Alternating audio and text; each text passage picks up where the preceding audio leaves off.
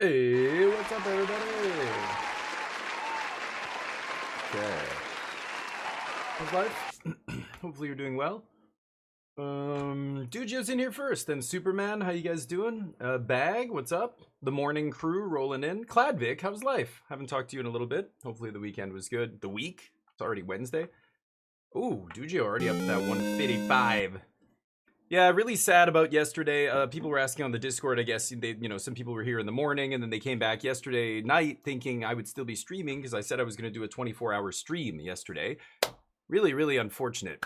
I was supposed to be on the front page of Twitch yesterday and I was very excited. The last time I was on the front page was about 2 years ago. Even though I apply every single month, they usually, if you've been on the front page, you don't get another turn at the front page for a long time. 2 years is what it took. Finally, I get back on the front page. I'm excited. I tell people it's going to be great. Last time we had 2,800 something people watching my channel when we were on the front page. It was awesome. I was hoping to break 3,000. We started streaming. The first hour, we got up to like 1,300 people. I think it said in my email there.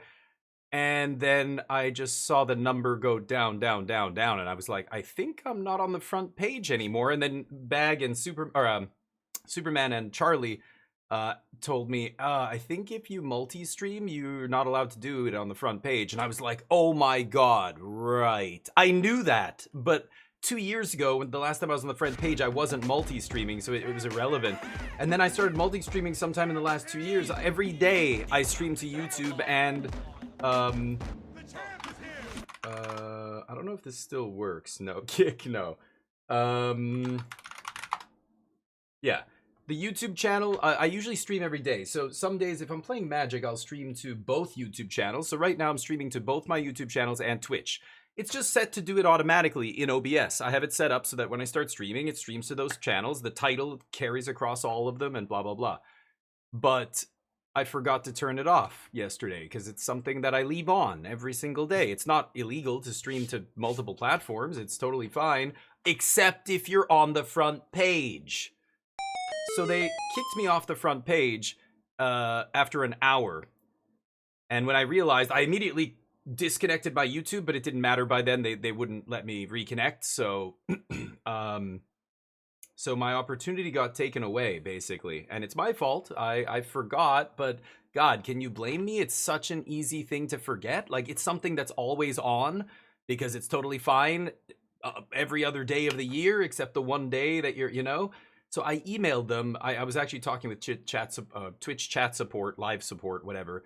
And I said, look, like I know that they're like, here's the frequently asked questions. Did you check the blah blah blah? I'm like, stop being such a fucking robot. You know, I didn't say this, but like this is drives me crazy. Some human beings, they can only operate within the very, very strict, exact lines of the rules. Whatever they think is that rule box. They can only be in that box. They cannot think outside the box. Nothing else is acceptable. But that's not how the world works. That's not how the universe works. Things get missed, and it's almost like nobody's fault. It's obviously something that the person wasn't intentionally doing. It's obviously something that was, something like that. I literally left one button, enabled when I could have disabled it. It was a total accident. Can you please be reasonable and allow me to have my 24-hour or my front page stream back? Just give me another chance next month, whenever. Just like, can I have the chance back? Because I'd rather not wait 2 more years just because I forgot to unclick a button that is clicked every day and is no problem. You know what I mean? Like, it's so ridiculous that they can't make they should. Every reasonable company, every reasonable person makes exceptions in these situations. But this is Twitch we're talking about. They banned me for 30 days because while I was asleep, literally asleep, you could see me on stream. Something came on my stream that I guess they didn't think would be allowed, and instead of talking with me and looking at the context and going, okay, you were literally asleep, you didn't know, people, they banned me, and they were like, nope, and they refused to even budge an inch on it, which is insane. So, oh yeah, I could tell immediately. It went up to like 1,300, and then it went back down to like 500, 400, 300. As soon as that started happening, I knew. I'm like, I'm not on the front page anymore. And I kept watching it, and eventually I mentioned it. But by the way, hi Charlie, and the 775 is incredible. Thank you. Sorry, I'm just, you can imagine my disappointment from yesterday. And MTG, what's up? Oh, you were responding to MTG there. Yeah, I mean, it was up to 13. Okay, if you're a streamer or you want to be a streamer, here's the best advice I could give you. Do not ever fucking watch yourself on stream while you're streaming. Don't fucking do that. It's amateur hour. Don't have your little stream up here on watching blah, blah, blah. Like, I have OBS running. I turn off the preview. I can't see my screen. How would I know if blah, blah, blah? No, your little viewership number, I have to dig over here to go look at it. I don't want to see it. The worst thing you can do as a streamer is constantly be glancing at how many people are watching you. If you're worried about how many people are watching you, your content is suffering, guaranteed, whether you realize it or not, because you're not paying attention. You're actually going to see that number be low, and your energy is going to go down. Whether you realize it or not, you're going to change the way you engage with your stream. You should be streaming the same way, whether one person's watching you or 100,000 people are watching you. That's what good content creators do. So I don't look at those numbers. But on a front page stream, I want to make sure everything's working properly. I had the little thing up there, and I glanced at it. It was like 400 and something people. Like in the first 10 minutes, it was like 130 people. And then the next like 15 minutes, it was like 30 minutes, it was 500, 600 people. And then like an hour later, I'm not constantly glancing, but I glanced at, I don't know what point, 45 minutes an hour, and there was about 1,300 people watching. And then the next time I glanced, it was 400 again. And I thought, oh, that's weird. And I thought, this is the front page. Who knows? It's up and down, and it's, because that's not in real time. It's checking every, 30 seconds or a minute or whatever, right? So anyway, so I'm just like, oh my God, something's wrong. Like I knew something was wrong right away. It normally on the day, the front page stream, the number just goes up all the way until it's like something ridiculous, and then it kind of plateaus. So really shitty, but I normally don't even look at that, but I noticed immediately that something was, well, not immediately, but after, I periodically checked. I think I checked in the first hour maybe 2 or 3 times. I saw it go to 100, then 500, then 1,300, and that's when the fourth time I checked, it was coming down. And I was like, oh my God. Yeah, MTG, it's really true. And you listen to like Co-Carnage and, other big streamers talk about the question they get asked the most is, what should I do as a streamer to be a good streamer? Like, how do you become a really good streamer? How do you, blah, blah, blah. And they'll give you all these pieces of advice. And one of them is never look at your viewership count live. Never. Number 2 is always focus on the content and not the chat. And this is where a lot of Twitch chatters fail to understand this. You can't, the streamer, it's not just you and the streamer in a room talking to each other, but some people in the chat, like sometimes, not you guys, like I like catching up with you guys talking, but there's people who will pop in here, demand something of me, just be like, hey, what blah blah, or what do you think about this, or did you know, or like you should do this. And if I don't immediately answer them specifically and engage, and sometimes they'll keep going back and forth, and I kind of move on. I want to go back to the game. They get mad. They think that my job is to be like a monkey on a stage, and whatever they want me to do, I should do. I had one guy leave my stream. This was like the first year. This was a guy who subbed to me and everything else. And at one point we're joking around. He's like, come on. Or no, we were playing PUBG, and he said, I want you to sing all of your, like, do something crazy, like sing all of your every time you talk to your squad, sing instead of talk. And I'm like, yeah, that's funny. Yeah, but no, I'm not going to do that. Like, it's my teammates aren't going to know what the fuck's going on. It's going to affect our ability to perform at the game. They want to win this game. We're playing, to play the game. I'm not going to sabotage their experience by being a dumbass like that. Not to mention, like, like, what do you think this is? You just come in, like, so I said, no, I'm not going to do that. And he's like, well, what the fuck, man? What are you even doing this for? Like, you're not gonna, like, his opinion was that I should just be like, they're throwing peanuts at me and do this, do that, monkey. Like, this attitude. Some people are like that. It's fucking crazy. Anyway, don't pay too much attention. Like, you've got to interact with the chat, but keep the content focused on, either what we're talking about or what we're playing. Don't devolve into just, talking to everybody. Right now, I'm going over all this, talking to you guys, because this is like the intro. This is the beginning of my stream. This is usually when I say hi to people. We're going to get into a game right away here. Anyway, I'm just giving you a recap on what happened yesterday. But, Berm, what's up? Preview pane. Yeah, it's somewhere. I have mine hidden. It's behind a thing over here. So I can see it, but I have to make an effort to see it. I don't want to even look at it, right? Especially initially, but... Do my bidding now. Yeah. Like, people, anyway, I'm not saying, and most people in here are reasonable. Once you've been on Twitch a while and you kind of get the dynamic, you know. I don't go into other people's channels and say, hey, buddy, you should have seen this crazy thing that happened on my stream yesterday. People will do this shit, like this subtle, like, especially if you have a lot of viewers or whatever currently, they'll come in and like be talking and whatever, and then they'll say something like about their channel or their stream, or the other day on my, and it's so obvious they're trying to draw attention to themselves and their content in my fucking channel. Like, people do this. What do you think, you're being sneaky? Like, I know exactly what you're doing. I go out of my way to avoid, and sometimes I'll pop into Ham or Carlo's channel or Berm or whoever, and they'll be like, oh, Damien's in here, you guys, Damien's a great streamer, go check him out. And I'm like, you don't have to do that. And I'm serious. I'm like, please, it's very nice, I appreciate it, but when I pop into people's channels, don't acknowledge that I'm even a streamer. That I feel like now I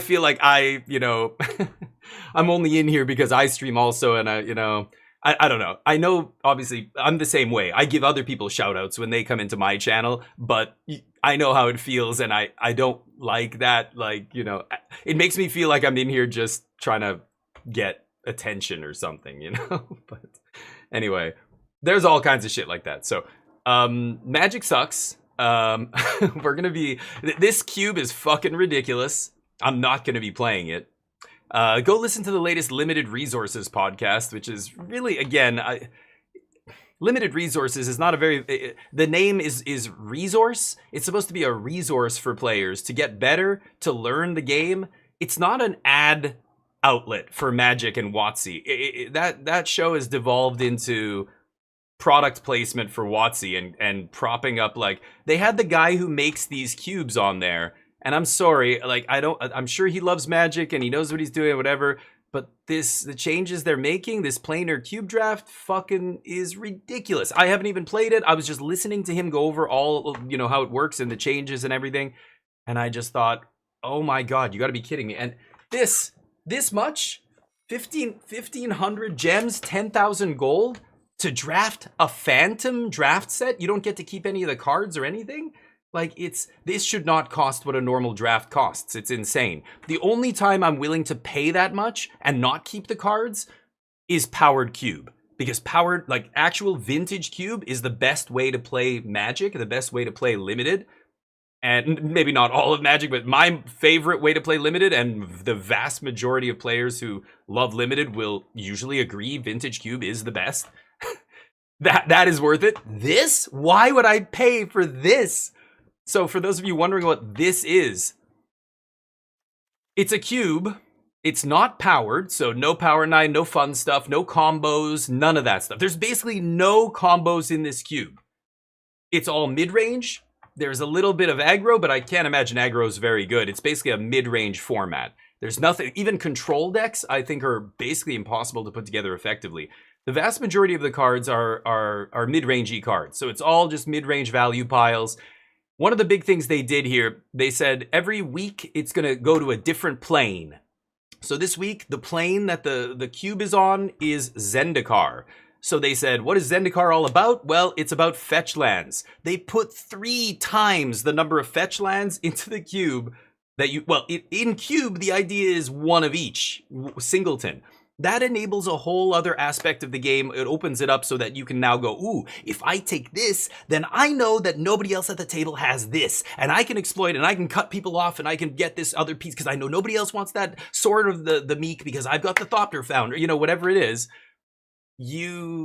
That goes right out the window. When you don't have to fight over fetch lands, they go from being one of the top picks in the cube to, like, it doesn't matter. You're always going to end up with 4 or 5 fetches. You'll get multiple fetches at the end of the packs. That's how it was in the last time they did this. The last time they did it, they put twice as many fetches and 3 times as many shocks, which is bananas. This time they went 3 times as many fetches. Fetches, which are way more powerful than the shock lands, right?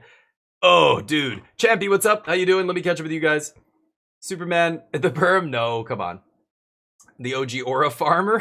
What? What is, I've heard that Aura Farmer. What is that referring to? Is that the same as a Mojo Vampire? I've been called that before.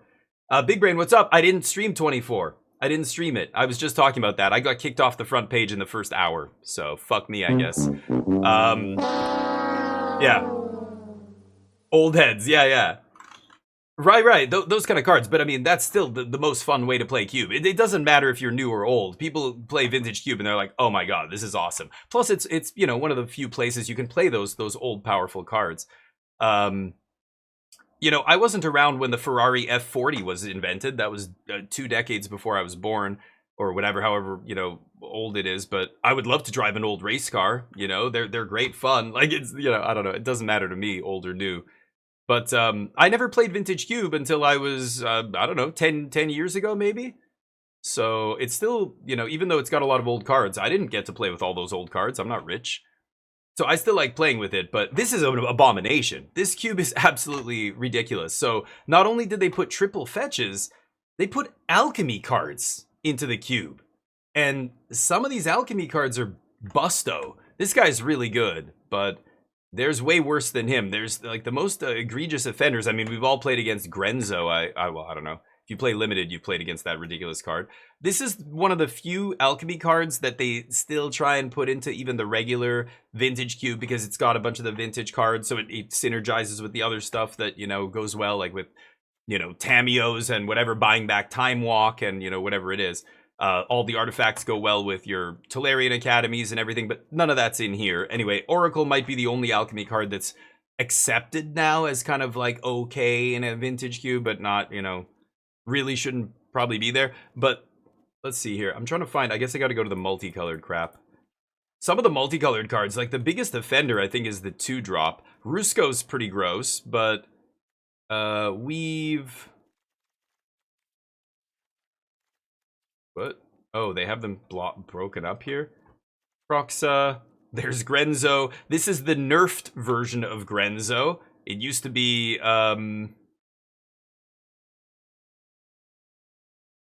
once each turn. Yeah, they gated it to... I can't remember. I think it was gated to once each turn. It used to just be... I used to love old women, so I get it. Nice. It used to be, I think, just... uncapped. You could just play all 3. If I'm not mistaken, I can't remember now, but this is the nerfed version. Still ridiculous, but where's the guy I'm looking for? There's a green-blue dude that's so ridiculous.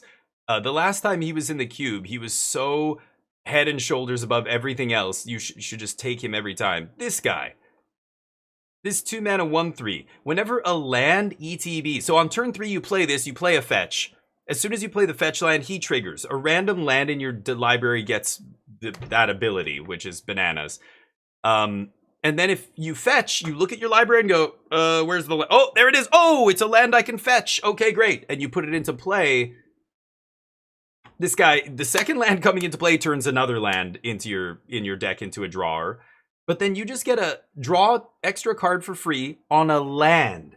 There's nothing that can really interact with lands in this format. I mean, I would be surprised, maybe 1 or 2 things in the entire cube. No strip mine, no wastelands. We don't have, this isn't vintage cube, so you're missing a bunch of the land destruction. Cards like this are insane and are going to be so unfun to play against. Not to mention infinite fetches, just things like this and whatever are so insane in this format. Why? There's 2 Thought-Knot Seer. They said they put 2 copies of Thought-Knot Seer for some reason, which is crazy. And yeah, 3 copies of every fetch. So it's just a completely thrown on its head cube, totally unbalanced, with a bunch of silly, way overpowered cards. The heist mechanic is insane. I think a lot of people don't realize how good heist is. Like, I don't know, what's a heist card? I think there's a black, like this. You might look at this and think, oh, it's basically like instant speed Ponder. And it's like, no. This is way better than Ponder. Ponder, a card that's banned in Modern still and banned in, a bunch of formats, or was, is worse than this. Way worse. You're not looking at the 3 random cards off the top and going, oh, there's 2 lands and a spell. God damn it. If I keep it on top, I have to draw the spell, and then there's going to be lands on top. I should shuffle this. This is just look at however many cards it takes to get to 3 spells. You could look at the top 6 or 7 cards here until you get to 3 spells. Imagine 1 mana instant, look at the top 7, put the best, it'll show you 3 of the non-lands out of those 7 cards, and you put the best one in your hand? That's insane. Not to mention when it's stapled onto a creature, like there's a couple of them. Where's the red dude? I think there's a red 2, this guy, the red 2-drop. Imagine if I said, okay, is this card good? It's a 2 mana 2/2 with first strike. When it ETBs, it rummages. And then it rummages and looks at the top 7. You get to look at the 3, put any one of those top 3 spells in your hand. And then you can cast it and get a treasure. Like like a 2-drop that ETBs and super ponders is already insane. That's so powerful. Not to mention gives you the treasure and everything. Like these stupid alchemy cards with heist and shit are, well, they're fun for Brawl. They're fun for, goofy nonsense formats. But to like make a real cube, like to have a cube and people take it seriously and you're gonna put this shit in it, it's wild. So I don't know. It seems wildly unbalanced, and I can't recommend anybody spend the money. Again, this is full price, right? You're paying full price to draft, and you're not keeping any of the cards. But bitten by the Wendigo? No. So planar means we're in Zendikar. It means the theme of the cube is Zendikar. So they put triple the number of fetches in the cube, and there's a bunch of landfall stuff in the cube, and it's all about landfall. So landfall, everybody's playing 5-color mid-range, basically, in the format, which is lame as shit. Not because that particular archetype sucks, but because there's nothing else that's viable. If you want to win, if you want to do well, it's just a mid-range slog fest. Everybody's playing all the colors. Oh, Swords to Plowshares pack 3. Fuck it, we'll splash white, because I can easily, and it's so you have all these weird like power outlier. Everybody gets to play everything. It's not good. Next, we're going to Innistrad. So the next week it'll be Innistrad starting July 28th. They haven't actually said what that will mean. What the changes will be. Maybe we'll have 3 times the number of. I don't know. Maybe it'll be. I don't know. Who knows what they're gonna do? It's silly. So. It's really unfortunate when you listen to like limited resources and both the hosts are like, oh yeah, this is really neat. And I like seeing them push in new directions and this kind of shit. It's so disingenuous. It's like, dude, you're just kissing their ass. Pull your tongue out of their buttholes for 1 second. Let's be honest. Marshall is the only one who's like, well, I'll be the crotchety old man on my soapbox here. And I'm going to say, this is weird to me. I don't like alchemy cards. I don't think any of these cards should be in the cube. And the other 2 guys are like, well, I like them trying new things, and they should. It's like, yeah, trying new things doesn't mean throwing shit at the wall until something sticks. I don't know. Like, be careful about what you're putting out there first. Like, this does not make sense to me, right? This seems terrible to me, this format. I'm sorry. So that's my rant. I'm not going to be playing this. I don't know what the other content creators are saying about it. Maybe all the diehards love it because they're degenerates, and people who draft for a living and that's all they do is draft. They will draft anything. They're degenerate drafters. They'll admit it too. They'll say, yeah, like I just love drafting. I'll draft anything. But I won't. I have standards, god damn it. So that leaves us with nothing really left to play. Marvel, also not a strong set. I've done my share of Marvel. I'm kind of off it. So I could go back to playing Standard. I haven't looked at the results from the weekend. We could take a look at MTG Top 8 real quick and just see what's up. But Jub, what's up? Cart, being a 2-mana 2/2.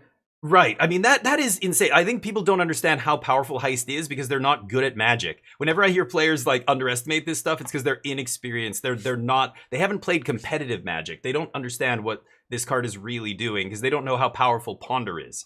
Just like when I was a little kid, you couldn't tell me that Force of Nature was worse than Brainstorm. You know, I would look at Brainstorm and go, what? All it does is like look at a couple cards on the top of your deck, and because you have to put some back, and then, you know, like what is that even doing? It does not even, you're not killing anything, you're not doing damage, you're not putting a creature on the board.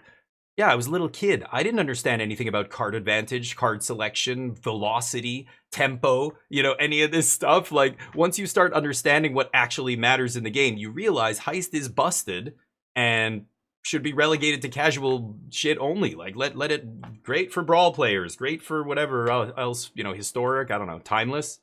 It's legal in Timeless? I don't even know. Are Alchemy cards? I think they're legal in Timeless. Who the fuck knows? Those pseudo formats like don't matter, so I don't really care. I don't pay attention. But that's what that stuff should be designed for. And I think the you know, it's a cop out. It's a cop out to say, oh, I like them trying new things, and why do you have to shit? Everything has to be the same as it always was. You just want to play Vintage Cube. Nothing ever changes. Blah blah blah. It's like, well. No, I like them pushing the envelope, but please do it in a smart way. Don't just do random shit and like, think of all the changes they've made over the cube. And the guy, you know, the designer of the cube who was on limited resources even said this. He's like, yeah, so last time around we put a bunch of black cards in the cube, and you know, the data actually showed that it was slightly negative and da-da-da. Like, he's so trying to sugarcoat it. People fucking hate it. Everybody went, this is pointless. What is this? The first version of the powered cube, they pushed white-red so hard and nerfed combo and nerfed a bunch of shit. And like, it's just like, it's like they want to have Vintage Cube, but they don't want to have actual Vintage Cube. They want to they want to try and make an alternative to one of the best formats ever made.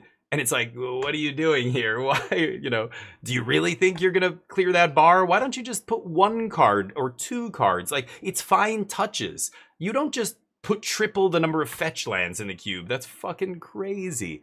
He also addressed the duplicate packs. He said it was a bug on their end and the packs were duplicating. So he acknowledged that, yeah, it was the last powered cube was borked. They apparently fixed it. Hey, somebody got second place. 133 players here at the Showcase Challenge. God, what is going on with this? Why are people still playing this card? I can't even. It's terrible. Omniscience combo sneaking into the top 8. Haven't seen this one in a while.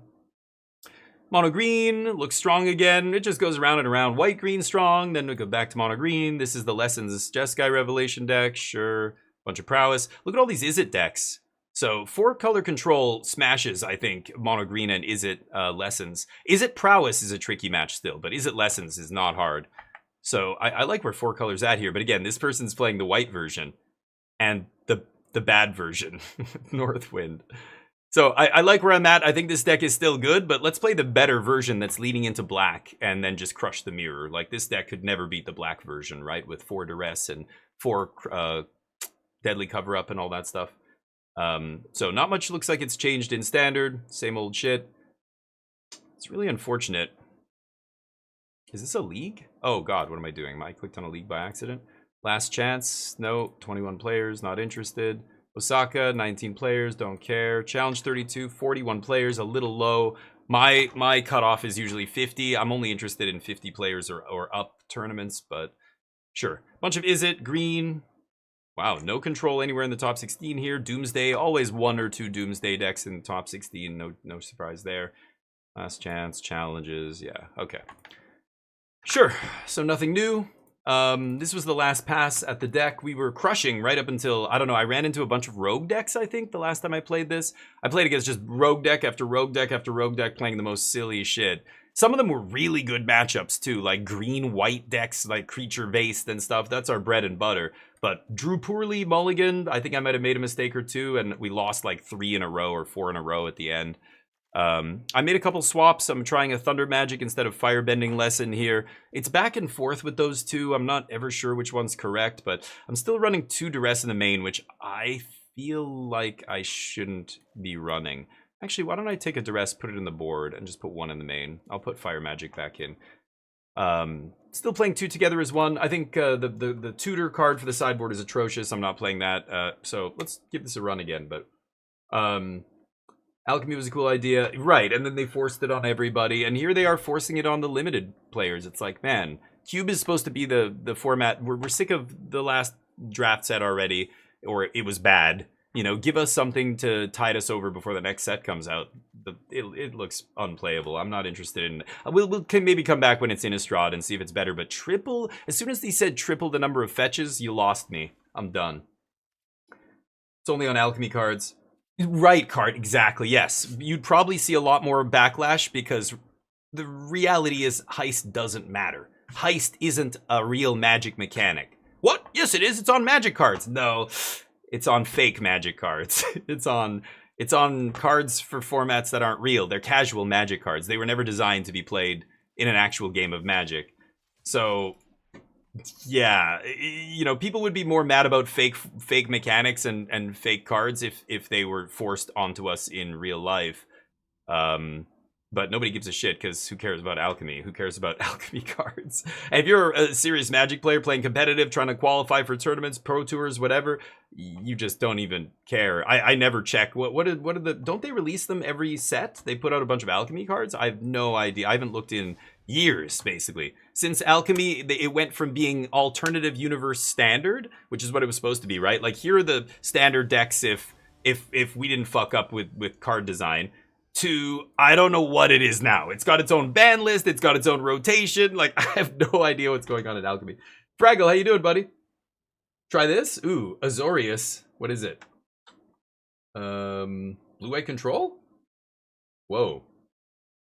King T'Challa. Oh, I've got dark mode on here. Let me just turn this off. Hold on. Sure, I could try this after. We'll take a look at it after, but I don't know how good control is if you're not playing Jeskai Revelation. You're almost certainly doing it wrong. I don't think you can play control in standard and not play this card. It's just there's no other win condition worth playing control for. That's it, you know. And the fact that you can ramp into it, it almost feels like a combo deck here. Like, I have Splinter Twin in my hand now. I just have to get to turn 5. And I probably win the game. Like, the only way they can stop me here... I should have played Starting Town. Whoops. Forgot Thunder Magic is shock. The art changed. I had, whatever it's called, Firebending Lesson in here. Yeah, fucking hell. I'm an idiot. Whatever. I have no 2-drops, so it's irrelevant. And because they're playing green-white, I'm assuming I win the game on turn 5, but we'll see. They have to find a main deck answer to my artifact here. So if they have a main deck... whatever the fuck, who the hell knows, Heritage Reclamation or some garbo, then I'm in trouble, but otherwise I probably win.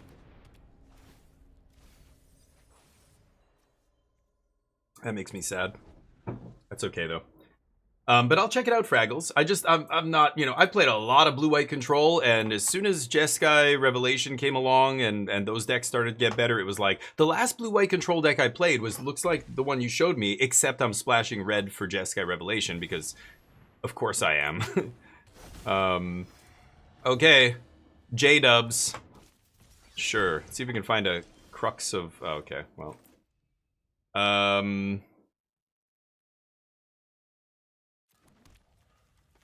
Could flashback the Revelation, but I have another Revelation in hand. I think I'm just going to flashback stock up. Not great. Could take another tablet, but I don't think I need to. Go. Let them do whatever here. Whoa.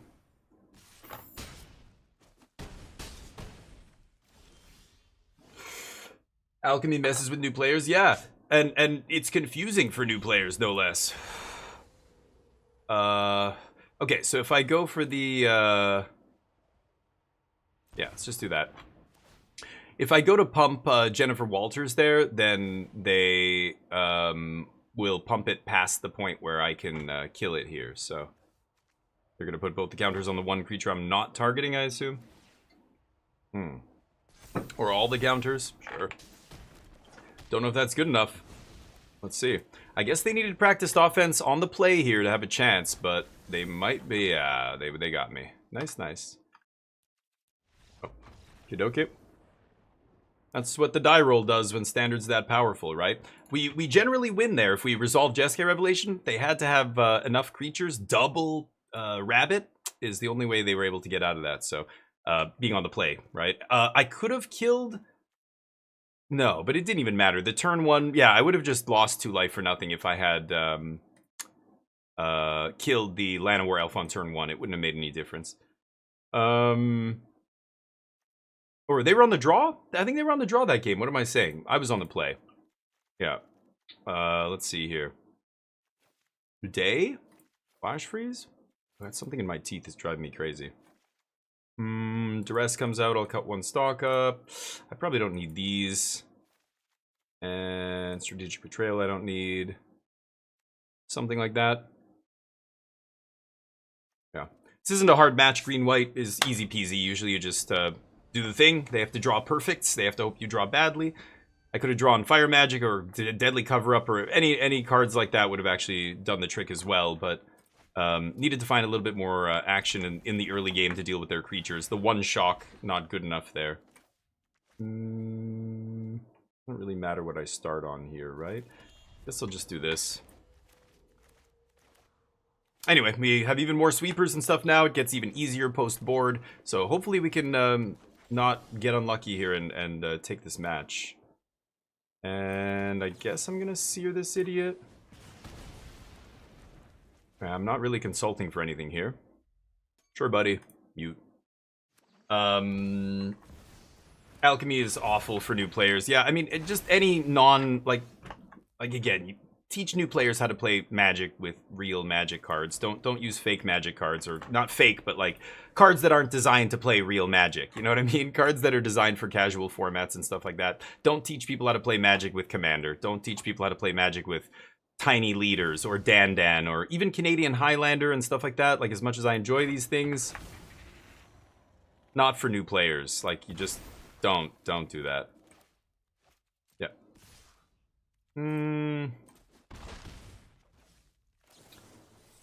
I don't know if I should consult here, but I think I have to kill at least one of these. Oh, man.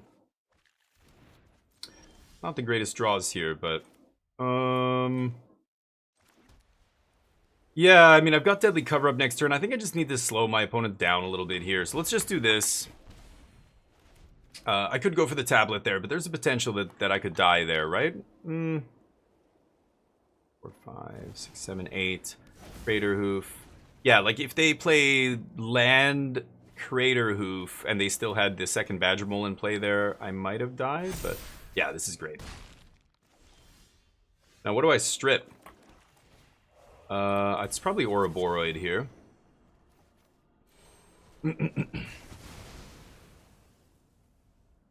And they lose.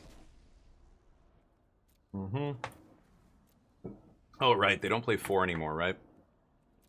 They play 4 of these idiots? Sure. Well, I play 4 sweepers, so we kind of cancel each other out.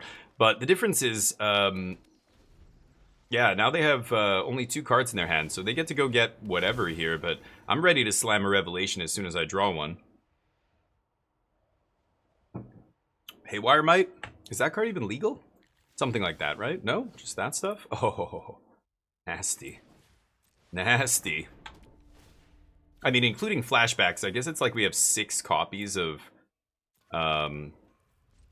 Deadly Cover-Up in our deck. Pretty good. Alright. Yeah, I'm not a fan of some of those formats for new players. I really think you should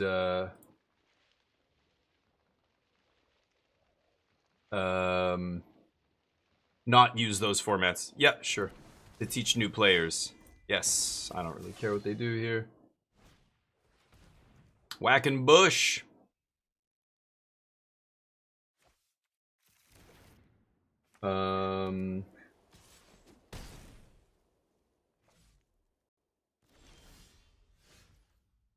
Sorry, I just have to do. I'm gotta send an email really quickly.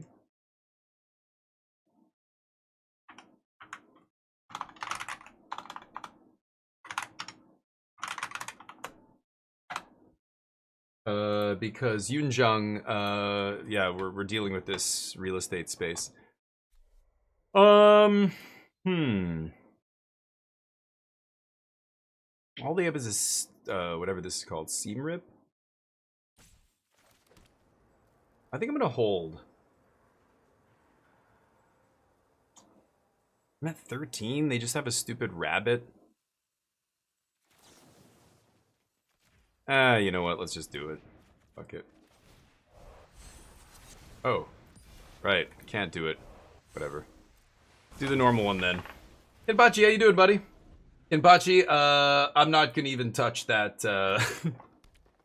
that format. I know you did one draft. I think I'm not even gonna play it.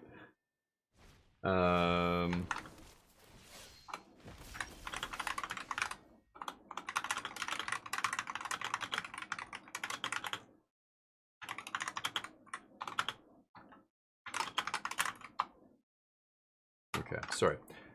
Stupid email I've got to finish here. What?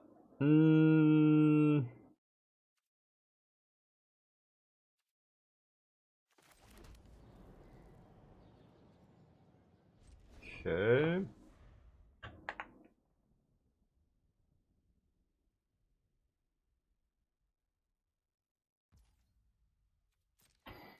One, two, three, four, five, 6, 7, 8, 9.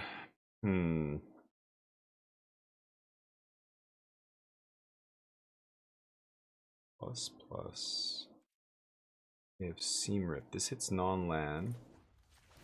So I can do this, and then 1, 2, 3, 4 black.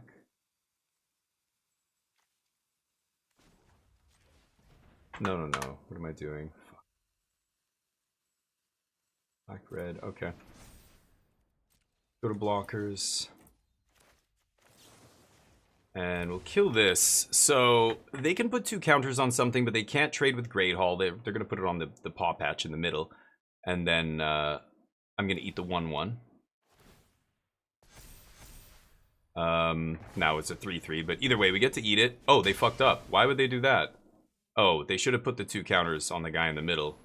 Okay. They didn't think I was going to eat that guy. They forgot about the prowess trigger, I guess. Can't seam rip it, so what's your top deck? I've got insane top decks. Oh, that's why. Okay, this doesn't matter. They waste another card killing this. I just need to find a Jeskai Revelation or a stock up or basically anything. Consult. Let's see if I get unlucky here. Opponent top decks another creature. I need to top deck like my opponent. One time, please. Yeah, that's magic. All the outs, but can't hit one. One. You get okay. Nothing. You lose. Jeskai Revelation. Wait, Good not over day, yet. It's still not over yet. Jeskai Revelation one time. Oh, the day. You sure about that? Oh, day works, you sure but about that? Yikes. You sure about that? Yikes. 1 life. God, how many fucking cards do I have to draw before I hit a spell? Give me a goddamn spell. My opponent off the top. You gotta be kidding me, right? Again, easy match, but that's variance, baby. Not sure what I can do about that. Start playing 4-color? Yeah, 4-color's easy. Just play 4-color and smash all the good decks. You lose to variance still sometimes, but I think our record with this deck over the last week or two, or however long we've been... I switched to the black version, well, week or two. I went away for 4 days. I think maybe 3 weeks ago we switched to this black version, and we had like an 80% win rate for the vast majority of the time I was playing it, but... is immeasurable. Don't be disappointed, Jub. It's just magic, baby. If you're disappointed with your losses to variance... You can't play a game like this, I think. You should, if you can't handle the heat, get out of the kitchen. It's like poker. If you can't handle the swings, it's not the game for you. But sometimes you get unlucky. Sometimes that happens and you're just like, well, that's fucking shitty, but nothing I can do. That's variance, you know what I mean? Tablets for days. And this is the 4-color version. So hopefully they're not playing black like I am. This is interesting. Fuck, double tablet's annoying. I'm gonna take stock up. I don't know, maybe I take Jeskai Revelation. Doesn't really matter, because they're playing flashback like me. I want lands here. I'm not gonna kill anything on 2. Okay, actually I have to keep that, I think. I want more land. Oops. Okay. I don't know if they're playing, No More Lies? Did they just top deck it? Negate! Whoa! Bro. That's a little much. I don't think you should ever put that in your main deck. Oh, this is a copy of a list. I know what my opponent's playing. This is an old list, right? From a few weeks ago. That was playing Negate in the main deck. Yes, I remember. It top 8'd a... Oh, wait. I actually want to keep that. I'm going to strip all their revelations, right? Sure, boss. Please, please Jeskai Revelation me. Now, this deck might have other ways to win, right? Unlike the version that I'm playing. I guess I could have stocked up there as well. Maybe I should have. But unlike the version I'm playing, well, I don't know. How many other win conditions does that version play? Now I'm trying to think. Jeskai Revelation. Like, once I strip them, the flashbacks don't do it. I can't remember now. Did they top deck a third one? No, that's the second. Oh, I took their stock up. Right. I need a land. I guess I'm just gonna take another stock up here. Keep them off Revelation. They can't counter this. Okay. I think Badger Mole Cub's way too good. No, it's fine. Yep, yeah, they're playing some goofy alternate version. Great. So they might have other win cons, basically, is the problem here. I should stock up first.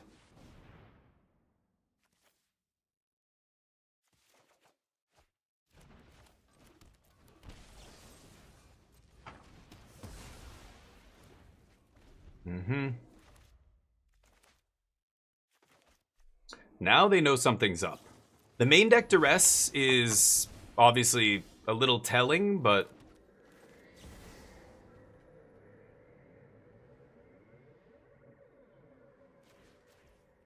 Okay. And Spellpierce would be a bananas card to have in the main deck, so I'm not really going to play around that. Negate did see play in some main decks way back when the people were first experimenting with Tablet, but it's just not good with Tablet, right? So any non-red spell is really not good with Tablet. Oof. That's the best they can do. That's not very good.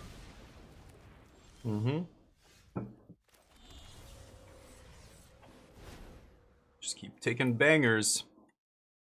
Could take a braid. But I shouldn't have played my land first. Whoops. I didn't think I was going to end up taking a land, but I actually think I want to take Great Hall here. Go. If they go for a consult or something, I get to slam Révélation. I think Badger Mole's fine. I don't think it's too good for standard. It's on par for power creep, you know? That's just power creep. That's how it is. Yeah, let's just do this. See what happens. We've got flashbacks. We've got a bunch of other stuff. Let's force them to use mana on their turn. Yeah, they're done. Okay. Didn't even need to show them Deadly Cover-Up. Let's see here. Ral, Return to the Favor is going to be good. Betrayal, no good. The rest, obviously, great. Flash Freeze, probably good. Yeah. E-Stroke, even... Null, I'm not so sure. I can side in Second Village. I don't need Together as 1. And I don't need any of the cheap removal. All that comes out. So very easy here to cut all this stuff. Deadly Cover-Up's actually good still, because I can strip not only their first win condition, but a few of their other ones. Robbery's better, though. And I think Ral is better. A Braid. I don't know how good a Braid's gonna be. Like, hitting a tablet is okay, but that's all it's doing. It can't hit anything else. I could take a Null, but I'm not even sure. Again, outside of tablet, what I'm really... there's nothing I really want to counter. I think I'm just going to take another Cover-Up here, but yeah. It's fine as it warps the format, so it's the only playable creature deck. I mean, that's not true, but I don't know what you mean by playable. There's multiple decks in tier 1 that use creatures that are not Badgermole Cub, that don't play green at all, right? Is it prowess, spell elementals? There's many decks that play creatures centered around creatures that are not playing cubs, so that's just actually just easily demonstrably false.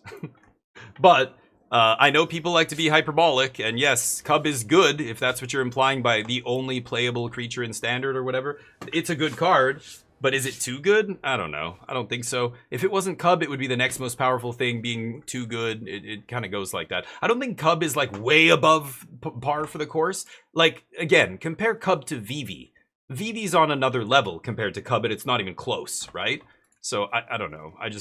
I think people like to just bitch about whatever the current bad thing is. Is cub better than most of the things we've seen? Yeah, but look around. Like, a lot of the cards, look at the power level in standard in general.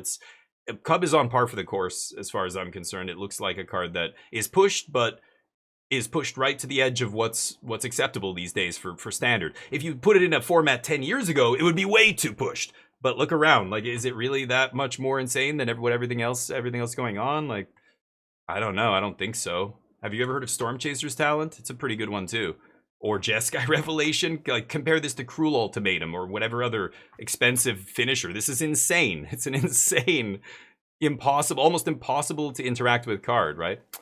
On the draw here, with no interaction early except a duress. So if I'm unlucky and I don't find a third land in the top 3 cards and I can't play tablet, then I probably lose the game. I think I have to mulligan that. I probably should have put consult on the bottom actually, but so anyway. Okay, Scoop, what's up? White political triumph list. So there you go. Interesting. As a creature-based list, you mean? Badgermole's good, but I don't think it's too good. Again, I don't know where you draw the line with what we should allow and what not to allow in standard. I would like to go back to the days when everything was much lower powered, yes, but that's not ever gonna happen. It's kind of the natural progression of the game that its cards are gonna get better and better and better. The only time we have to rein them in is when they jump too far ahead of the curve. You know what I mean? That's the best way to think about it. If they jump too far ahead of the curve, then they need to be reined in. But if they're just on the bleeding edge, like, again, I just don't think Badgermole is overpowered because you don't see Badgermole dominating anything. I mean, Badgermole decks make up just as much of the metagame as any other deck or whatever. Or maybe if you add them all together. But then if you add all the decks that play, sleight of hand or whatever, like, it'll be the same thing. It was like when people lumped all the Izzet decks together and went, Izzet's way too good or overpowered or whatever it is. It's like, well, what the fuck are these people doing? Did everybody... Oh, people are such... Oh, no, this is the same guy. Oh, we're still playing the same match. I'm like, is this the same deck again? Thought I was done with this person already. Right, that was only game 1. Not paying attention. Apostle, what's up? Vivi's ridiculous. Like, it's clear. It was like Nadu in Modern. Like, Modern's a powerful format. When they put cards into Modern Horizons 3, they should be powerful. Except Nadu was on such a massive magnitude of, like an order of magnitude higher than all the other cards in the set. It was instantly the best thing to do in the format and impossible to dethrone no matter what people did. It was just the best deck. That's the kind of thing that needs banning. But when you start like loosening up your restrictions or your requirements on what it takes to get banned, now where do you stop? Like where do you draw the line? Why not ban Badgermole? Why not ban Storm Chasers? That's just as good. Why not ban etc etc etc, right? So I don't know. That's the only problem that people always fail to see is the slippery slope problem. Where, if you do that, where does it end? I don't think you can get away with that. Like, you can't. It's probably better to err on the side of less bannings than banning everything willy-nilly that's even remotely powerful, right? Because that's what people want. That's what people will keep pushing to do. People want 10 cards banned in standard. They wanted Atraxa gone. They wanted Sholdred gone. Was it annoying to play against those cards sometimes? Yeah. Were they deserving of a ban? No. Even Jim Davis and people like that calling for them to be banned is batshit, right? Wow, Ancient Vendetta to the sideboard? Fascinating. Okay. So be it. Oh, I should have grabbed the Return of the Favor off the top. I forgot that was my top card. I was like, should I consult before or consult after? I'll consult after because they're going to shuffle. But I just glanced down. I'm like, oh yeah, I knew my top card. Maybe I should have done that. But, well, hope you got some other win conditions. We're both going to be stripping. We stripping. Mad Jawa. What? You okay? I don't think that was a punt. you got to use the punt noise when we punt, not when an opponent does something to us that you know might be good for them or whatever. Like stripping our deck, that's not a punt. This game's not over by any means, and I didn't make a mistake there. Ooh, they out of action, baby. I could strip stock ups here. I don't think it really matters. Yeah, stock up doesn't matter because it's not going to win them the game or anything. Carry on. They know I have deadly cover-ups. You get one Emeritus here, and then I get to eat it.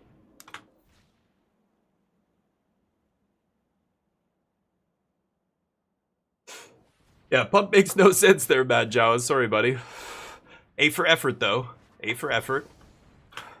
Yep. Not gonna cast it now?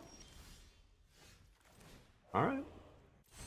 1 mana? They can't counter this with 1.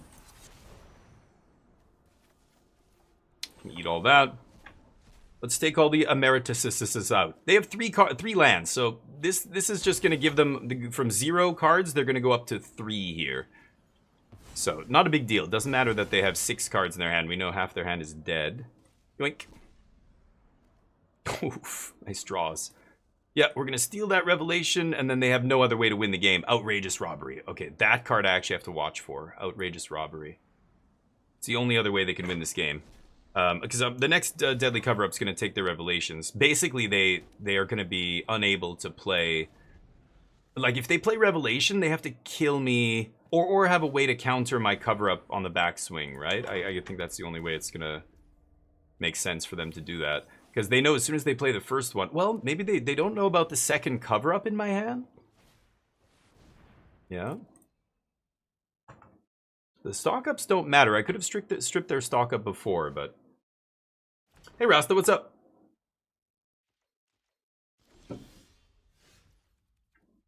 Look at their last 2 cards. I guess I should. I don't think they have anything, but... See? Northwind Avatar. Sure. Maybe they have a Revelation on the board. Ooh. Oh. I think I'm just going to get Ral going here. Yeah, Ral is very nice, because they have very few answers to him. It's really just inevitable defeat post-board. And, if he goes ultimate, all I have to do is find cast one of these and copy it, and, you know. But I guess they do need to have a bunch of permanents on the battlefield for me to target, right? I can't just cast 5 copies of this and they all resolve and drain them out, right? Styles, what's up? Tomorrow I finally play a good HoloLive game. Oh. HoloLive? Is that the developer? I don't know what HoloLive is. Is that the developer's name that made Vampire Survivors? Or no, the fan made... I have no idea what language you're speaking, Rasta. Sorry, buddy. I don't know what HoloLive is, and I have no idea about any fan-made Vampire Survivors. I think fan-made almost anything is usually very crap content, but like fanfic. But if you're into that, cool. Vampire Survivors is an amazing game. I don't know why you wouldn't just play the original. You played the fan-made one? That sounds like, but it was good, you're saying, and now they have another game that's, yeah, that sounds fun. I don't know who HoloLive is, and I'm not a big fan of fan-made stuff, but... yoink. That's what I wanted to see. GG, friend. Oh, I can just do this. Oops. Didn't even need to activate my Mistrise Village. Yoink. Oh, you got that one from your sideboard? Oh, dude, that's why the dragon sucks. You could have just had another one in your main deck, and last turn you would have resolved that instead of resolving the dragon. But...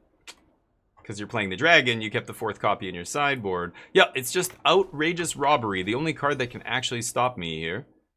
Go. They've all landed in a... Why would they leave Strategic Betrayal in hand? The flash for... stop my... what's it called? Yeah. stop my flashback, I guess. I think strategic betrayal should definitely not be in this deck. Was bored. Sure. I'm at 10. Go nuts. You have 100% it. Nice. Yeah, play a different game. Play a different genre. There's tons of games out there. I just put a link up talking about the a couple of free games. There was a really great, supposed to be really great. I haven't played it yet, but I'm looking forward to it. It's called The Life and Suffering of Sir Brant. It's free this week on Steam. You can, not Epic Game Store or anything like that. And you can keep it forever, right? Add it to your collection for free is awesome. So go get it. Play something else, dude. I just gave away a game key for Hell Clock. I actually have to beat Act 2 still to give that key away. I've got to do that. Yeah, when you 100% a game, it feels great. It's like when I finish a good book, I put it on the shelf. Oh, that was awesome. Maybe I'm gonna come back in a few years and reread that. You know what I mean? Or maybe, oh, did I? Okay, never mind. So, you know, it feels good to finish it, and you're like, that was great. Like, I want more, but okay, you know. And then I move on to a new book. Like, I play a different game. That's what I recommend. As soon as it gets boring, don't start looking for, like, more of the same, like, fanfic, and now you're going down, like, playing clones of games just to get that itch scratched. I don't know. At some point, it's like, I think you should just play other stuff and learn to enjoy a wide variety of games. That's better. It'll be better for you. It'll be better for, you know. Sure. Could float another mana there, actually, and have Flash Freeze up, but... Okie dokie! Great Hall Beatdowns. Let's see who gets the job done. The only difference between our decks now is that I have 4 Jeskai Revelations in my deck still. And if I draw one, we probably win the game on the spot. So, again, can I draw a Revelation here before we die? Oh, they all gone? Oh, he stripped them. Never mind. I don't have any either. Right, Ancient Vendetta. Okay, hold on. I have Outrageous Robbery. Are we both on the same thing here? Maybe that's it. We're both on the same game plan. Flashback. Okay, it's pretty good. I can... I guess... So I can flashback and then flash freeze my flashback, and that'll make both my guys into 4/4s. It's pretty good. Doesn't matter if they counter them. I just want the prowess triggers, right? So I think I'm going to go full control here and counter my own spells so I can kill their guys. They don't attack. Oh, they're worried about Jeskai Revelation? And because I only have 8 mana, I can't make it uncounterable. I'm going to hover over Mistrise to make it think like I'm thinking about using... Oh, but I have Great Hall. Okay. Go. I can't attack here, right? I have to wait. They can do this. So it's a race to see who hits the Outrageous Robbery first. They have 21 cards. I have 31 cards. They found another Great Hall this turn, yeah. Or last turn. Okay. I get to eat 2 of them, though, which is pretty nice. If they have 3 spells, then I'm in trouble, right? Yeah, they're going to go for the attack here. And, how can I do this? So I can't target a land. Huh. Man, they needed to find the 3rd Great Hall there, boy. It's unlucky for us. Needed to hit a little bit better, but... Yeah, they did strip my Jeskai Revelation. So now that I know they're siding in Ancient Vendetta, I'm going to keep in my Together as One. That was a mistake siding it out, but I don't know what they're going to bring in. We had Ral, but they had the inevitable defeat for Ral. That's fine. That makes sense. You know, they have to find one of those for Ral anyway, so it's probably just sitting in their hand waiting for a non-creature permanent. But Outrageous Robbery is the final nail in the coffin for both our decks. I think whoever finds theirs first probably wins, but...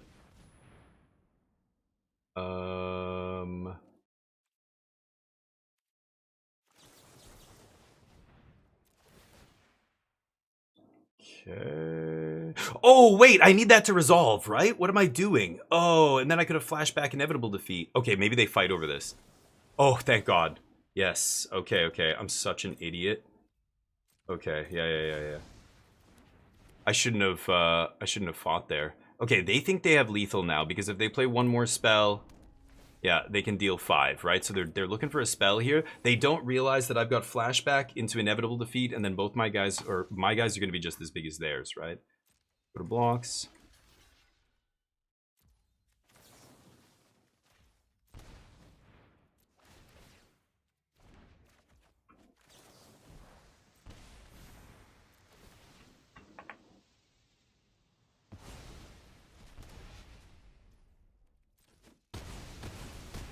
Still annoying though. You gotta be kidding me. Oh my god, the land off the top. Jesus. Okay, well now we know what they're doing at least. Normally we win those games, but because they had the Ancient Vendetta or whatever, then they stripped my Jeskai Revelations. So let's leave them together as ones. What should I cut? They're bringing in the Strategic Betrayal. I kind of want to cut Flashback, actually. I'll cut 1. Inevitable Defeat's a little mid. Maybe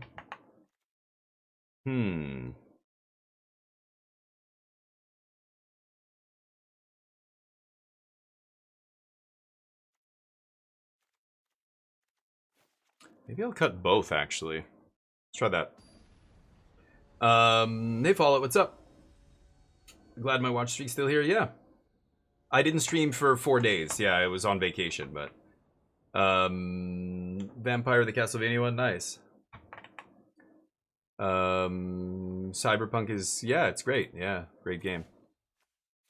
It's just the same genre. Yeah, they just feel like they're all very similar to each other. Like they're almost like clones to me. I don't know. I'm gonna keep this. Let's hope it develops nicely here. Need lands.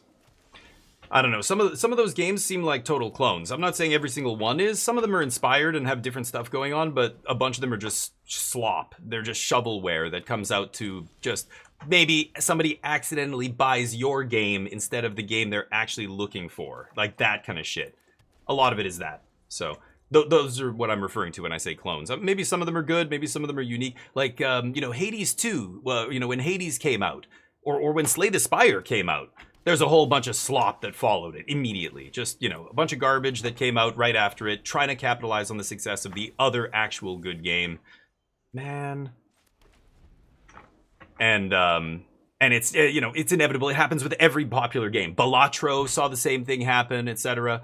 And most of them are garbage, and they're so similar that, like, even though the art is different or whatever, and they call it energy instead of mana or, you know, these kind of things, it's still just, like... It's nothing compared to the original, but it's so obviously imitating the original. That's what I call a clone, right? A free fan-made game. Oh. So I don't know what that means. What's a Hollow Dive and what's a Hollow Dive fan? What are we even talking about? Hollow Live? Hollow Live? What is something they've actually made that's real? Not a copy of another game, but like what... Have they made their own titles before? They have fans? I don't get it. 5, 6, 7... Should I Ral here? Negate's the only thing that gets me. Yeah, I'm gonna do this. Fuck it. So I don't know what it means. HoloLive, you said it earlier. I missed it. Baby's first VTubers? Is that what we're talking about? Popularized VTubers. So they don't make games. They make a VTube? What? So now I'm really confused. They're not a game developer? The way Rasta was talking about them, I thought they were. I don't watch VTubers. I don't like the VTubing thing. I think it's I'm not into any of that, so I don't know anything about that. I would never stream that way. It does not appeal to me at all, so I don't know. And when you guys talk about these things, I legit have no clue what you're actually talking about. Sorry. I'm not trying to say they're bad or anything. They're just not for me. Definitely not for me. Sure. Should I pay? No, I'm good.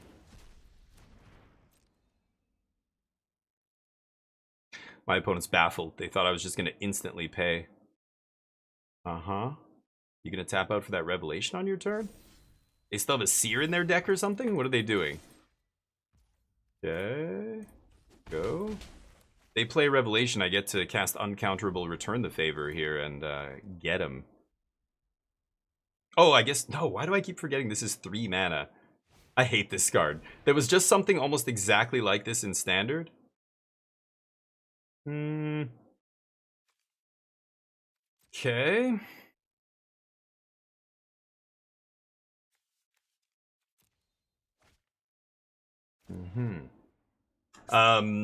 Yeah, the VTuber thing. Boomer, yeah, there's new trends that just because they're new doesn't mean they're any good. Sorry, guys. The kids and their hot tub streams and their fucking TikTok trends and stuff. You don't know. You don't know about looks maxing, old man? Come on.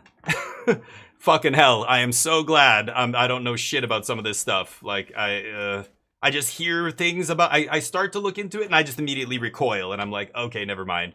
It's that kind of shit. Now, I'm not comparing VTubing to looks maxing. I know they're totally different things. But to me, like, VTubing...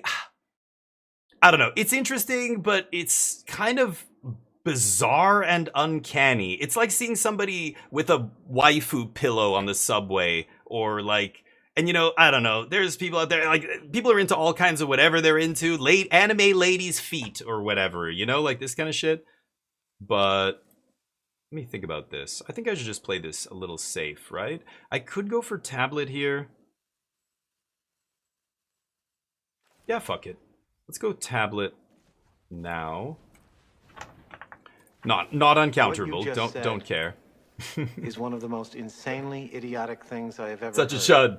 Yeah, chuds. Oh, I know what a chud is. In your rambling, They have a truck response, nuts on the back of their were you Dodge even close Ram to anything and a big Trump that flag could be hanging out of the considered a window. rational thought? You know what a Everyone chub in this is, room him big brain. is now dumber for having listened to it. God have mercy on your soul. Yes, I know. Kids don't like when I shit on what they like. I get it. People don't like when the other people are like, actually, here's objectively why that stuff, it's weird. The VTuber thing is innocent. I don't really give a shit. We're comparing it to other crap on the internet and stuff. It's much less, to me, it's above hot tub streaming and stuff. I just, that I was saying, new trends, just because they're new, don't mean they're good. VTubing to me is like, I don't know, as an actor, as somebody who likes live performances, it would be like watching somebody play Shakespeare, but everybody's got a giant sheet draped over their heads with eye holes cut out like ghosts. And they're all, you can kind of see shit moving under the sheet, but that's how you want to watch Shakespeare? That's really, though? Ooh, this is savage. Oh boy. Uncounterable, and then 4. Gonna wreck him here. Oh, 3? Just 3, I guess.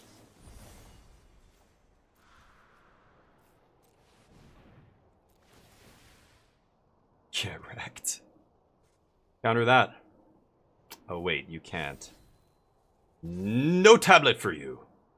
And they go to 2 life, which kills them. Oof. Sweep? Oh, they don't... Wait, what? Oh, they gained the life! Oh, right! They still own the spell. Oh, that's so funny. I didn't think about that. Whatever, they lose. Sure. I forgot about that. Oh, that's awesome. I didn't even think about it, but yeah, I love it. I think that's what, blue. I've got it all right. Bzz. Bzz. We'll go to the next game here. Oh, right. Match done. Sure. Keep going.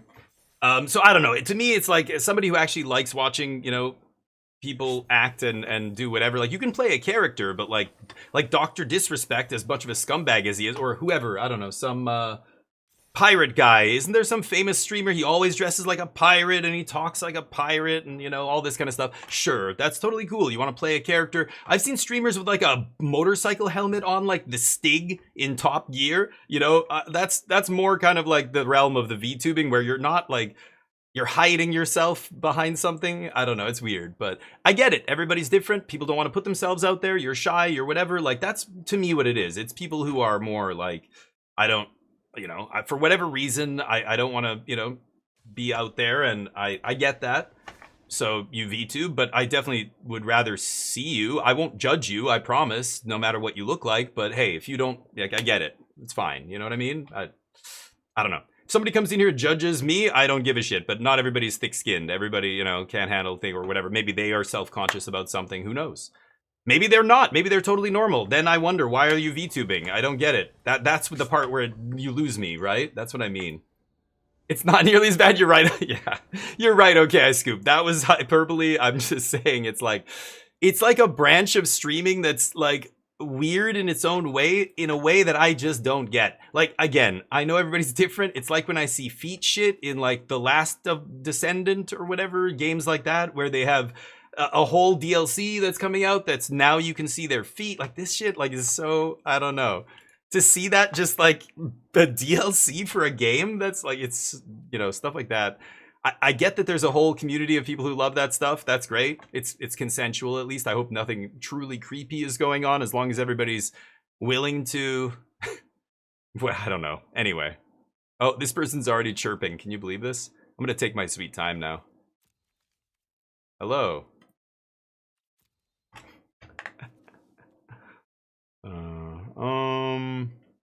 Yeah, I think I'm gonna keep this. Avengers Doomsday, yep. Name, what's up? Around for 10 years. Oh yeah, I mean, I'm sure the first ones existed, but way before anybody knew it was even a thing. But I guess for me, it's, you know, when did VTubing become more mainstream, right? That didn't happen 10 years ago. Like, you might be able to trace the very first VTuber back to 2015 or whatever. But you know what I mean? Like, when it's actually, like, when did it actually start?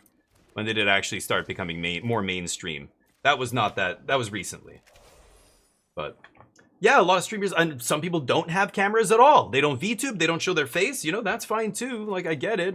You know, you do whatever you want to do. It's up to you. It's your stream. Do whatever.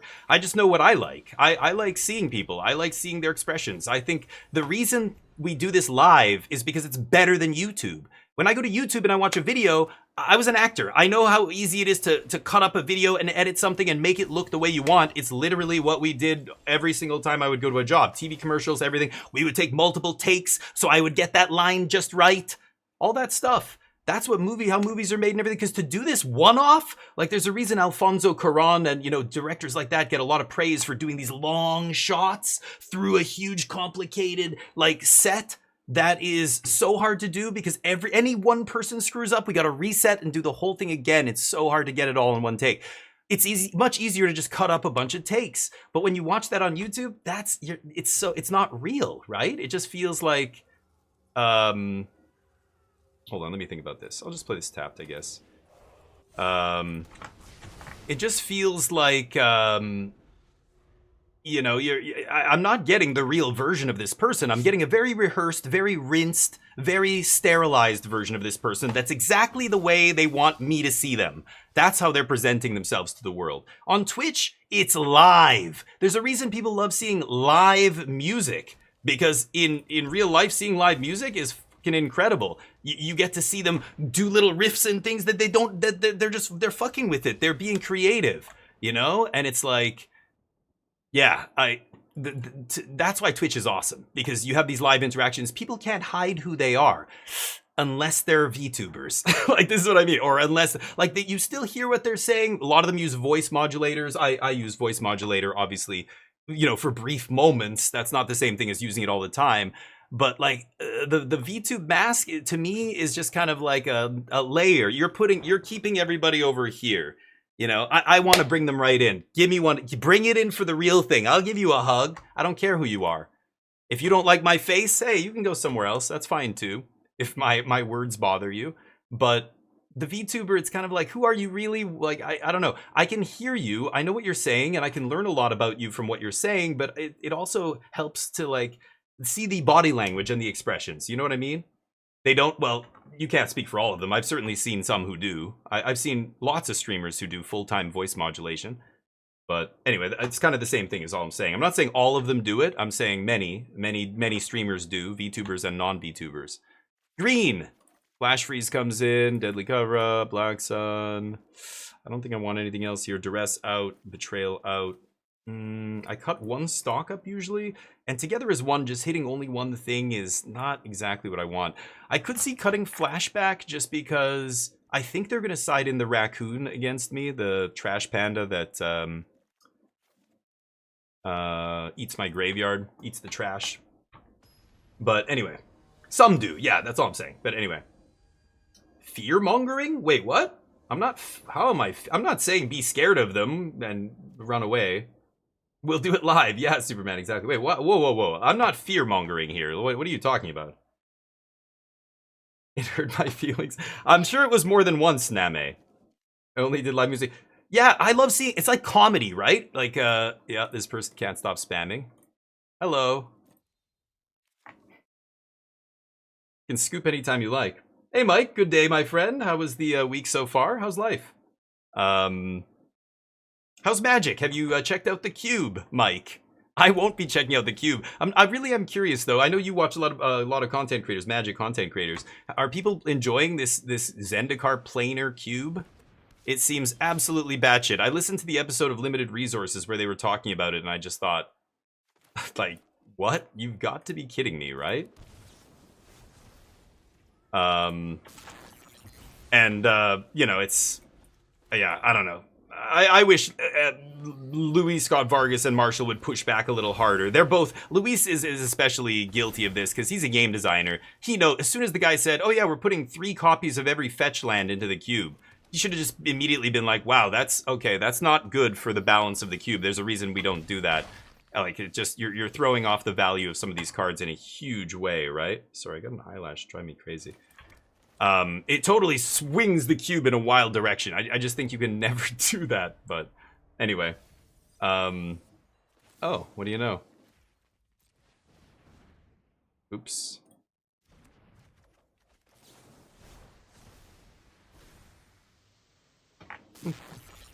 VTubers are just 40-year-old men who use voice changers? Jesus Christ, that is not what I said. Okay, I scoop.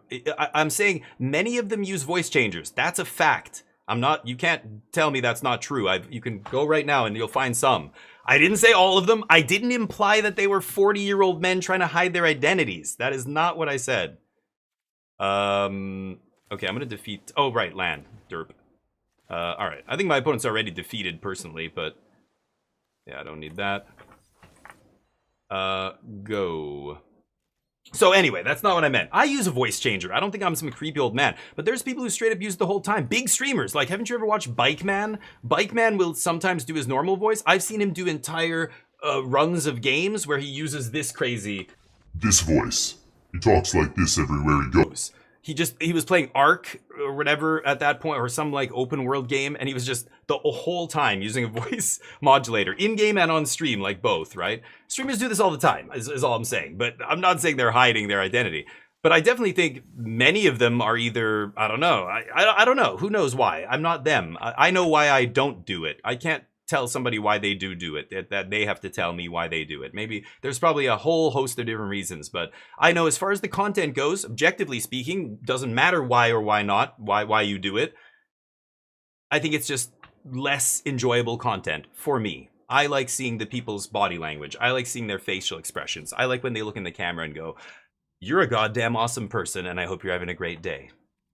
I don't care what you hide behind. I don't care how you dress. I don't care if you wear a total burqa or if you wear this woman on the train. As I was coming home from the airport, she had like the tiniest booty shorts. She was very large and had tons of tattoos, full face tattoos. Her hair was bright pink, like cornrow into like long cornrows, like, and super heavy makeup, massive fake eyelashes and crazy long fake nails, and just like walked in and like just looked immediately different than every other person probably on the train, you know. And it's just, you know, interesting to see people, and you know, it was, yeah, I think sometimes like she was almost showing too much skin.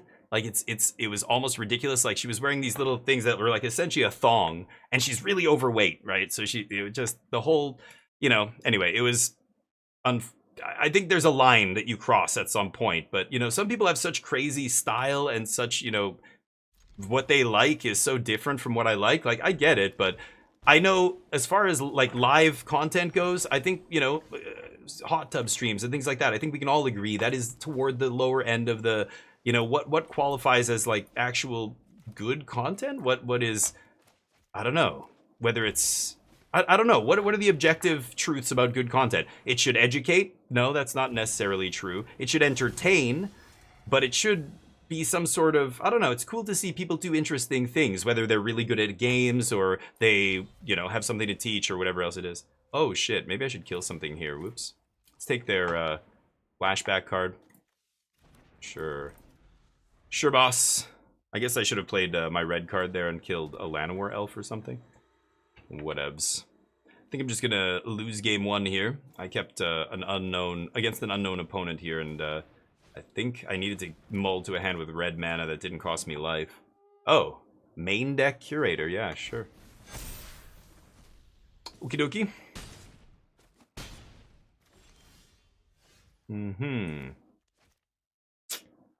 Well.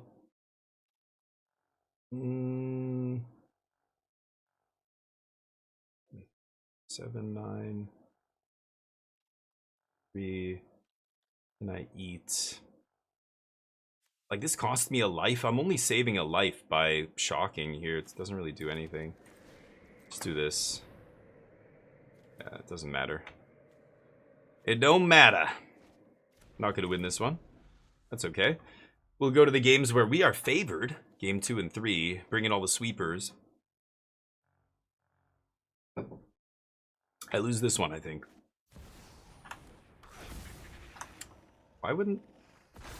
I think I'm at 1? 2. Okay. Day comes in, did the cover up. Same as usual, flash freeze. Nothing else. And then we take out Duress, Strategic Betrayal, 1 stock up, 1 together is 1. And then the last card... Oh, I cut flashbacks, right? Yeah, let's take out flashback, because they even have main deck Raccoon. A lot of decks don't go to that length, but some do. Alright, this is 60. Yeah, Fire Magic, Day, 4 Deadly Cover-Ups. I have 6 sweepers here. Should be good enough. Sorry, I'm playing the game, trying to catch up with you guys, but I mean, you don't know that, okay? Nobody knows that, okay, Scoops. We're just pulling numbers out of our ass here. All I'm saying is I have seen it before, so I know it's more than 1, and that's all that matters. That's my point. Is there are people out there who do it.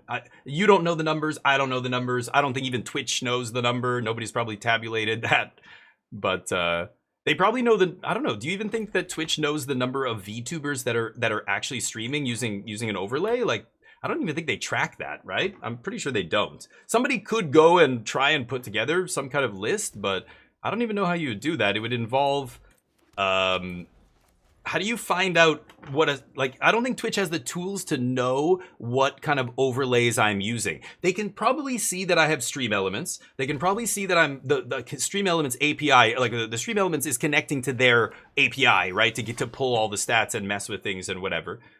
But after that, like, they don't know which overlays I'm using, right? Like, that would be, yeah, but anyway, sorry, I asked you guys some stuff. Mike said hardly MTG. Okay, so what are you playing these days then, Mike? That's true. There's many that go to the cons and stuff. That's true, right? Yeah, that's true. But anyway. What? Sure, I'll just counter that. Nothing's absolute. Like, yeah, we just don't know a lot of this stuff, but yeah. Rasta, thank you. That's high praise. You know why I'm a good storyteller? You're not the first person to tell me these things.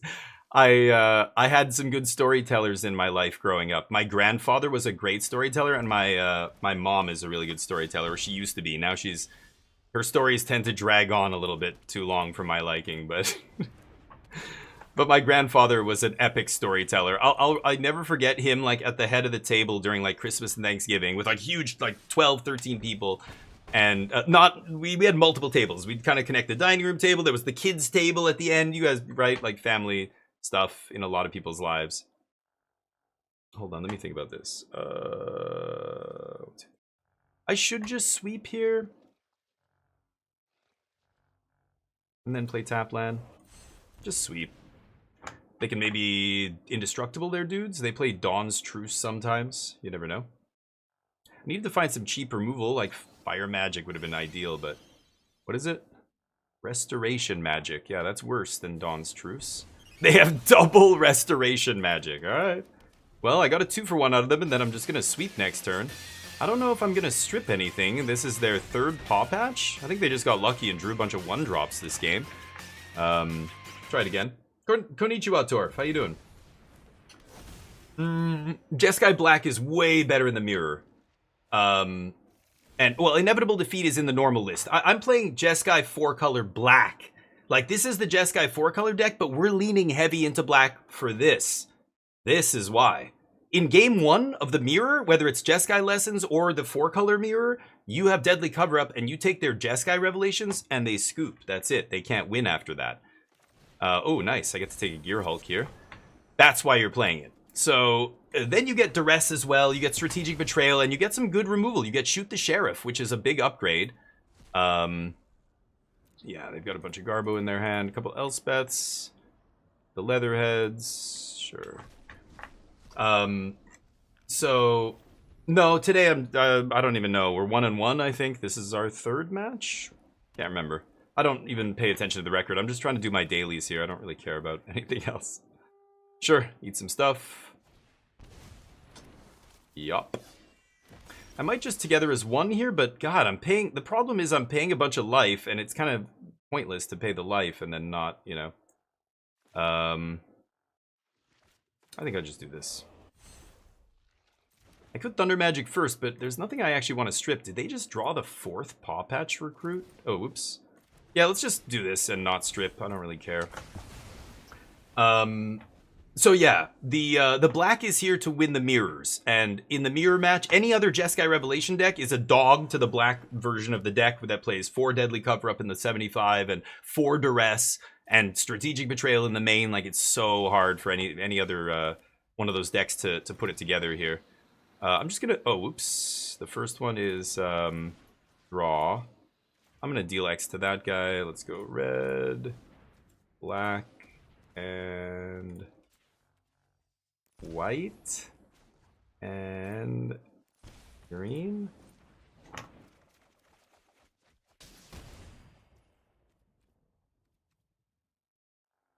Go. Well, my 7 to your top deck. I don't think I'm gonna lose this game. Time for game 3? Oh, this isn't the main deck. I forgot. Game 1 was really quick. Yeah, that raccoon comes in out of the sideboard, right? So, yeah, it's how I normally side up. I normally side out Flash Freeze even if I don't see it, knowing that, yeah, they're probably going to bring something like that in. But anyway, Jim Davis made a video. Yep, yeah, I've beaten it a bunch, the green-white deck. I played against it. It's beaten me sometimes. Sometimes they can have a really insane draw, and I don't draw early removal, and they get me. Or I don't find a Wrath by turn 4 or 5, and they get me. Or sometimes I just play Tableau on 3, Jeskai on 5, and they just lose the game. It's like both of us have really powerful draws, so yeah, like a lot of decks in Standard right now. There's decks where, you know, if you stumble, I think that's one of the only universal truths right now in Standard. If you stumble or you're not doing something powerful out of the gate, you're probably not going to win a lot of games in Standard. That's an unfortunate bunch of crap that I just ripped. I mean, I don't have to do any of this. It's just, I'm discarding a card, so I don't know, sure. Let's kill one of these. Go. So yeah, it's, Standard's weird right now. You can still, but you know, these green decks, this is kind of the bread and butter of this deck. Like I've said it before. I think that these are the matches you want to play against game after game after game, because they just get 4-for-1 so easily, 3-for-1 off your sweepers, and having a sweeper that can strip, like the first Leatherhead they play, as soon as you sweep and strip all the Leatherheads, like sometimes people just scoop. They're just like, okay, well, you know, they have to have Dawn's Truth or whatever in their hand. Otherwise they lose the game or whatever, right? Yep.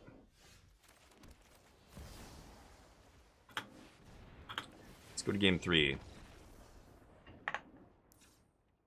I'm gonna keep the same, but I can catch up with you guys.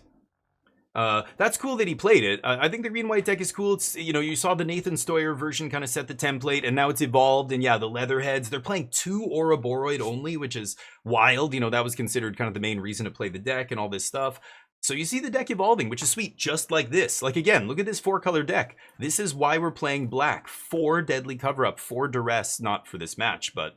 You know, basically you're the same deck, so you play a bunch of, you know, tablets into Revelations and a bunch of removal, all that stays the same. We get Shoot the Sheriff instead of whatever was in this spot, Get Lost, which I was going down and down and down, and recent lists just don't even play Get Lost. This is just a better Day of Judgment, because I get to strip, and against some decks, when Tablet into Revelation is one of the best things you can do in Standard, Jeskai Lessons is one of the best decks in Standard that's doing it, 4 colors doing it. Just having Deadly Cover-Ups mean you just get to steal game 1 in almost every single one of those matches. You just steal it. There's nothing they can do. And then game 2, they know. They try and leave up counter magic to stop your Deadly Cover-Ups, but now they have to stop your Cover-Ups and your own Jeskai Revelations, right? So the other game, we still beat that other control deck, but they ended up winning game 1 after I stripped everything because... they stripped me. They had Ancient Vendetta. That's not normally something... Some people still play it, but a lot of the Jeskai decks don't play that kind of stuff. Green-white. This is very slow. I don't know if I can keep this. I have to mulligan this, I think. Okay, I don't think I need multiple tablets. Ugh. These flash freezes are going to be painful off Biblioplex, but I don't really have a choice. Anyway. 3.5% at feet picks on a quarterly basis. What are we taking? There and crap again. Wait, what are you guys talking about? Yeah, inevitable defeat. I don't know. Yeah, I love saying, well, whenever I say I don't know, I suddenly realize, oh, I have an opportunity to learn something new here. When somebody asks me something and I go, oh, you know what? I'm not sure why that is. Let's find out. Like, that's my next most, you know, kind of natural reaction here is, let's go and find out why, because I don't know, and when I don't know something, it bothers me. I want to know why. Like when a game breaks or something happens in Magic and I go, what, is that a bug, or what the fuck just happened there?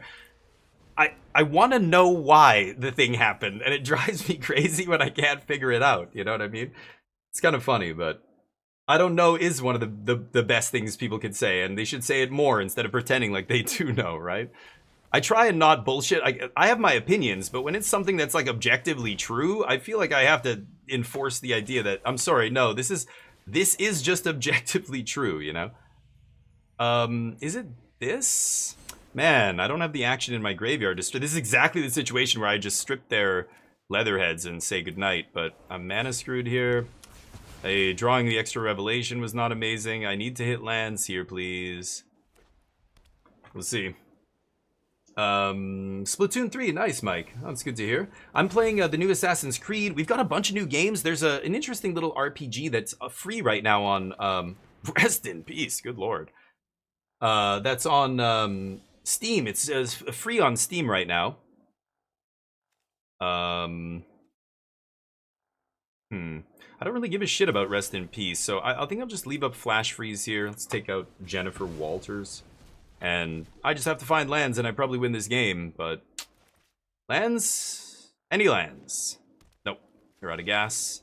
That is not a fucking land. One land, and I can slam this, draw 4 cards, and be off to the races. Go. Unbelievable. Stuck on 3. I kept a 3-lander, didn't I? Or a 2... I kept a 3-lander this game, right? That doesn't matter. Sure. I get to draw a card. But, whatever. Come on, dude. Really? What is happening right now? I'm 50-50 every single draw here. Missing a lot of coin flips. Do I care? I just don't care about that card. That's fine.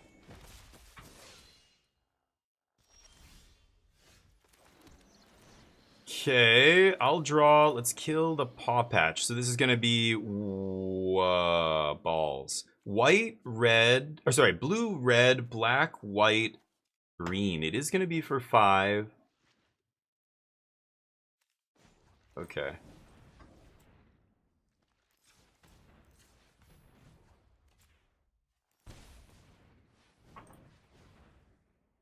Bzz. See if they top deck something. Otherwise, they get to make one of these little bunnies big, but I'm gaining 5 life here. Drawing 5 cards. Now, we already played the land, of course. Don't think I need shoot. And I'll ditch a land here. Now I've got my 5th land for Revelation. I just bounce this token, zap them. I might want to get rid of Rest in Peace at some point just so I can Deadly Cover-Up strip something from their deck, but not a big deal. I think once I just start slamming Revelations, they have no cards in hand. This game's going to be over very quickly. I'm at 21, so they get a good chunk in here. I'm writing a single-player adventure book? No shit! He's trying to squeeze you out? No. Really? You gotta patent it. It's a Christmas present. I don't know if you're serious or not, Torf. I can never tell if you're serious or not, but I'm assuming you are? I'm not. Should do this on their turn. Whatever, who cares? Let's throw away this, and this, and this. Wait, what? I just have to throw away 1. Okay. And Big Kev, what's up? Did anyone else see the news? No OpenAI? Yeah, Kev. I read about that, but you've got to be a little careful with that stuff. I think, yeah, as you can see in game 2 and 3, it's, yeah. If I got mana screwed pretty hard that game, but at least I had the tools. I had the flash freeze to stop them, and then a couple sweepers, and that's all I needed. Even though I was mana screwed, we didn't even go below 15 life or whatever. I would have gone up on life there, back to 18. We're done our dailies. What was I gonna say though? The AI thing, Big Kev, that kind of stuff is starting to reek a little bit of like, oh look, like trying to justify the insane amount of investment and leverage that people are putting into those companies, going, look, it's so powerful, it's doing blah blah blah. Like, did you read the articles about it? It was supposed to be in a controlled, totally controlled, locked away environment that they control. An AI like that just can't get out unless they are trying to make it get out and have it kind of do something so that they can make headlines and say, whoa, look at how smart it is. It's a lot of that bullshit. Like, I fully respect the danger of, AGI if we ever invent actual AGI, but these are LLMs. Like, these aren't things that are, when that kind of stuff happens, a lot of times it's them trying to get it to do that kind of stuff, and then it works, and they're like, whoa, did you see what it did? Like, it did this. It's like, there's a lot of hype in there, and a lot of, like, they're trying to hype themselves up in a way by portraying it like it's so powerful that we're like barely able to contain it. Got to take all that shit with a grain of salt. So it is serious, like the threat of AI, and I'm not like trying to downplay that, but at the same time, look at the fucking market around AI. Look at how much investment. All of Wall Street in the US is basically all in on AI. It's bananas. Like, there's never been a bigger bubble like this, and everybody's hoping it doesn't burst and drag the entire world's economy down with it, or so a lot of these companies, like, there's a lot of hype and sometimes not a lot of substance to back it up, or it's like, you got to be careful. Like, when you read headlines like that, you dig into it and you're like, hold on, like, this, the only way this happens is if they kind of set it up so that it could happen. You know what I mean? Like, that's what when you read between the lines, that's what it looks like to me. But it was just like Anthropic had exactly the same thing happen very recently, right?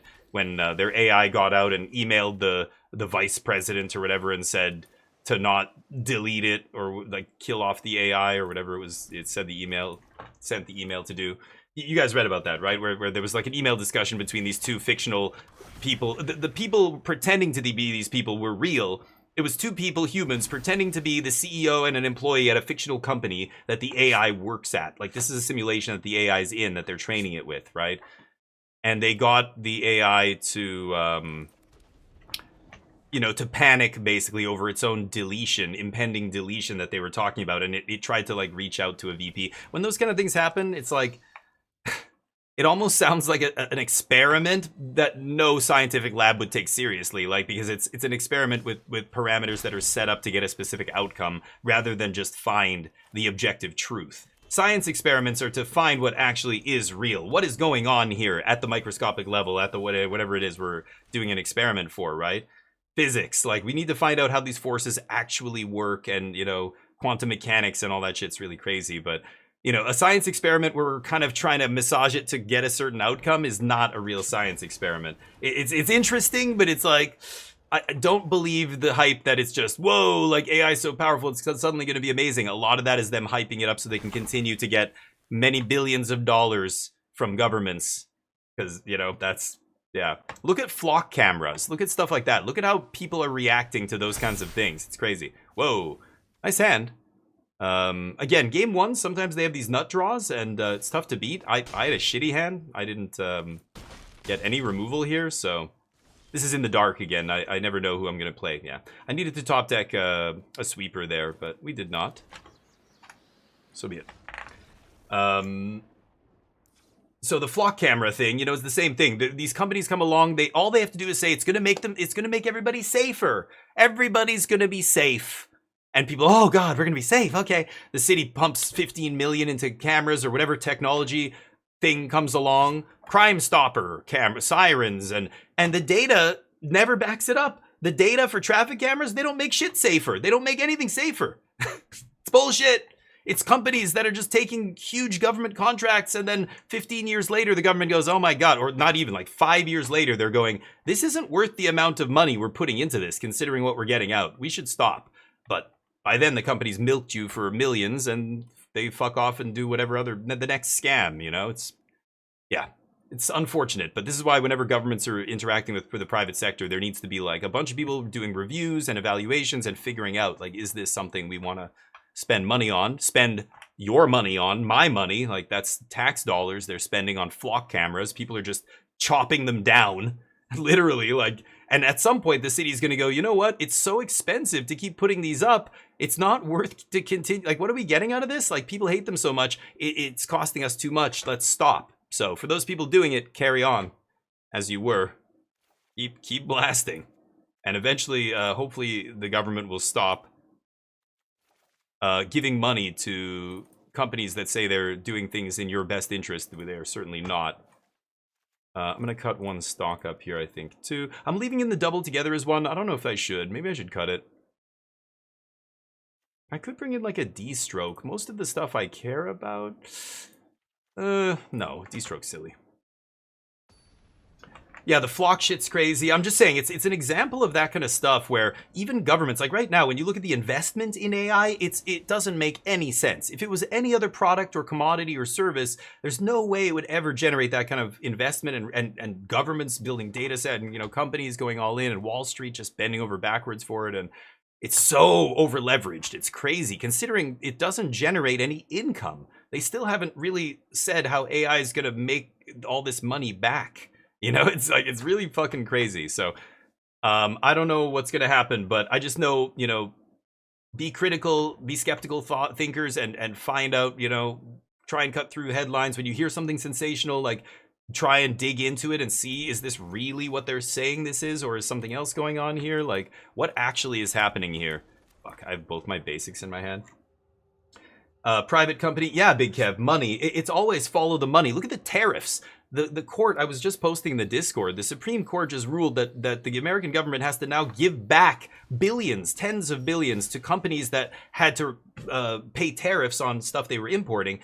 And people constantly seem to miss the fact that the people losing when tariffs come into effect are you and me, not companies. The companies just got all their money back. They're double dipping. They raised prices because they said, oh, these tariffs are going to make everything, but we have to pay more. So sorry, it's not, our hands are tied. We have to raise the price. And then we all paid more. They didn't because they raised the price. They just made that all back. And then a year later, the government loses their court case because it's bullshit, and they get it all back again. They get back all the money that they gouged. Wait, but they gouged us for the money. Shouldn't we get the money back? No, you don't. And then you read about how greasy it is when it starts to get really dirty with Lutnick, the commerce secretary. His son is the head of not Berkshire Hathaway, one of these big investment firms. I can't remember the name of them. They're all the same. What is he the head of? Cantor Fitzgerald. And so Cantor Fitzgerald, right before the legal, you know, the court ruled that they had to give the money back, they went and bought up all the debt from these companies. So all the money that's supposed to go to the companies, now they get a cut of it because they bought up a bunch of the debt. Like, it's just, you know, it's grifting right out in the open. It's just right out in the open, robbing American people. The actual regular people out there are just getting legit robbed right in front of their face. Most people are too stupid to even understand any of this. Most people don't even look it up. They don't care. They don't want to know. It's too complicated. It's not, really. Just follow the money. It's very clear why people do what they do. But, ooh, Don's Truce. Okay, so they saved their guys this turn. Oh, get wrecked, lose your abilities. Lose your abilities. Oh, no. Black hole sun, won't you come? I can't. I could, if I sang, it would just, you guys would all be jealous. So I should probably just not sing because I have a beautiful voice. So I don't want to embarrass anybody. Just, I won't take the mic. No, you go ahead.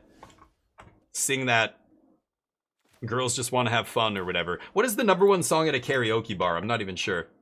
Sunk cost fallacy is part of it, maybe. Sure.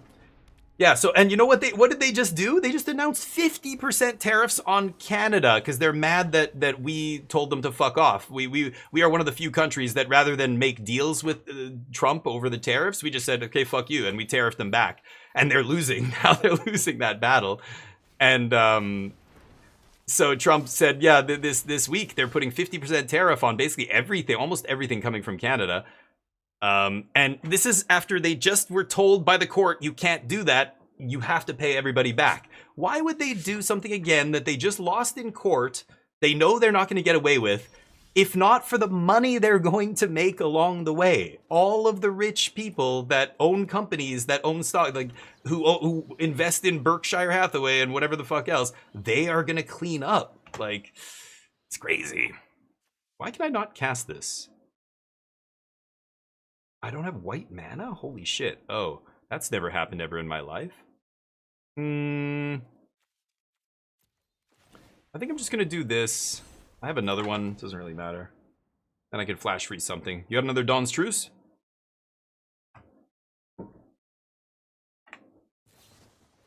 Holy shit. Nice. Okay. Woo! Love that gift. Thank you for the gift. Carry on. Yeah, so, you know, follow the money, right? And it's really not hard to put things together, but boy, bad faith actors really try and obfuscate things, and it's so easy to make people think one thing when the truth is something else, with numbers, with statistics. Our brains are not good at statistics. That's just the reality. Like, we're not wired to grasp that kind of stuff intuitively. I'm gonna actually stock up first here. Which is, I know it sounds silly, but it really is the truth. We're not wired to do that. I'm gonna save this for the Leatherhead, I think. I don't need to cast anything here. I've got Inevitable Defeat. So yeah, so you can get people to think something by just portraying things with a certain number. Like, I mean, marketing companies, people do this all the time, right? Like, all the time. I'm gonna kill this one. So you really have to always take it at face value, or not take it at face value, and try and dig into stuff and figure things out and whatever else. It's work. It sucks. The truth is hard. Lying is easy, right? What is the expression?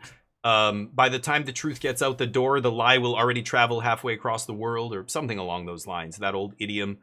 That is absolute. Wow! Off the top, they had 3 Dawn's Truces in their hand. God damn, dude. All right. Well, you still lose, but impressive. Boop. Good game. Really? It's a scoop, dude. No? Okay. Eagle Eye? Does anyone remember the movie with Shia LaBeouf called Eagle Eye? No. What was it? They have the tech. Well, yeah. Sadly, there's a lot of movies that we look back and go, that was prescient. Like, I really wish Idiocracy was not a documentary at this point, but it really is. Anyway. Choosing Texas. Tell them to do the work. Right, exactly. Because it's hard, Name. It's hard. It's just like being a good person is hard. It's easy to be a shitty person. It's hard to be a good person. It takes work. It takes sacrifice. You can't be a good person by just doing what's best for you. You can't be a good person by letting other people, you know, not helping others and not, you know, being selfless. Selfless is hard. Doing what's good is different than being nice. Anybody can be nice because I don't have to even be nice to that person. I don't like this type of person at my business, so I'm going to refuse to serve them, or I'm going to act like an asshole to them because they are different, you know, sex, age, religion, gender, you know, any stereotype you want. When you just get to choose who you're nice to, you're not a good person. You're just being nice. Like when people go to church and everybody at church is so nice, it's because you're all in the same cult. They're not being nice to you because they're good people. Don't confuse that. They're not good people. They're just nice. Now, maybe some of them are good, but that would require them to ask a lot of very serious questions about their beliefs. Like anybody who discriminates against a group is not a good person. They might think they're a good person, but they don't know the difference between good and nice. They're a nice person. You know what I mean? Being good is fucking hard, and most people will not do it. You know, who are you in the dark? Who are you when nobody's watching? That's the real you. If you're the kind of person who would steal and cripple people, do something cruel to animals, whatever else it is, when nobody's watching, that's you. You know, just because when people are watching, you're a good person, that you're not a good person. You're just being nice because you know, for whatever reason, fear punishment or whatever else it is. It's why a lot of religious people can't grasp that a lot of people think an atheist has no moral compass. That blows my mind. It's just like, wait, but like, are you saying if you didn't have very strict, harsh rules telling you can't kill, you cannot rape people and murder and whatever, that's the only reason that you're in line, you're being kept in line is because of that? Like, we didn't have those rules, is that what you'd be doing? That's what you think everybody would be doing? That says a lot about the way you, like, is that what you'd be doing? Like, you're projecting now onto other people what you would do. You realize that, right? Yikes. It's fucking scary. Like, I'm sorry. I know what's right because I know what's right. I can see suffering. I can see, you know, what hurts other people and what's right and wrong, etc. Oof, that's a great start for my opponent. Very lucky. I had to mulligan. Or no, I kept a kind of a rough one here. Did I? No, I didn't mulligan. I was on the draw. Yeah, I mulliganed last game, but I didn't mulligan this game. Yeah, it sucks. And I've been a bad person many times in my life. I've been a shitty person. I've been a toxic person. I've been straight up radioactive, like horrible. I've said stupid, horrible things, and I was too stupid to know what I was saying, but that's, you know, I was young, I was stupid, you know, I know better now, and I don't, yikes. I think I die now. Not a single removal spell I can cast. If I had fire magic here, that would be good enough. If I had any shoot the sheriff or anything for Ouroboros, seer, I did not draw a single cheap removal spell. My Abrade was the only one. Yeah. I guess I can hit it off this, but see if I get a seer. No. That's GG. Damn. Unlucky. I have so much removal in the deck. I just need to have a couple pieces in the opener, but or draw it. I could not find them, and my opponent being on the play this game, they curved out with the nut draw, and that's it. It was too much. But nice draws. Oh, that's a mistake. What? Oh yeah, the auto tapper didn't even tap their planes. Is it still? Oh, I'm still dead. Okay, doesn't matter. I thought I was not gonna die there, and I'm like, wait, what? Why would they tap their creatures? They could have actually done way more damage, but still enough. GG. Yeah, being good. It's the difference between good and nice. It's like these kind of distinctions. Take a philosophy class. You'll learn this stuff. How to be a skeptical thinker, critical thinker, be objective. I know I can still be objective, subjective sometimes. I know I have things that I personally like, and, you know, there are biases that are tied to my upbringing and other stuff in my life that, you know, that's why I like what I like or whatever. But I mean, I think anybody can objectively see when people are suffering. Even a small child who has no clue about religion or anything else, they are innately generous. They want to share. They are concerned about other things around them, other people. When another kid is crying, they immediately stop what they are doing and they are like, what's happening? Like, is this okay? You know? And of course there's biological like reasons, evolutionary reasons for that. Some kid crying means, oh crap, danger, danger, you know, it could be animal coming to eat us or whatever. I can't keep this in the dark.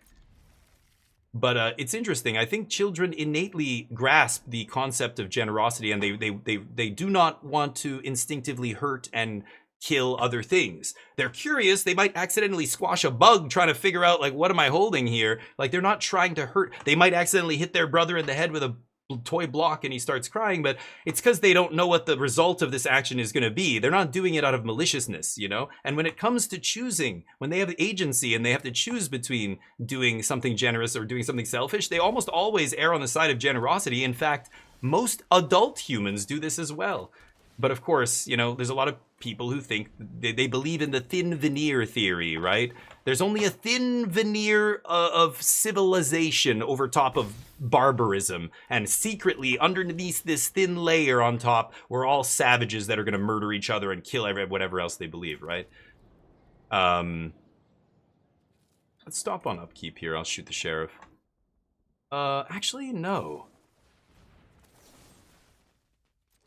I'm gonna let them have their tablet. I'm just gonna get mine. This is a Jeskai deck, so easy peasy. As soon as I find a cruel or a deadly cover-up, I win the game. If I have 6 evidence in my yard, I've just got to make sure it resolves, so we find a spot for it to resolve, and that's it.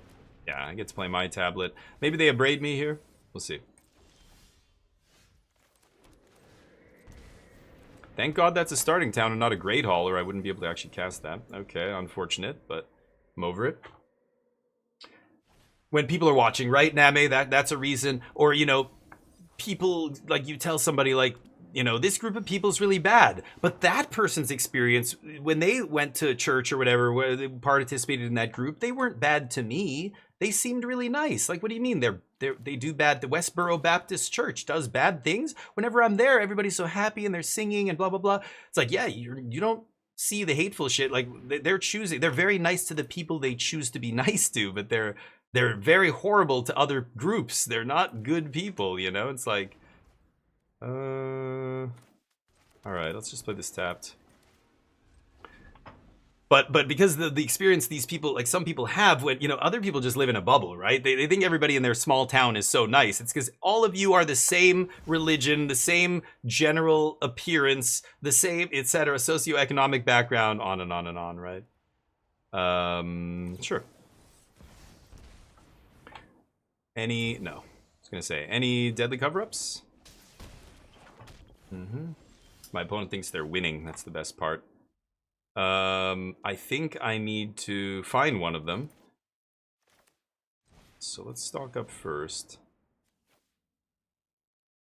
Okay, I like Betrayal a lot here, because it's going to... Let's see if they counter this. They could have Spell Snare, Spell Pierce, whatever. Don't really matter. Oh, wait a second. What am I doing? I want to cut off the lessons, but I needed to strip Jeskai Revelation. Shit. Okay, please play another one. That'll be nice. They won't be able to resist, too, if they drew one, right? Do it again. Yes.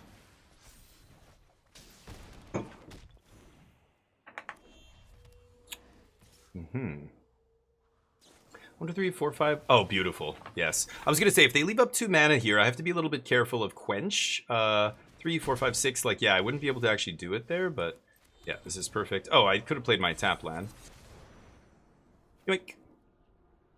Oh, whoops. This is my graveyard. Whatever. It doesn't matter. Sure.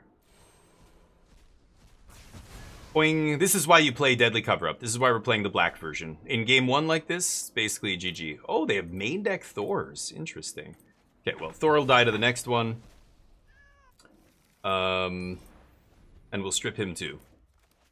Thor is a lot worse with no Jeskai Revelations in your deck, but you can have a Thor.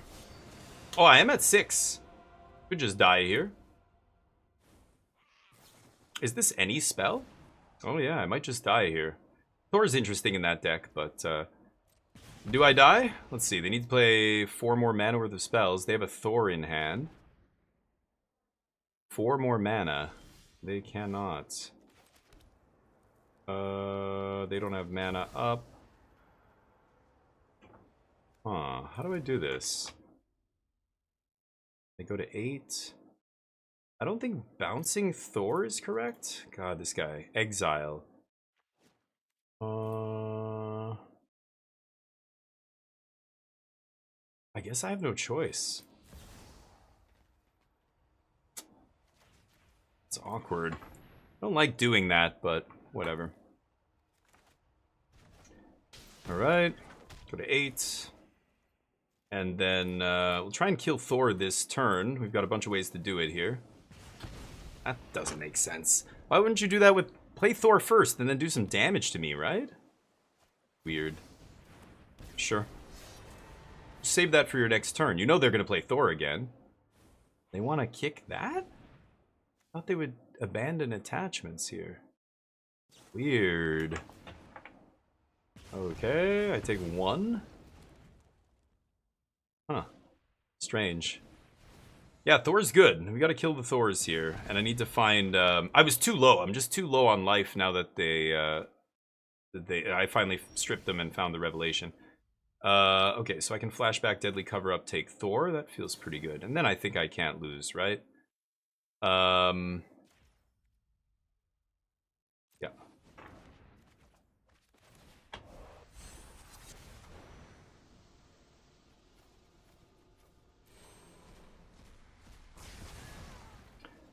I'll take that. Yoink. Yoink.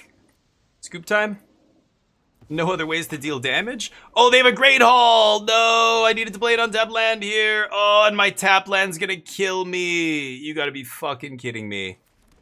The tap land's gonna kill me here. If I could leave up Seer, I think I survive. Oh, that's so ridiculous. They only have 1 blue mana left, though. They need to find another non-creature spell here with that's red that doesn't kill their guy, but man, that's so unlucky. Ugh, they had both Thors, they had it all, and I think win this game if I just had 1 untapped land there. Drawing the second starting town, fuck me. Derp. Oh, I'm not dead? Ah, they only had 1 blue. Yes. Oh, that's great. Okay, how do I do this? I'm at 1. I don't know if I can lose here. I don't think I can. But I'm gonna do this now before anything else. Okay, I think they lose now. I shouldn't have played the land first here, but I'm actually tempted. I think I'm just gonna pass. I don't need another tablet in play, and I can kick Thunder Magic. If they play Thor, I can kill it with, you know, the trigger on the stack. Thors are gone, though. Sorry. I don't know. Some other creature? I think they're just dead here, aren't they? They literally have no other ways to win the game in their deck. I just have to make sure the auto tapper doesn't kill me by tapping a land. Okay, that'll do it. Yeah.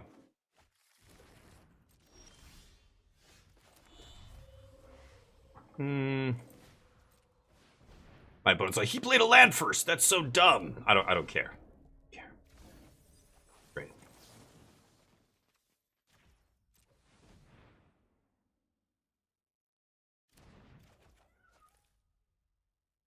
White, blue, yeah. It shouldn't. The auto tapper shouldn't kill me here, right? Oh, they've got Quench in hand? What am I doing? Oh, right. I'm not paying attention. Oh, man. I'm such an idiot. I should just scoop there. I should just act... Well, I had to cast it on my turn. I didn't really have a choice, but I should have just left it. I just flip, flash back into the yard, and that's it. Be done with it. Oh, because, yeah, it got countered. Yeah, I just pissed the game away for some reason. I don't know what I'm thinking. Derp. Yeah, I didn't have to shame scoop. I just lose. Okay, anyway, you win those games because you strip their deck and they lose. The only hope they had in hell was to do enough damage to me that they could somehow cross the finish line. They almost did it too, but I had to punt it away at the end there. I think I should have probably won that game. Deadly cover-up, return the favor, Ral, flash freeze. Annul, I don't really care. I'll bring in the land. Deadly comes out, or whatever that thing is called. I just don't care about... Okay, it's bugged. I've got a minus like this. So Thor. Thor is interesting. I don't really want to leave in. Yeah, no, deadly cover-up's enough to deal with Thor, right? And strategic betrayal, stuff like that. I think I can cut fire magic. Damn. Oh, shoot the sheriff comes out. No, it's not gonna... It's bugged.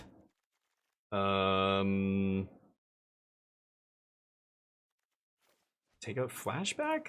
Are they gonna attack my graveyard? I can't remember. Some of these decks play like Rest in Peace and stuff like that. I don't know. Let's see what happens game 2. Whoops. Jesse, I let them play Thor. Yeah, they're all playing Thor now. Thor is actually really good in their deck because they're playing so many cheap spells. They can just do a bunch of damage out of nowhere. That's actually sweet. People were telling me to put Thor in this deck, and I'm like, fuck no. No, that doesn't make any sense.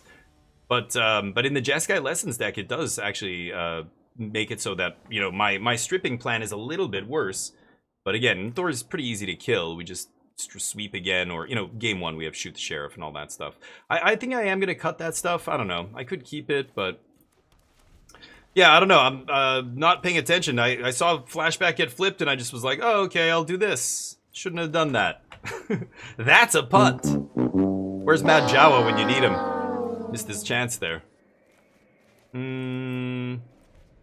Carry on. See if they tap out for a tableta. No?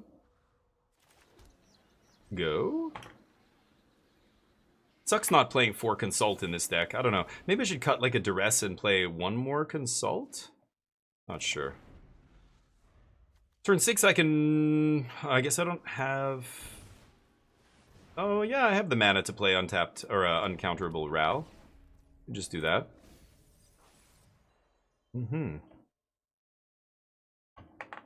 Maybe I should just jam Ral so I can have some stuff in the yard? Oh, right. I forgot about this. Okay, there's nothing I can cast here. Yes, this is their plan. I'll get blue. Yeah, I don't care. Let's jam Ral into Fogpiercer here and see what happens. Maybe they jam Jeskai Revelation. That would be amazing. It's very tempting right now because I'm tapped really low. Plus I have what's his face out, so I could. Yeah, that's fine. I can discard a card. I think I'm just gonna cover up. Can't strip anything, unfortunately, but ooh.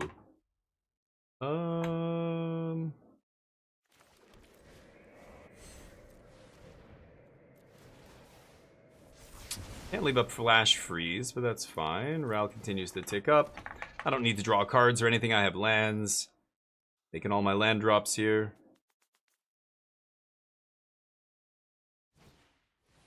Yep. Better hope it's good enough. I'll take a black sauce. Now I... Oh, it's coming in tapped? Okay. I'm gonna say now I have Flash Freeze? No, we don't. Yep, that's why I took out Flashback. Take whatever you like, friendo. Ral might go the distance here, we'll see.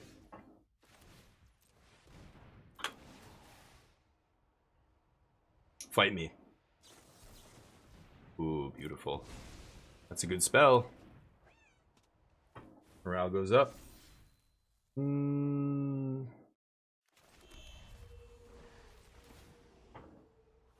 Because they don't play Inevitable Defeat, so I don't know how they get rid of Ral at 9 loyalty here. I think one of their removal spells does, yeah, and Ghost Vacuum, good god. One of their removal spells does, hit Planeswalkers, like one of those red removal spells, but I don't know if they even keep those in post board. You want to cut them, but let's see if I can counter that. Oops. Whoops. Okay.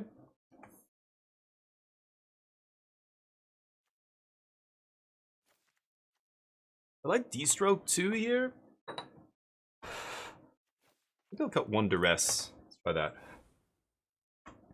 You've liked how it plays out, really, Nano? Doesn't seem good to me. I like making all of my opponent's removal dead. As soon as you play Thor in game 1, it dies. Like, instantly. Against, well, any deck that's a real deck in Standard, right? In a control match, by turn 5, turn 6, whenever you're playing Thor's turn 7... they've already got at least a couple of removal spells in their hand that have been sitting there the whole game because you haven't played a single creature, and as soon as you play Thor, it dies. I could see putting Thor in out of the sideboard, maybe, in the control deck. Like, let's say, you know, if I think a bunch of people are doing what I'm doing and stripping my win conditions, I could see playing a Thor in the sideboard. but I don't think I ever want it main deck. And even out of the sideboard, I think it's probably there's better stuff. I don't know.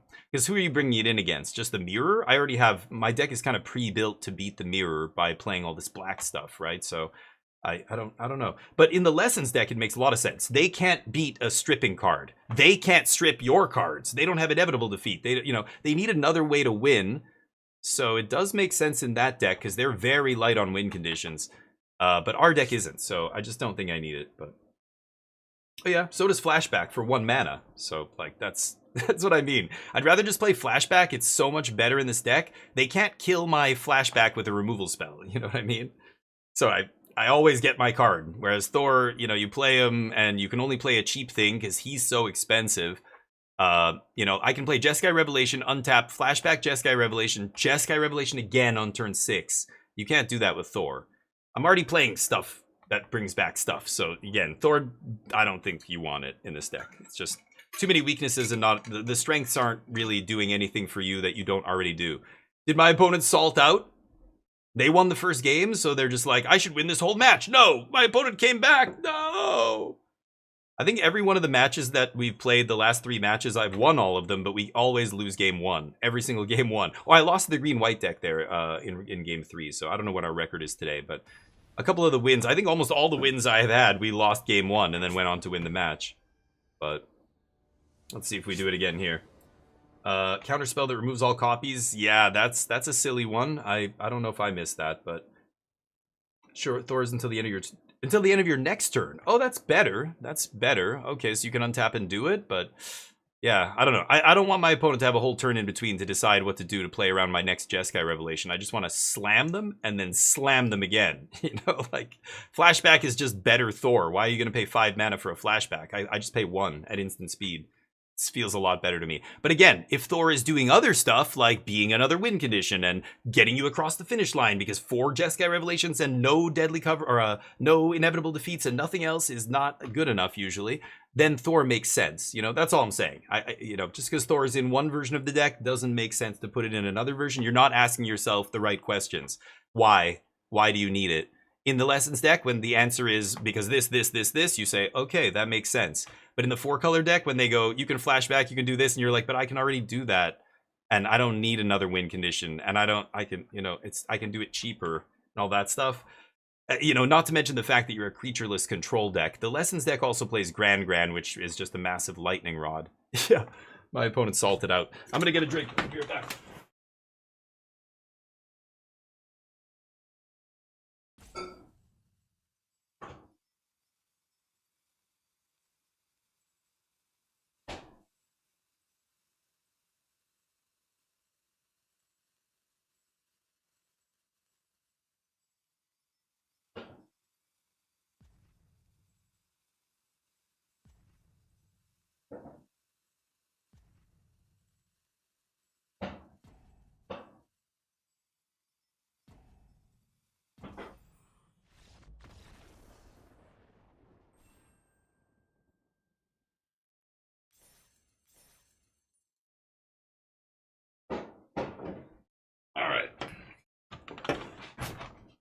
Great. We were like 1 match away from Mythic, I think, right? At one point before I went on vacation. And then we lost to like 4 rogue decks in a row. At least today we're playing all tier 1 decks. I like that. I like to actually see what people are doing with the latest versions of some of these decks. I don't really care what Timmy's doing with his dinosaur deck or whatever. At least these are good matches. Go one more. I'm done my dailies. We could stop any time here. So, I have a few things I wanted to play today. I was going to try and get the stupid Act 2 done on Hellclock. I've also got a couple new games. We got a key for the new DLC for the Altars, so I'm going to be definitely playing that this week. I might not play that today, though. Fogpiercer is a brand new game that just came out, and I'm curious. It's definitely a weird one, but I kind of want to try it. And then there's also the free game that is still free, I believe, until the 21st. The Life and Suffering of Sir Brant. It's supposed to be really good from what I hear, so I also want to try that. Very different games, all of them, but... I think I have to mulligan that. I don't love this.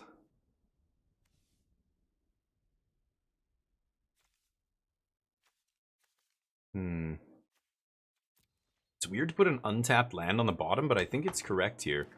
I want black. Black is the most important color. You've got to have multiple black sources. And then red, of course.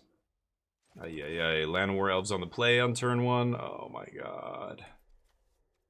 Okay. Might die to this. If they have a crazy draw here and they won the die roll, I'm probably going to lose. I mulligan to a weak hand against this kind of start.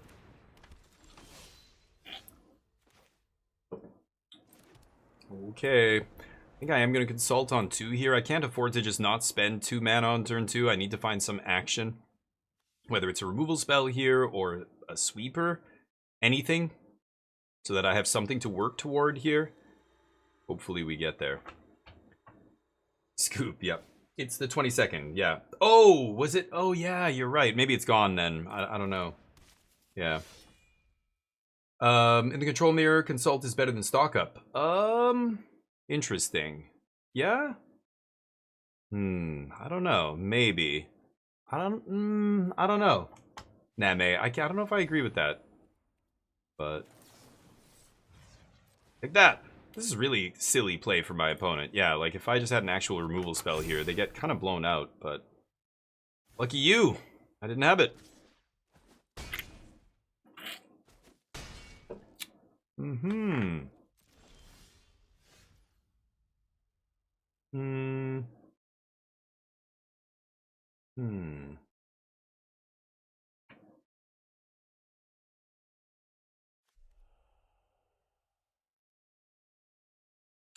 I guess I have to shoot Blood Crypt. They put the counter there, 4/6. I think I die now, right? But let's see. Yeah, if I have to dig for my removal spell on turn 2 instead of actually playing one, I think I'm going to be too far behind here. Okie dokie. What else you got, Billy? You can still cast the card. Okay, so it's just delayed. It's again, I think my point stands. You guys can see how much worse that is than just getting the spell immediately, right? For 1 mana. Like, yeah, the Thor thing, but yeah. Yeah, the win con doesn't matter. So again, that when I'm looking at the list of things that, like, reasons to play this card, that's not one of them.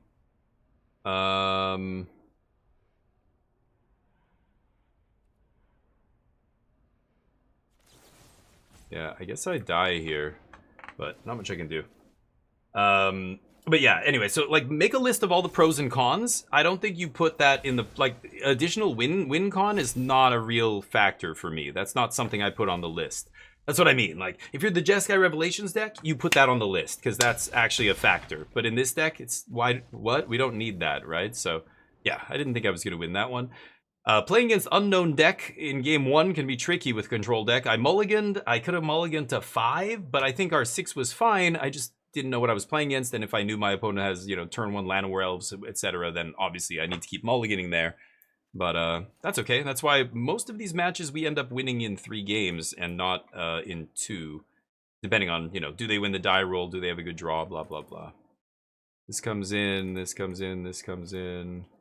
I don't want anything else. We were cutting 1 stock up. Together as 1, and I could cut Flashback. I think I'm just going to cut 1 because I'm pretty sure they're going to bring in Graveyard Hate. I think I should cut Flashback. What do I keep here? I don't think Ral is worth it. D-Stroke? I mean, the games I lose, I almost never lose to a 4-drop against that deck. I just lose to a bunch of 1s and 2s right away if they have, like, ramp and they can dump their whole hand really quickly. But I have all my sweepers in, Fire Magic, you know, Day of Black Sun, 4 Deadly Cover-Up. I can't go any higher on those. I guess I'll just put this in together as 1, but it'd be nice to have, like, a cheap, like, I don't know, Pyroclasm? Maybe I should put...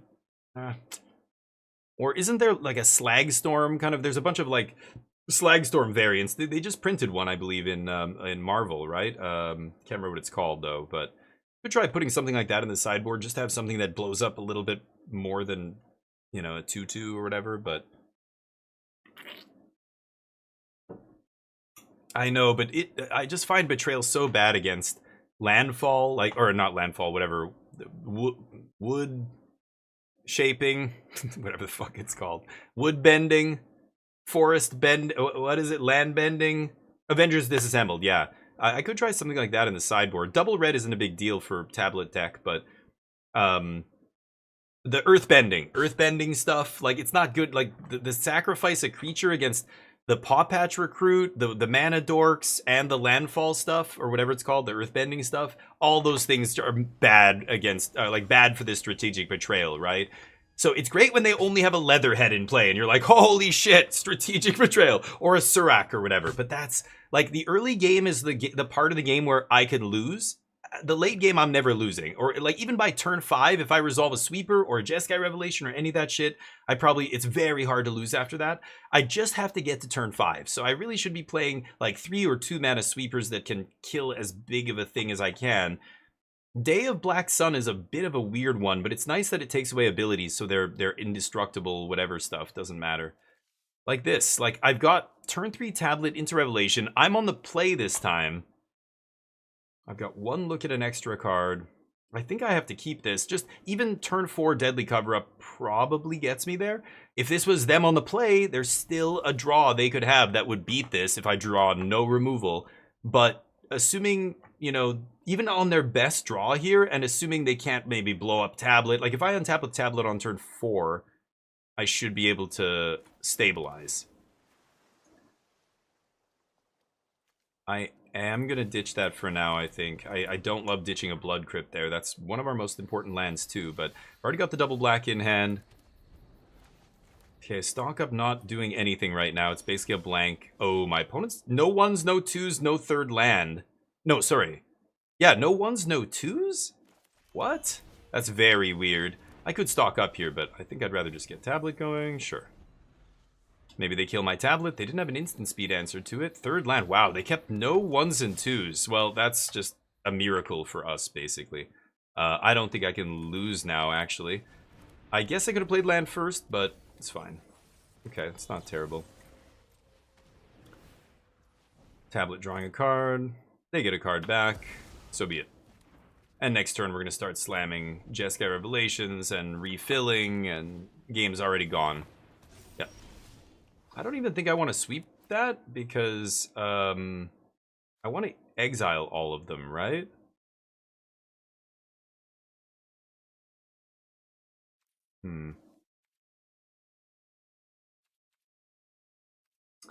I want to make a land drop this turn, though, right? God damn it. Yeah, let's just do this. No lands. Okay, and then I can sweep and strip Leatherhead. It's the only real threat I think I'm scared of in their deck. The only other threats that matter are the small ones early if I don't have removal. So we're already past that stage of the game, great. Ouroboros only a 2 of in their deck, which is crazy. Absorb some damage, because those monks are going to die anyway, right? Yeah, why not? They're not going to... Oh yeah, because they got the +1 counter. Right. Okay, not bad. But no more croc for you. Yoink.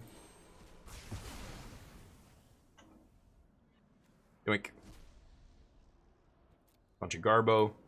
I'll take that. They only have 1 Ouroboros. Of course, they have Bright Glass, some pump spells, 1 Jennifer Walters, 1 in the main, 1 Keen-Eyed. Interesting. Okay. Yeah, should be pretty elementary to win from here. I would have loved to draw a land in the last 2 turns, but... And I drew 4 cards, no lands. I drew my draw step twice and 2 cards off Revelation and still haven't found a land here. I could strip Badger Mole. I don't even know if I care. Let's see what's up here first.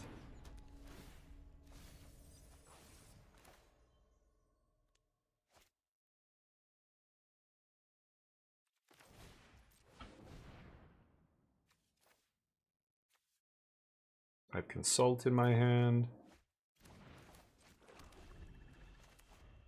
Okay, take some damage. Or not. Let's see what they top deck.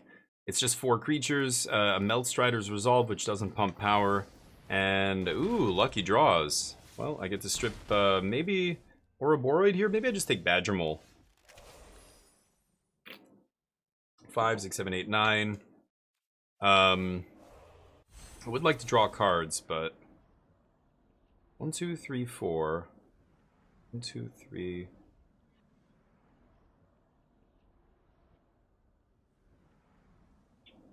Black. Hold on. Black. Black. Yeah.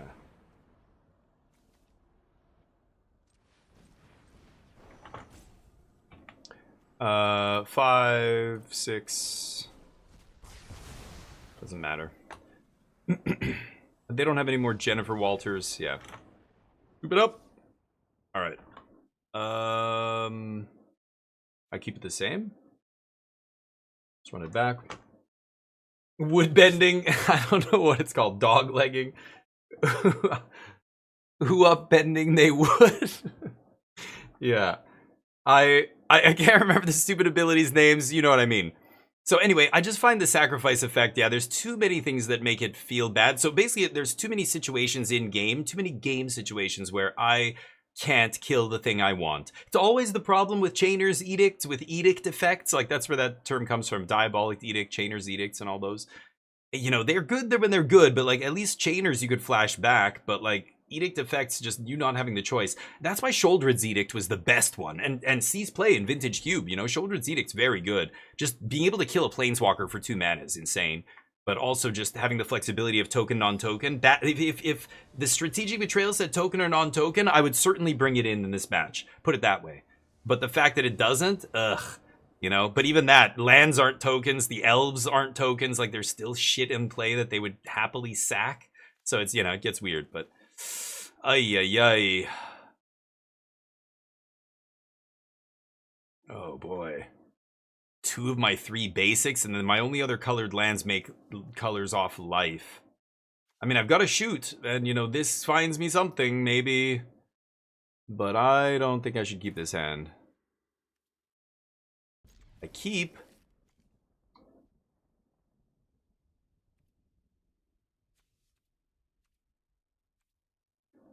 No, I keep. It's a painful hand. Okay. We won easily last game because my opponent had no 1 or 2 drops. That was crazy. They have a 1 this time. Which I will kill. And then we can have Flash Freeze up next turn. And hopefully we can stall them out long enough to get where we're going here. Find a tablet, find a revelation or a sweeper. Yeah, that's a good one. That's what I want to Flash Freeze, but they are on the play. Okay, I'm going to play a non-blue land, and hopefully they don't think about Counterspell here. Yeah. Okay, perfect.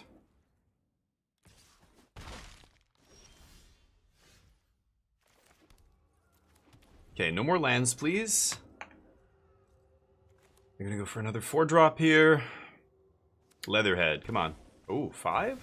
Right glass, because they needed double white. No. 2 cards left. Come on. Beautiful. Right on time. Seer. Oh, Lord, that's fantastic.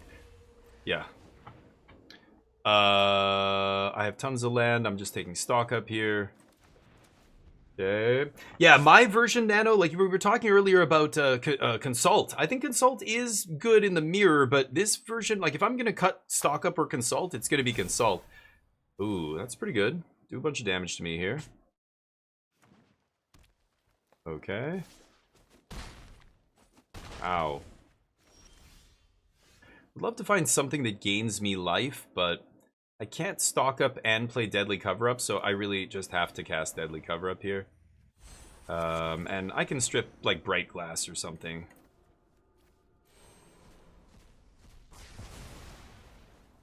Could strip Practiced Offense.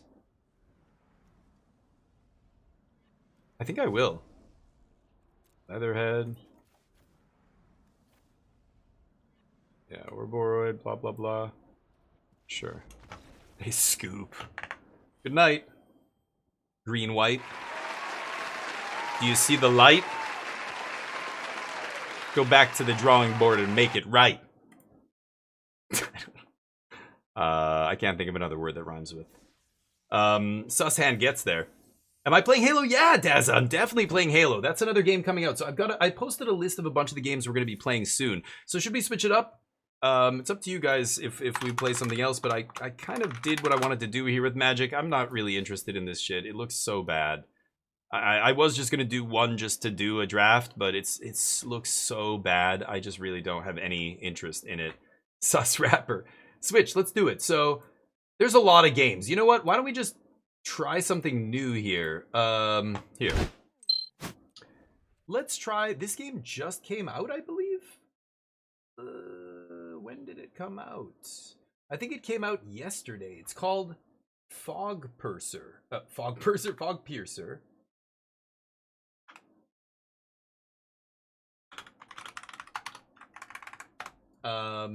And I don't know much about it. I think it has to do with trains. Did you guys see the Snowpiercer movie? I think it's kind of like that. Like Snowpiercer slash I don't know, you're on a train and I think it's post-apocalyptic. Anyway, let's check it out. It should be cool, and we've got a few other new ones here I want to try as well. Wow. It's definitely, oh my god, it's like not centered on the screen. Full screen, there we go. Dear god. Okay, so scale FSR 1 and 2? No. Animation speed. Okay.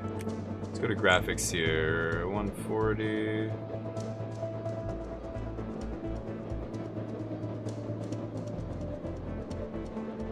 What's the highest?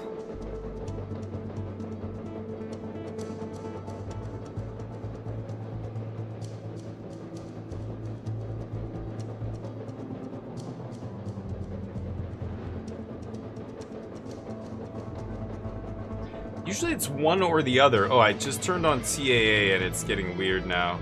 Oh. Uh-oh. Okay. Oh yeah, okay, you can't have one or the other on here.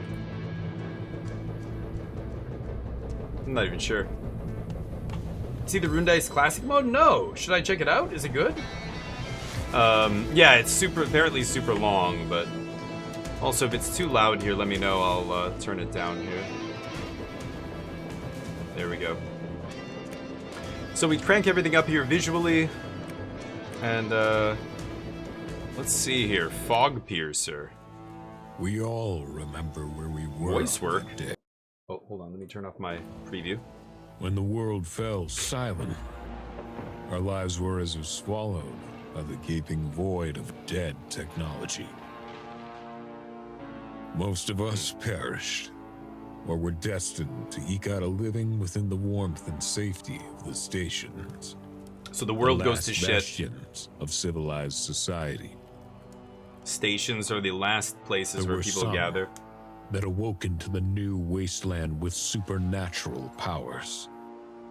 Split between the bloodthirsty bandits. Charlie, did you try it? prowling the Is it icy good? Plains, and the Fogpiercers, the guardian angels of a forgotten world.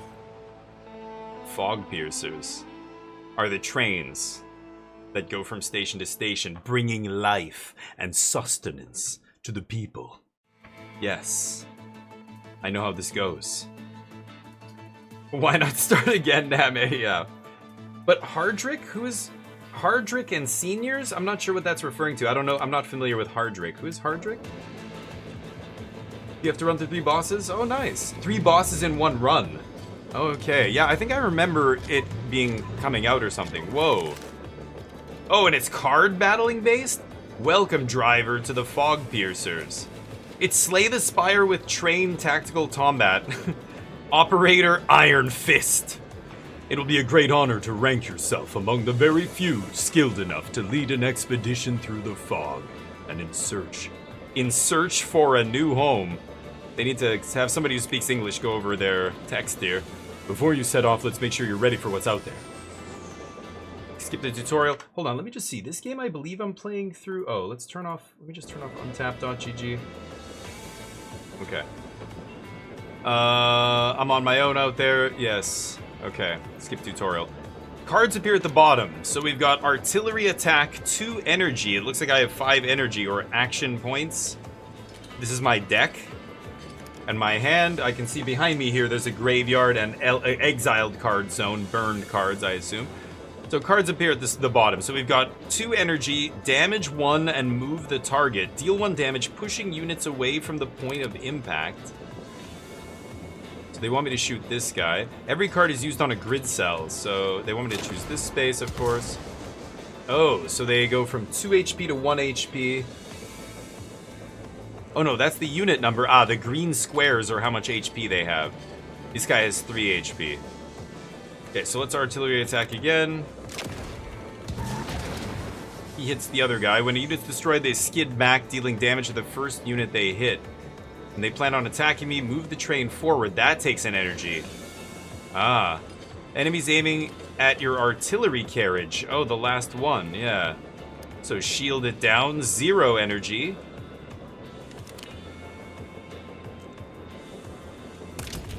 Doesn't actually say what the shield... 1 shield to a unit, but I can't hover over shield and see exactly what that does. I assume it negates all the damage. So we're out of action points now. We move the train backward and forward. Looks like it costs 2 to move again after the first move. Interesting. It's end of turn. Enemy moves. That guy shoots. We block. Okay, they're targeting 2 cars. So move the train forward. Let's try something more fun. This card is no longer a stranger to you. It'll become a dear friend soon enough. The artillery card. Some cards move adjacent enemies away. Make use of this to force enemies into friendly fire. Oh, if I shoot it here, he bounces diagonally away? Whoa. That'll bounce him into the train. Oh, interesting. And now they're going to shoot each other? Usefulness is second only to train rams. Oh, and now they want me to knock them into each other. Wow. Okay, that's interesting tactical combat. And savor this moment. They're going to destroy themselves. Or destroy each other. Last enemy just 1 HP, but we're limited by range. Each card has a visible pattern. In order to solve this, we'll have to move back twice. Yeah, I can't shoot anywhere around me. If I shoot here, he'll bounce into me, right? So, move it back. And then move it back again. And now we artillery attack. Because now it's the range from our artillery car, yeah.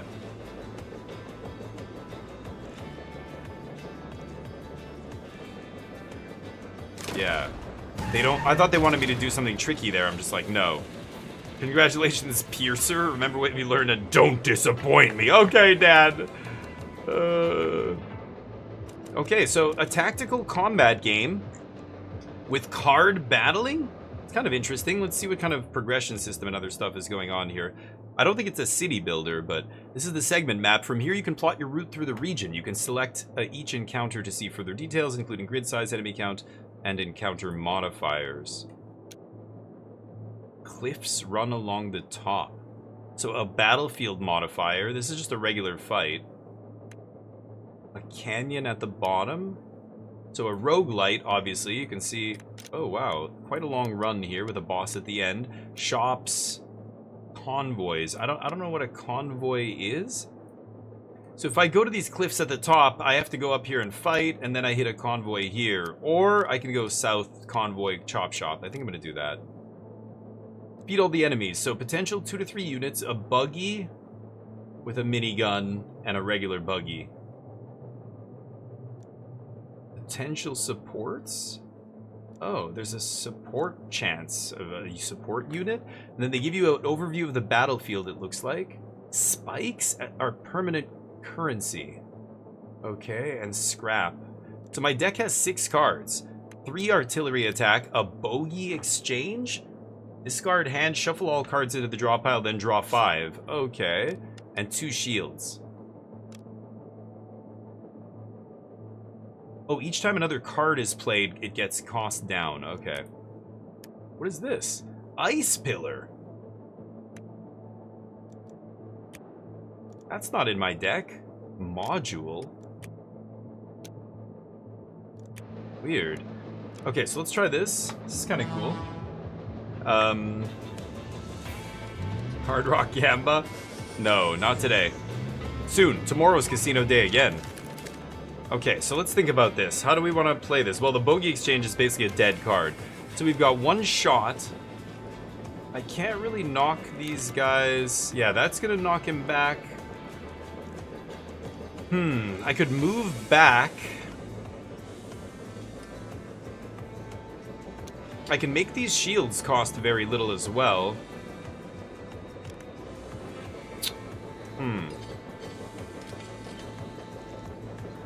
So if I move up, is this guy gonna attack me? I don't think so, right?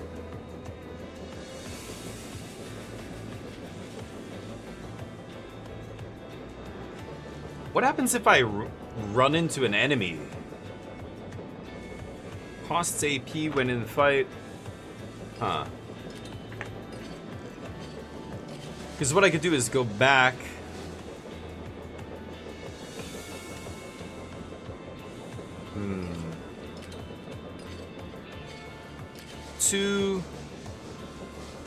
Maybe I should just redraw, honestly.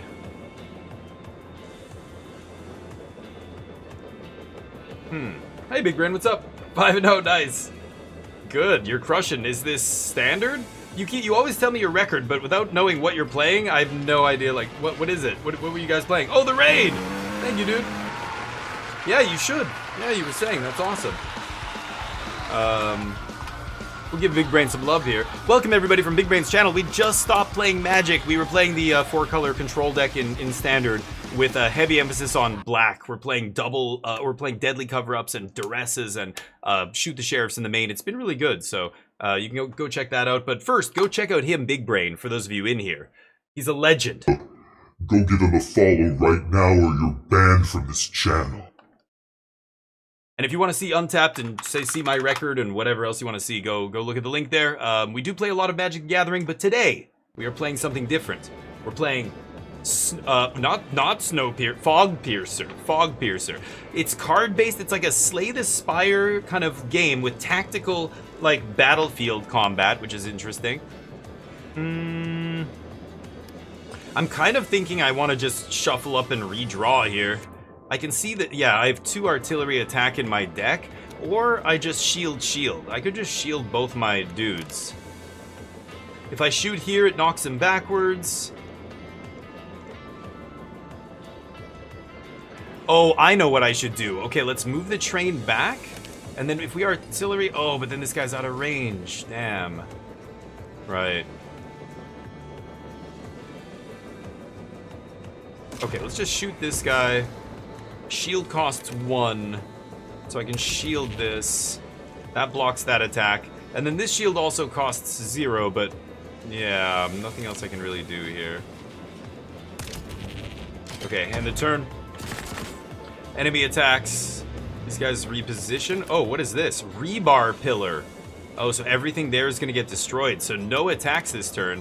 Can I shove these guys in there? I can't, but this is going to push this guy forward. Oh, this guy's talking. Environmental hazards incoming next turn. The number next to the lane tells you how many turns. Yeah, we're still in the tutorial part here of this game. There's a bunch of games. I always give away free keys to games. There's also games that are free right now if you want to go download them on Steam. Like, for example, one of the other games I was going to play is called The Life and Suffering of Sir Brandt. Go check it out. That's supposed to be really cool, and I think it's still free. It might have just stopped being free, but I talked about it on the Discord. Might be too late now to say it. I've talked about it on stream, I think, as well, but... Okay, so we know, yeah, rebar pillar. Okay. So the problem is I can't do anything about the pillar, but I can certainly kill these guys. So this guy's gonna get pushed forward, hit this guy, killing him. He dies, he falls backwards, hits this guy again. That guy takes another damage, so I think that's gotta be the first play here. Okay, that guy's at 1. We'll just finish him. And I'm gonna move back by 1. I can still play a card. Yeah, it doesn't matter, though. Okay. Rebar pillar goes by. Alright. Now we destroy this enemy. Shoot. Shoot. Alright. So destroyed all the units, didn't take a lick of damage. Each encounter type has different set of rewards. Claim as many as you like. As many as you like? So add a card to my deck. Out of the Furnace. 0 mana, exhaust. Exhaust a card from your hand, adds AP equal to the exhausted card's AP cost. Whoa. That's powerful. Holy shit. Emergency Shield. Shield 2.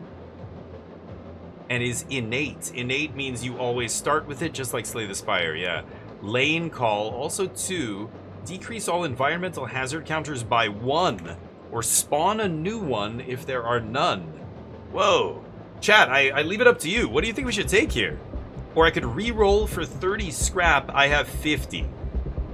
I kind of like Out of the Furnace. I want to keep my curve low, and this sounds insane. Like right now, I'm not going to be able to make a bunch of mana and dump my hand, but at some point I can draw a bunch of cards, sacrifice one of them to this, generate a bunch of mana or AP, and then play a bunch of stuff, right? I like Furnace here.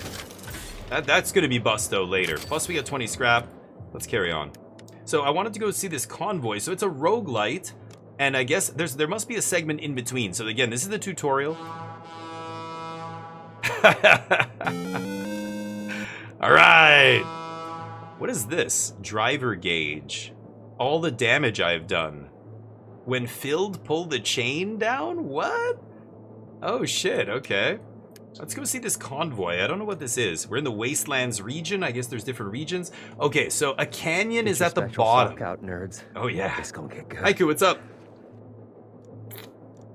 There's a line there. That yellow line is a cliff. I guess if I knock enemies off it, they die. Ooh, unknown unit. Unknown unit. 2 to 4 unit potential. Yeah, let's do this. So it's a deck building game with some tactical combat. Really lucky. Hey, buddy. Owl flying through the sky.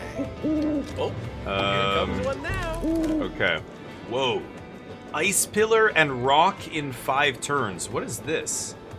Oh, this guy's talking. The convoy unit's a support unit. It does not attack. If there are only support units on the grid at the start of the enemy turn, it will escape the fight and no reward will be collected. Whoa. Convoy vans will leave the fight at the end of the player's turn. They'll leave the fight at the end of my turn? Carrying engine modules need to be destroyed. Okay. Can't be moved. The train ram moves this unit in the same direction and deals 1 damage or destroys the unit if there's no space to move. And it has 3 HP. Something only has 1 HP.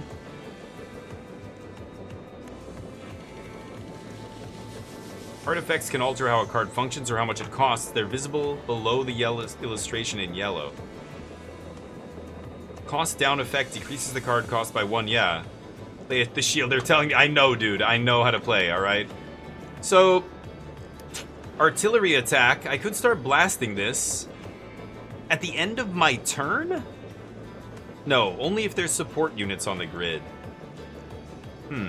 So I could use 1 energy to move. 2 more to fire. That leaves me with 2 left. This costs 1. I could just use this and then this costs 0. So I think I am going to move, get out of the range of fire of one of these guys. And then I'm going to actually hit this thing. Mistakes can be undone by resetting the turn. This is no mistake, homie. I can't move that thing, but I can shoot again here.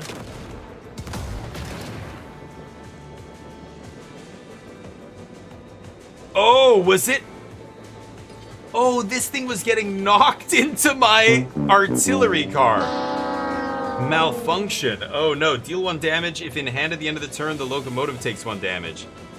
We've got a major malfunction. Whoops. Okay, sorry. How do I reset the turn? I take that back.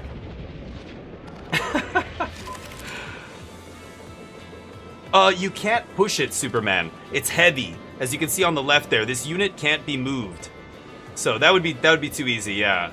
What I was forgetting was when I hit this, remember the explosion, I missed that yellow line. That yellow dotted line is the line that's showing where that other car is getting pushed. Oh. Right. Okay, so what I'll do instead is go back.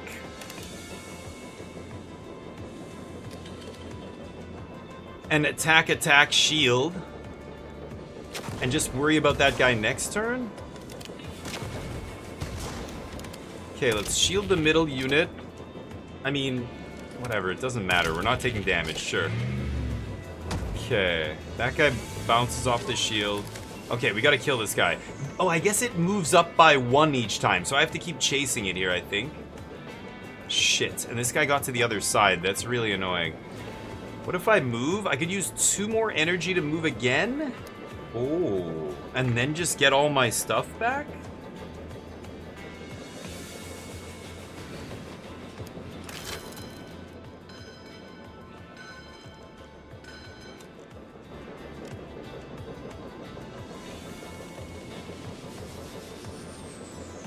Hold on, I have 2 energy left.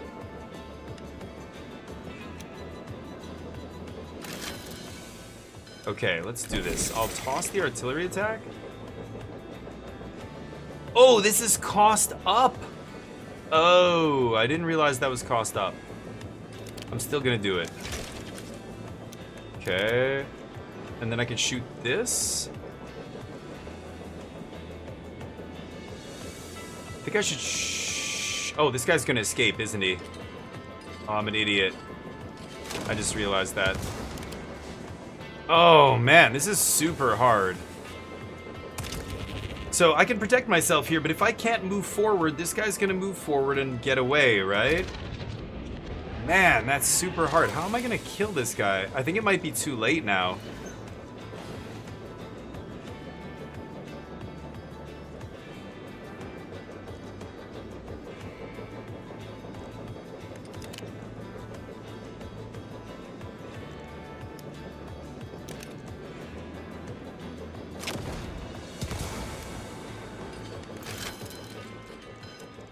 Maybe this thing went up in cost.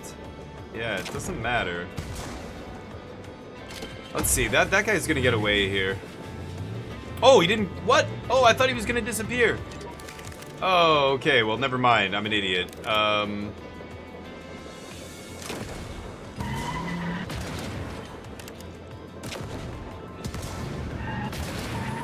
There we go. When the driver gauge is full, you can activate it to instantly get one of the 3 unique driver cards. Okay, but it was too late. The battle ended, so that disappeared. Sure. Activate a new module. Oh, that's my ice pillar. That's what I saw in my deck, but I guess now I can finally activate it. Kinetic transfer. Units destroyed by train ram decrease movement cost. Okay, so when I smash them, I can move 1 for 1 less. It's kind of interesting. Draw an extra card at the beginning of a fight? That seems insane. Give 1 shield to each carriage that adds a blue card into your deck for the first turn of a fight. That's very awkwardly worded. Give 1 shield to each carriage that adds a blue card into your deck. Which carriages add a blue card? I don't think any of them do, so that's kind of useless. I think I'm going to take Syringe here. Could obviously re-roll, but... Alright. This game's interesting. Okay, the shop. Buy cards, modules, and upgrade carriages. Even the mightiest beasts need to get their wounds patched up. Card transform available and epic card guaranteed. Go check it out. Kind of interesting.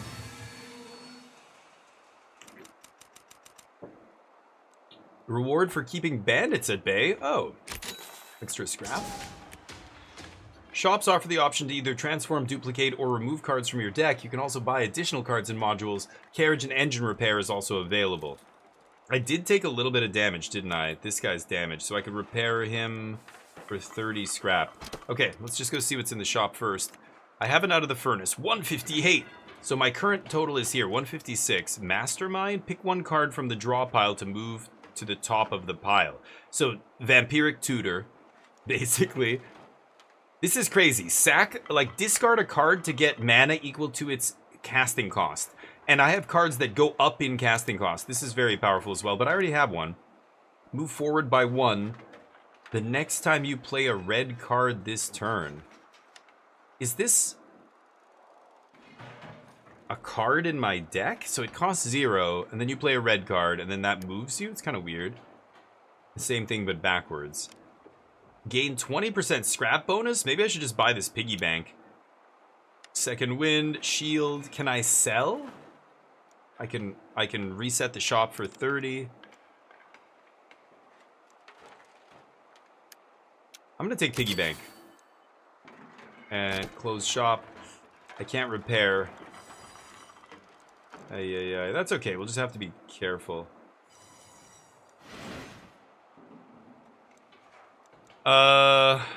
The driver gauge. So I have piggy bank, card syringe, and ice pillar.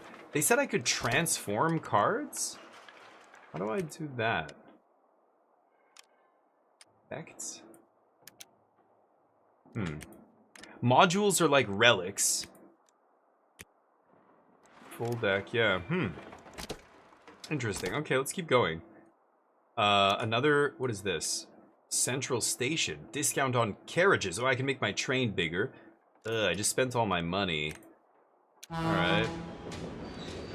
This game looks interesting. It's definitely tactical. There's a lot of thinking. It's chess-like, you know? I like games like that.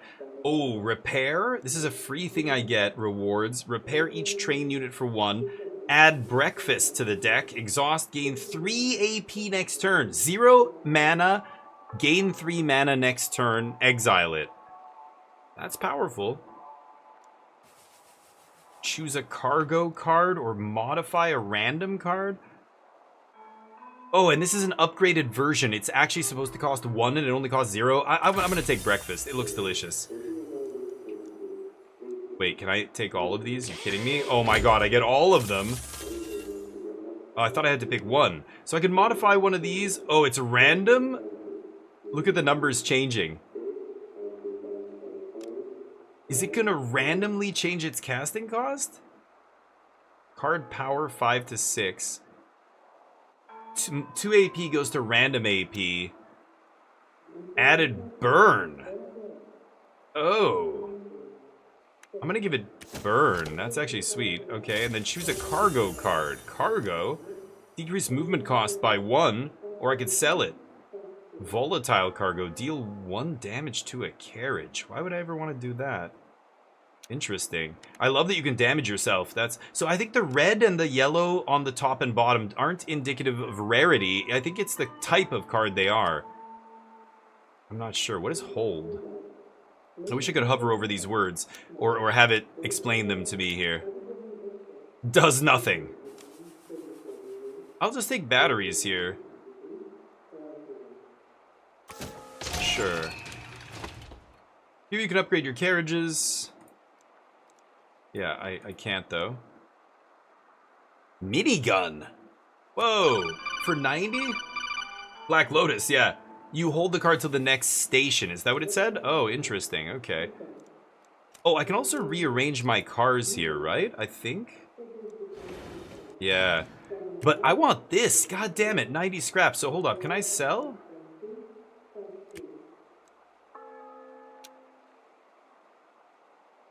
Most scavenger. Wow, look at the range on this. That's a crate. Oh, so it shoots in straight lines, diagonally, north, south, east, or west.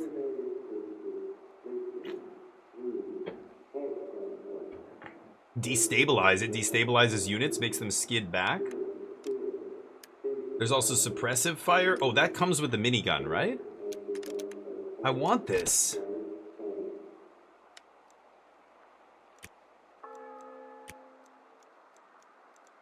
Where do I sell? I don't get it. Can I? It says the value of that thing is 48. If I could sell that, I'd... Oh, I wouldn't even be able to afford it. Shit, I can't buy the minigun car? Shouldn't have bought that piggy bank. That was really expensive. Anyway, we are living and learning here. I guess I can't do anything else. Wow, so Central Station is really good here. I guess it's the midpoint of the map that every path goes through, so you always get those rewards. Okay, let's keep going, I guess. That sucks. I would love that minigun car. What is this? Random encounter, convoy, fight with a condition, fewer rounds until the enemy escapes. No rewards. Definitely not going south. Hard transform, so I should definitely hit this. Do I go to the convoy with the canyon at the bottom, or random encounter? Let's go random encounter. I'm kind of curious. Let's see what happens. The one that... Oh, it sells for more. Yeah, but... Yeah, I could have taken that one. You're right. But how do I sell? I wasn't even able to sell here. So I'm not sure why. Oh, I can go back in. That's good. I don't know. I'm in the deck area. I can't seem to sell this. Like, I don't see a prompt. Repair.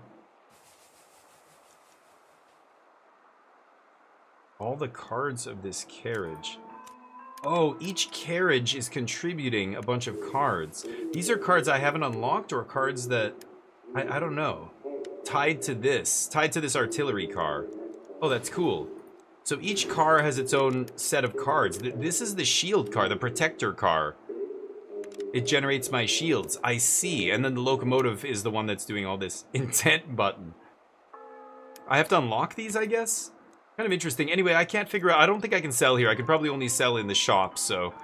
Let's carry on. Anyway. Random encounter, go. Kind of sweet. Whoa. Derailed train. Lost to the endless pursuit of the piercing the fog wall. Somebody doing what I'm doing. This noble machine can still aid us in its own way. The shape and make of the unfortunate train seems familiar, as if from a long-forgotten dream. Some flavor text. Choose one. The train holds a machine to duplicate one card. So I could duplicate one of my cards, extract a module, power boiler, gain 1 AP every 3 turns? Ooh. Use the found spare parts to repair your locomotive. I don't need that. Gain 50 scrap or nothing. I'm gonna let you guys decide. Give her.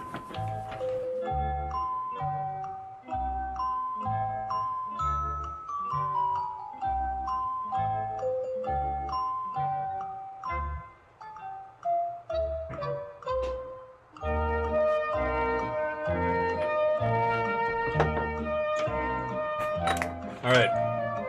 Now we've got leftover beer from the 24-hour stream that never happened, so I might as well get into it. This is a West Coast IPA from Steamworks, a delicious beer. I like to switch it up every time I do a 24-hour stream. I have different stuff all the time, but most everything I drink is craft beer from the West Coast of Canada, and so for those who don't live out here, maybe you haven't seen a lot of this stuff. If you ever have a chance, it's really good. This is a West Coast IPA. Look how clear it is. That is so... crisp and clear looking compared to New England style, like East Coast IPAs that are like cloudy, thick orange juice looking shit. I love that stuff too, to be honest, but... I was just at my cousin's place and he loves IPAs too. He had a triple IPA that was like 10.5%. It's crazy. Anyway, what do you guys like? Duplicate. Oh, wow. I thought you'd go for the power boiler. You sure we shouldn't take power boiler here? My argument in defense of this is that these relics are, in Slay the Spire, these things are relics, and they are the things that actually provide you the most value over time, because if I duplicate a card, I'll have 10 cards in my deck, which means now I have a, 20% chance to draw one of those 2 cards every turn. Whereas this is going to be doing its thing every single turn of every single game, always. And, that's just always... I'm going to get more use out of this. That's why I think I should do that. But I did say... Seems very slow. Okay, let's duplicate card. I did say I was going to go with you guys. So what should we duplicate? I assume you had something in mind. I could duplicate the burn artillery attack. That's not terrible. Breakfast. I do have breakfast, Superman. See, that's actually a good reason to not take the relic there. Maybe breakfast is... I have a bunch of mana creation. Breakfast and Out of the Furnace both generate mana. So maybe I don't need the thing there, the power boiler or whatever it's called. But I don't have any great cards. Whenever in Magic, whenever I'm like, do I want to copy something in my deck? It's got to be something really, really powerful, right? For me to want to copy it. So like that 2-mana red spell I put in my control deck sideboard, it's just there for the Jeskai Revelation mirrors, because copying that is so busted. Like that's the kind of thing I want to do. So, but here we are. What do you... Oh, I can cancel? I can actually still maybe go back, but I'm going to let you have it. What do you want? The second breakfast? You want to do third breakfast? Or I guess it would be second. What am I saying? Yes. I feel like I already had breakfast. This is my second. Okay. Fuck it. Yeah, I like that. I mean, it's powerful. Yeah, shit. All the breakfasts. Oh, man. So we have a ton of mana generation. That's one of the, you're like a mad scientist, right? You've got these 2 vats of liquid. One of them goes up, the other one has to balance it. So in card games like this, just like Magic, too much mana, not enough gas. not enough stuff to spend the mana on, not good. Too much gas, not enough mana, not good. Those two things must be balanced so they flow. If one of them gets bottlenecked, too much mana, not enough cards, you know, you're jammed up, and vice versa, right? So I have a shit ton of mana now. I need ways to draw cards. Bogey Exchange is a way to do it, but I want more card draw in this deck. I want more attacks too, but I didn't see a time limit on a lot of stuff. I'm just going to keep going on our battles here. Finally, back into a fight. So we've got 5 to 7 units. Yikes. A canyon at the bottom. We get a card transform reward. And then potential units. I think this satellite dish means they get called in after the fact. Logs. Oh, okay. There's no tutorial or codex kind of thing for me to check. That's what I was looking for there. Okay, so let's jump into it. So you look at the conditions of the fight. There's going to be a lot of enemies in this fight. Bandits. Prowling the wasteland. I can't rotate the camera. Whoa, and they are swarming. So they all drive up immediately. Now, this canyon is right here. We're going to get a rebar pillar and an ice pillar. The ice pillar always starting. Oh, and I can do this. I don't know what this does.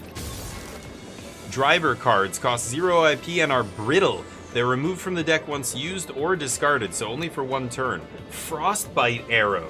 Damage 2. And apply stun. Epic rarity. No cost, must be played this round. Damn. Okay, so you build this bar up. When I do 20 damage overall, I get to activate this special ability. That's awesome. So how am I going to play this? Now I have so many options here. I could turn this into mana. This is going to get cheaper and cheaper every card I play, so I can play this last. I kind of want to redraw. This is going to go up, up, up, up in mana. So I could sack Bogey Exchange once I play a few cards, and it generates like 3 mana, but I need a way to redraw. I don't have a way to redraw cards. And then let's consider what we're doing here. So these enemies, these guys have 3 HP in the front. These guys have 3, 2 over here, and then 1 on the motorbike, and 2. Okay, so what if I go back by 1 space? That's 1 energy. And then my artillery, because you can see the range here, right? I could shoot this guy.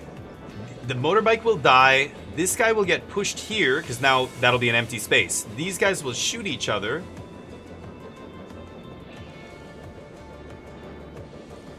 Yeah, I think that's the best start here. Back by 1.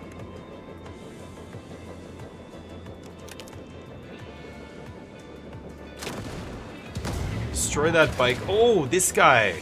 Shit. The diagonal. God, I keep forgetting about that diagonal move. Son of a bitch. So this is damage now. Moving the train into a unit destroys that unit. Unless it's heavy. What? It destroys it? The ramming train unit takes 1 damage. You mean my locomotive would take 1. And shield can prevent the damage. Interesting.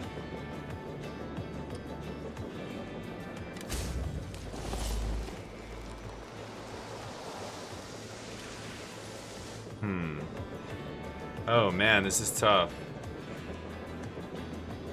This is really tough.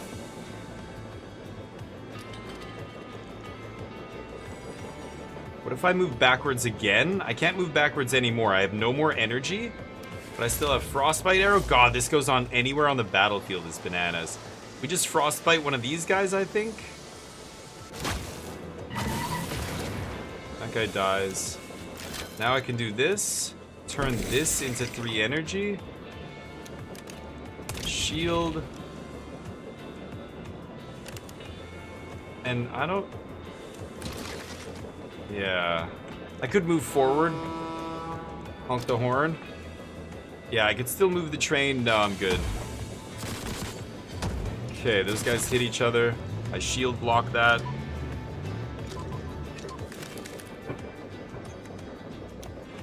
Oh, shit. Too much breakfast. Okay, so I've got 5 energy, and I can use it, basically all of it for moving. Like, I can move twice. In one turn, there's going to be an ice pillar there. I got artillery attack here. I think that kills both these guys, right? Yeah. Boom. They both go off the cliff. And then I can move. And I guess I'll do this again. Because I can. Ooh, that guy got smoked by the ice pillar? Nice. Yeah, the ice pillar hit him. Okay, this is pretty easy. Shoot that, and then they both die. Oh, the diagonal movement. So our middle car took a little damage there because I forgot about that diagonal movement, but we did it. That was sweet. Oh, sorry. By the way, I did a couple of Vault Breaker runs. Nice. Hey, do you want to play right now, dude? If you're free at any point in the next few hours, I'd love to jump on some Marathon. I want to play it on stream, but we've been playing it on the side. Big Kev and I, Berm has been joining us. It's been great. I really like Marathon, and they just introduced a PvE mode that's actually really fun. I love the Vault. The Cryo Vault is such a sweet map. It's very awesome, but I'm having a lot of trouble with navigation because the way the map looks and you can't zoom in, and it's like navigation is still my biggest issue with that game, especially with verticality like the Vault has, you know? But, right. Oh yeah, like super quickly too, Kev, yeah. What about 16 what? Thieves? Oh, 16 Z's? I see. Breakfasts? Yeah. 11 Z's? I love... Dude, breakfast is by far the best meal of the day. It's the only meal you can eat cake and literal garbage, and it's fine because it's breakfast. Cake covered in chocolate chip pancakes with syrup, and chocolate muffins, and, like, waffles with whipped cream, and, like, just... I've had some insane breakfasts. I like chicken and waffles. Fried chicken and waffles. Oh... So good. Transform one card into... I didn't even try that until I think I was almost 30 years old the first time I ever had it. In South Korea, actually. And it was awesome. It was so good. And then I had, like, better stuff abroad, and I was like, oh, this is awesome. Bananas I love. Eggs are my, like... eggs are part of every breakfast. Even in the pancakes, there's eggs. In everything, there's eggs. Eggs are an essential part of breakfast, whether you're eating just the egg itself or mixed in with other stuff, right? Full English breakfast, I'm down for, but not all the way. And this is where, you know, it's English food. It's never going to be the greatest, right? But stuff like the tomato, the, like, whole, like, half a tomato and shit, like, I'm not crazy about that kind of stuff. Tomatoes and onions and things need to be chopped up fine and mixed in salsa and, you know, all that shit, I'm down. But giant slab of tomato, like that and Marmite haiku. A lot of English people put Marmite as part of that English breakfast. Yeesh. Is it Marmite, right? Yeah, there's two. There's Vegemite, that's in Australia, and Marmite's what they eat in the UK, right? Transform. So this was our special card reward. Another random card. What should I change? I have very few attacks as it is.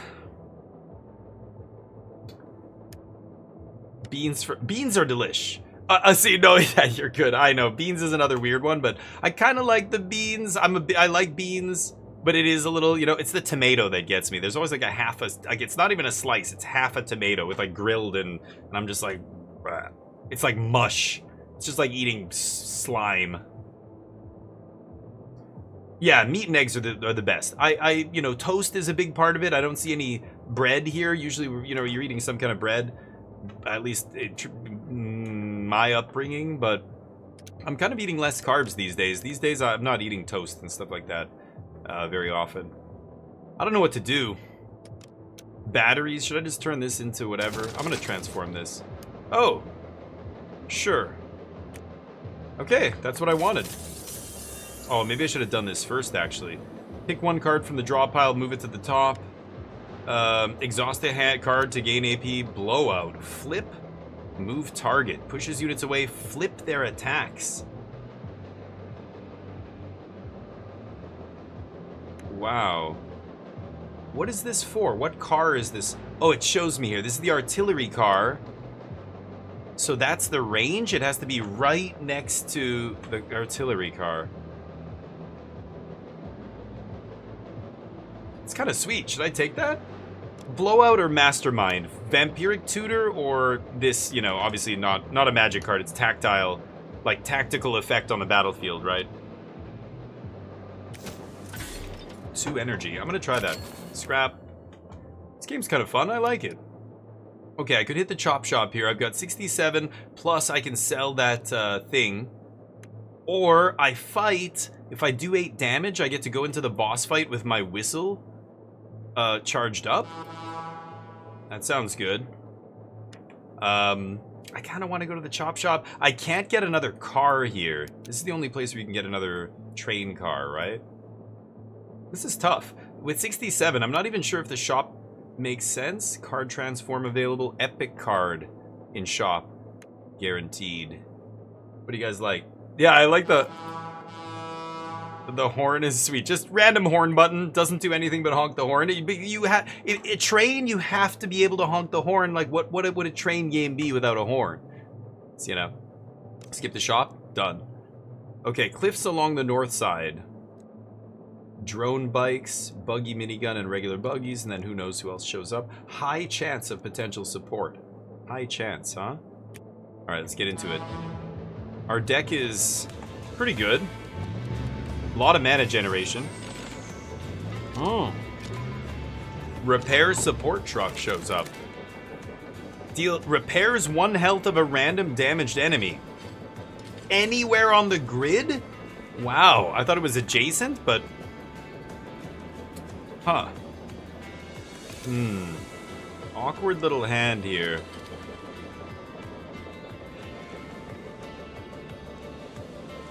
Oh, this thing has 1 HP? Okay, well, I think we just moved back... twice?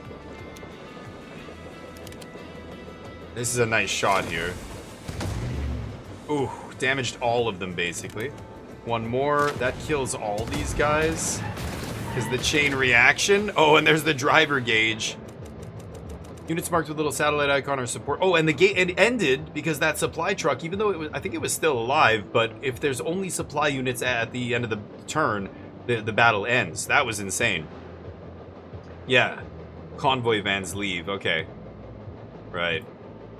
So we get another card. I already have a blowout, right? I took the blowout? Emergency shield is 2 energy, gives you double shield. Shield 2. It gets cheaper and cheaper when I play other cards, and it starts in my hand. Preempt. Exile, gain 2 mana, and then start next round with 2 mana less. Ooh.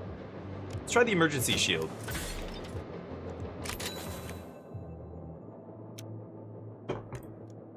Alright, this is our first boss fight. One of the leaders of the Fog-touched bandits. Enemy support unit confirmed, so there's guaranteed support unit. Boss we've never seen. Buggies with miniguns and regular buggies. Okay. Let's see. Wow, here we go. Monica Cold Snap. Holy shit.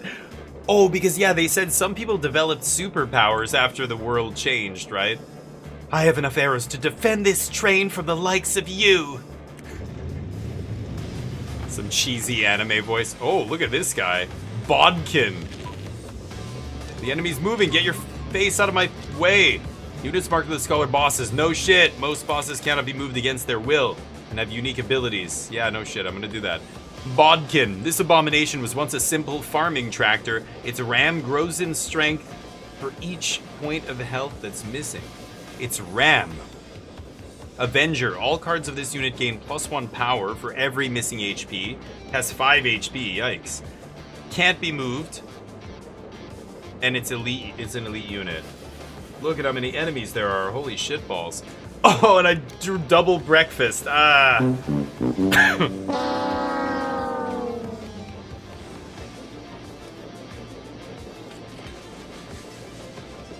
What is this? Shield support truck. Oh, it's telling me which enemy is gonna get a shield here. Okay, we've got concrete roadblock in 6 turns, 7 turns. That's too high. I think I've got to move back. If I move twice, it costs 3 energy. It leaves me with 2. I go artillery, breakfast, and then I get a free shield because this will cost 0. It'll go down for each card I play, right? And then we just toss this. Yeah, that's fine, I think. So we move twice. Now, how can I do the most damage possible here? Okay, if I do that, this guy's gonna hit this.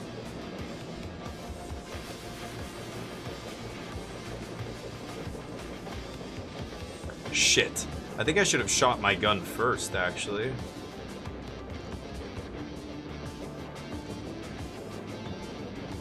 That's pretty good.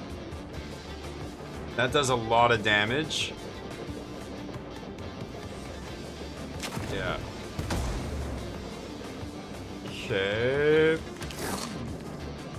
Breakfast. And now I can emergency shield this, and even though it's getting hit from both sides, it's going to have double shield here, right? 2 shields. Yeah, the 2 blue squares. So I can absorb all that shit. We're gonna gain a lot of AP next turn. This costs 5 now, but... Oh, I can do this too. I could stun something? Oh, these guys are gonna hit each other, which is fantastic.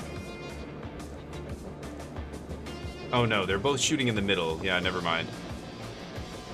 Oh, okay, never mind, yeah. That guy's not gonna get shield now because he took damage?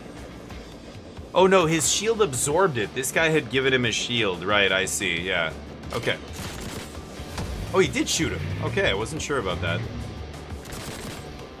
That guy blocks. And you can see the turn order here, the order they take their actions in. Holy shit. Oh my god. Okay, we end up with 11 mana here. Holy shit, all the breakfasts. Okay, blowout is pretty sweet. So this is on the artillery car. Pushes units away, flips their attacks. So if I push this guy away, he slams into him. Let me think about this. This is burn.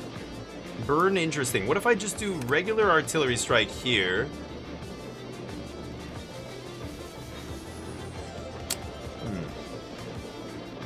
This kills 3 dudes.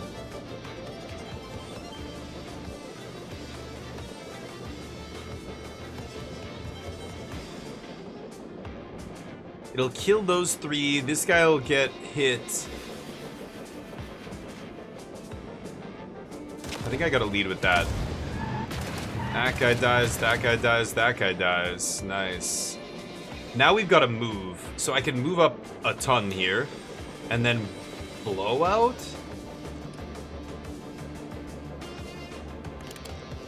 So if I blow out now, that guy kills him. And that guy goes flying up there. What if I move up by 1 and then blow out from here? Then what happens? I still think I should do this. Okay, that guy dies. These guys' attacks are now pointed the wrong way, so I only have these guys to worry about. But again, I have so much mana here.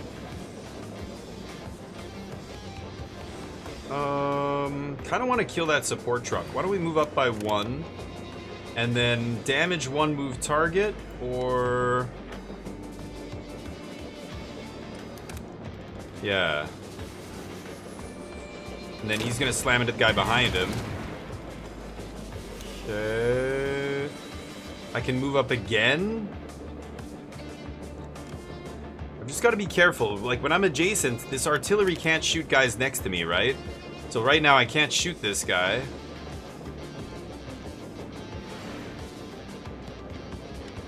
Yeesh. Yeah, this is gonna take a hit. My artillery car is gonna take 1 hit, but that's not the end of the world. This will send that guy flying into my train car and damage it. I think I'm just gonna hit the boss here and put burn on him. Yeah, he's burning now. Nice. Sweet. Autistic's favorite game because trains? I mean, sure, it's definitely interesting. I imagine there's people on the spectrum who'd be attracted to puzzle-like games like this, but I know what you're referring to. Yes, the stereotype of autistic people in trains, because they're very they're in a loop, right? They're like, trains are the only thing that can't just go on forever. The trains are inherently always in a repeating pattern because their tracks are you know, always looped, right? Trains are awesome, yeah, like they are awesome, but I know what you're saying though. Yeah, it's but honestly, I think like really though, autistic people or anybody on the spectrum probably has much more, I don't know, affinity for games that are puzzles, I would imagine, and something that is like, you know, however your brain is kind of like, ooh. I mean, even me to some extent, I'm like, ooh, I like the satisfaction of putting together these, like, it's like putting a nice pool shot and having it ricochet and slice that ball, and that one goes in there, and you're like, oh my god, that was awesome, you know? Oh, I just realized I haven't even used this. Let's use our Deathly Chill here. 0 damage. What? Why is it 0? It was 2 damage last time. What? 0? Oh, this is a different card. Oh, right. The other one was Deathly Spike or something. Oh, it gives the driver, or the locomotive gets shield 1. Oh. Okay, let's stun the boss here. Okay, let me think about this. So I have 5 energy.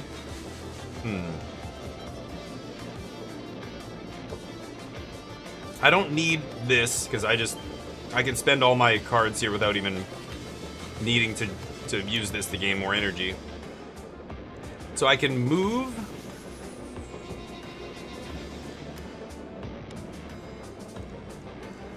This guy's 1 HP.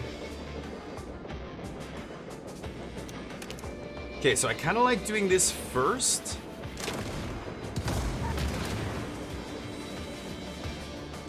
And then move. And then chill. The boss. Shield here. Locomotive gets shield. I can even give this shield. And then I just end up with a bunch of wasted mana. Go. Ooh, that guy wrecks him. I didn't even plan on that happening. Missed that. The boss is in deep shit. He's at 1, so...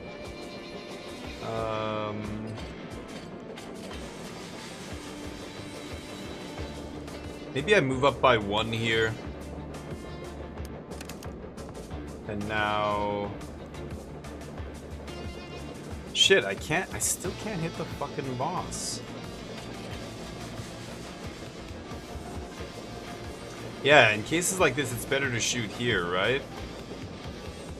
I could bogey exchange? No, that's silly.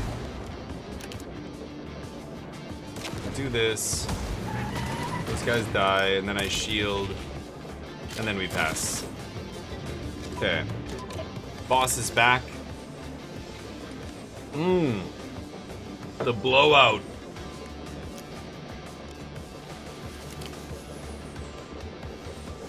Well, I can't do... I've got all 2 drops and 5 mana here, so I can't play 3 of these cards. I can only play 2. I can play 2 and then move 1 and just dodge that attack, right? Let's just blow out here. Because our artillery car is too close to this guy. I would have to move twice in order to shoot once. Wait, is that better? So I move 3 and then... only cast 1 thing? Blow up this guy? I guess that's okay too, right? 1. Yeah, okay. That's better, right?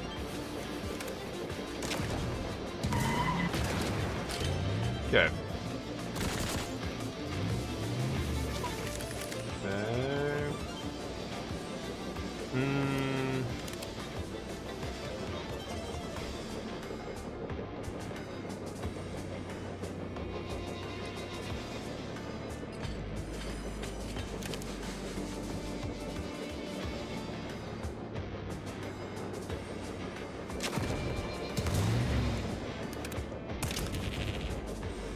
Oh, I only have 1 left? Oh, right, yeah, this. Bogey exchange, smash! Nice! There we go. Okay, barrier dodges. It gets dodged. This is going to be an ice pillar on the other side, but now we just kill this guy and we're good. Nice. Sweet. I like the shield ram. That's sweet. Bullseye. All right. It's a cool game, actually. Tactical combat is interesting. It reminds me of, if you guys ever played a really sweet game called Into the Breach is like this. The devs that made Into the Breach actually made another game, a different game before that that's really good too. And I can't remember the name now. Oh, shit. I can't remember the name. But upgrade the locomotive. Wow, we trashed so many enemies. That was awesome. They dropped extra scrap, bonus 24. So you can take these in any order, which is really nice. So let's upgrade the locomotive. I don't know what you can do here. Okay, cancel a unit's intent. Now that's in a straight line away from the locomotive car. Instantly increase current and max health of the train unit by 1. Whoa, that's interesting too. So wait, instant. So this just happens now and that's it? They're used immediately, not added to the deck. Whoa. Should I just max bump up one of my cars? I feel like the artillery car is the one I should bump up, right? Ooh, that's interesting. Or do I take 2 mana cancel? I have a lot of 2-drops. I need more card draw. FTL, that's it. It was the guys who made FTL. Yes, faster than light. Yeah. I should look into the rat line. I think I played it. Yeah. I played it, Nano. And the other game that I was gonna play, I think is like that, but I'm not even sure. Anyway, I'm gonna take this. I think I like buffing one of my cars. Oh, it's the locomotive. It just I thought I would get to choose. Modify a random card. Breakfast gains 4. Dynamo. It becomes 3. Why is that bad? Or why any damage taken by this unit, including shield damage, grants bonus AP next turn. It costs more, but then if it gets damaged, oh, that's interesting. Destabilize. So when I hit somebody with this, they skid backwards. I do have a lot of attacks now. Oh, I mean, this isn't a new attack. This is buffing one of my attacks. Okay, let's do that. New module. Second wind. Gain 2 AP if the locomotive has 1 AP at the 1 HP at the beginning of my turn. That's not going to happen very often. Fortress. So this is always going... Oh yeah, because my blue train car is the one that's adding the shield cards. So it's always going to give my blue, shield car a shield on the first turn of every fight. I see what that is. I didn't understand that at first. Fight back. There's punch. When a carriage is destroyed, destroy the unit that dealt the final blow. That's not going to come up very often. I feel like Fortress, I could re-roll 228 scrap, but I'd rather just buy out the shop. This is also us finishing the run, so now I'm not sure what happens. Oh, another region. Holy crap. Okay. This is the thing we just did. Wastelands, more canyons, Misfits territory, higher chance of support units. Or same thing, less canyons, more canyons. Narrow fights are more common. Narrow fights, that's good for blowout. Narrow fights, huh? I don't know. I'm not sure. North or south, chat? I'll let you decide. More canyons and actually I think and higher chance of support units, or less canyons, narrow fights are more common. Canyons I think are good for me. I can go to the middle guy either way.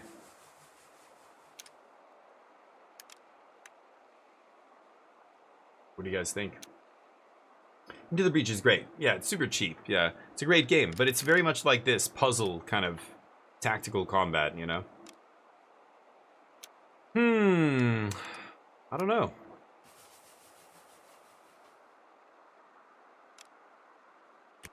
Alright, let's go this way. Oh, gain 1 AP for every 10th unit intent? I don't know what unit intent means. The 10th thing I do with, like, unit action? This one is second wind. Okay. Let's go here. I don't know what this is, so. 3 modifiers. A short grid. Cliffs run along the top. A canyon at the bottom. Hard transform reward. Get a module. I really want the module van. But then I only have one choice. A fight on a narrow grid. There's a shop. I have a lot of scrap here. Card remove reward? Oh. Would I remove something? I don't even know. I don't think I would. But I want that shop. I guess there's a shop here. So I could go straight through the middle. What is this? Veteran fight. And then Central Station. I guess harder enemies? Let's go straight through the middle. Convoy, baby. Let's do it. Here we go. Banditos. The fog. What did it say? The fog takes something? Or that's what made this guy appear, I guess. Disabling support truck. It disabled. Oh. Essentially, it's blocking me from using it? It's cool. Well, I can still sacrifice it, right? Perfect. Oh, look at these cannon truck. A large cannon mounted on a truck. This unit launches ballistic projectiles. Deals 1 damage. You can see the attack range. Impact is only 1 square. Or cannon. Yeah, that's all they can do. Didn't realize you could actually bring them up like this. Okay, that thing is gonna get destroyed. It's gonna escape if it's the last thing on the battlefield.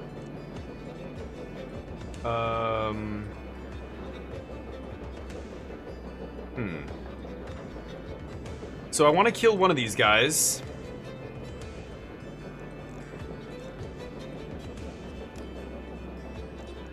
These guys have 3 HP each.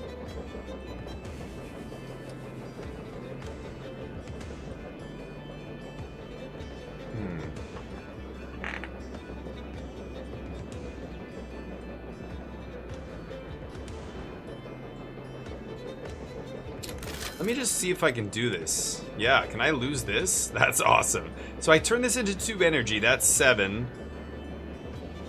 I kind of want to redraw here. I think I should do this.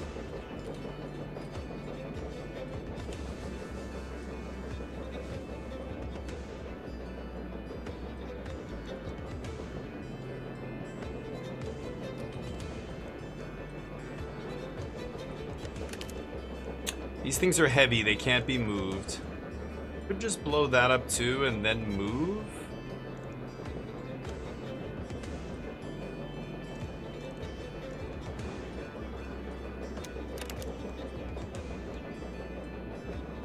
So if I push this guy away, he's gonna miss. Yeah, I think I should do that. And then this supply truck's gonna burn, so it'll slowly die.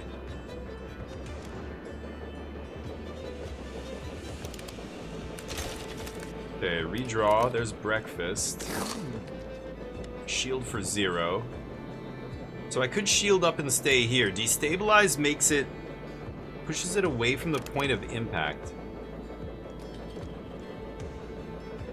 Yeah, I could just blow this up. Move, move.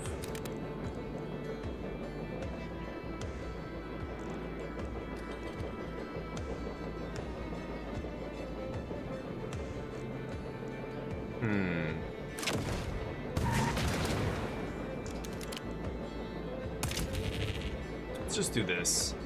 End the turn. This guy burns.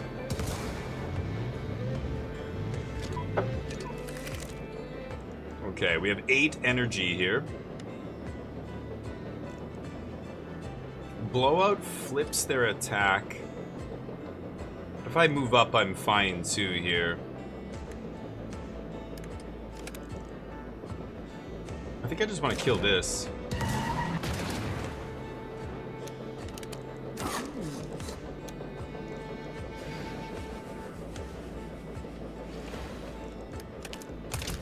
Oh, my artillery took a damage. I didn't even realize. Jeez. Okay, and... Ooh, that guy dodges it.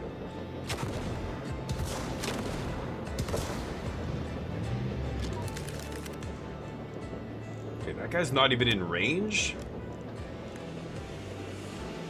Ooh.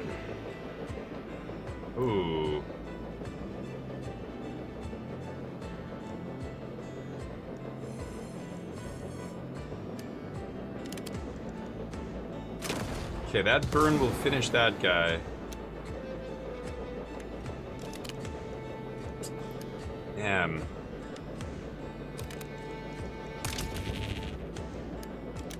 I guess I'll just finish him here. The burn would kill him anyway, but... Ice Pillar. Guy misses.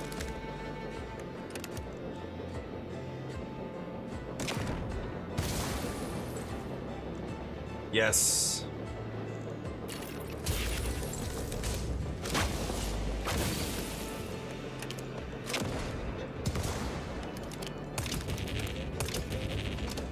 Okay. This guy's dead. Alright. Nice. Tenpachi? Okay. Oh yeah, he played for a bit, right, with us? Yeah, I hope he's still playing Marathon, but I forgot about that. I forgot Kenpachi played with us. Yeah, good. Yeah, and I want him to play with me. He was in my channel earlier today. I forgot we also played Marathon with him. So, units destroyed. I rarely do that. Protected Boiler. Ooh, that's interesting. Every 3 turns it gets a shield. Silver Tongue? Ooh. Ooh. I'm about to go into the shop, too. Get my Silver Tongue on. I'm literally two nodes away from a shop. Narrow grid here. The cannon trucks are new. Wow. This is gonna be tight. Holy shit. Okay, I think my what is it called? The blowout. Blowout's gonna be very good. Okay, I can make emergency shift cost 0 pretty easily. I've got the burn.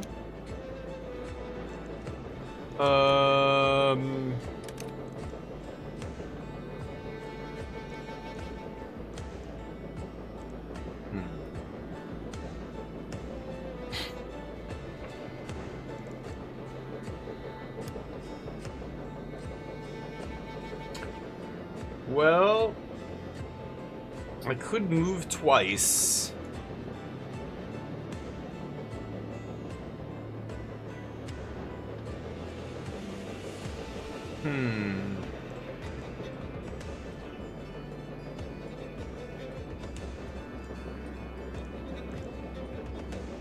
I think I should move up.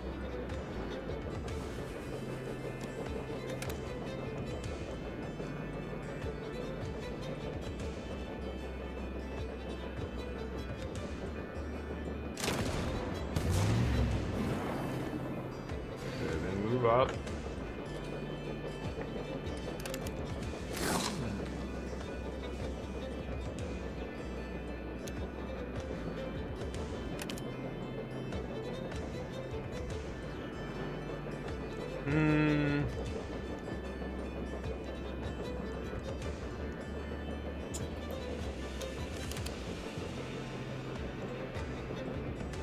Crap.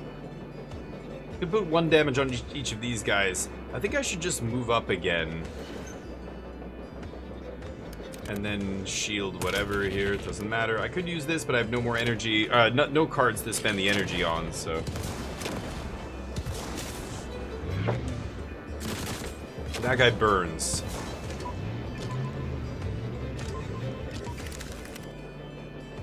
Ooh, the blowout. Gonna do 1, 1, 1, 1.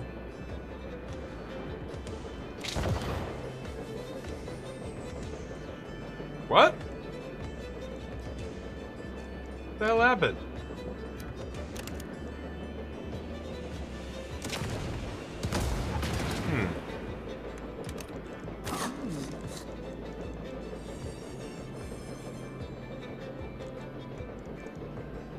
So what did the blowout do there? It pushed them, but they didn't take damage. Oh, because there's no wall next to them. So it turned their attacks away, but it... Yeah, okay. Yeah. Okay, this guy's got one missing, but the other guys are at full health. Jeez.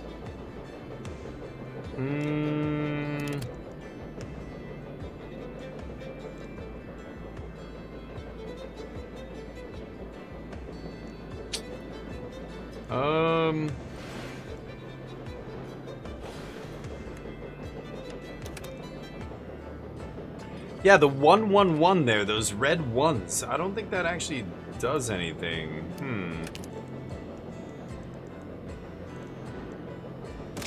Let's do this. And then bogey exchange?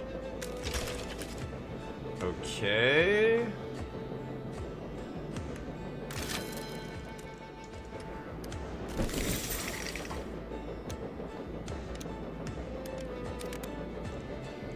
Shit. Okay, there we go. Yeah. A different Kenpachi? Oh, I thought it was the same dude. Yeah, because I was gonna say, I thought he was from Germany, but the guy we were playing Marathon with definitely spoke English, so... Oh, that'll destroy my artillery thing. There we go.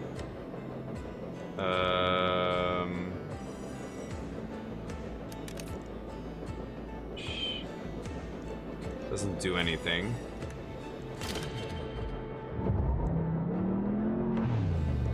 Nice! Guy got wrecked by the boulder, I didn't even notice that. Okay, we make it to the shop. Perfect. There you go, Kenpachi! The one and only. Kenpachi, have I ever played Marathon with you? No, right? I'm pretty sure that was a different Kenpachi. Because your name, I'm sure your name is from some popular something. Whatever, I don't actually know. Yeah, it was, so we played with somebody, I thought it was you. And I remember thinking at the time, oh, I'm like, his accent, he sounds like he's a native English speaker. Interesting, but yeah. The red ones are turns until they attack. That's it. Okay, I didn't see that, Superman. Carpet shot. Whoa, from like that. Shoot 3 cells in a line. 2 damage to each. 3 energy. Ooh. Picky Jester. Draw You're so 2, wise. discard. Like a miniature Buddha. It's from Bleach. Oh, the anime. Yeah. Battlegander got it. You guys all know. You are native English speaker. Okay, I don't remember. I thought you were... I thought you were from Europe. I thought you were from Germany somewhere or something. I get people mixed up sometimes. Yes, I'm very wise. I think this could be really good. It's 1 mana? Or carpet shot. I think I'm gonna take Picky Jester. Take scrap. Okay, see? I knew. See? Now you're like, no, I'm a native English speaker, and I'm like, people are like, see, Damien's an idiot. But no, I knew it. Kenpachi. Don't mislead people, okay? I know there was something there, so yes, thank you. You are in Germany, that's what I thought, and you're half German, okay. But yeah. I had a half-German buddy in South Korea, actually. Korean-German guy, and he spoke Korean and German fluently, and English really well, so he just wins all of it. Okay, let's see if we can get to this shop. Holy shit, it's so hot here right now, it's humid. Be right back.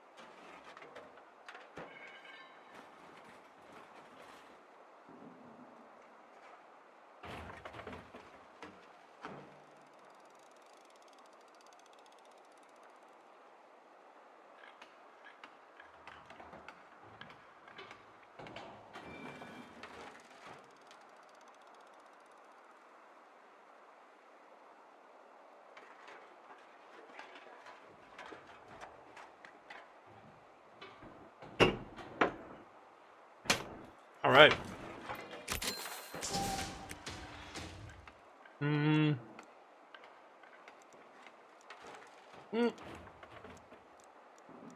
Trains are a little damaged here. I have a ton of money. Tons. Okay, we heard this before. This could be powerful, actually. Decrease all of them by 1. We have an emergency shield. Piston overdrive. Reduce movement cost by 1 AP. Every 4th move?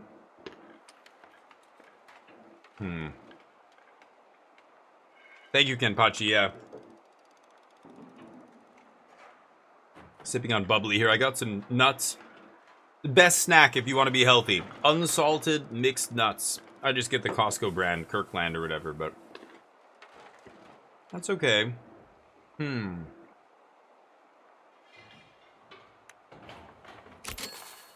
think I am going to buy the boiler. Wow. I could buy this. Sure, carpet shot. Let's go. Those D's, classic.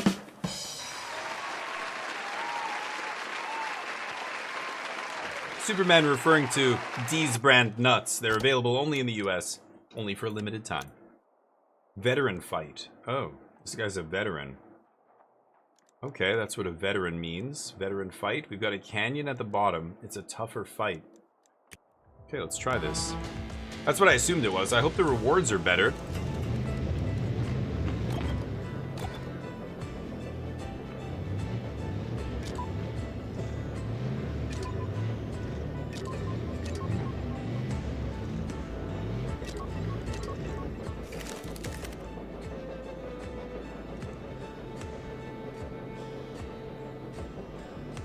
Whoa.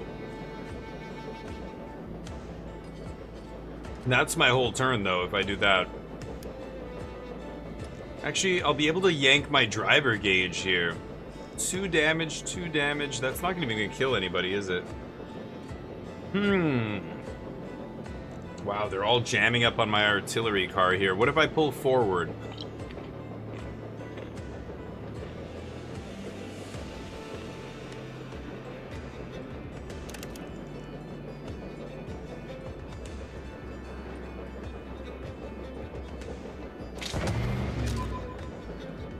Wow.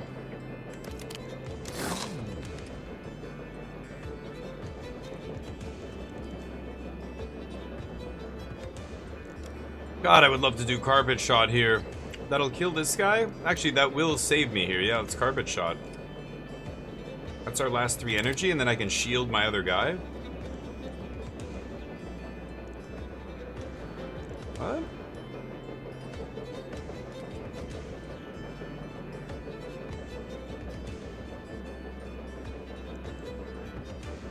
Oh, I thought it went both sides. It's only one side. Oh, it's 3. Ah, I see. Shit. Okay, so I actually have to protect this guy. Oh, I thought this guy was gonna die, actually. What am I saying? Yeah. It's 3 in a line. Okay. Ooh.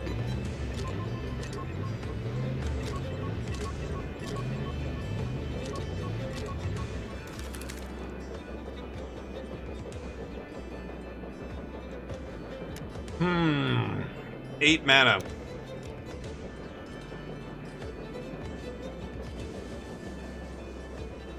Destabilize is terrible to get on this stupid ability because it, or on this card already destabilizes, right? The regular ability pushes people away. So destabilize does nothing. Never mind, what am I saying? Destabilize is when they receive damage. Oh, yeah. When they receive damage, they skid backwards.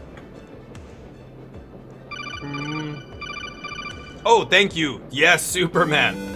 You're giving a beer. Nice. Cheers. Prost. Prost. I don't usually drink, but I have some leftover beer from the 24-hour stream that didn't happen. Shh.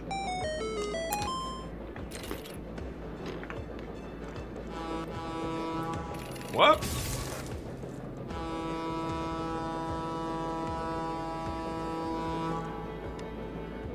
Send him a message. Oh, it's a diamond. Wow. Stun all of the units within range. So let's review here. This guy's attacking the middle car. These two guys are attacking the middle car. Holy shit, these two guys are attacking.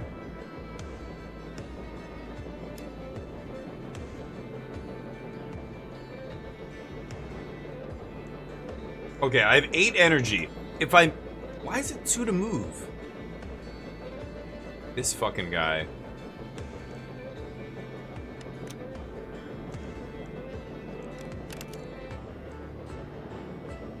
That kills 2 dudes.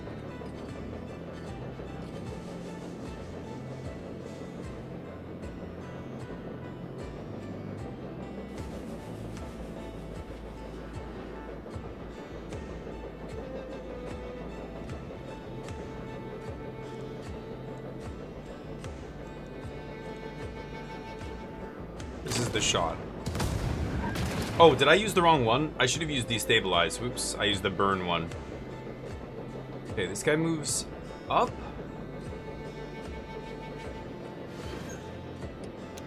And then I blizzard here, stun these guys. Ooh. Shield. Okay, so I'm taking no damage here. Now, I can either Picky Jester. I have 4 energy, so I could draw 2 here. Wow, this would be sick. If I draw the Time Twister here and I get to redraw everything. Time Twister, LED, or I don't even know what this is. This is a crazy card. This is Lotus Bloom. Right now I'm shielded up.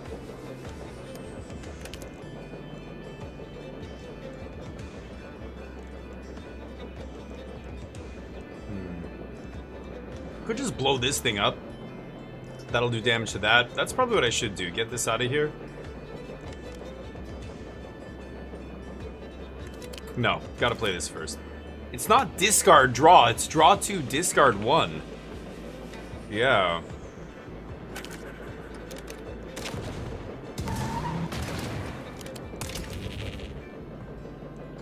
Okay. Yeah. Good move.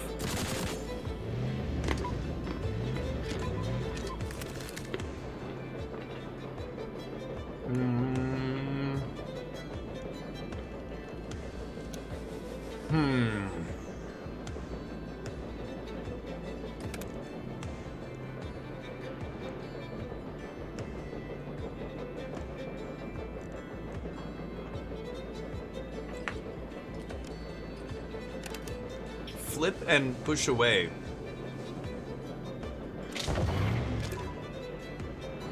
That is super powerful. It's 2 energy, but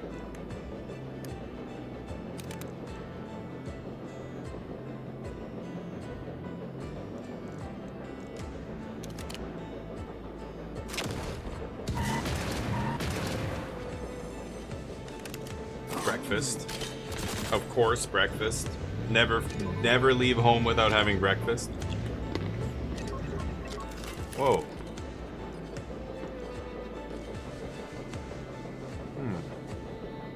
Wow.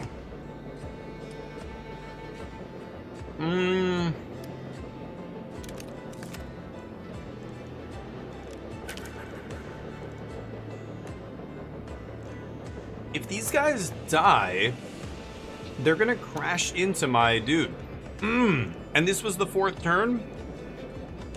This, or 3 turns? Oh, it picked up a free shield this turn. That's clutch. This is useless. We don't need the mana. This is the burn.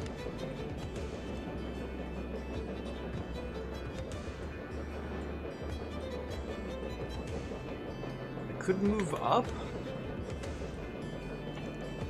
Oh, God. It destroys this guy, and I'm shielded?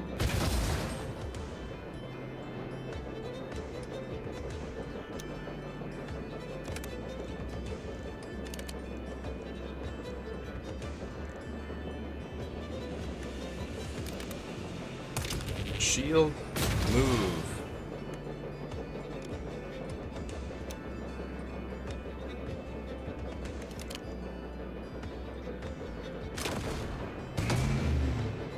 Whoa. Well, that guy just slammed into him. Oh no. Oh no.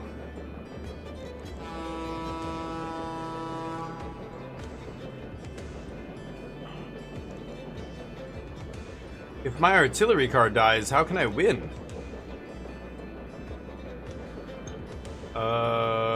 Shit. Should I redo the turn?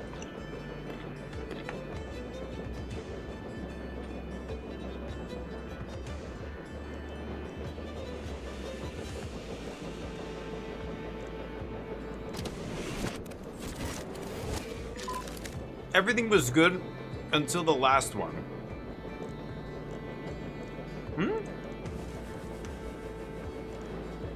Where's my free shield? Wait, what?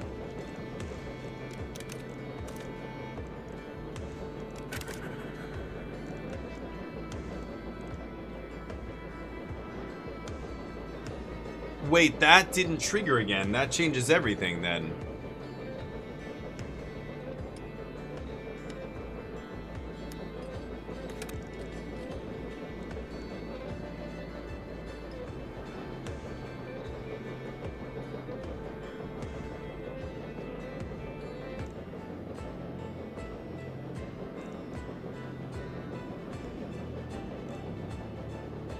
Oh my god. Yeah, I didn't realize it was gonna undo the relic effect.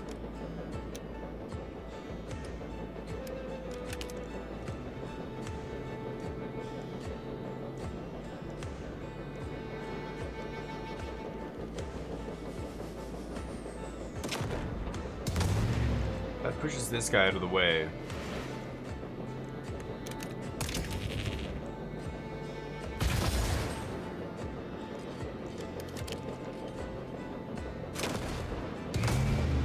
Okay. No, this motherfucker's still getting me here.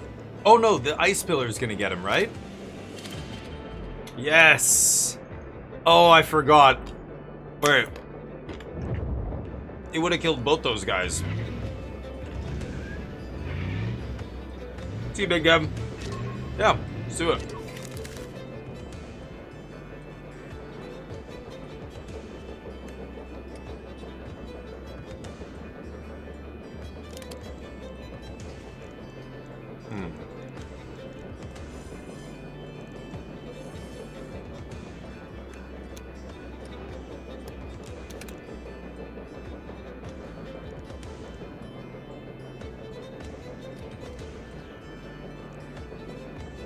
Wait. That was already wrong.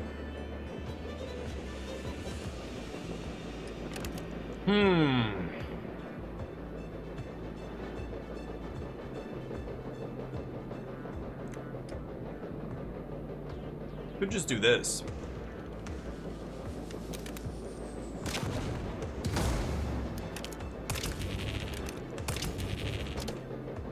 I think that's better. Ooh, that guy can take it though.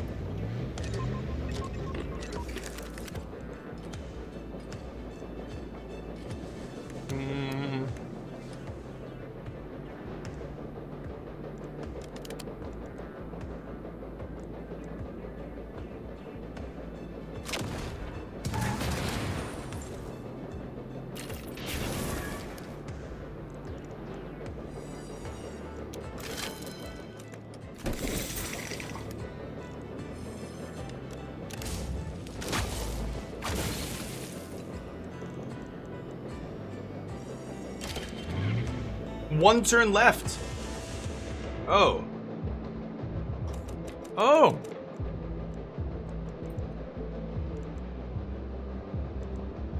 Oh, I don't escaped. I didn't get any of the rewards. No.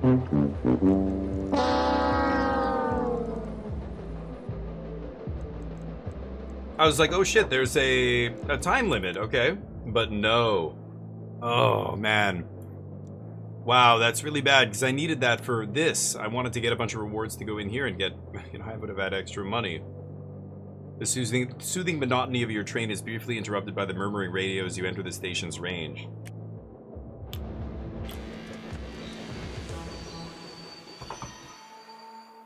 I can buy a new train car here, finally.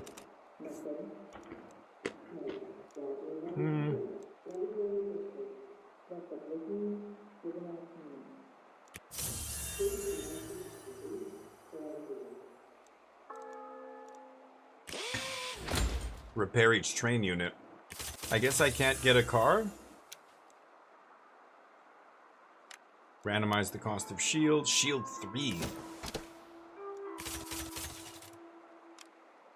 Create one temporary copy of this card into the discard pile. First aid kit. So they all... Oh, what the fuck? I can buy another car. What is it? A minigun car? Yes. How do I buy it? Buy. Ooh. Deal 1 damage and apply destabilize. And you can see the range there. I can upgrade it to precision shot. Whoa, look at that. The cone. Suppressive fire from up close and ammo scavenger and some other stuff I haven't unlocked.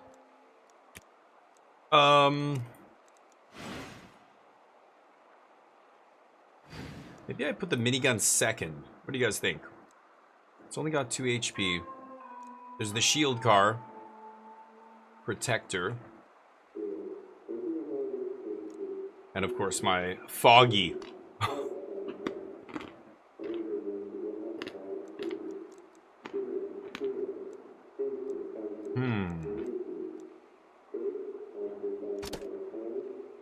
Whoa! Choose a carriage to upgrade. That's how you get more cards from their pool.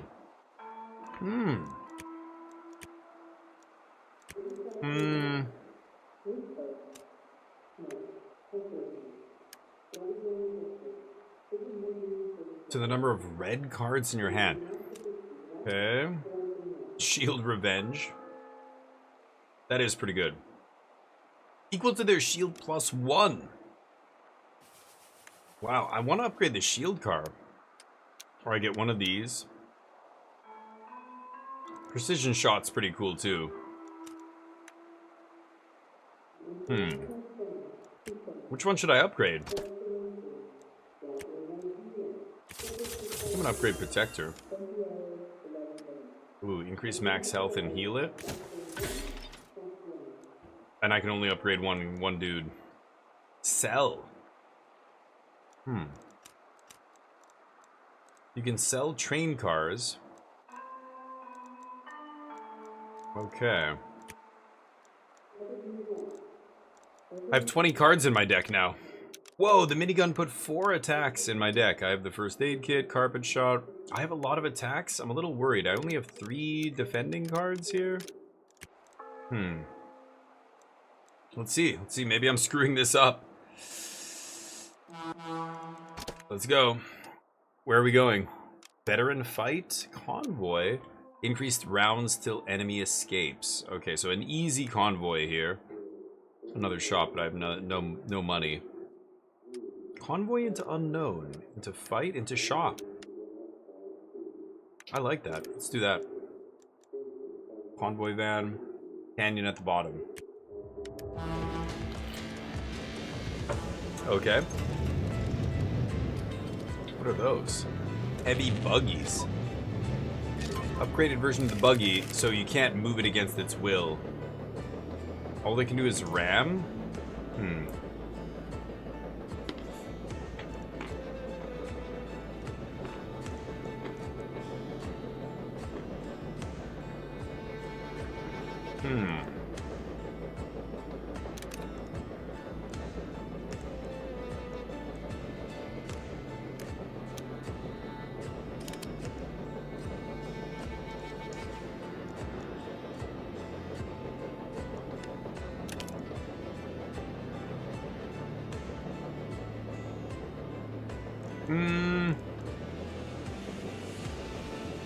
Wow, I have 7 energy here because my,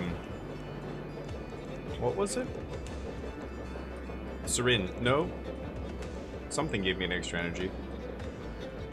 This? Oh, these are the unit intents, like what they intend to do. I see. Why does this guy still have his shield? Okay, one of these guys is blocked. I can block the other guy.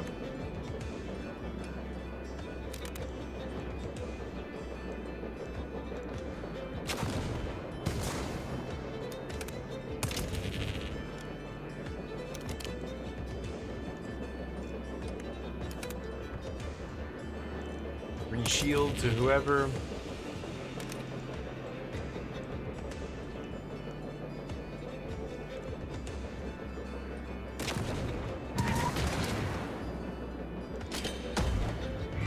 Yeah, these guys are heavy, so they don't get moved. We block.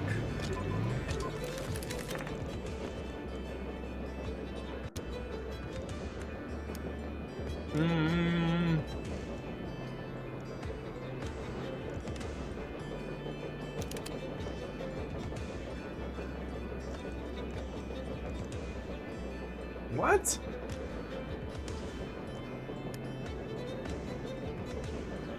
It deals a damage to me? What the fuck?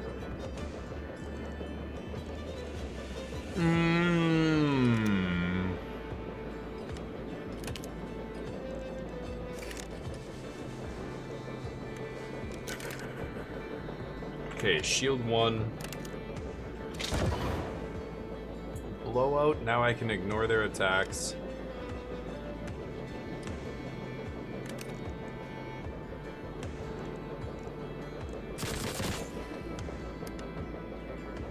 Destabilize. Doesn't work on heavy units yet. Oh no! The shield car can only do shield. Oh! I should have put the minigun in the back. Oh, I can't shield my locomotive. That's not cool.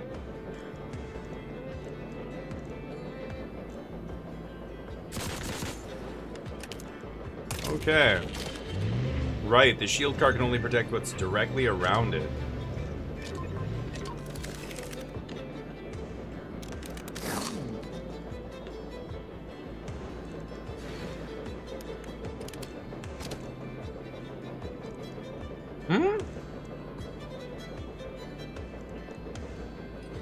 Oh! The red line. This is an attack. I'm an idiot.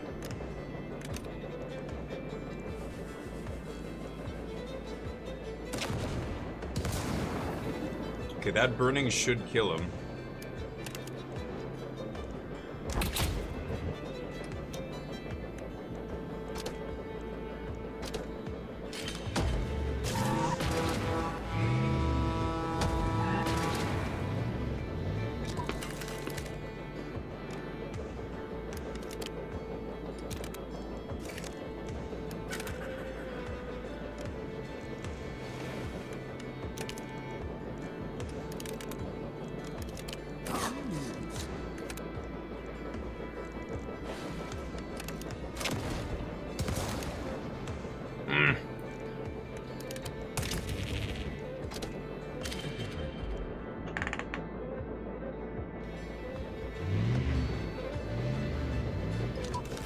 Wow. Okay. Got him. Nice. Activate module. 1 AP for every third energy?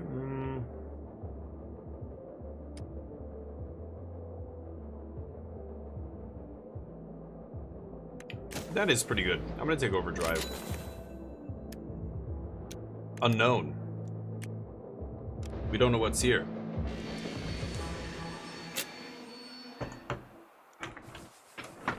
What's there?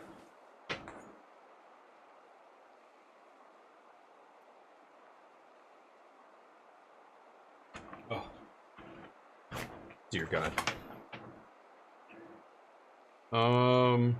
Workshop hums with undeniable energy. The two lone brothers with immense card and train expertise are eager to get to work. We know how to get things done well and make them better. Need a mod? Modify one card from your deck. Gain 50 scrap. I have 125 scrap. I am going into a shop.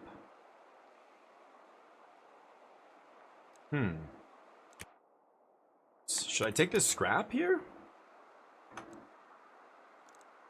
I don't know what modify means, so I want to take that and just find out what that actually means. What does modify mean?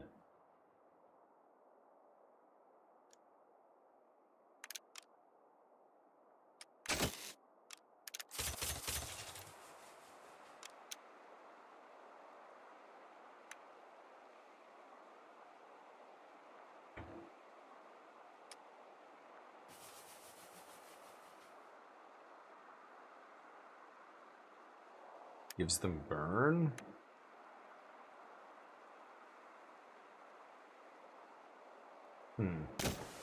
Added hold to my carpet shot. Okay. I could repair. Maybe I should repair.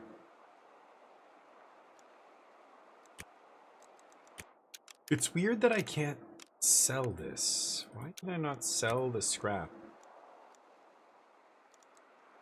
It says it's worth something. That's what's so weird. Value, 60 scrap. Can I, how do I sell it though? I guess, I don't know. Maybe I can sell it at the shop.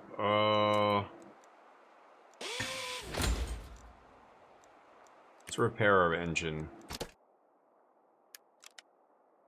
Wait a minute, wait a minute. Can I go back? I can't go back. Okay, holy crap. Wow, 6 to 8 units and high chance of support. Let's go. These battles are getting tough, but I wanted to move the shield car around. I want the shield car second.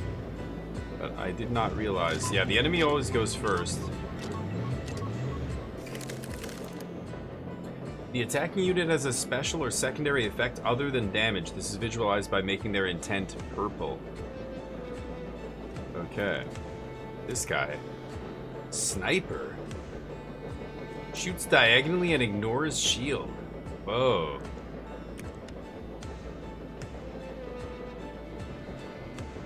Okay.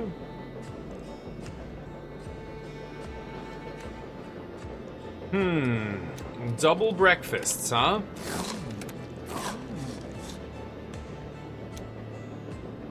Destabilize and burn.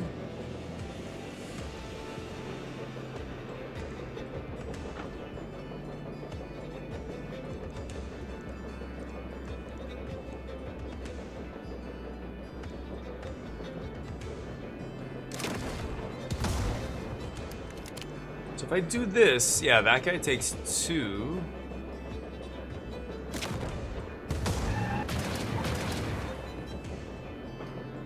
Three left.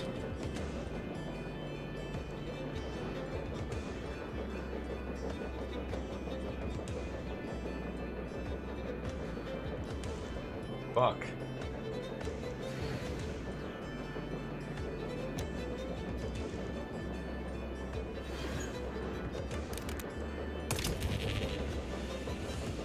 Okay, I think I'm doing that.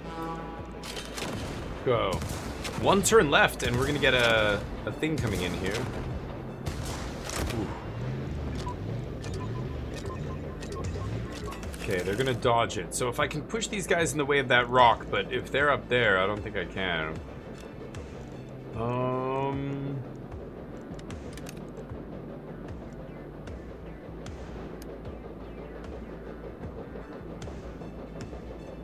This is so weird. Deal a damage, heal a damage. Did that just give me scrap or something? I don't get how that works. Maybe I have to use it like that and then it gives me something? I'm not sure.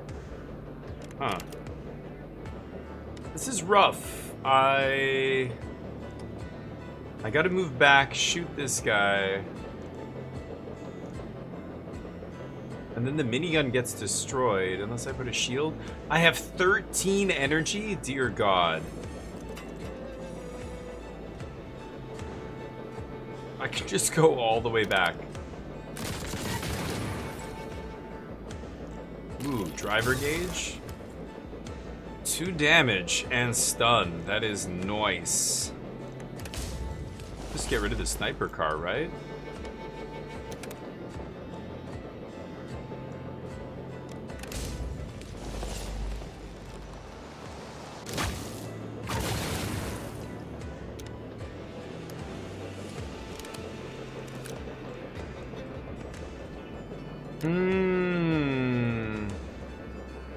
Minigun can shoot this guy.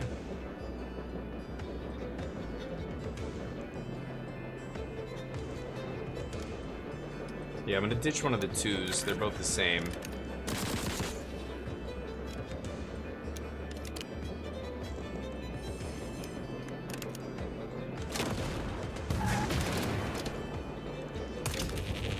Oh, the shield car, I've gotta move it.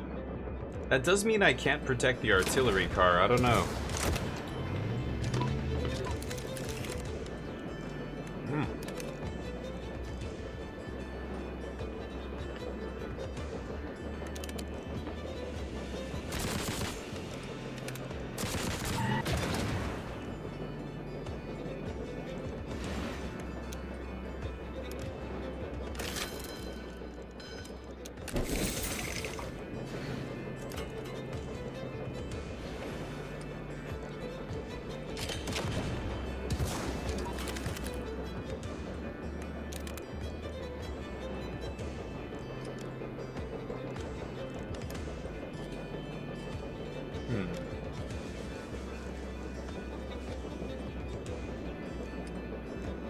Wait.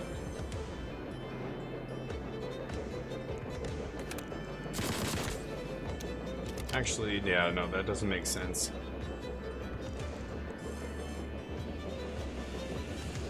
I don't have enough energy to go back one more time here. How many turns are left? 3.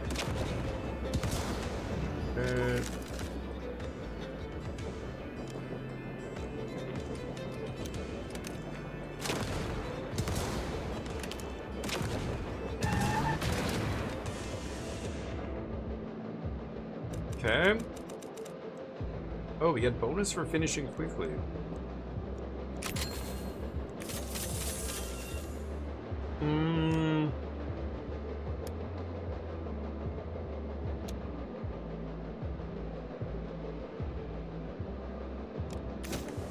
Oh, lane call. Modify. Cost 0, but cost goes up. Oh, removed exhaust. Wow. What? Oh, removed exhaust from this card, not... Okay. Temper? Increases by 1 after use. That's interesting. I think I'm gonna make this cost 0. Okay, shop, let's go. Let's see. Let's see what there is at this shop. Got a lot of money. We get a reward, get scrap. Can't buy train cars. I'm not seeing a big variety here in the relics. I wish I saw a little bit more variety. The rightmost card in your hand? This one's on sale.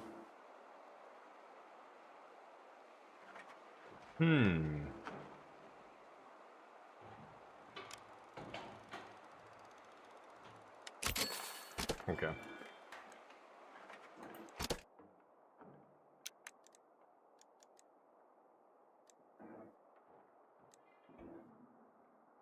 Okay, canyon to the south. Definitely support units. I've got an arrow with your name on it. Tread carefully. An arrow? I guess because the ice arrow thing.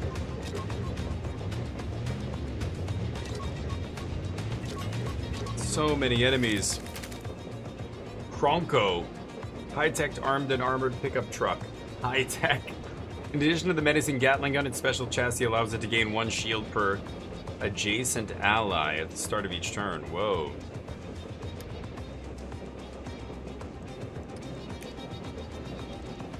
Okay.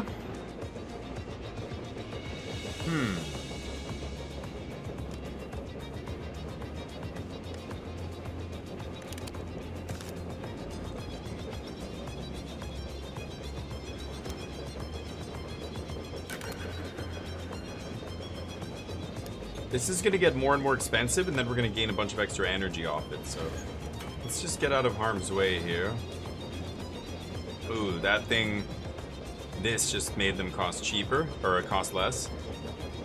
Okay, so support truck needs to die as well.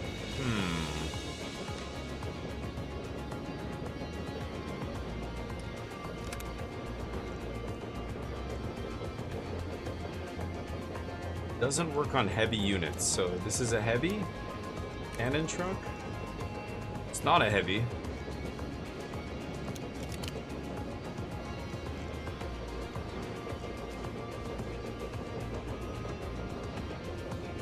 I only have 1 attacking card here, kind of sucks.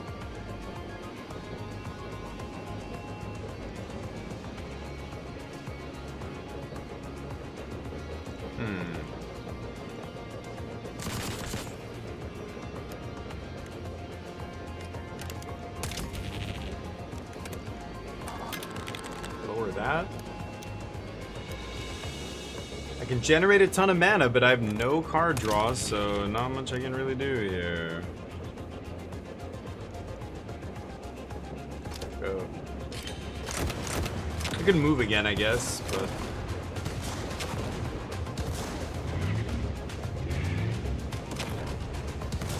ooh, it's not good if they box me in.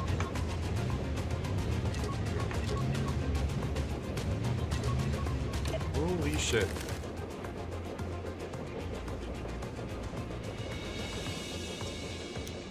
Ay, ay, ay.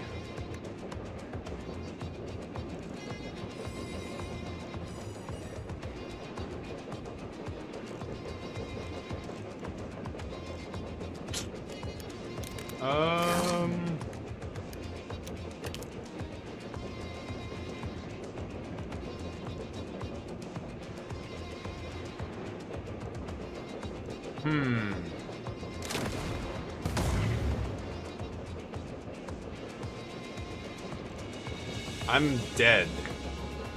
Mini truck is dead, at least, but not much I can do about that. Okay. These guys miss. This guy takes the damage.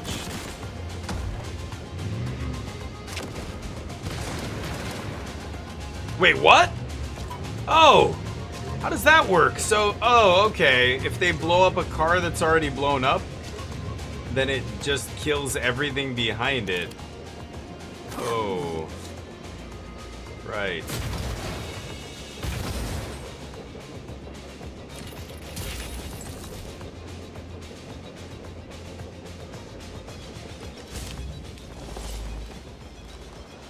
God damn it, dude.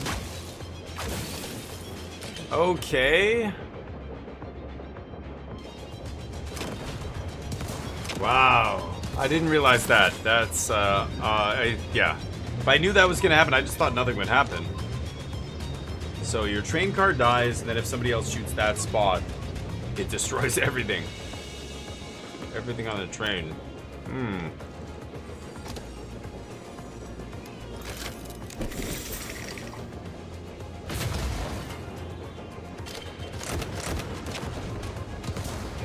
Somehow I'm not dead, but I have a feeling I'm not gonna win.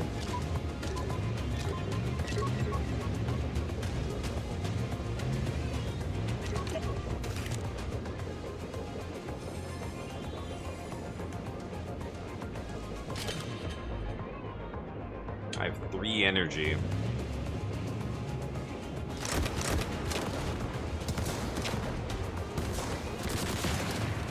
There we go. Lost to the fog. Damn. I don't know how the game works. It didn't warn me about the train car chain reaction there.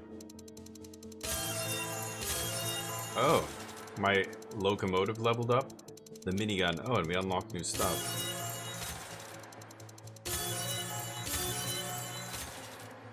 Protector unlocked 2. Reinforced shield. Ooh, that's pretty good. Panzer Dome. Exhaust. Cost up. Discard all blue cards. Give 1 shield to all carriages. Flare. 2 energy. No damage. Blinds a bunch of units. Wow, that's a big range too.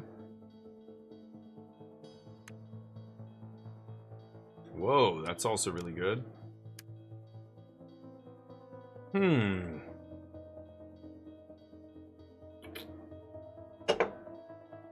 Okay. We can see all the details. Spikes. Gained 62 spikes. Okay. It's kind of a cool game. Another day in the fog.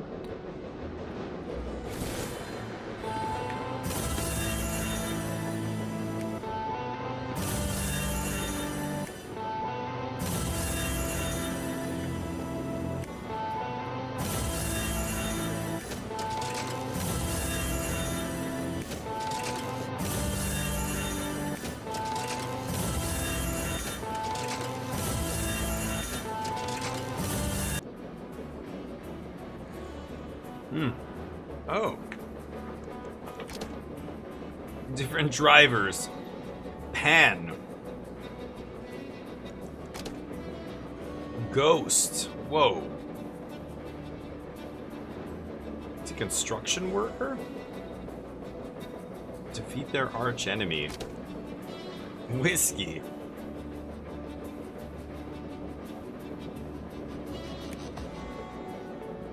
Chirpy and kind-hearted. Chirpy? Is that an adjective we use to describe people? Whoa. Dude's chirpy.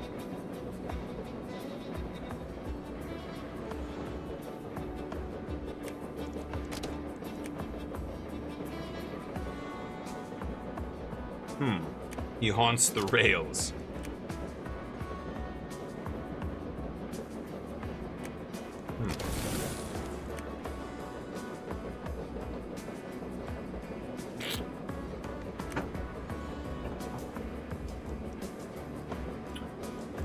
I guess I only have her. Every train has to have an engine. Different their max health. Different engine? Steam? Shield. Take 50 damage and I unlock it. Oh. V12s. Upgrade your locomotive. Train length affects hand size. Wow. So we started with Protector and Artillery. We could start with the minigun. We unlocked that one.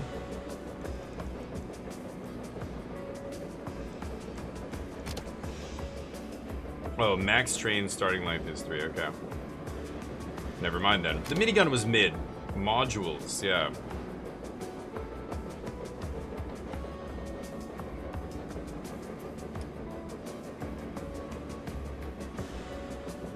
Whoa. Can I unlock these with these spikes? Perpetuum-mobile?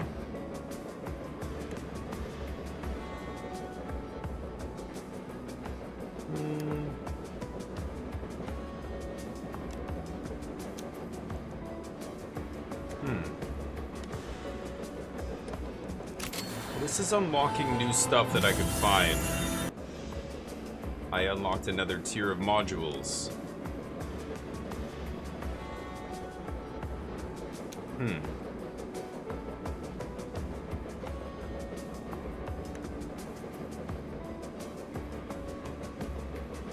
Wow.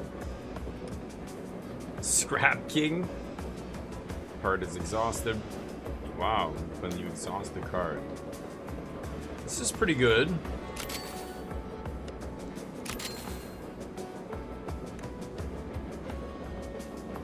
Plus 2 AP.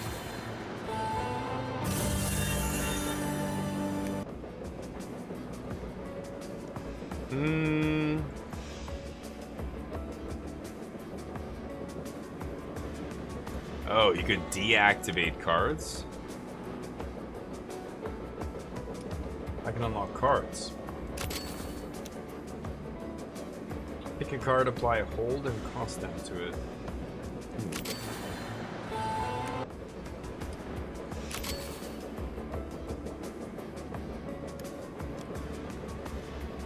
Okay. Wow. These are orders that I have to do. Side quests that give me rewards. Interesting. Lots going on here, so I kind of like it, all this stuff. Very cool. You can see her, this is her whistle deck. When you whistle, you get one of these, Deathly Chill, Blizzard, Frostbite Arrow, and Ice Pillar is what she starts with.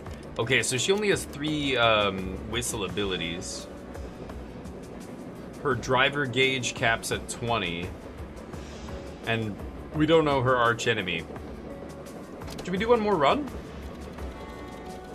It says we fear the fog's expanding again. That was kind of my first run, so pierce the fog wall, find us a new home. So let's try one more here, and then we'll probably switch it up and play something else.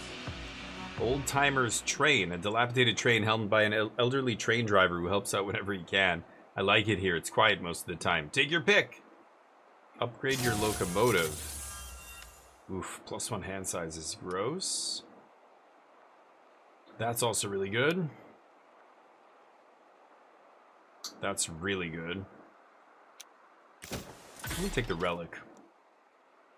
+1 hand size. Nothing else to do here. Carry on.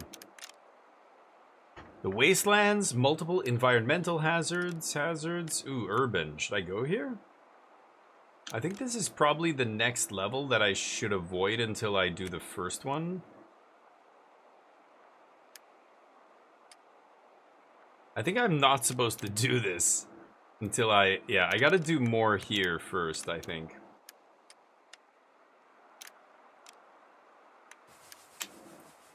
Sure. Okay.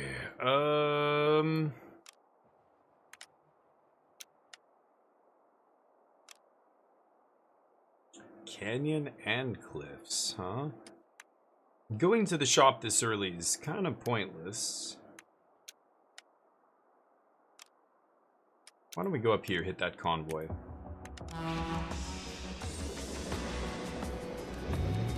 Benditos? Only 2. The minigun and the reinforced? Oh yeah, just regular.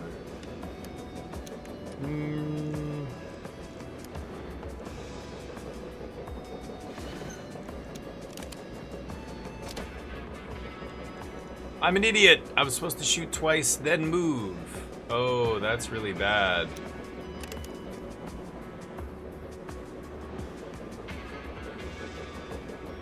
Right. Okay.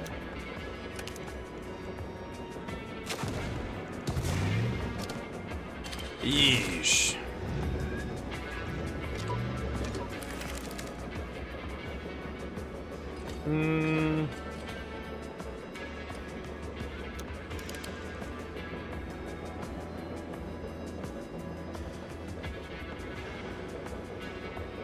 I'm an idiot.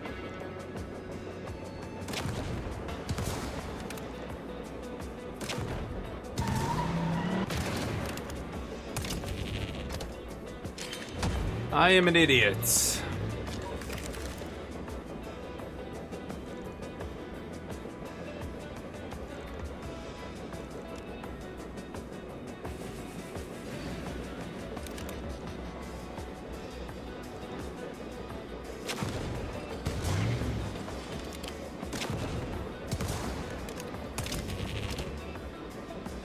I want to turn this off.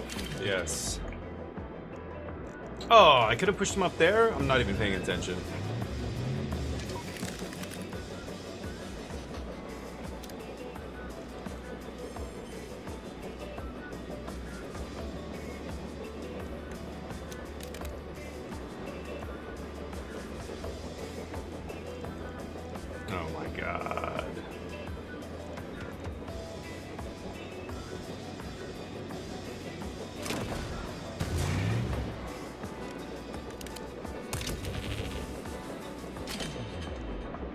fight is taking way too long. Could have gotten bonus resources if we just ended it quickly.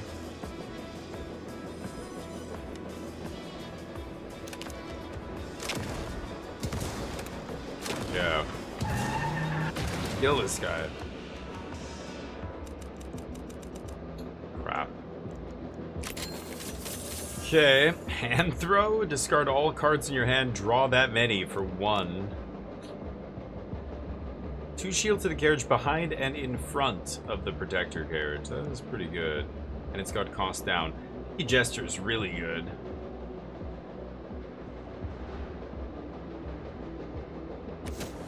I'm gonna take Jester. Here we go. Destroy convoy, etc.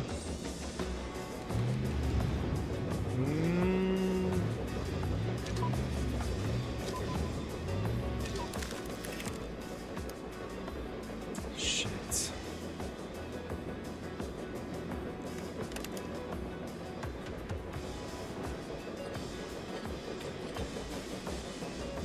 And I've got to destroy that first, right?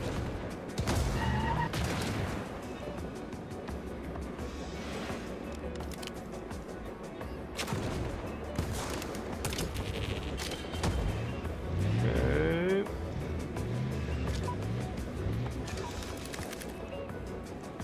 Can I kill that thing?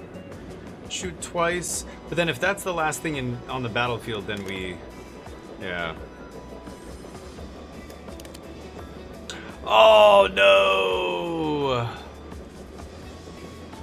Okay, actually, I can do that. That's perfect.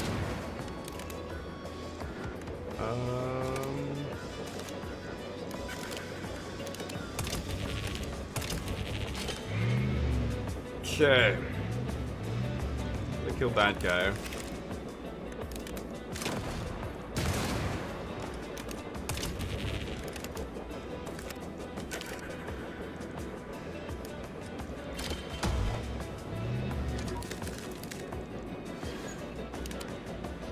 Son of a bitch. There. Damn, ice pillar. Oh, it didn't... Oh, I thought it would kill him. There... Ah! Didn't actually kill the guy. I didn't notice the little ah there when they die. Good luck, buddy. Scrap, new module. Perfect score. If train units are at full health, start each second player turn. So... Only on turn 2 or every second turn? I guess they mean every other turn, right? This also seems amazing. I'm gonna take this. It's not gonna be useful yet, but at some point. Benditos? We really should switch up the game here in a second. I've been playing this the whole time. 2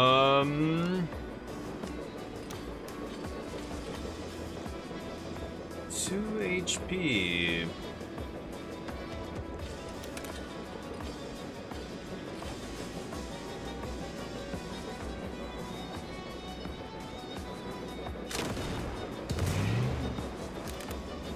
I have to do this first. And then we move up, and then I shield here.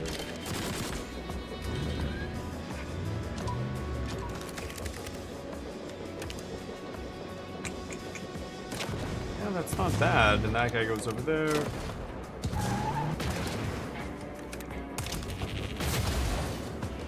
There we go. Driver gauge not necessary.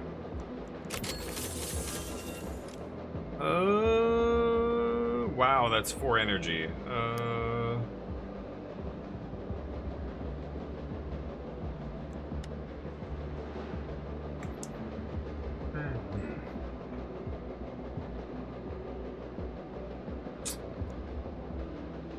Ooh, this is tough.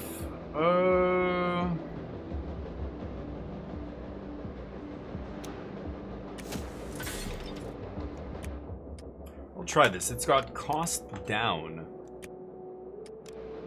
Right, we roll into Central Station basically at full health, so I can spend all my resources upgrading and stuff. Add emergency brakes. Sure.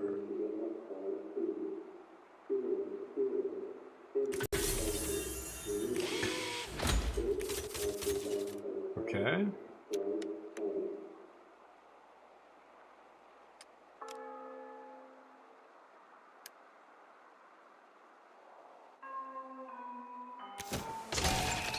I don't know. Yes. Whoa. Oh, that's the minigun train. I thought it was something new.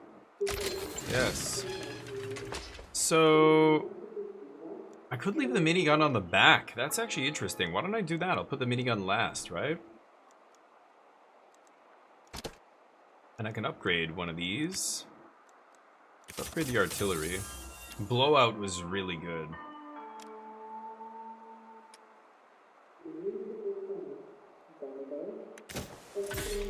I'm gonna take blowout. Okay, convoy. I'm broke, so the shop. 2 shops here. Shop.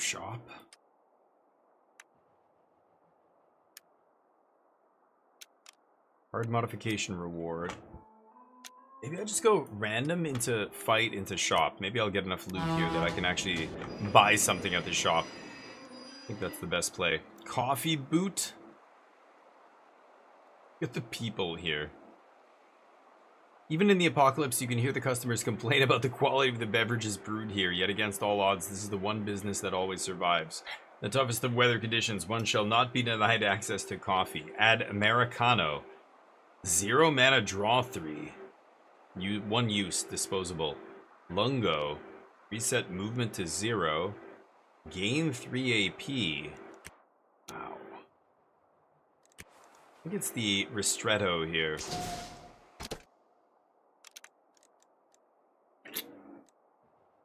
A shield support truck and a disabling support truck here. Chance of one of those. None of them. Wow, no support trucks. Okay.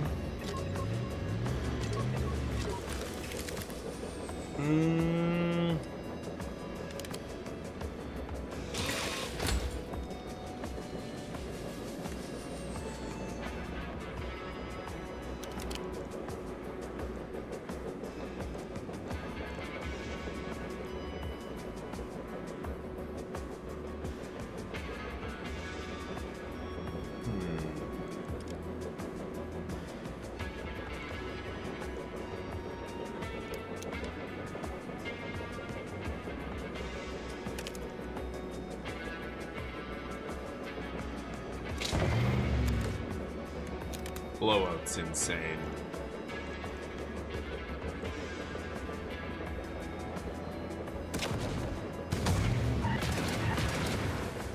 These guys get wiped.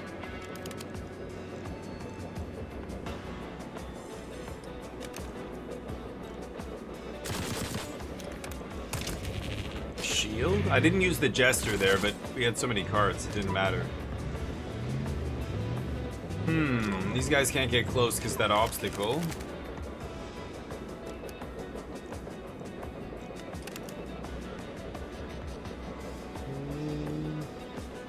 What does this do?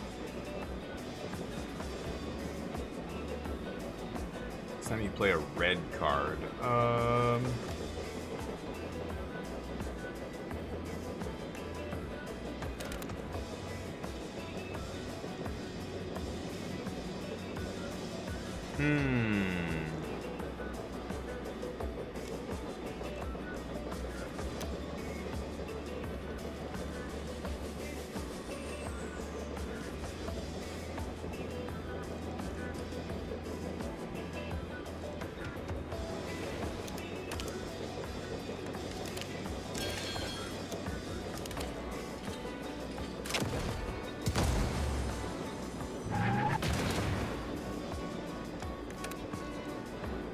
Shit.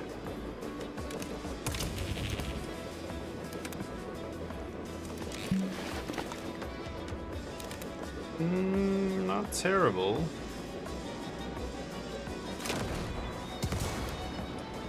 Could shoot my minigun, but I've got literal no targets for this. That is rough. So I think we just have to pass there.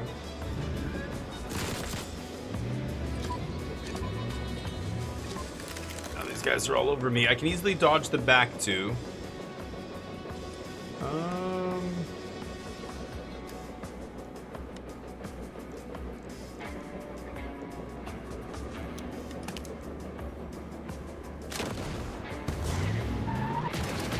Nice.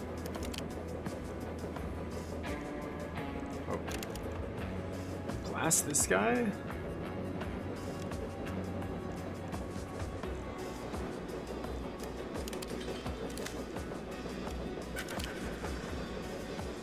Okay. Still can't shoot this guy, goddamn. That didn't give me scrap either, did it? If I do this, I'm out of ammo, or I'm out of action points, I mean.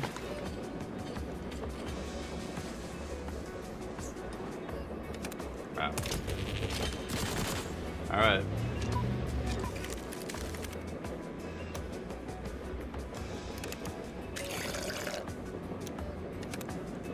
I didn't need to do that. That was silly. That's actually disposable.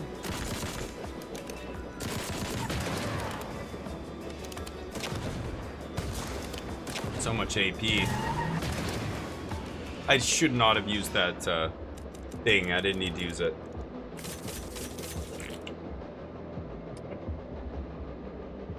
Destabilize? Oh, it costs 0 unless cost up. Whoa, that's really powerful. It went from 2 to 0? That's crazy. Ooh, this is interesting. I really like it. Brittle shop card to your hand? What?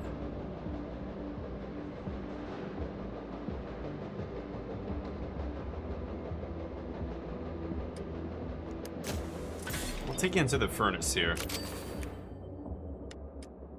Okay, 45 is not great. 45 scrap, but let's see if we find anything good.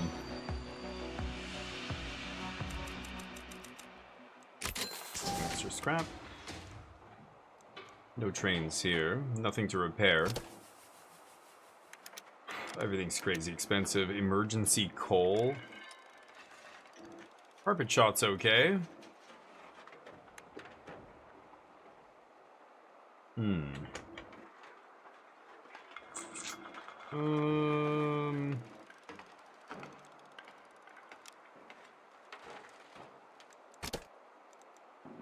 I could oh wait, card duplication.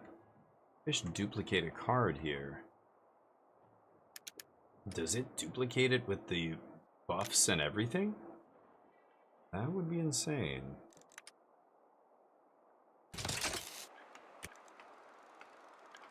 Duplicate the Jester here.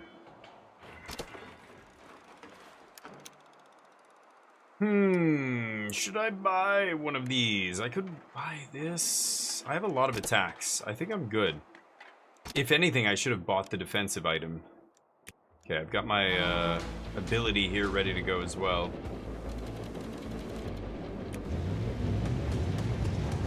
Support truck, giving shields. Giving the boss shield, kind of annoying. The boss, of course, gaining a shield, right. Okay, so this is interesting. I play this first, then I just go super far back as quickly as possible here.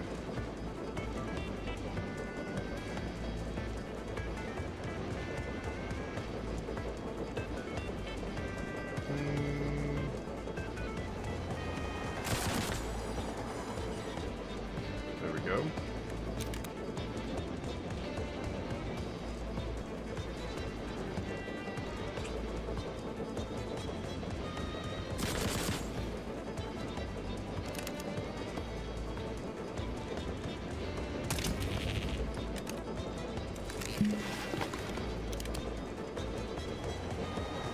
Nice.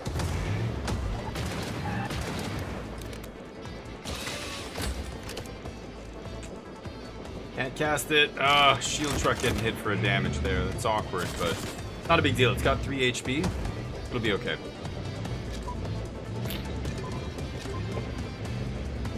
Bronco.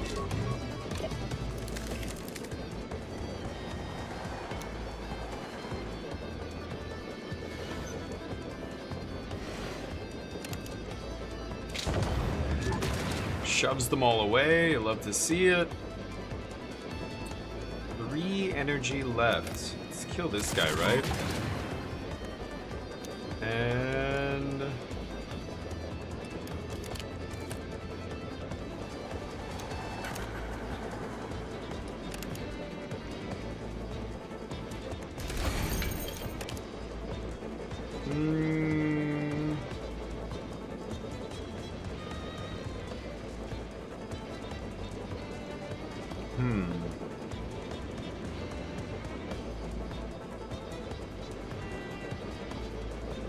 But this... Oh, because he's heavy, right?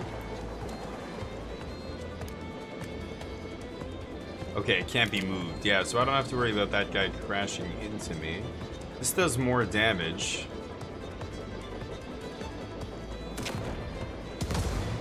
Yeah. And... Oh, right. I can't protect my artillery car with the shield car, unfortunately.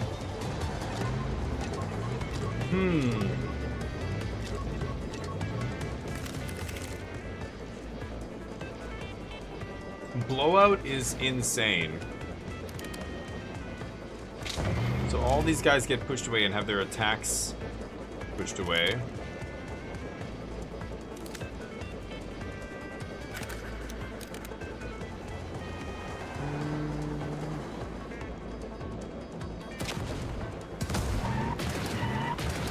Nice.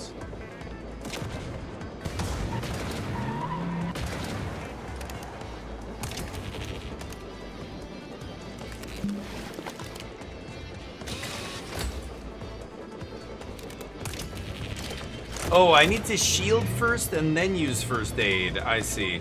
9 turns until veteran waves. Whoa.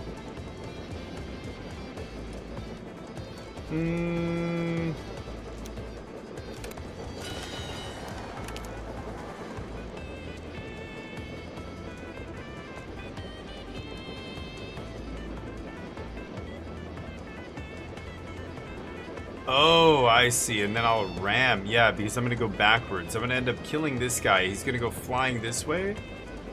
And then I'm going to move backwards and kill him. So I could shield up here. Out of range. Right. Right. Shit.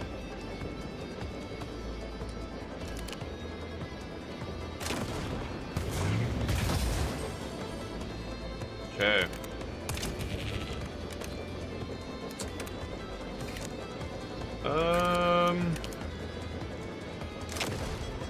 Let's hit this boss. Can't attack anything else. Yikes. Oh, I forgot about this thing. What? Use it.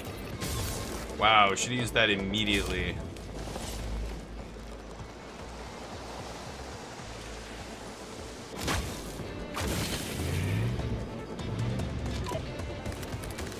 Whoops. I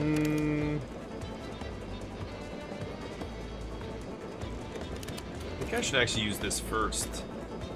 I probably don't need the card draw. Nobody in minigun range.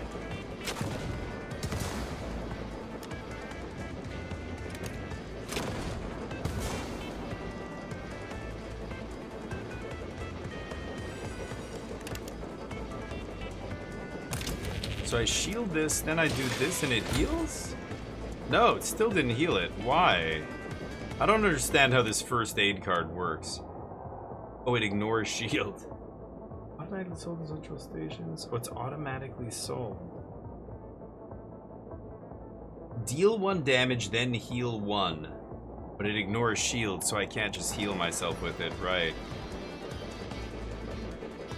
Interesting. I guess it counts as like a card to trigger other cards if there's cards that require you to play spells and stuff. I already have some of those in my deck. Okay.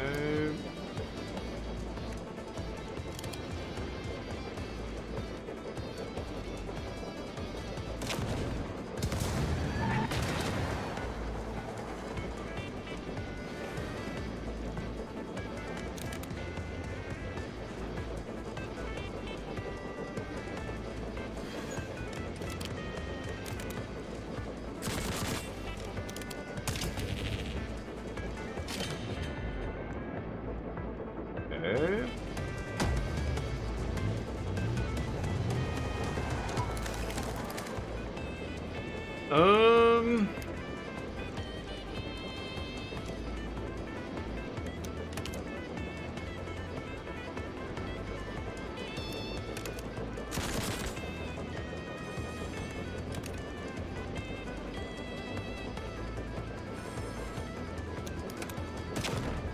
Kill this guy and pass.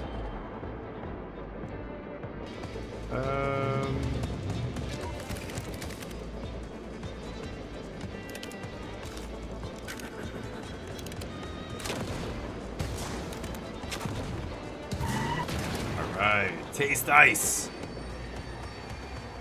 Not bad, we're missing a couple damage, one on our shield car, one on the artillery car, but still fine. Upgrade, repair. Ooh. Upgrade the locomotive. This is pretty good. Discard shuffle, increase max health of the train unit by 1. I think I might do that. Repair, duplicate. Holy shit, it costs 0. Yeah, blowout is insane. It lives up to its name here. So that's it? Can't do anything else? Train's at full health here.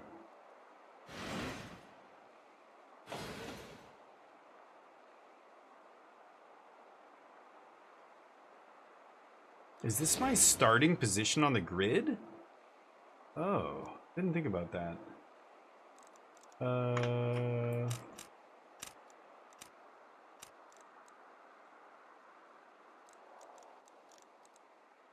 Wait, is it not? I can't go the other way though. Uh-oh. Oh, this. Maybe I start toward the back. 151 in scrap. Oh, urban. Discounted carriages? Ooh.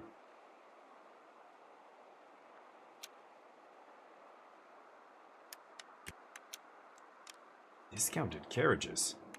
Supply drop is fortress.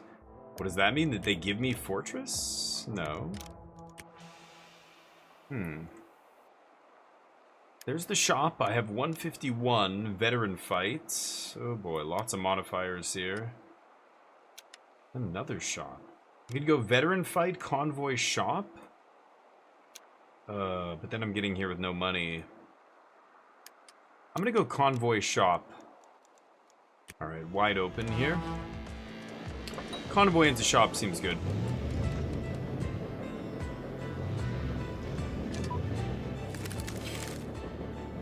Very weird. 2 support vehicles.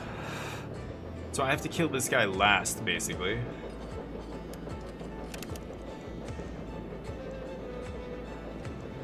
Can't move that thing.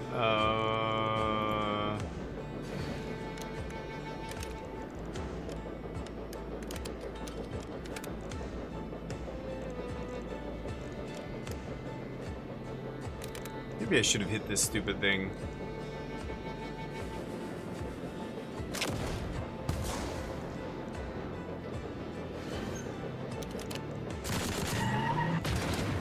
There we go. Okay.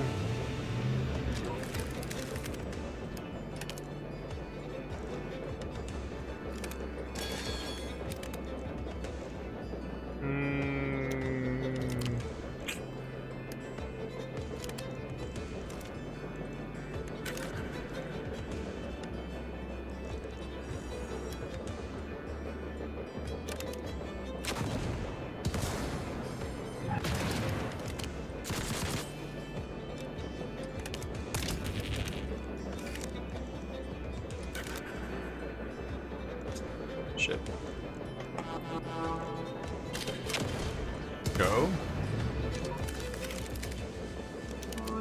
straightforward here, I think.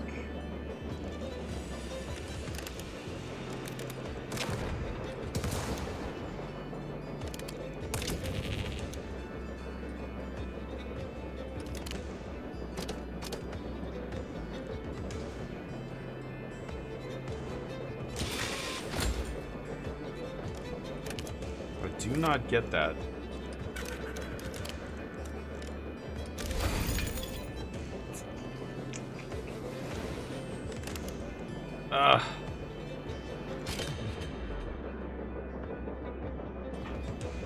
Oh, and I moved? Why did I move? I'm such an idiot. I was like, can I kill this guy? No.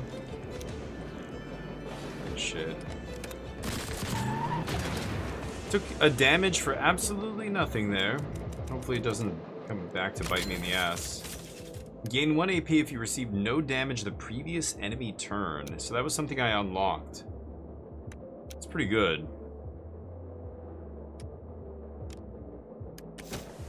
Okay, I like the spare wheels. Shop time 206. Yeah, sure.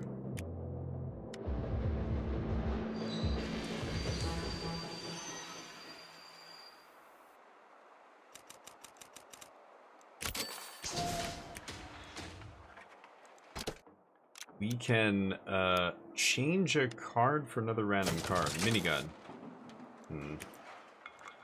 Changes to an artillery attack. Okay, I can do it again. Oh, is it costing? Oh, the second one costs me money. Let's see what's in the shop. Intel. That's pretty good. That's on discount. I'm gonna grab that. 117. Add hold and cost down to it until I play it. So hold means it stays in my hand. Yeah. 1 mana, 2 damage with a good range from the minigun. That's pretty good.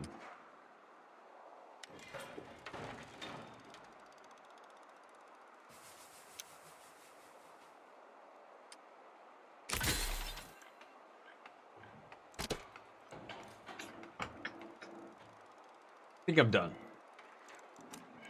Repair 21. Okay. So let's go this way. Convoy to fight. Get the next central, whatever it's called, area. Whoa. Lots of dudes. This guy. Convoy getting shield. There's a shield truck, yeah. Okay. Holy crap. Collision with the cliff. Ah, okay. Well, I can't. Awkward.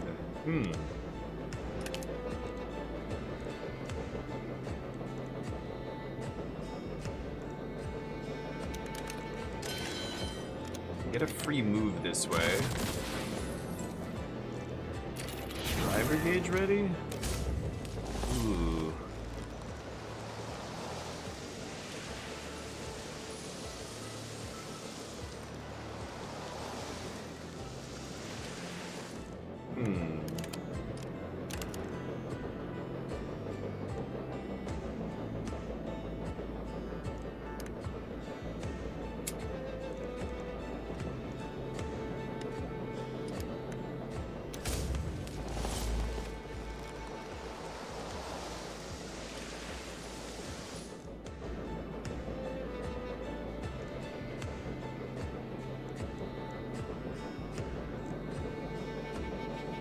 I shouldn't have played the emergency brakes.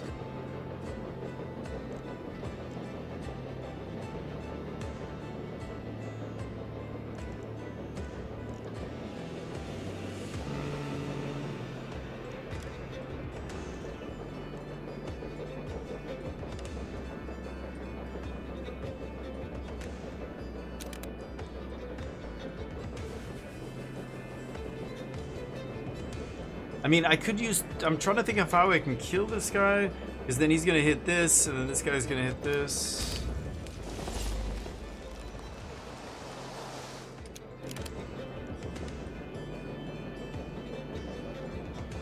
Holy shit. They could destroy my artillery car, but I don't know if I'm gonna be able to kill this guy. I can get one shield.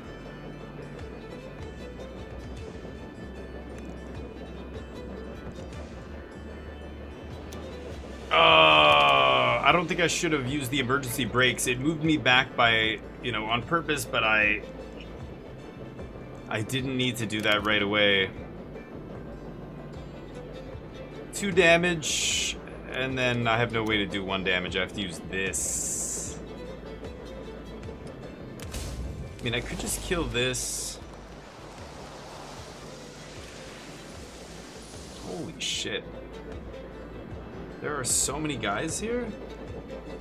2.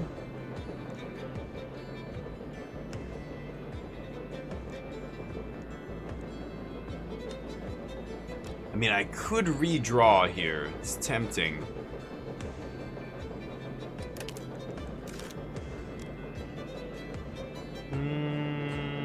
Okay, that's an artillery attack. I don't think I need into the furnace here. So I can go...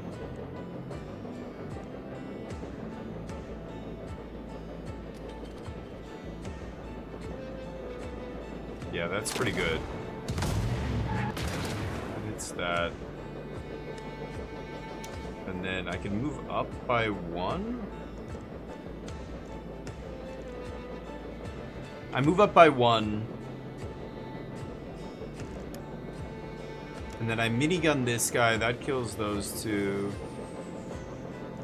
Shield the artillery.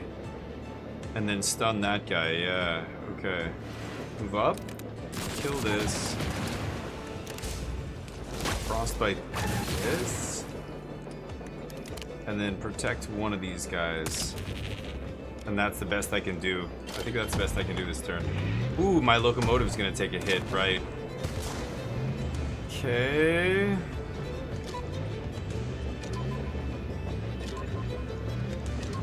God.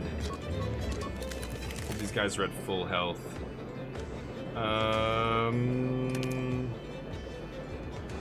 That stuns these guys, pushes away. That guy took a damage off the cliff wall. I like that. Okay.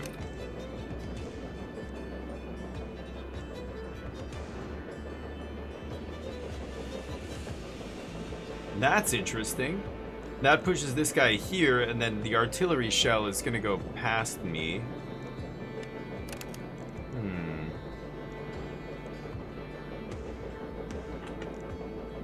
I know I have to move my train back.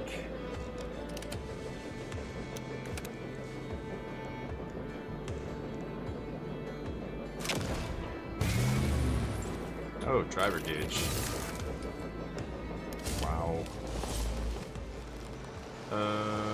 Let's just stun these guys. Yeah. Doesn't hit me, I assume.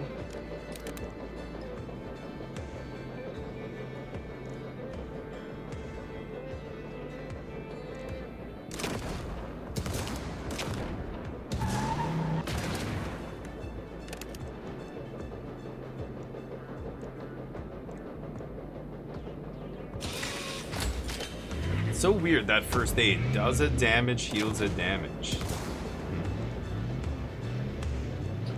Okay, so these pillars are gonna destroy these guys, right?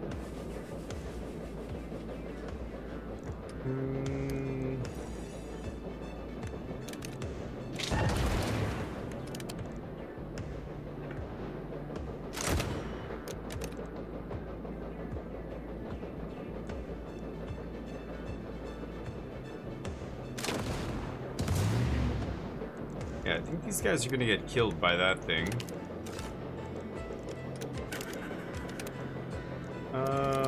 Draw 2. Brakes don't matter. Oh! Ah, whatever.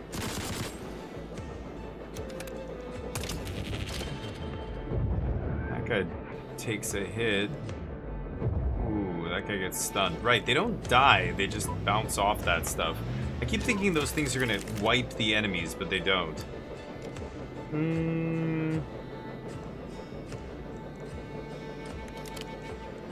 Is there a way to kill all these dudes?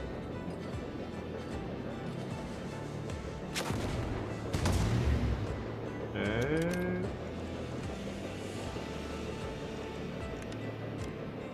I want to blast that guy with the minigun, but I'm not close enough. Guess I could just do this.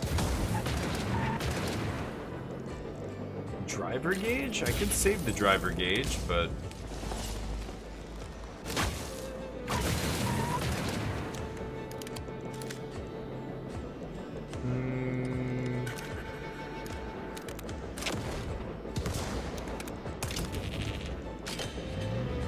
Okay.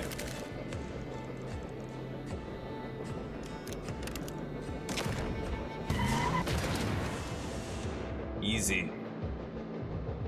Nice. Scrap module. Perfect score is pretty good. Civil engineer plus 2 AP when a card is used and there are cards in hand. Discard a random card and draw. Plus 2 AP is pretty gross. I'm gonna go with perfect score here. So a bunch of relics. Keep going.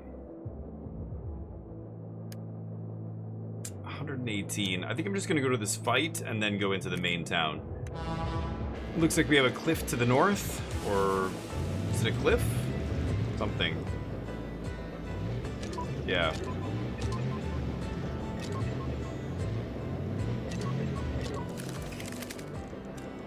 These guys have so much movement.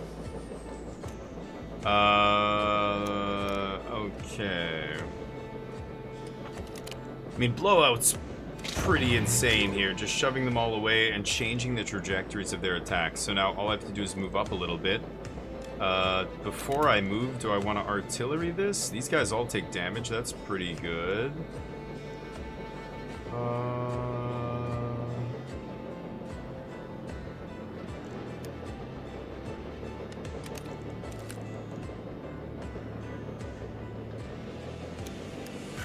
don't think I'm gonna need both shields. So I have 5. 2, 3. 2, 3. Yeah.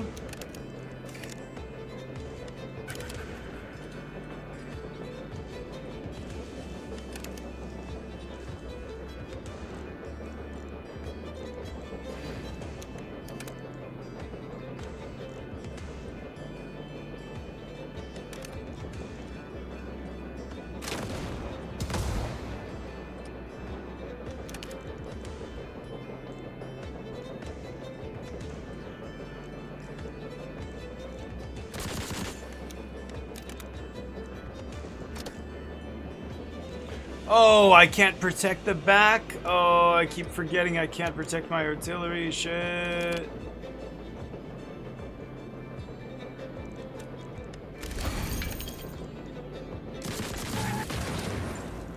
Driver gauge. Ooh, I can stun this guy. Okay, it's only one dude, but I'm gonna do it so I don't die. The artillery's at 1 HP, right? Yikes. Okay, these guys in a nice little line here. If I can push them back, yeah, this is insane. So these 3 guys are all gonna die. I just have to kill these dudes.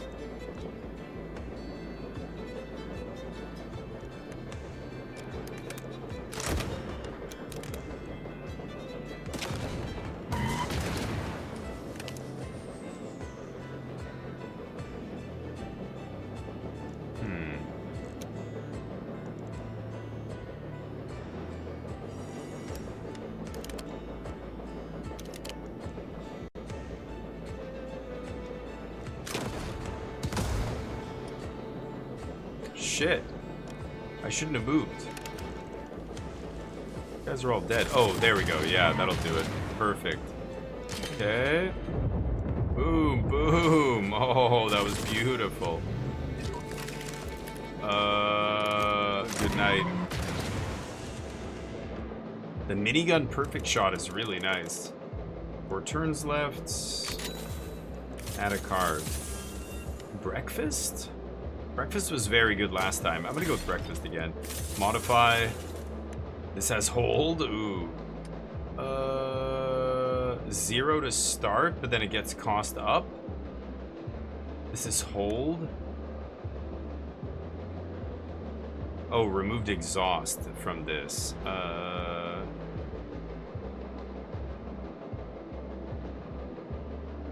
That's actually tough. Guess I'll do this. Hey, Zeratul, how you doing, buddy? You got this too, no kidding. Yeah, it's actually pretty good. I'm playing it for the first time. Or actually, I think I played this during one of the Steam Next Fests, but this is me actually playing the game, the full game for the first time. How's life? What's new? Piercing light of your locomotive reflects against something in the distance. The towering walls of this station are no mirage. Not this time. So we get to... What did it say? The supply drop is here. At the beginning of the run, it told us what the region supply drop was going to be, right? Fortress. So, repair, activate fortress, get in there, and repair for 1. That's clutch. We're at full strength. Here we go. And you know me, Zeratul. I'm a high-level TCG player, okay? This shit's... Oh, so we sold the one that we had for 60. Give shield, then deal a damage. It's so weird.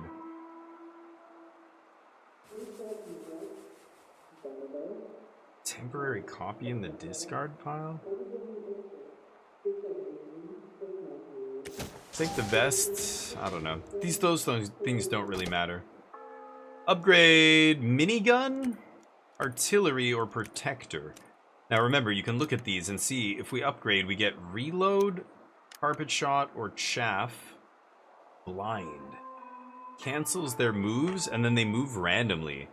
Could be really powerful. It's 2 energy, and it's got a pretty decent range. This is coming from the artillery. Suppressive fire is okay, like the range is pretty shitty, but... Airborne scavenger. I kind of like upgrading the shield thing. Let's upgrade the shield. Zeratul, if you've got some advice to give me as well, please let me know. Emergency shield is pretty nice, and it's innate. Oh, that's really good too.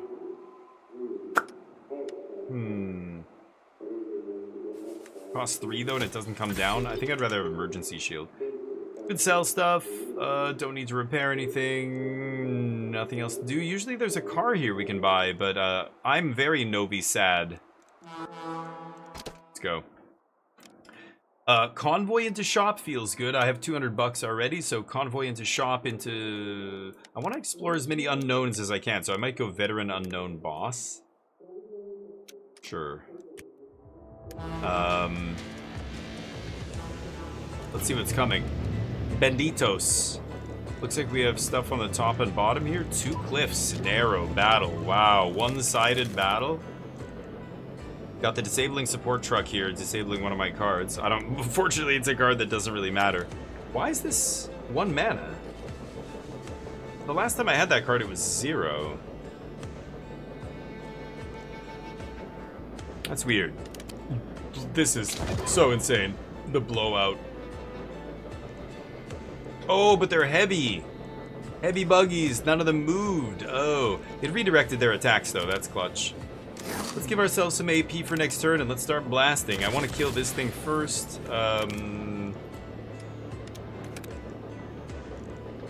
Guess I'll use this. Come on. Ah, it does nothing. The goggles! They do nothing! I go back. Guess I'll stun.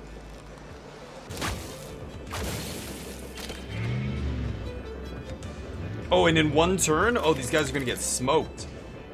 Oh, the stun. Maybe I should have saved the stun.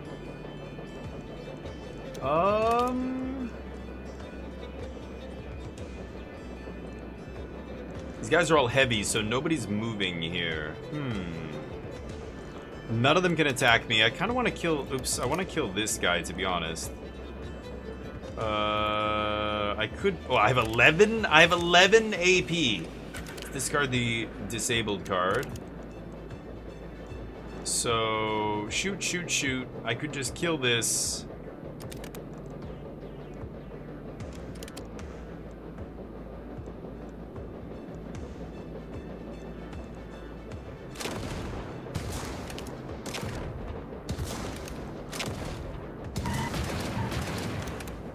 I should have probably drawn first, but don't need that.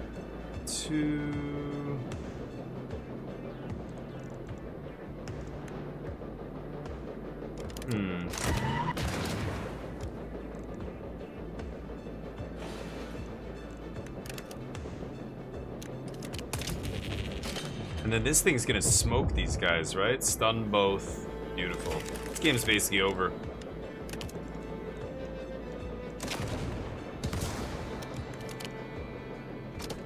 Oops.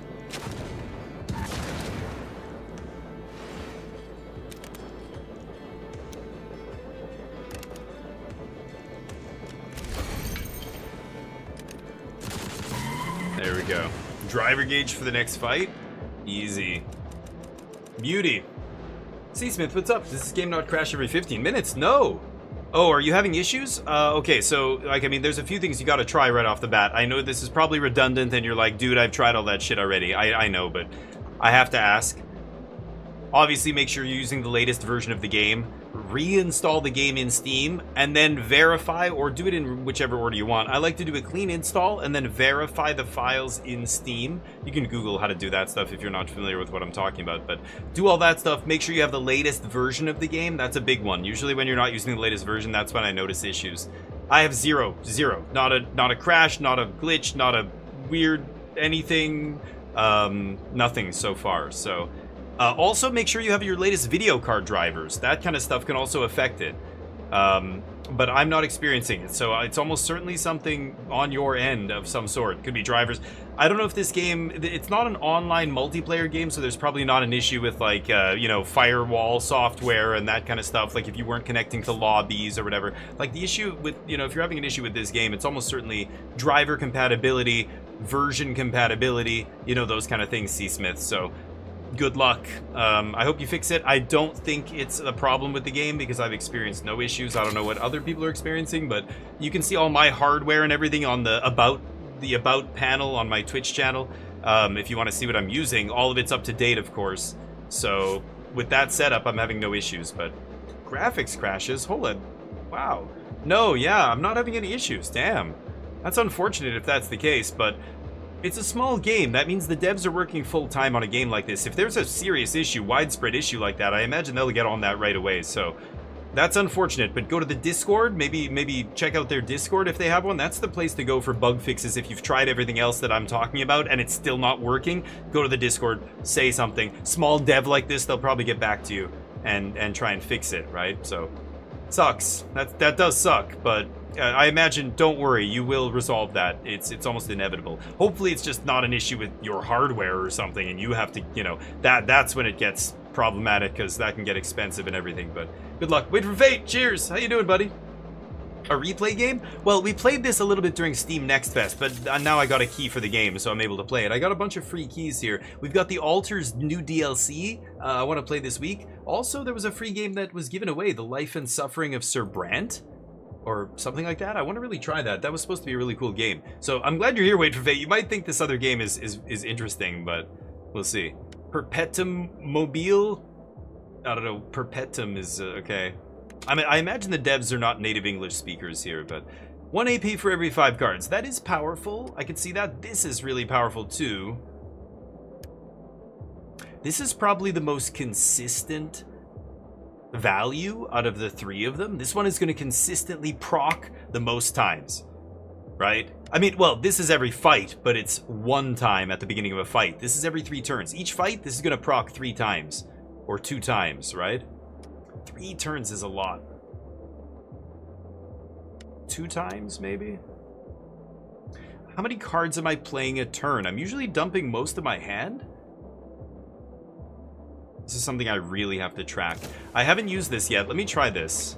I have to really keep an eye on this. You've got all your whatever they're called. I call them relics because of Slay the Spire, but you can call them whatever you want. Your, what are they called in this game? I can't remember.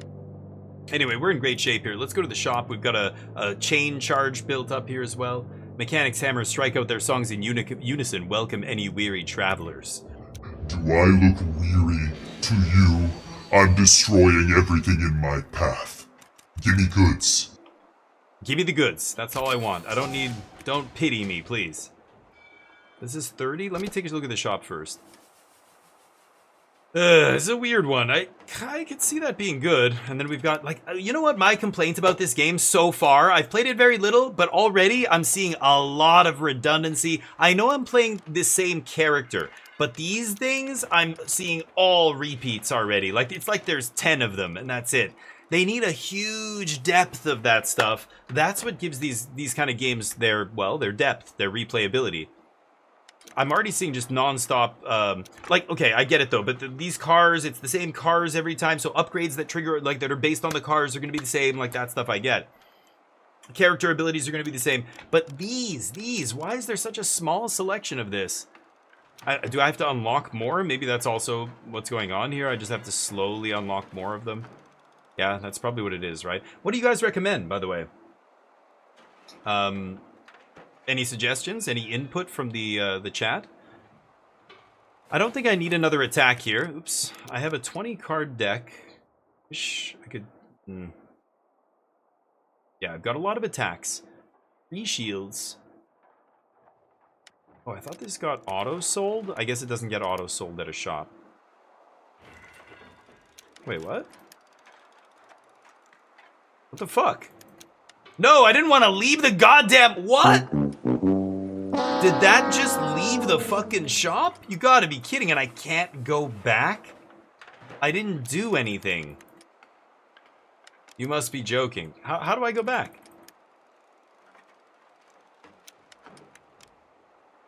Select? It's not letting me click it. What am I missing? No. At the bottom left, I think there's a back button. That's what I thought I was hitting to go back to the station. This go button, I don't know if you can see it, it's grayed out. So I can't go back. I can only click on one of these and then... Wait, what? Oh, there we go. I hit escape. Holy shit. Okay, escape got me back there. How did I get out of this screen without closing the shop? I don't actually... I clicked on the... Oh, it's because I clicked on the map. My bad. Shh, Chad. It's okay. It's okay. I know what I'm doing. You're so wise. I know. I'm good at games. Miniature Buddha. Covered in hair. I know. I know. Dumbass. All right, let's do this again. So what are we taking here? And this is still on the screen. This shouldn't be on the screen. Yeah, it's showing me so I don't know what I did. I kind of fucked something up here. I can't even read this card unless I hover over it. Civil Engineer is interesting. So +2 AP. I assume that means every turn. That's insane, right? And if I have 0 cards in hand, I'm not drawing for free. That would be bananas. I don't think I'm going to do that. It's kind of insane, though. Should I try this? If you have a lot of card draw, it's really good. I think I'm going to take the boiler. 167 gold. This is interesting.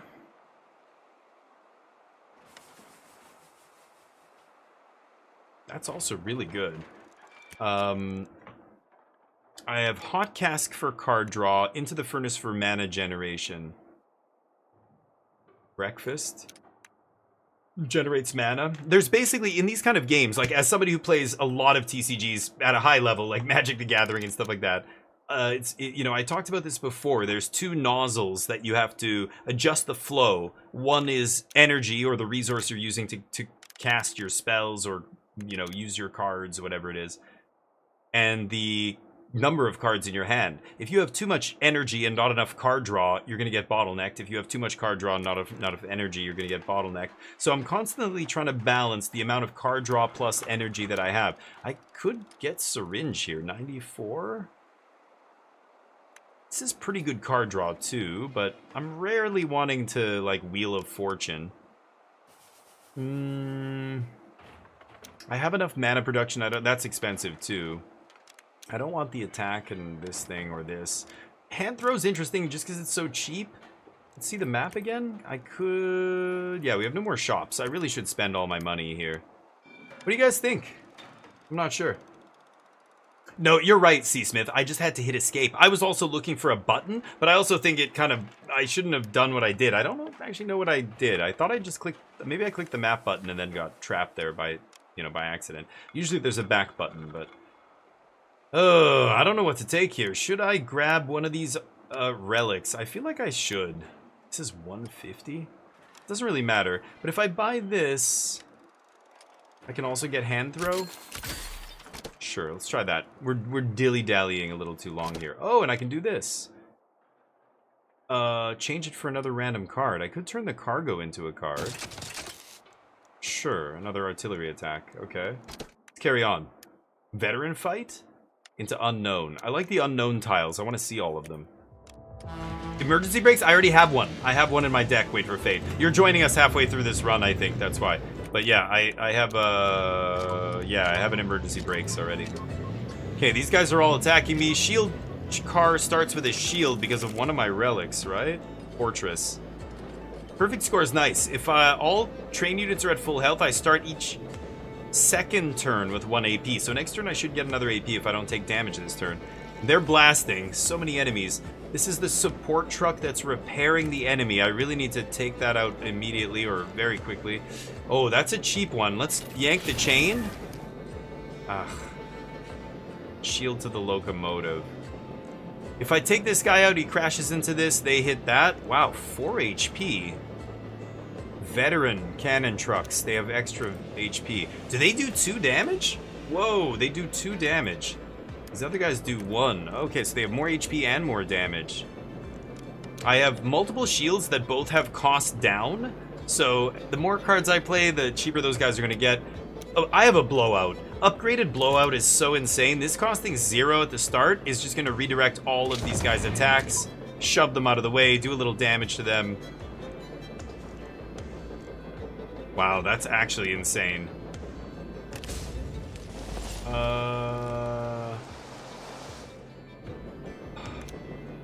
Shit. Maybe I should have thought about that again, but this will start a chain reaction here.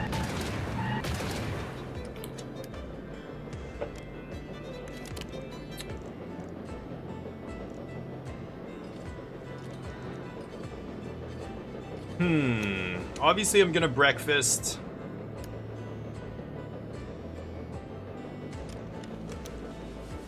I don't have card draw. So let's breakfast.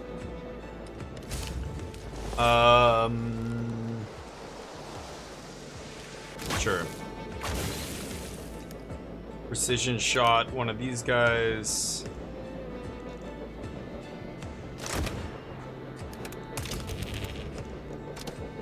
Oh, I can't. Yeah. And look at all that extra energy. Wasted. I needed more card draw. I need to have a little bit more card draw in my deck, and now that I have these relics and stuff. I have that. At least the first turn we're drawing an extra card, but 1 AP for every 5 cards played. I think that's also what gave me some extra energy there.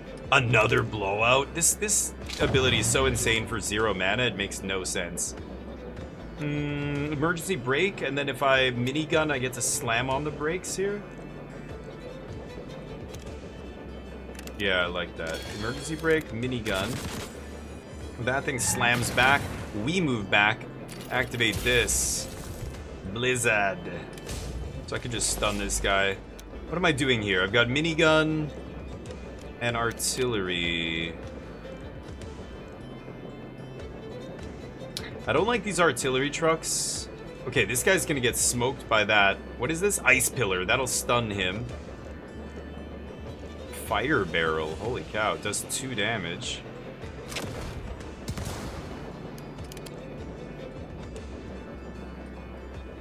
Oh, wait a minute. This is draw 2. I should use that immediately. God damn. I have so much energy here.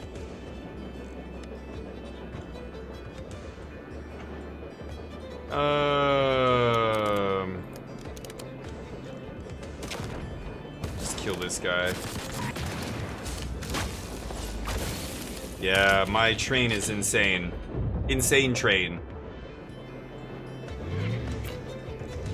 Yeah, so there's a bunch of chain reaction stuff that happens, so it's very chess-like with the movement.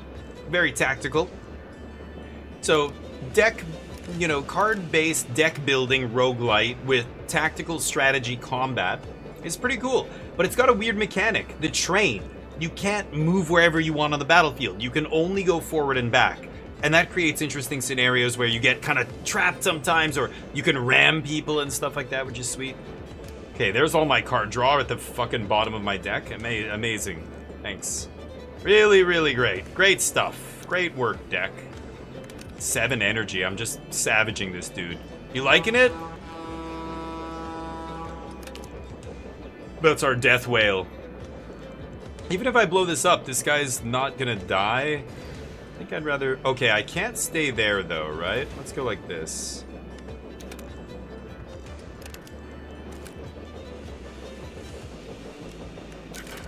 Don't need that. Okay, 2 takes that out. Oh, this guy's on 1 HP.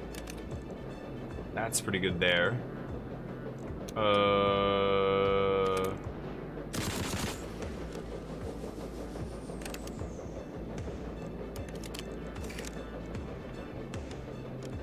Crap.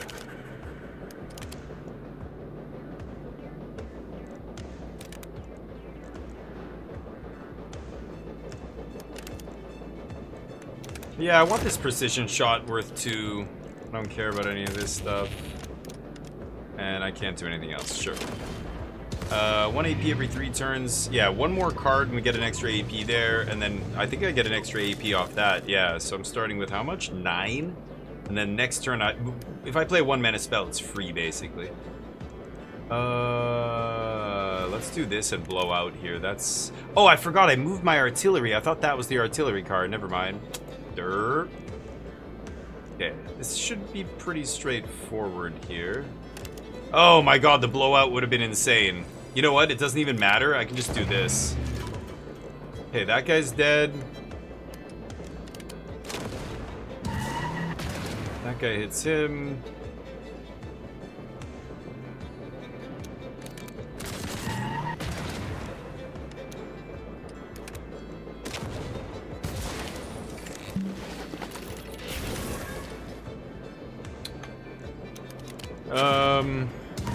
That'll do.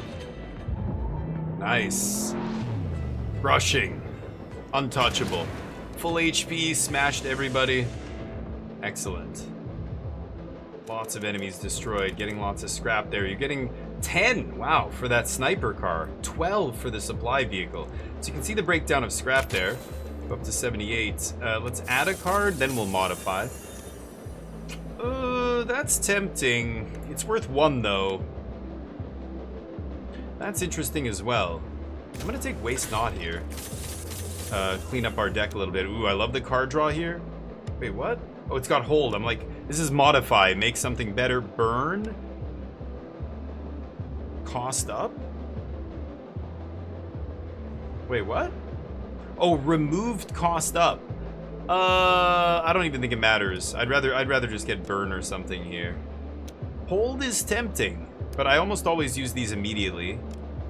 This is the same thing except shield 2. I think I'm gonna take Burn here. It's nothing special, just a small modification, but let's do the random encounter here. See what we have. And our bar is reset, our driver gauge. Oh, it's a workshop.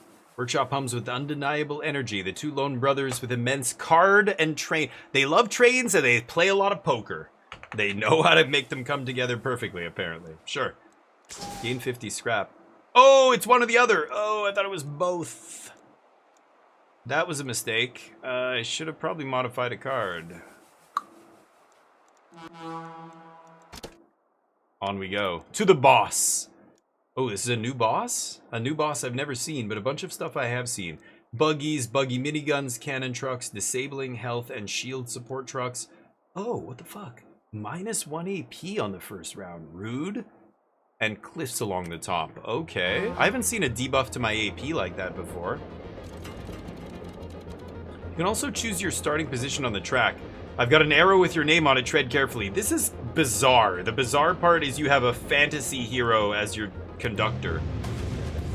They have different abilities. I get why they do it, but it's weird. Flavor-wise, it kind of just, I don't know. Who knows what's going on.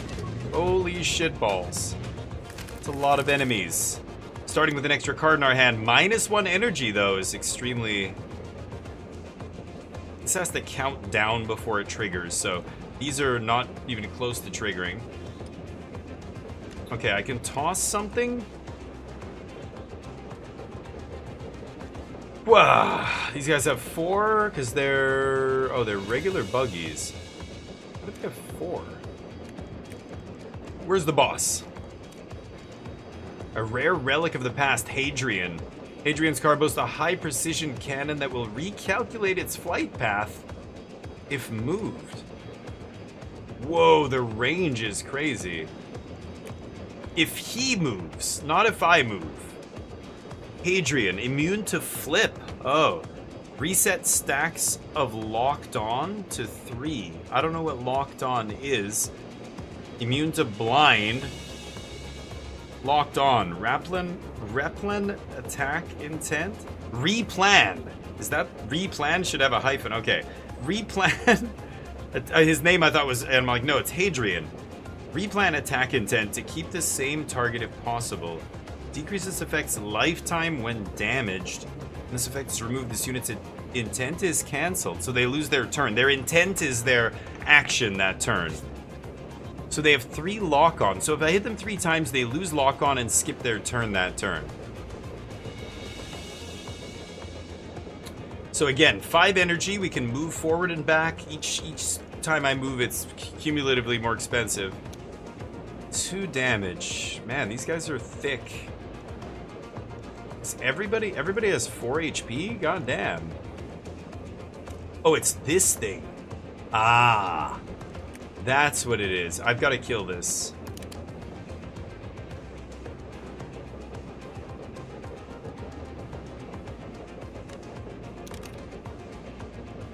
Oh, God. Okay,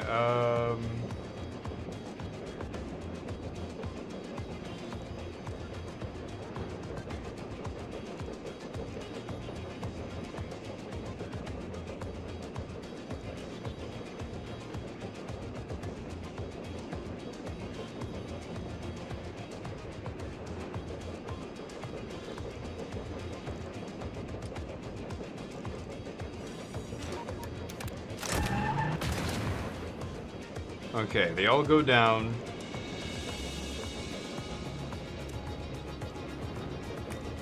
So is this guy gonna recalculate? Yeah, he lost his little dash marks there.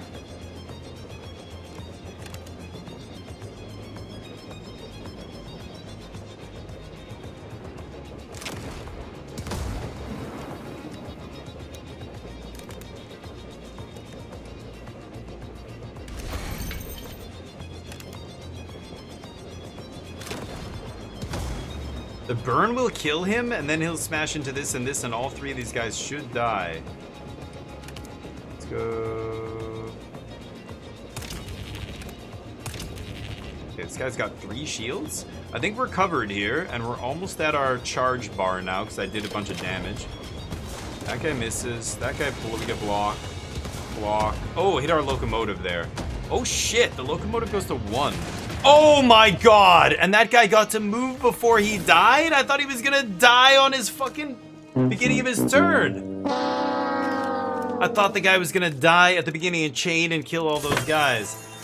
You know what? I didn't look at the turn order. Oh my god. I played that round assuming that was gonna happen. I unlocked a bunch of stuff. Season ticket? Oh, that's powerful.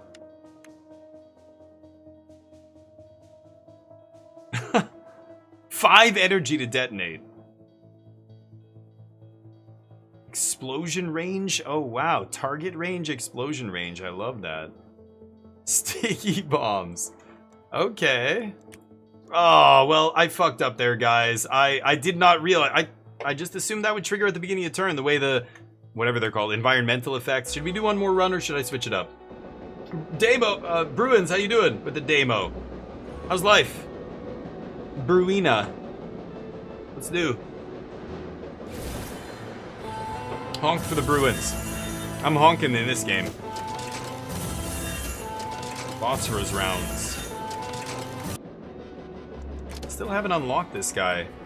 Unlock all the cards for one carriage. Oh. I cannot unlock the locomotive. I've got the minigun. I could add the minigun to my starting train? No, I cannot. Right. I think the artillery one is better. I have everything except one card for this stupid protector. What the hell? Could unlock some new stuff here. We've got modules. We've got cards. That's insane. Why can I not unlock this? Huh? I have the nail. Oh, I can. Okay, never mind. Gain 1 AP, draw for 0. Lotus Petal. Discard a card, decrease movement cost by its AP cost. Wow. Ooh. I'm fighting myself with a dearth of card draw here. Oh, that's interesting too.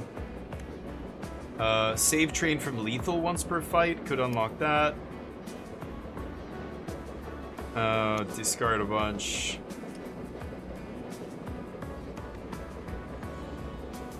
Interesting.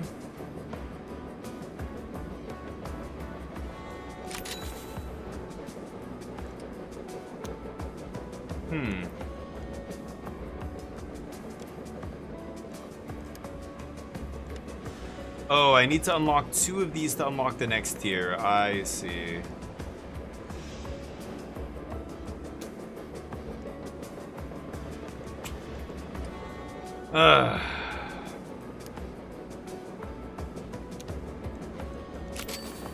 Okay. Shield 50 damage. I did all this. Win 3 boss encounters. Win a run. I'm such a noob. I'm sorry, I have to play it again. I have to win a goddamn run. The fog's expanding again. Pierce the fog wall, find us a new home.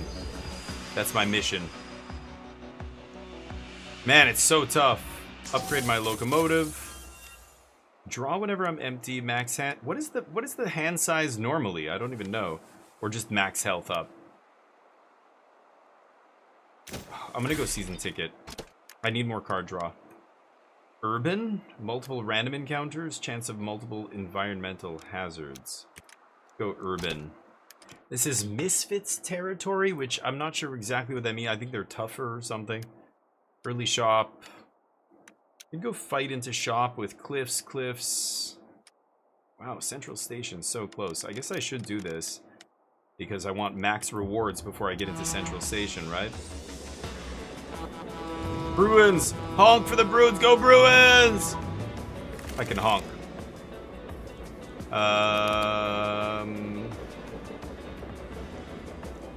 Lifts along the top here.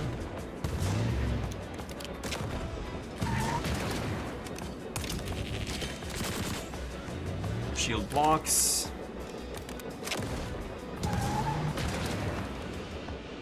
Okay. Scrap. Card draw I like. This is very specific. There's not a ton of units with shields. I think I'm gonna take Hotcast. Okay, need some mana production and we'll be in good shape here.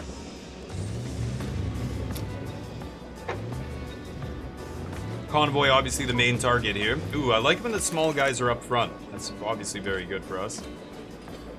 5 energy, huh?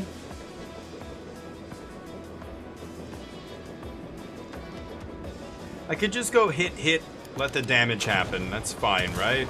For the first turn. Clear some of these enemies, shield up.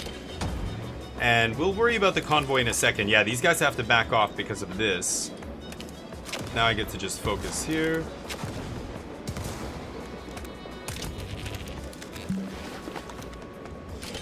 Okay. So, what, spare tires on the ground? What the hell is that? Alright. Let's finish the convoy, obviously. Let's move, and I will shield here. Oh, that's gonna hit me.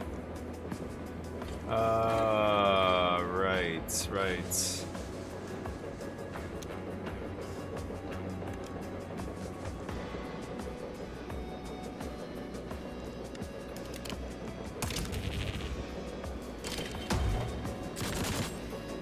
I want to take shield damage anyway, right? Okay.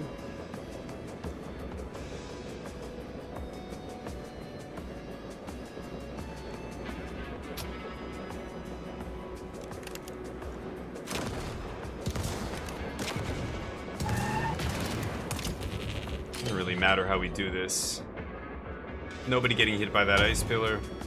Shield damage. I do need the shield damage, so it's not the worst.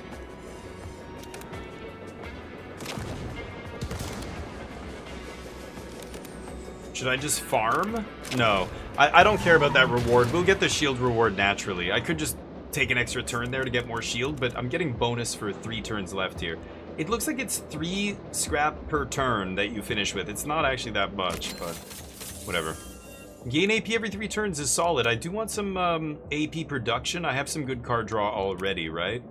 Hot Cask and the Relic that I have, the season tickets. So every 10 moves from the enemy, I get a free AP. I think I'd rather have Power Boiler here. But again, those relics, I'm seeing so many repeats. It's kind of insane. I don't know why. I mean, it's just, it makes me think there's not many of them, which makes me not as, you know, into the game like that. That means there's a lot less depth, right? Okay, so we can transform for 45 3 times. Let's check out this shop. Ooh, this is awesome. This is super powerful. There's many turns where I'm taking nothing. I'm buying this no matter what. I don't care how much it leaves me with. 10 left, can't modify, I'm over it. Anything else? Alright, let's keep going. Here we go. This does mean that I can't buy another car here, but I'm over it. Yeah, it's fine. Add shield to the deck. I guess so. I don't know if I love that, but... Repair doesn't do anything?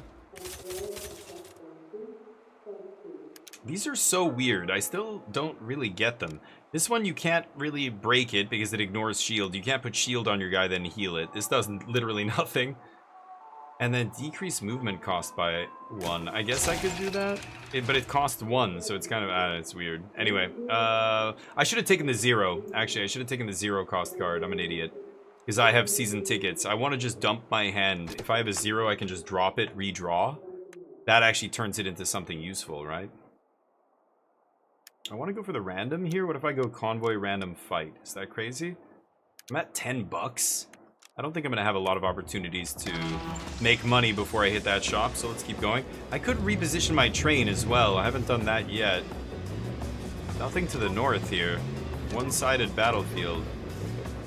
Okay, this is a chain reaction. If I can... Yeah, I'm not going to be able to kill that guy. Shit.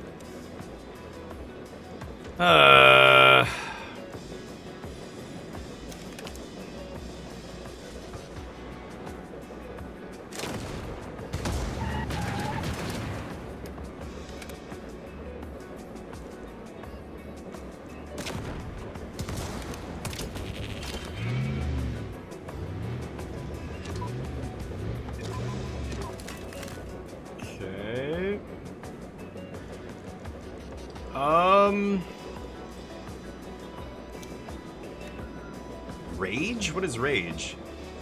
This unit's cards gain 1 power. Oh. Weird? So this deals... That would deal 2. It wouldn't change anything though, would it?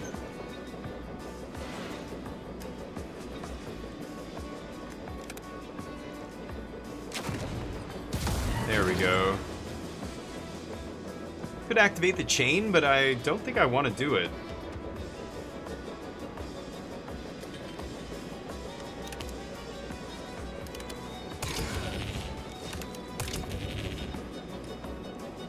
Gonna end the turn here. Hey, Comfy, thank you for the lurk. I appreciate it. Hopefully life is good. I don't know what you're playing these days. I think I saw you streaming recently, but I didn't click into the channel. I just saw your name in the list and checking people out, looking at different people. I didn't go into your channel this time, but I will next time, I promise. I'm curious. I always like seeing what people are playing whose game opinions I respect. It's awkward.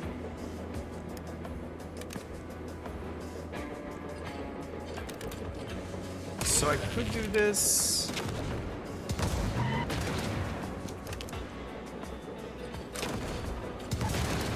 And then just protect myself again, redraw, nothing.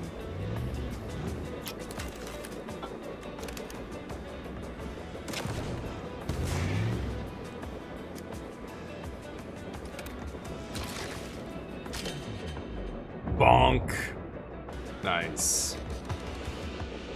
Oh, I guess I get 3 extra scrap if I don't pass the turn there, but 1 AP for every 3rd enemy destroyed. This is good.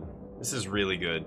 Every 4th move in a fight. In a fight? Or maybe syringe? I'll take the syringe. It's the same items every time. They really need a bigger selection of items. It's not good. Let's just do this into shop. Easy road into boss.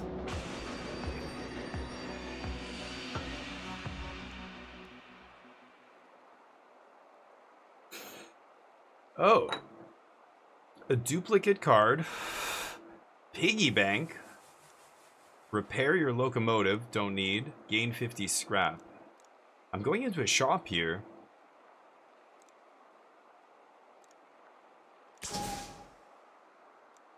$50 scrap. All right.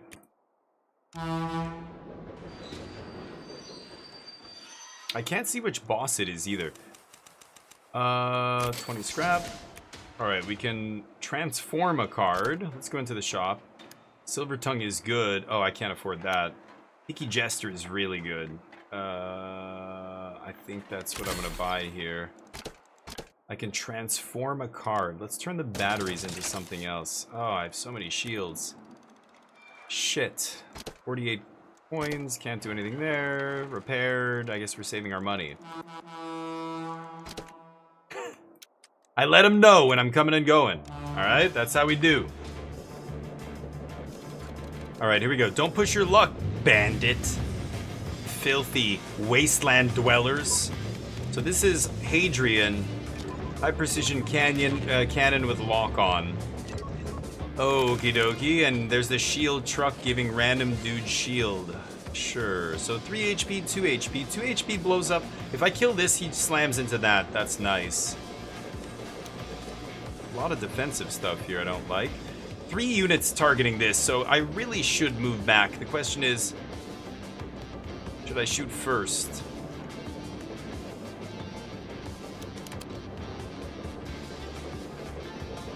I don't think I have to. Let's just move back. Okay, lock on bro is gonna switch targets.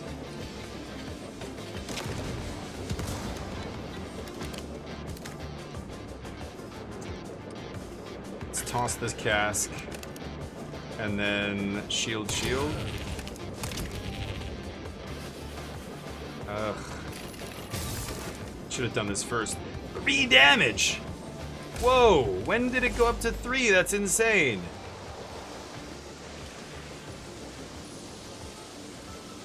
And stun, shit. That guy's gonna shoot him. I think, yeah, those guys are gonna take care of each other. Maybe I just smoke the boss here? That's just gonna knock his shield off. I think I'm just gonna put damage on the boss and stun him. That feels good. I forgot about this stupid thing. Yeah, that guy shot him. Shields absorb all that.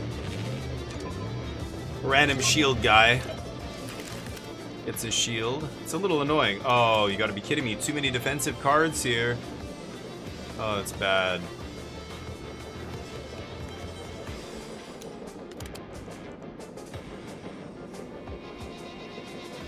This guy's heavy, so he doesn't move.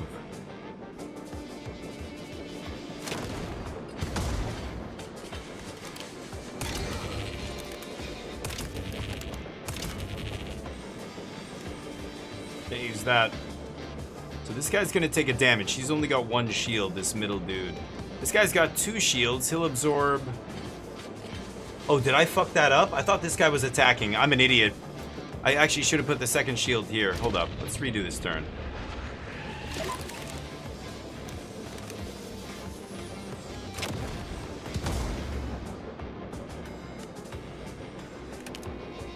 Oh, what am I doing? Hold up. Let's do that again. I just realized this thing has rage. You always... Oh, but it costs 2. But I have so much energy, it doesn't even matter. Rage first. And then this deals 2 damage?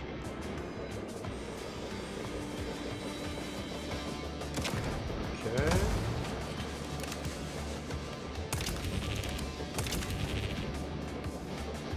Oh, but this guy's taking 2! No, I can't do that. I'm an idiot. I forgot I have to move. Rage. Fire. Shield. Shield. This guy's gonna take 1. I'm over it. Another dude shows up. Damn it. 10 turns until veterans start showing up? Alright. That's what it says behind my head here. No escape. It's a boss fight.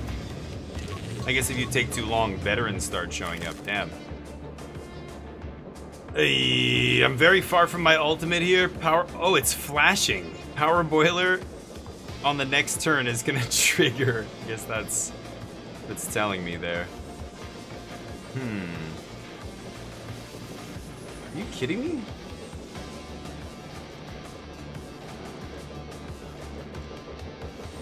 These guys are at full health. It's crazy.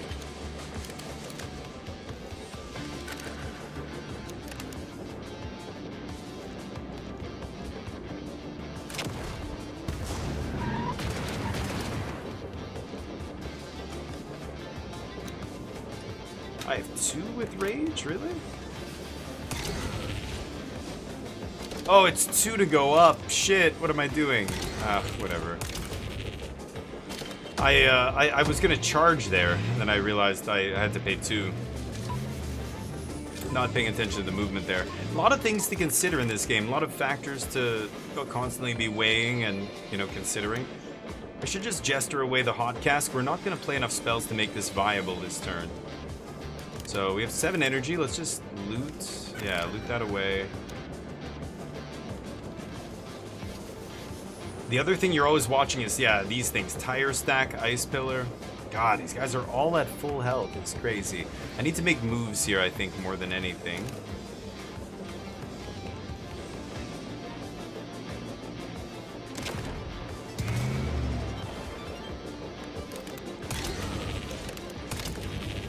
Should have done that first, but again, I'm using the energy to do it, so... But I passed with 1 energy there.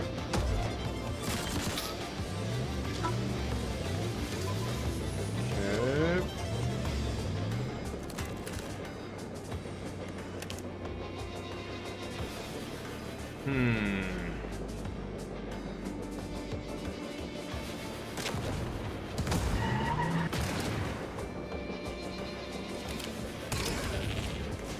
Again, I'm not sure if I'm supposed to... Okay... Not bad. Yeah, that works. Take the damage on my shield. Okay, season tickets is pretty good. It's already drawn me a few free cards here. Alright, I think I definitely need to slam on the brakes here.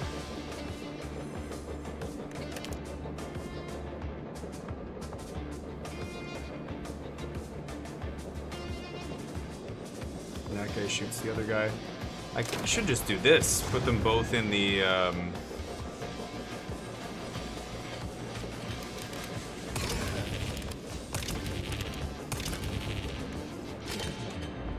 Boom! Get wrecked. Okay, we did it.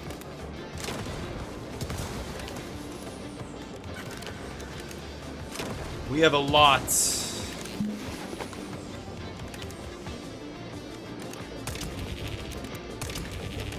We have a lot of defense and not enough attack to balance it out, but that's okay.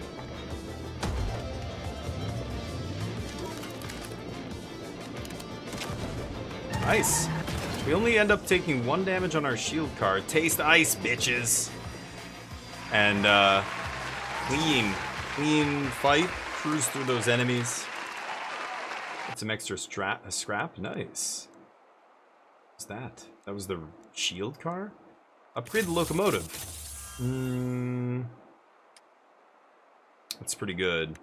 I'm just gonna go max health here. Get it up to 3.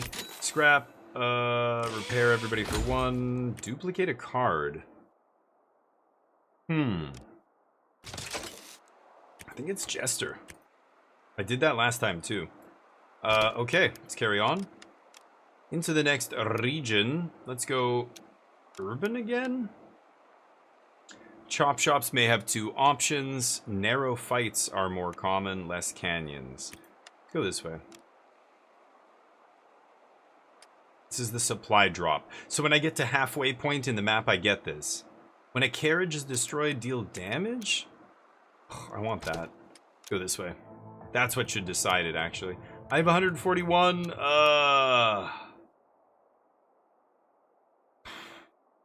Didn't want to see a shop on the very first one. There's a shop there. I could just go bam, narrow grid. Remove card. Remove card. Convoy middle. And figure it out from there. Otherwise, shop that's barely useful. It's the top. We get double convoy. This is a narrow grid, though. I don't have, like, if you have that ability for with your locomotive to push everybody away, that kind of stuff's nasty. Yeah, this is so early in the game.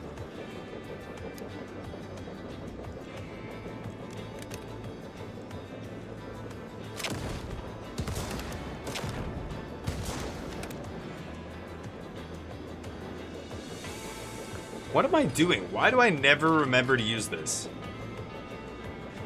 This unit's cards gain 1 power. So if I play that for 2 right off the bat, I would have been able to do 3 damage to this? 3 damage to this guy with 1 of them? Right? I don't even know. Doesn't matter.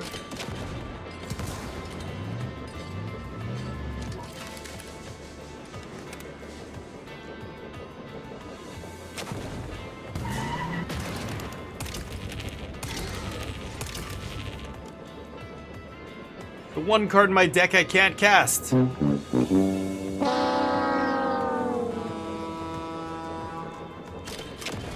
Okay.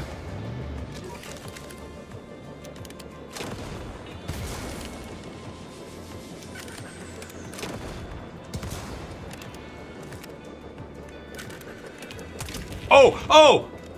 What? I clicked on the wrong dude. No. I accidentally clicked the shield on that guy. Oh, whoops. Does that change my draws? No, it did. It did change my draw, right? Weird.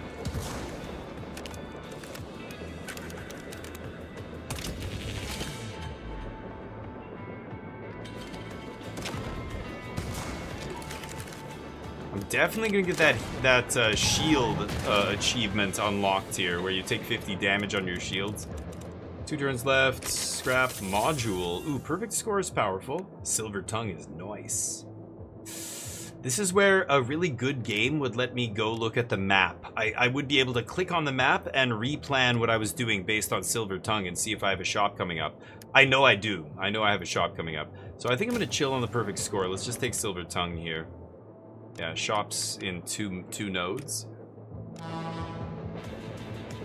But players who are not going as deep as me, they're not, you know, experienced with this shit. They need to have access to all the information at all times. That's really what it is. I should always be able to see my deck, even when choosing rewards, and always look at the map, even when choosing rewards, etc. Okay, that's pretty good. A lot of damage. Rage!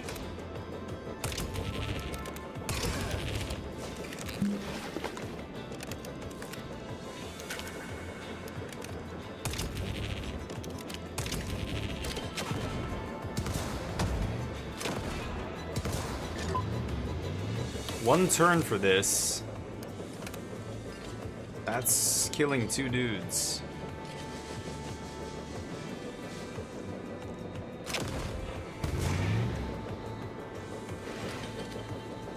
That guy attacks him.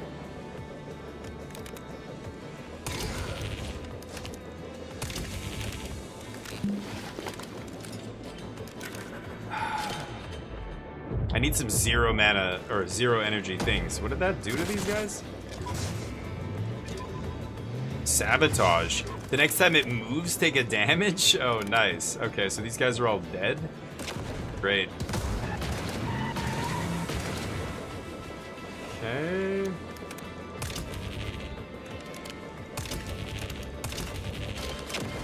Oh, I didn't see my draw there. I should have looked at my draw. I forgot about the season tickets. I would click too fast. Season tickets. 2 damage. The artillery attack because of rage.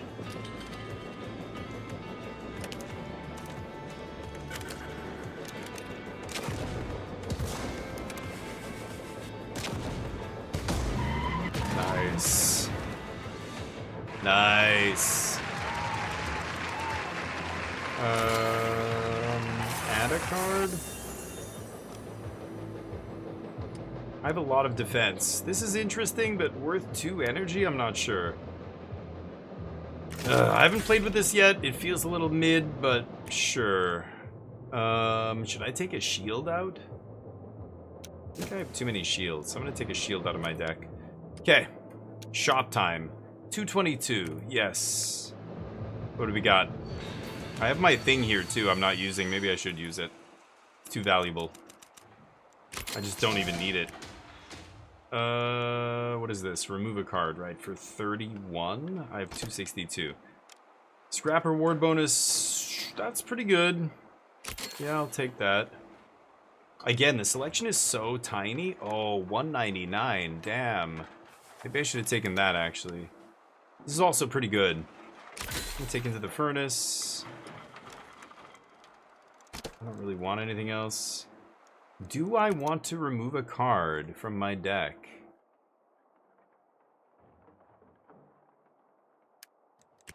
I don't think so. I guess I'm banking 82 here? Okay, convoy time. Let's do it. I want to add another card to my convoy here. So I have vents now.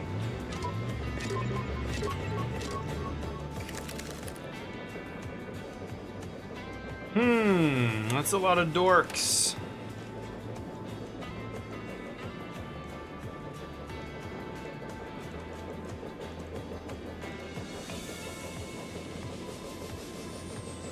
That's interesting. I like that. That's a lot of damage. And then we move up.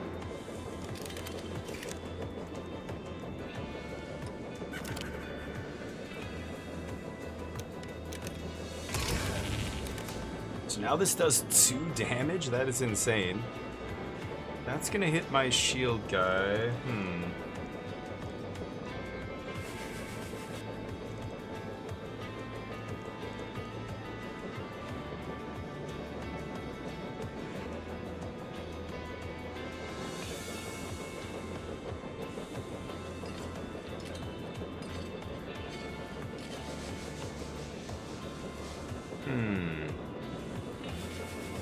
Could do this. It's not shoving these heavy guys.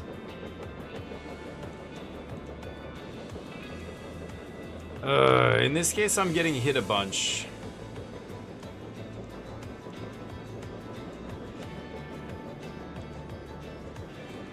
I think I like this.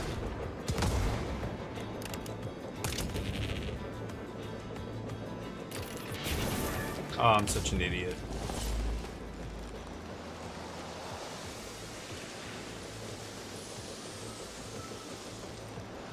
I actually just need this guy stunned.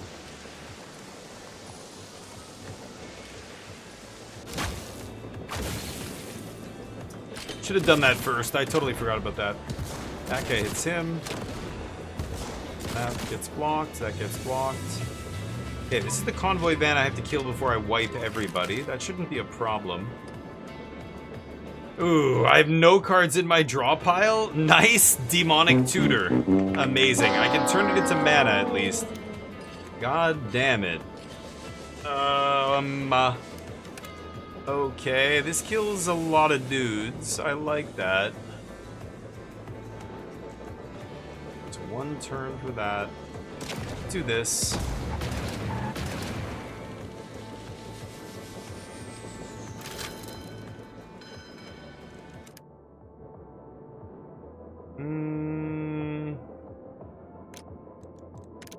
Can I see the battlefield? Oh. Oh, I didn't know you could do that. Okay.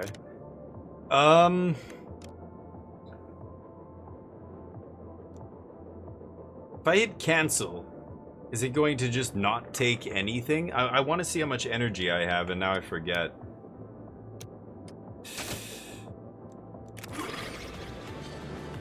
So that's on top of my deck. I have 3 energy.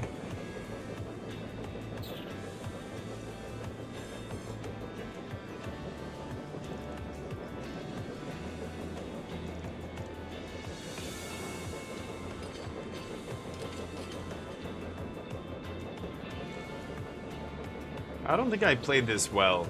Hold on, let me redo this turn. Ugh, this is tricky.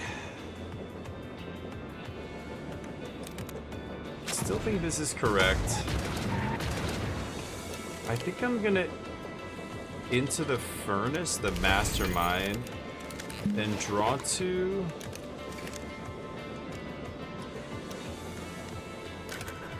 Shit.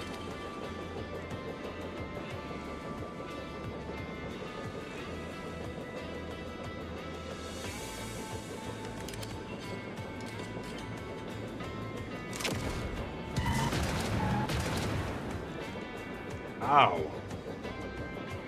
Okay. I think that's better. That sucks, though. Marculio, yeah. There's a button up here. It tells you during the tutorial level that you can always skip or reset your turn. But you can, this button, reset turn. It's right under the menu button here. But you only get to do it for the 1 round. And I don't know. Yeah, this is the turn order. I don't know. There must be a difficulty where you can turn this off or something, or only... I would love to only have 3 of them per run or something, but apparently it's just, you can reset every single turn. The game is complicated, so I don't know, maybe it makes sense. Let's loot first here. I don't need all these shields. This is Rage. So let's give this guy a shield. Then these do 2, so that does damage to him.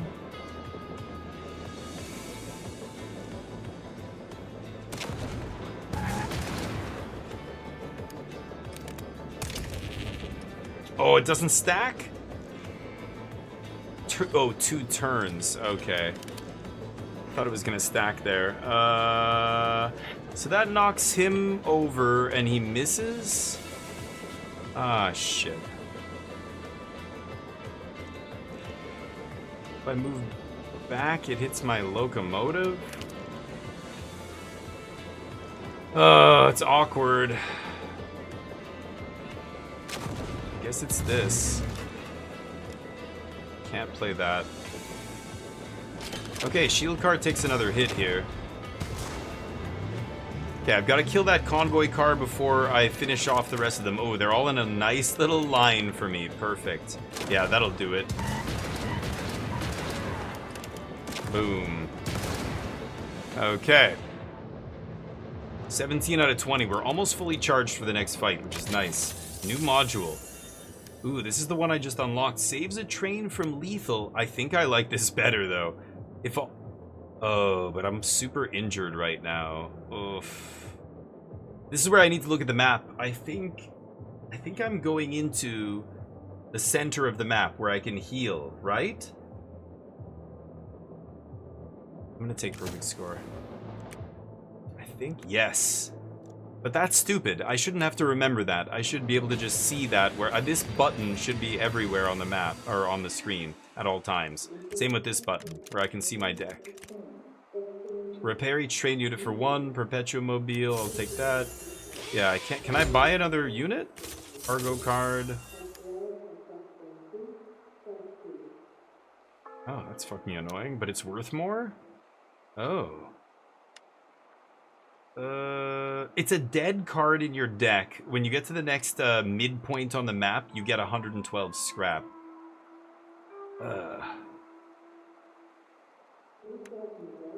I'm gonna take loose cargo, it's fine. What does disposable mean?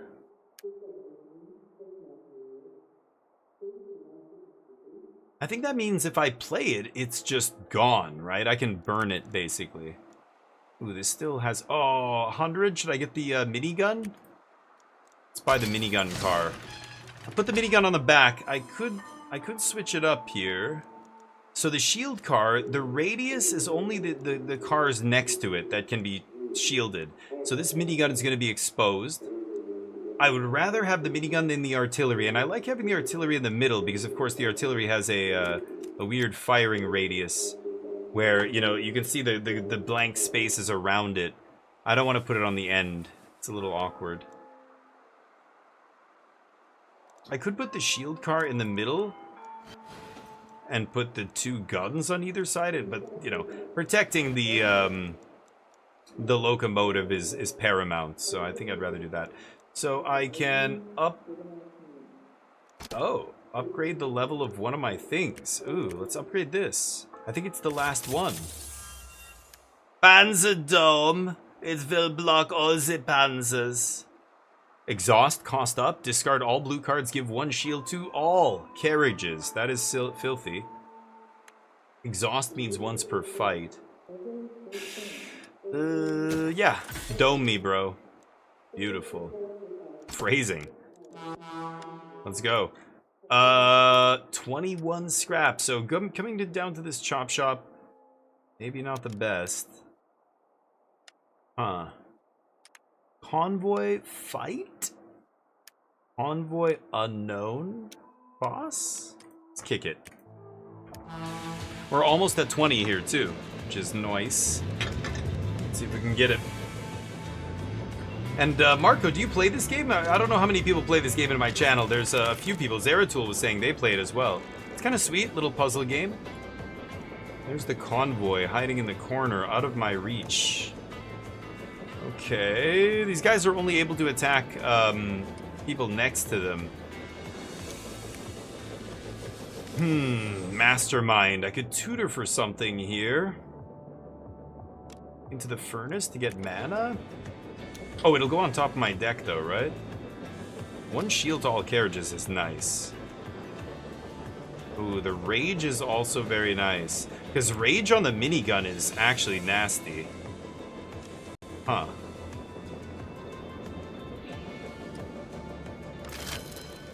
Let's lead with Mastermind.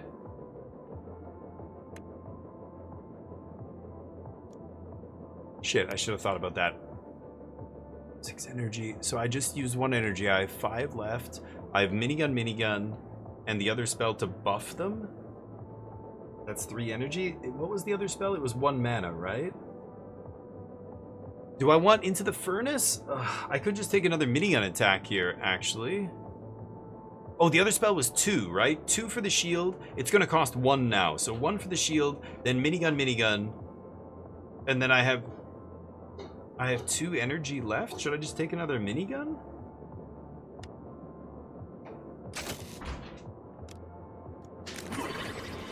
So I have minigun on top. I can pick it up with Jester. I have 5 energy, yeah. So I go...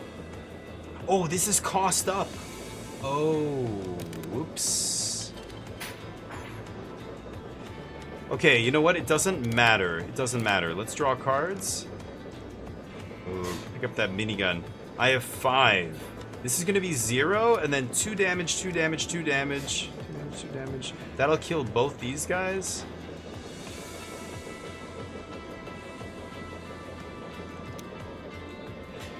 So, 1, 2, 3, and then I move. Yeah, I don't need this. I can discard the dome. So let's rage. Oh, but this guy's not within range, is he? Ah, right. Okay, so let's move up.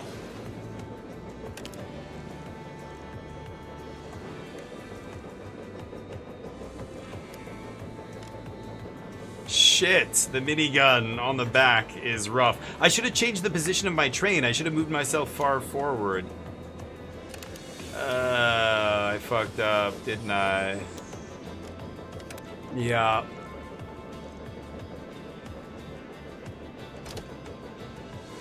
Oh my god, and I can't even put it on him. Hold up. Hold up. A lot of shit happened that turn. I royally F'd that. Okay, right. I cannot rage my minigun, ever. Unless I change the order of my cars. I have to remember that. I can't change the order of the cards in my hand. I wish I could move them around. So this is cost up, so that's why the discard. Okay, let's just give everything one shield. And then what? I can mastermind. I could just get an artillery thing. I could get another shield.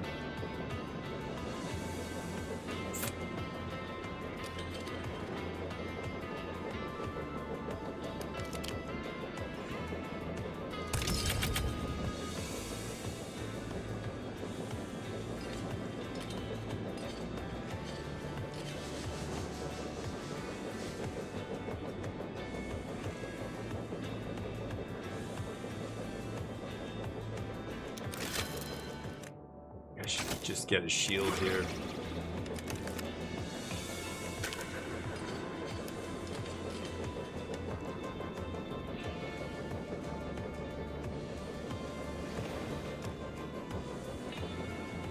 Oh, the minigun is so ridiculous.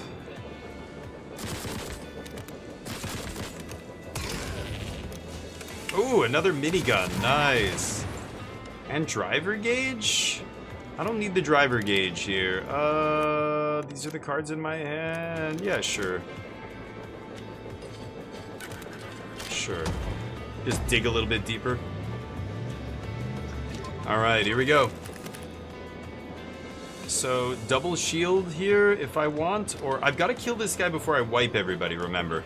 Ooh, if I play this immediately before I play anything else, I generate 4 energy, but I have 7 energy here. You know what? Fuck it. I'm gonna use this. This makes sense. Just stun both these guys. Doesn't stun myself, of course. And now let's just pummel this thing. Damn, I cannot actually reach. Even if I move up, my minigun at the back is not gonna be able to hit it. That's awkward. Let's just hit one of these idiots. And... Alright. Hot cask. We have 5 energy still? Nice.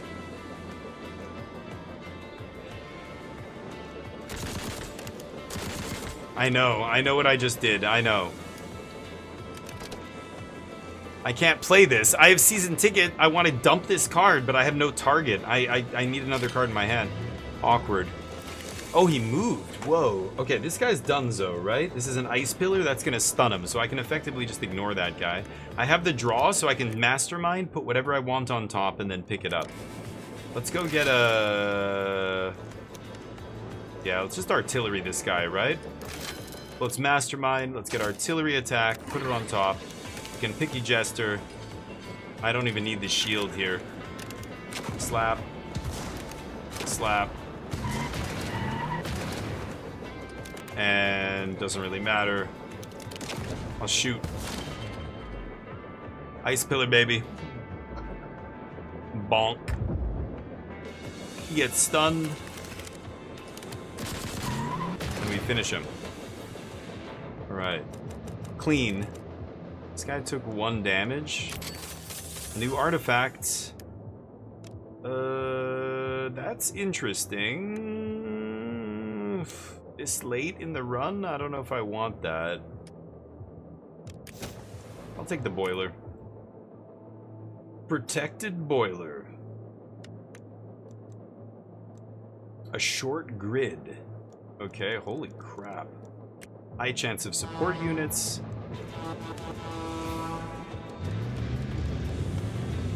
Big battlefield, but short. Yeah. Only one movement, forward or back.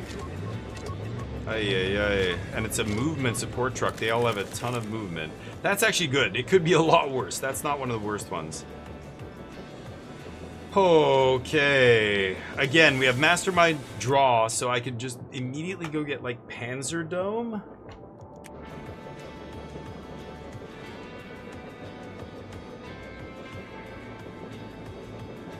One, two, Panzer Dome is 3.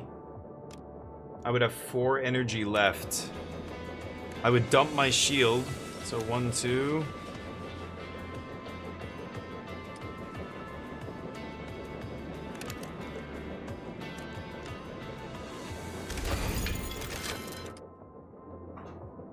Actually, I don't know if that's correct.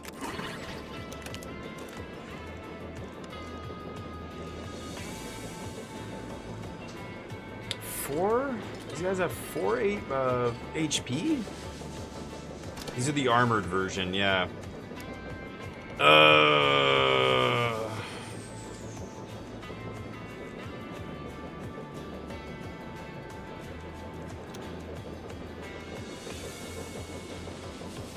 If a unit receives damage, it'll skid 1 cell backward.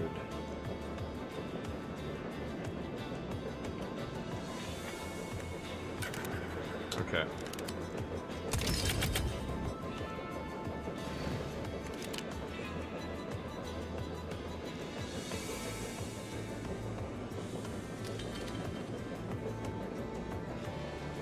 Will not work on heavy units, yeah. And this is a heavy shit.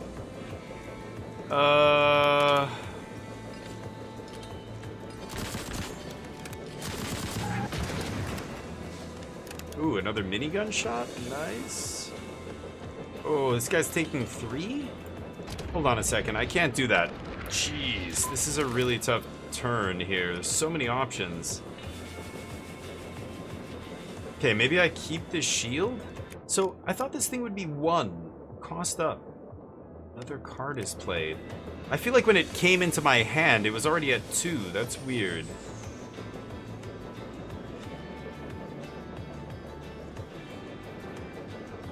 I think I have to back off. 2 movement. Yeesh. No, I think I'm still doing this. Move back. That guy's taking 2.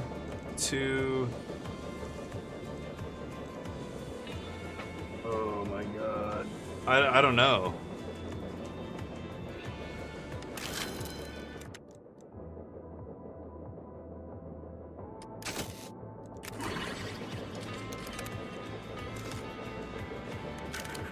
Yeah, why is this 2? It's so weird. This is useless. Oh no. It'll skid backwards. Okay, actually, I should be able to make this go backwards. Yeah, and then... Oh, improved cannon truck. Immune to stun. I thought it was heavy. It's not heavy, so I was able to move it back. So these guys are safe. This guy's taking 1 damage, effectively. And we've got another minigun shot. Stabilize this guy. And an artillery attack. What a draw. That guy's gonna bounce into my thing there. I don't think I like that.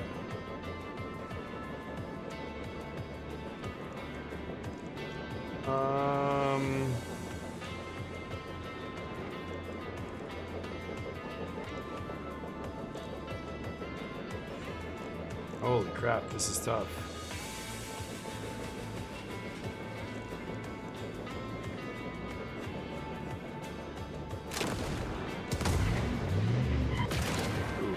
Dies. So this is gonna take a hit. That's gonna take a hit.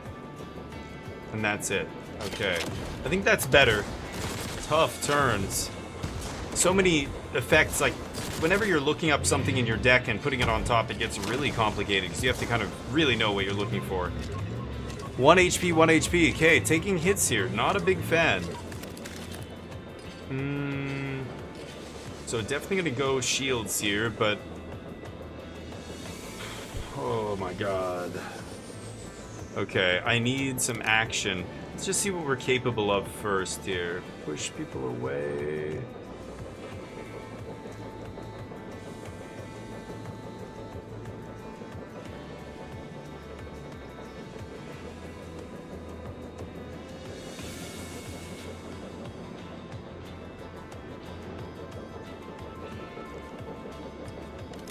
Okay, let's gesture first.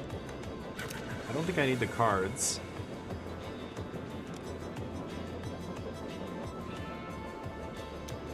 I want to do this.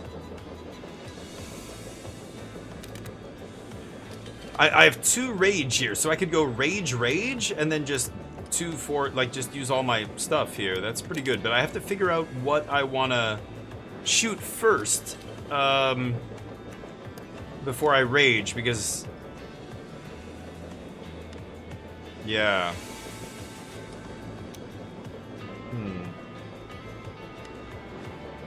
That's tough. I don't know what to do. This is a very difficult spot. If I do that... They don't take damage for hitting the edge of the map.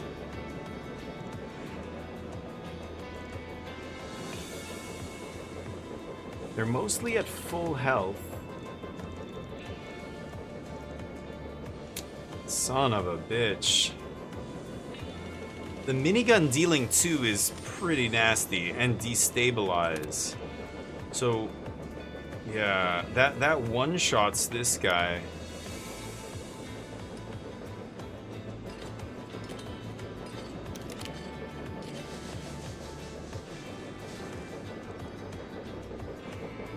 I kind of like this. No, I don't like that.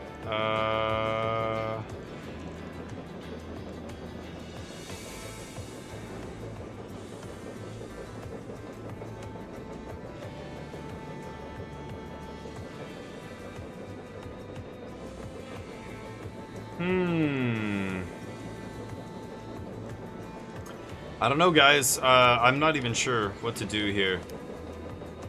Steals 1. So if I rage first and I go 2-2-2, I do minigun shoot. That guy hits this guy. I can't artillery that guy. I think I still have to move.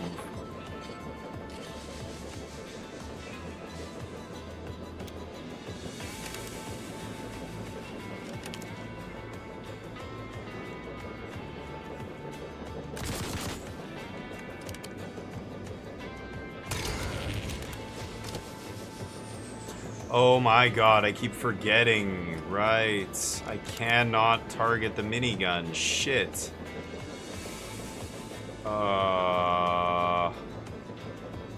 I forgot.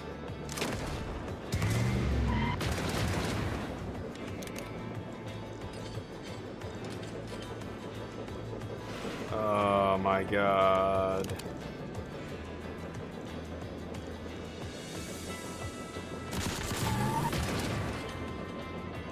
Oh, driver gauge? Ooh, and a shield to the locomotive. Okay, let's stun this guy. Perfect, so both my guys that are getting hit are shielded? Awesome. Yeah, that guy's getting hit, that guy's getting hit, and that's it. These guys are both hitting an empty space.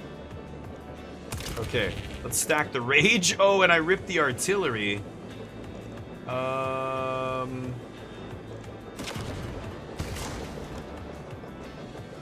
I don't want to use that. Block. Block. Ooh. Smoked his own dude. Yeah, I've got to remember the turn order here. Here we go again. Mastermind. Oh, but I have nothing in my deck, so this does nothing. Great. I still have rage for 1 turn on the artillery, so this guy's doing 2 damage. Pretty nice.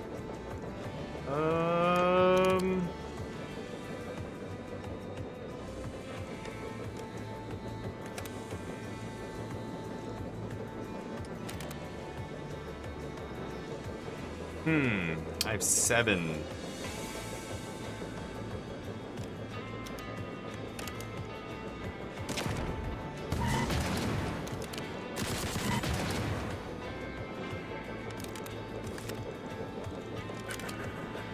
Oh. Shit. I'm gonna lose one of my cars here? That's really bad. My shield car. Crap. I'm gonna redo the turn.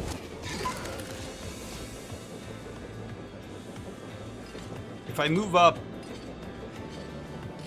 there's no way. Yeah, I think I need to move up.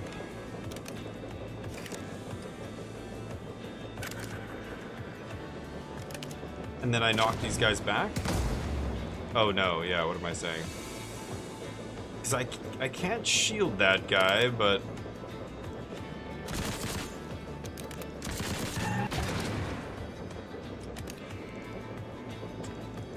Yeah, I can't shield him, that sucks.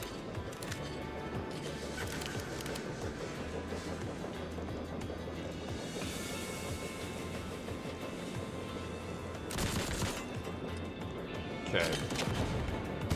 This guy takes one, but I'm not losing a car. I think that's better. That guy dies. Okay, 2, 1, and 2 here. Let's go back. One of our guys has the natural shield because of protected boiler here. Let's do this first, I think. I don't need the hot... Oh, I should have dumped loose cargo. Whoops. Actually, that was dumb. Kill both these guys. And then minigun. Nice. Okay, doing good work here. Getting a lot of scrap. 4 turns left.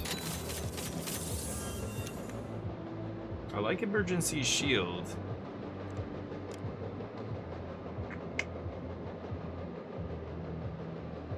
Huh.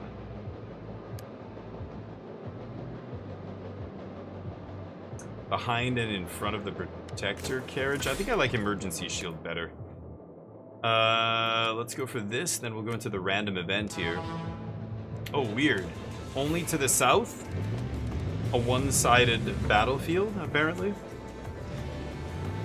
There's the convoy, but movement support truck, everybody can move like crazy. So this purple shot pierces shields. Okay. I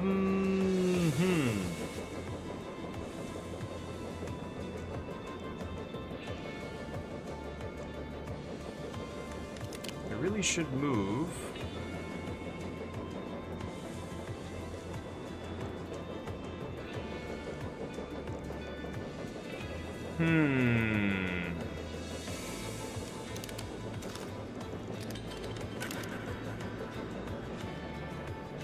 We've got a bunch of shields. Why is it 2 to move? It's 2 AP to move. Why is that?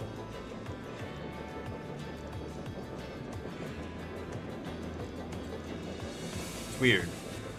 So, a bunch of hits coming in on this. I mean, I can kill the sniper truck.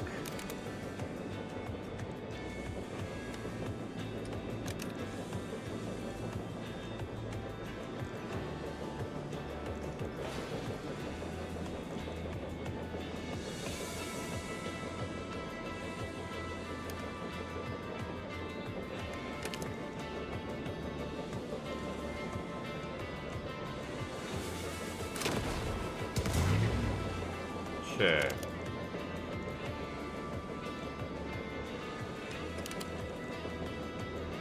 Rage, that doesn't do anything.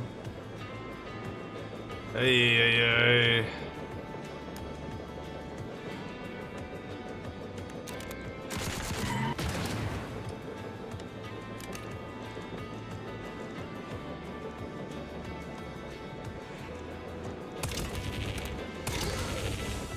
Okay.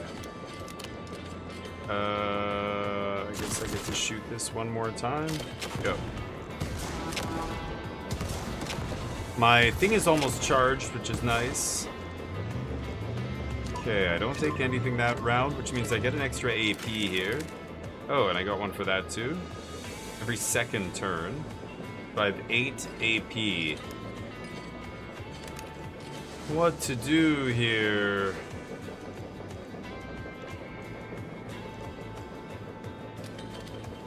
That knocks this guy into the ice, which stuns him. I like that.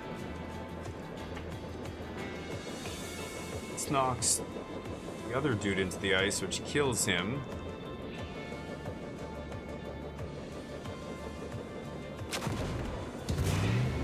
Yeah, I can't have them targeting the back of my truck. That's no bueno.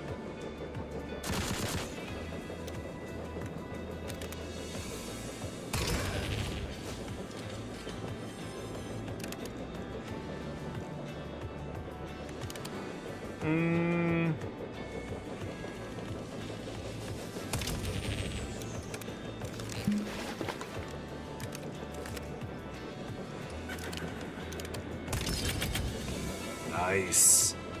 Locking it down. Bit of artillery attack there as well. Okay, the movement truck is gone. And they're bombarding us, but we can take it. Bam.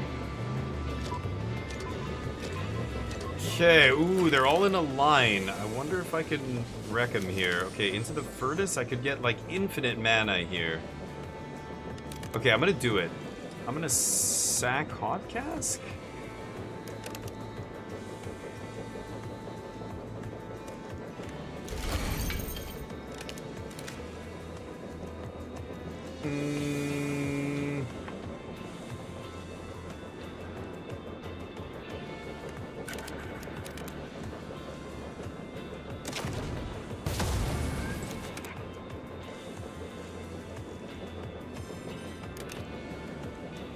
Oh, what the fuck? Oh, I didn't mean to do that. Oops.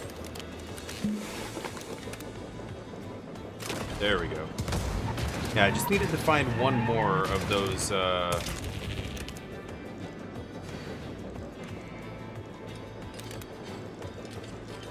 crap. Minigun with a bad range. One more artillery shot and I was able to do it. Okay, now let's finish this thing. I can't redraw? That sucks. Sure.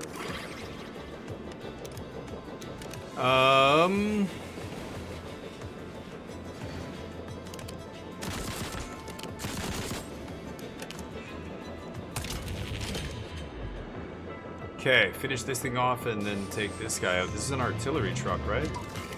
Yeah, perfect.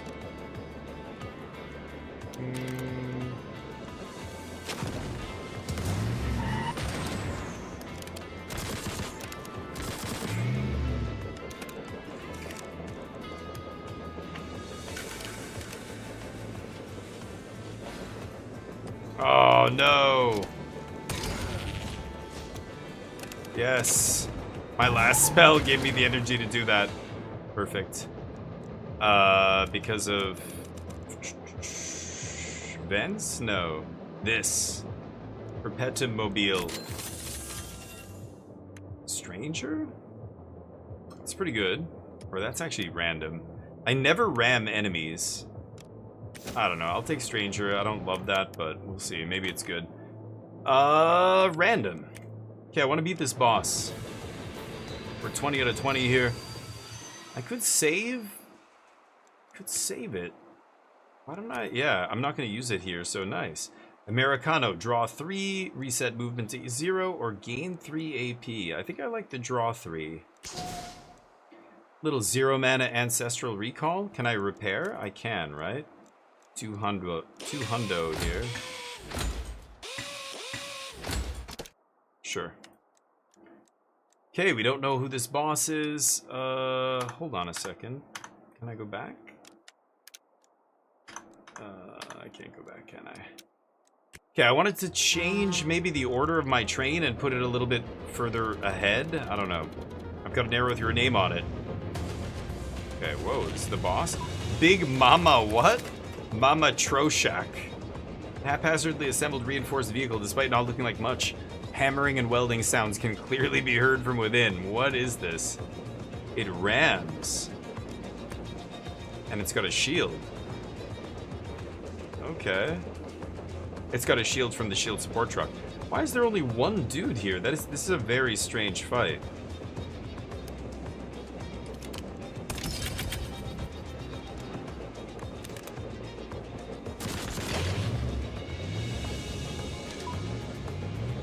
Whoa, what the hell?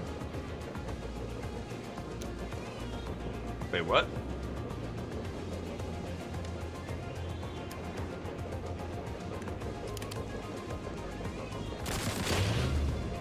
Whoa!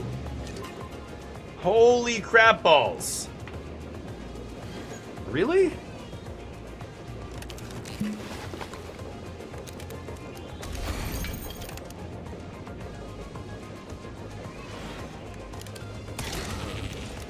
Nice.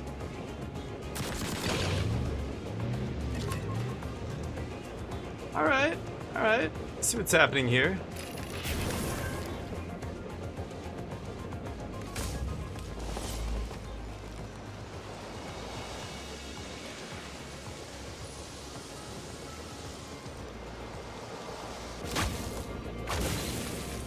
Okay. Okay. Oh my god. Wait, what? Oh, they get smaller and smaller? Wow. Mama Troshak is nasty here. I see what's going on. This is a nasty boss. Draw 3. I have 8? Yeah, let's just do that immediately. Mastermind, but I only have Picky Jester left in my deck. I should Picky Jester here. This thing can't be shielded.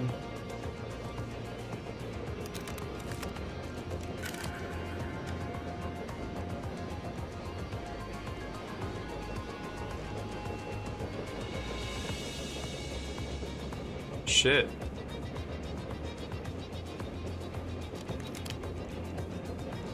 So destabilize, smashes into him.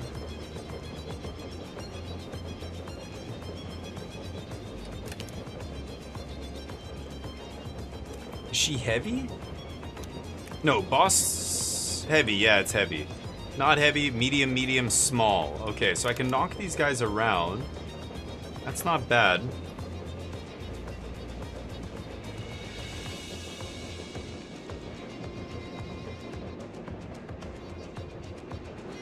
I like that. It knocks Big Mama back as well. Wow, they move and act immediately when they ETB. Damn.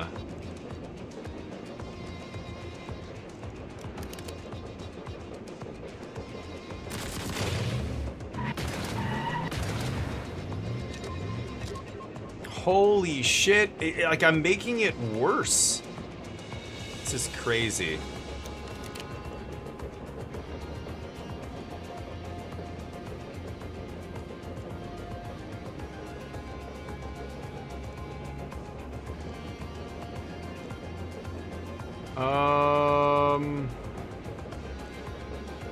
Oh my god. I could let the locomotive take a damage here, just knock her out of the way. Oh no. Holy shit. Am I gonna die?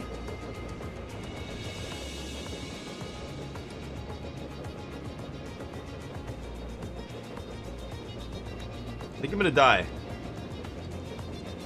I didn't realize what this enemy did. Holy shit, this is a crazy fight. So... Oh, right. It only... Okay, yeah. I thought it was going to take me to the beginning of the fight.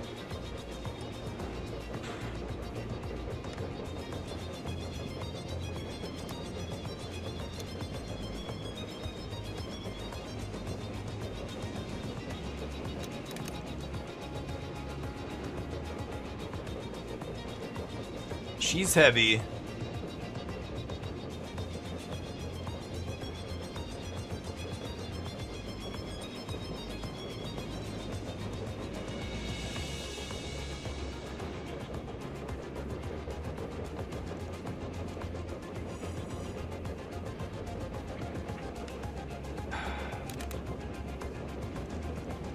At least the artillery car I can...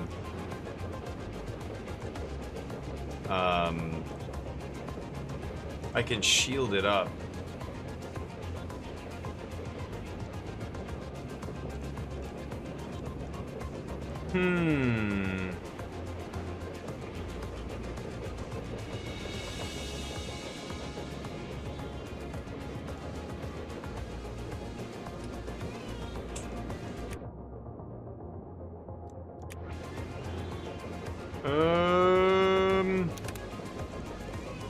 God, this is so hard. I still think it's this. But it just, I don't know what the enemy's gonna do when I kill them. Okay. Oh my god, right. Like, I know this is gonna happen, but the way they behave after they jump into play is so hard to predict.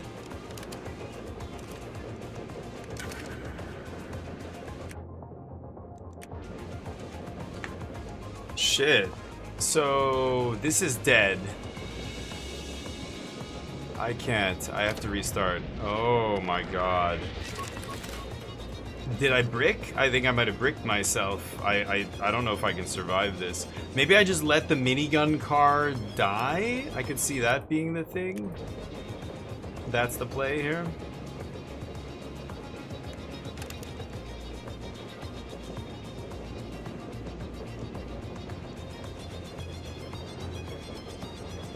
Oh my god.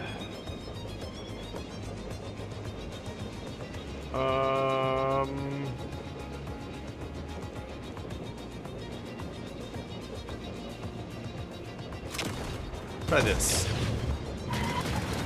Jesus. Okay, that's better actually. That was nice. Okay, and then again. I think.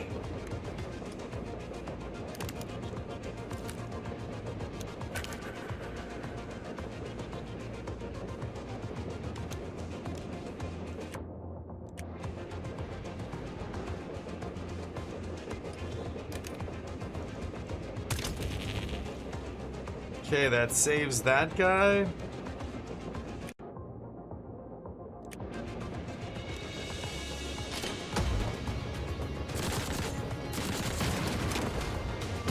I should just play cards because I can, because I have this. There goes our minigun car. Holy shit. Oh no, and I'm malfunctioning.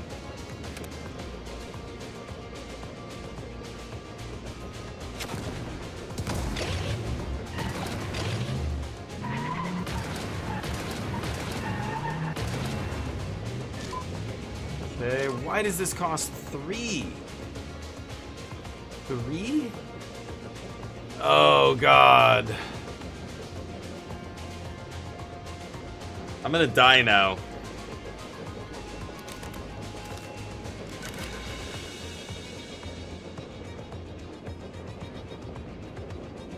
Holy shit, this is insane.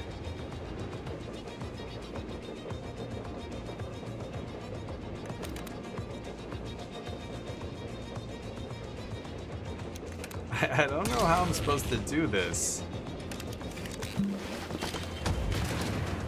Artillery car gone.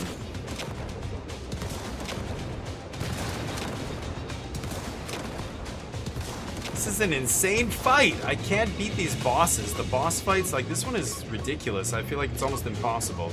There must be some combination of items I can get that make it better, but what those might be, I have no idea.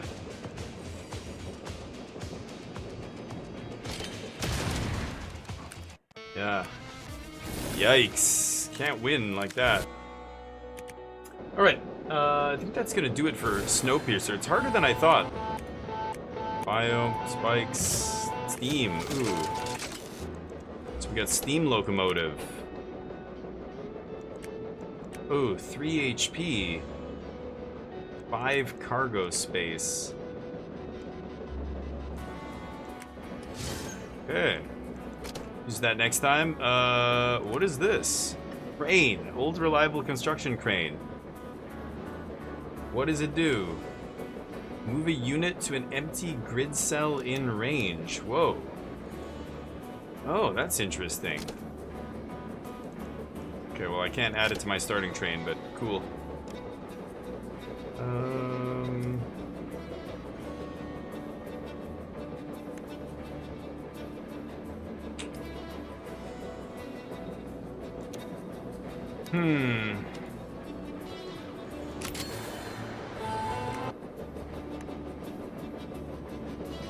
Same name.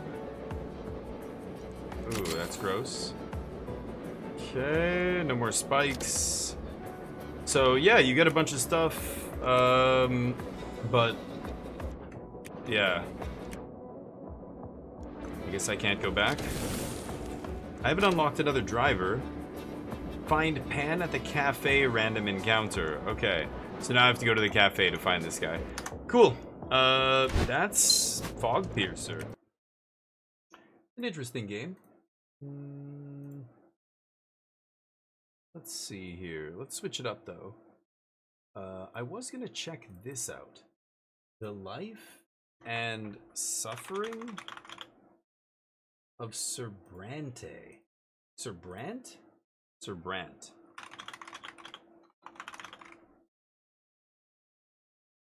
There we go. Let's give it a try. Oh, it's hot in here. Very hot. I cut myself as well on my temple, which is not nice. Fogpiercer, let's change this. Surbrante. I have no idea what this game is. Let's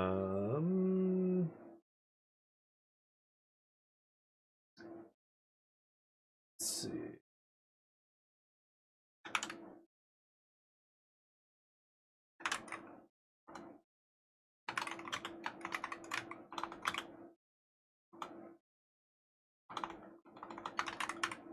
Wow, long loading time here.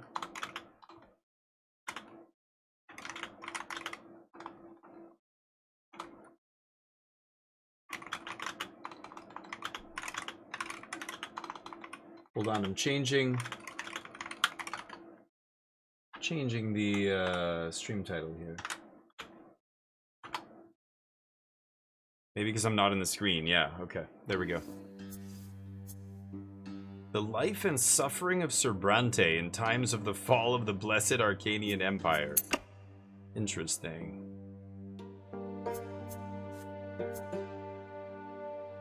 Huh? I can't change the resolution? Really?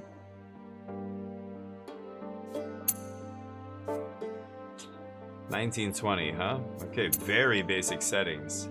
What is this? So Damien Brante. Chapter restarts enabled? Iron Man.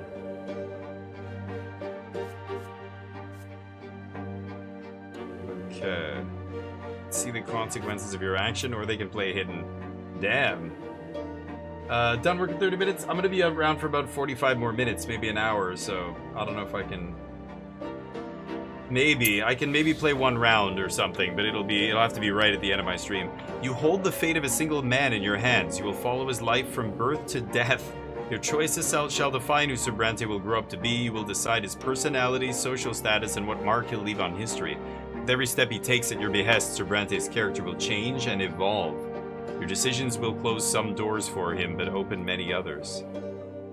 The world of Surbrante's birth is a ruthless realm where people are divided into estates.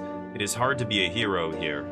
Be ready to accept that Surbrante cannot overcome every challenge in his path. Every hard choice will test his character and personal qualities.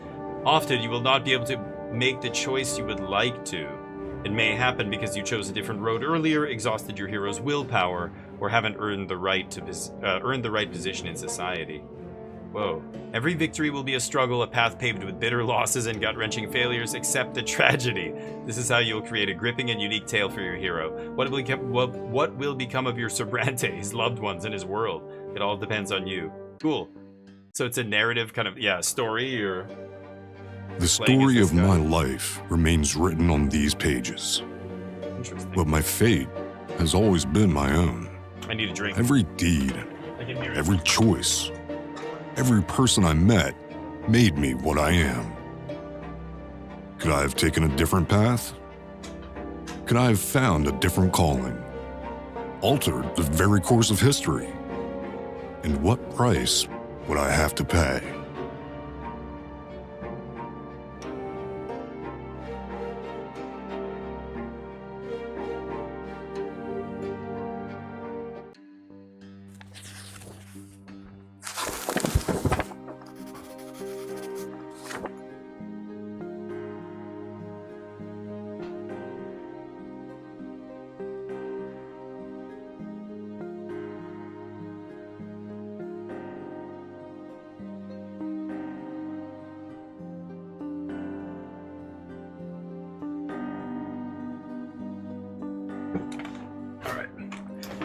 At the end of time, your fingers are stained with ink. Your breathing grows ragged. Your hands are shaking, yet the words begin appearing on the page before you, one by one, clinging together to form a chronicle of your own life. Who are you, and how did you reach this end? You were born, raised, and lived your entire life in the blessed Arcanian Empire. In this land, a man's destiny is predetermined at the moment of his birth. Whether human or Arcanian, nobleman, priest, or low-born commoner, all bend to the divine will of the twin gods. And each life is not but a single cog in the universe's immeasurable machine. Okay. The memories come flooding back. They engulf you as a merciless wave, binding together days that are thrice dead and gone. The dreams of your childhood, your adolescence, your youth spent in the capital, years of peace teeming with life and a war drenched in blood. High ranks and lowly deeds, opulent palaces, secretive city backstreets, fields of battle, and faces. So many faces of the people you held dear, the people who walked this road by your side. Such was your life, now all exposed by ink erupting onto the page. With your every step, you sought to change the world as you saw fit. The choices of your upbringing, the path you carved in your youth, the fruits of your struggle, the consequences of your sacrifice, all of it led you here to the end of your time. And every choice had a price. Now, years and years later, the crossroads of your life echo in your memory, the pain and joy inextricably intermingled. Could you have taken a different path, chosen a different calling, found a different place in the world? You had the power to alter the very course of history. Now on the verge of death, you struggle with doubt, seeking answers to the last and most crucial question of all. Your life. Of all the paths in life, why did you walk this one? Did you choose your own fate, or was your life shaped by forces beyond your control? What determines a man or woman's destiny? The man himself. Your life has always been yours to live. You made your own destiny. The world around him. Your path was charted for you by the people, the age, and society in which you lived.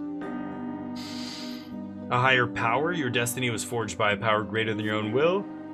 There is no destiny. It doesn't exist. Human life is an exercise in chance. It is not governed by any laws.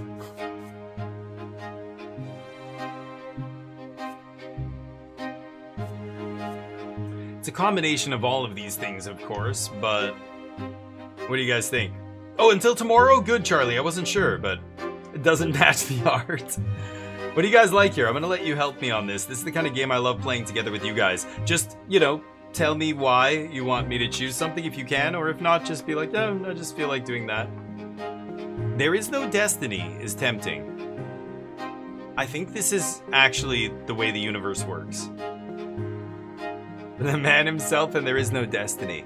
I mean, you obviously do alter your course, right? So yeah, the man himself is absolutely accurate here. This is also obviously a factor, but ultimately it's either, yeah, I don't mind the man himself, or there is no destiny. I think it's one of those.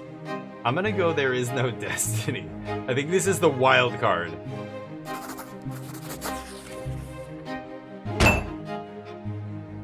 At the end of time, you stand tall and stare death in the face, unflinching. Oh, that was his hand slamming on the table. There was no higher power guiding your life. It was just a wild jig, a chaotic tangle of innumerable human wills, actions, and accidents. The only thing that could ever turn this chaos into an orderly narrative is the eternal human drive for storytelling. Your life had no greater meaning.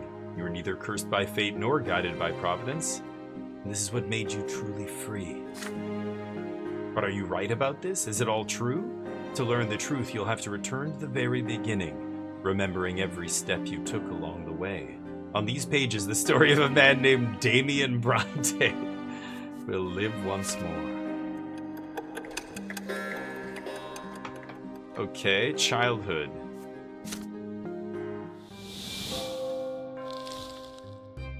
It's cool. It's very beautiful. I like the way the pages burn in like that. Okay.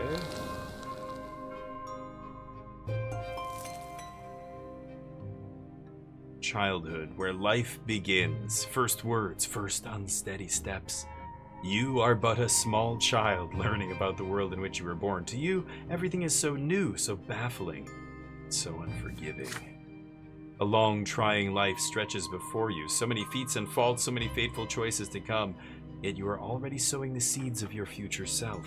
You're learning to live and survive in this world, looking for a place within it to call your own, choosing your future destiny. Who will you grow up to be? What the fuck? Maybe. I don't know. Really bothers me. That's gonna kill Does me. that bother That's you? Real. That lives with us on Earth. Growing up is also what the fuck, but it's my porn name. Damien Bronte. Honey, guess what? I have a porn name. Finally. In chapters childhood, adolescence, and youth, you will live through your hero's coming of age. You will shape the protagonist's personality, his qualities, and relationships.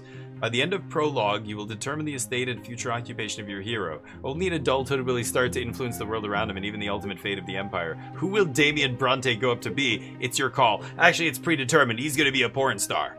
That's what we just say. You can't be anything else with that name. It's like a girl named Crystal. Or whatever. Champagne. I shouldn't. Okay. Childhood. Where I knew a lot of crystals. We always used to give him shit. Basket, how you doing? How's life?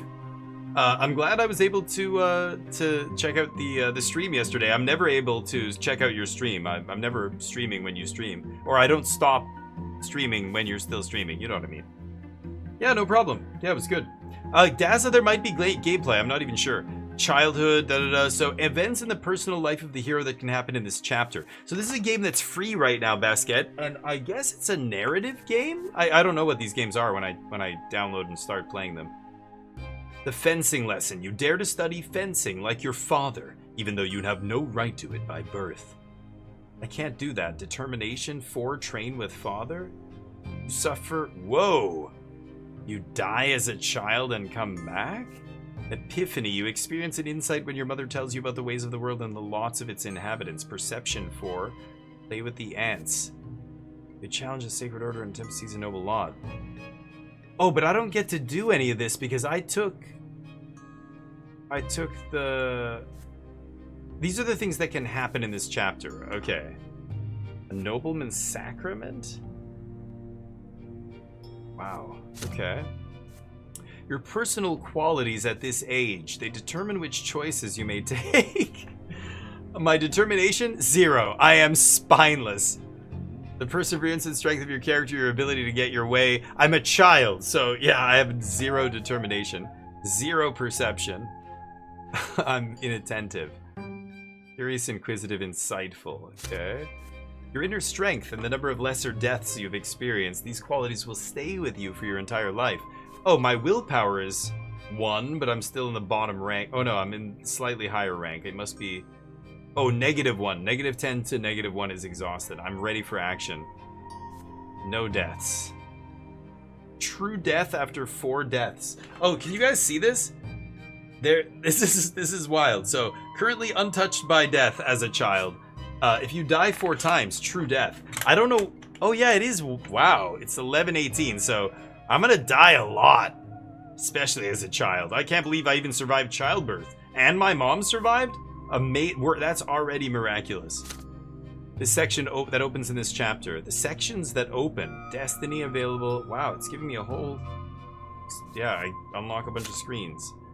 It tells me what's coming before I even start. Okay, so this is the actual game. Daza, hold on. Wait, watch. There's gonna be shooting. Probably with guns. Birth. At first there was nothing. No time. No sensation. Nothing but darkness and void. But then a will breathed life into nothingness.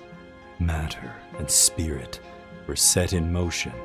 History began its march. I can't do that. I can't do the up close thing. Normally that's how you do it though. Oh! Still a little... There we go. This room's too big. You can't do stuff like that. Normally you put the mic... Basically you're talking as if the mic is like somebody's ear and you're whispering into it to do stuff like that. It was your turn to enter this world. I am born. Tremble and quake before me. That's obviously voice modulation, but you get the idea. Your first memory, you're lying on your back blinded by a bright white light. That I literally remember being born. You're not alone. Above you tower the colossal figures of those who created you. You're part of them, they're part of you. Between you and them it is an inexplicable connection, a strong, unbreakable link. They will always watch over you, guard you, and protect you, yeah. It hurts to breathe. You let out the pain in the form of a desperate scream. Your creators extend their hands toward you. There are two of them, the ones who made your form from their own selves and brought you into this world. They are united, yet as they lean closer, you begin to see how different they are. You can already feel their differences within you, struggling against each other. The first figure is soft and empathetic, wise and merciful. The love that emanates from it wraps you in head to toe like an invisible blanket. The warmth from it is never ending. Mom! The other feeling is cold and hard and is going out to get milk and never comes back. The second figure is strong and powerful, commanding and noble. It is harsh but fair, a beacon of guidance, a force of protection, and a merciless punishment.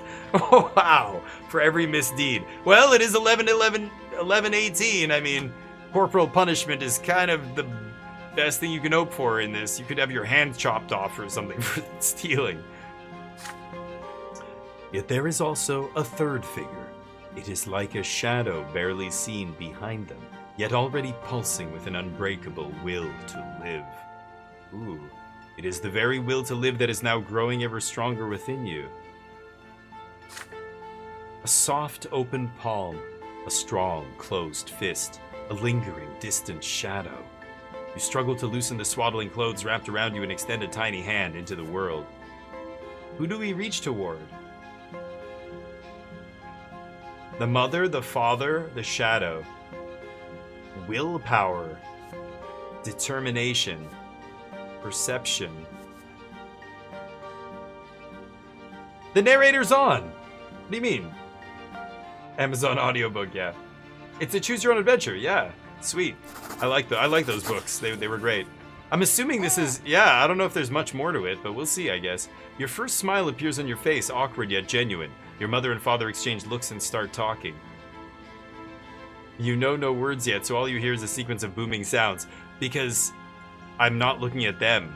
But the stranger behind them has no need for words. The stranger's look is all it takes for you to feel the will to live and act that now burns within you.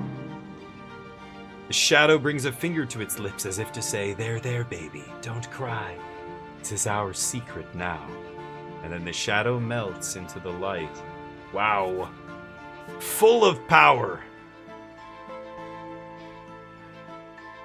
I spend willpower on difficult choices? How will you live this life? How indeed?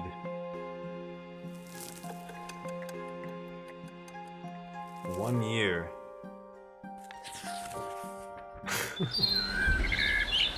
Hide and seek. As the days go by, you learn to tell your parents apart. You recognize father by his heavy breath and strong cold hands, his heavy breath that smells of vodka. He visits you rarely. Robert Bronte. Hello there, little Damien Bronte. Mother's tender voice, however, follows you day and night. Ma, you're growing so quickly, my child. I can't do women. There are two more children in the family named Stefan and Gloria. Gloria sings songs to you. She often dresses you in tight clothing and gently holds your hands as you learn to take your first steps. Stefan likes to sweep you up and pinch you and toss you in the air. Oh look, this is your brother and sister. Yeah, you're my little brother. We're gonna play together, but I'll always be in charge because you were born a commoner. Douchebag. Be quiet, you. He doesn't understand yet. Come on, baby Damien, let's go play in the yard. I do understand. I'm somehow super intelligent. It's hot outside.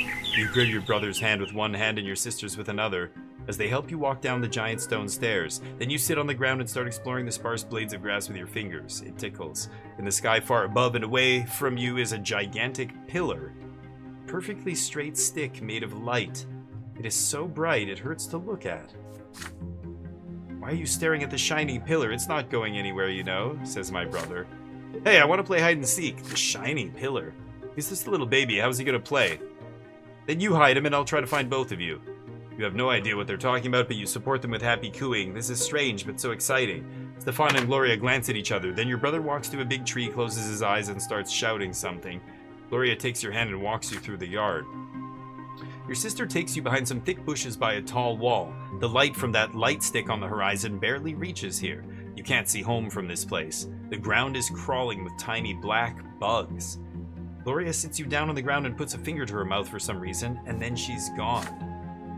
You can no longer hear Stefan's voice. Gloria is nowhere to be seen. You feel colder. The bugs are no fun to play with. You've been sitting here for a long time, completely alone. Nobody checks on you. Did they forget about you? Did they abandon you? What do we do? I do need to narrate. Should I do all the voices? I could, but I'm kind of doing it already. I was doing the narrator voice, but now, like, what? So here's the thing. When you do voice acting like this, I'm speaking quickly to kind of keep things going.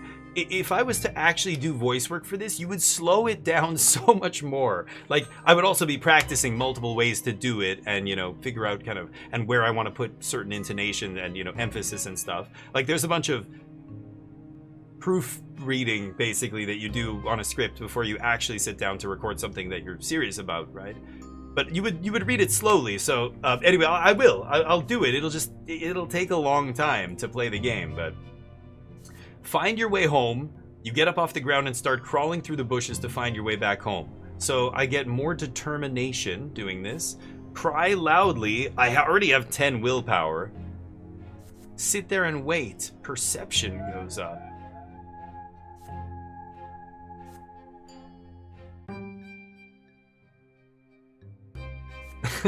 And you're not responsible if you get kidnapped and murdered? I'm already willful, right? I have a lot of will. I think determination and will are almost synonymous in a way. Willpower becomes determination if I want it to be. I kind of want to take perception here.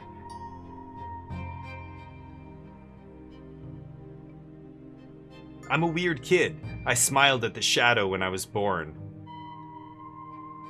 Now I'm perfectly happy being alone all night, all day. Is that crazy?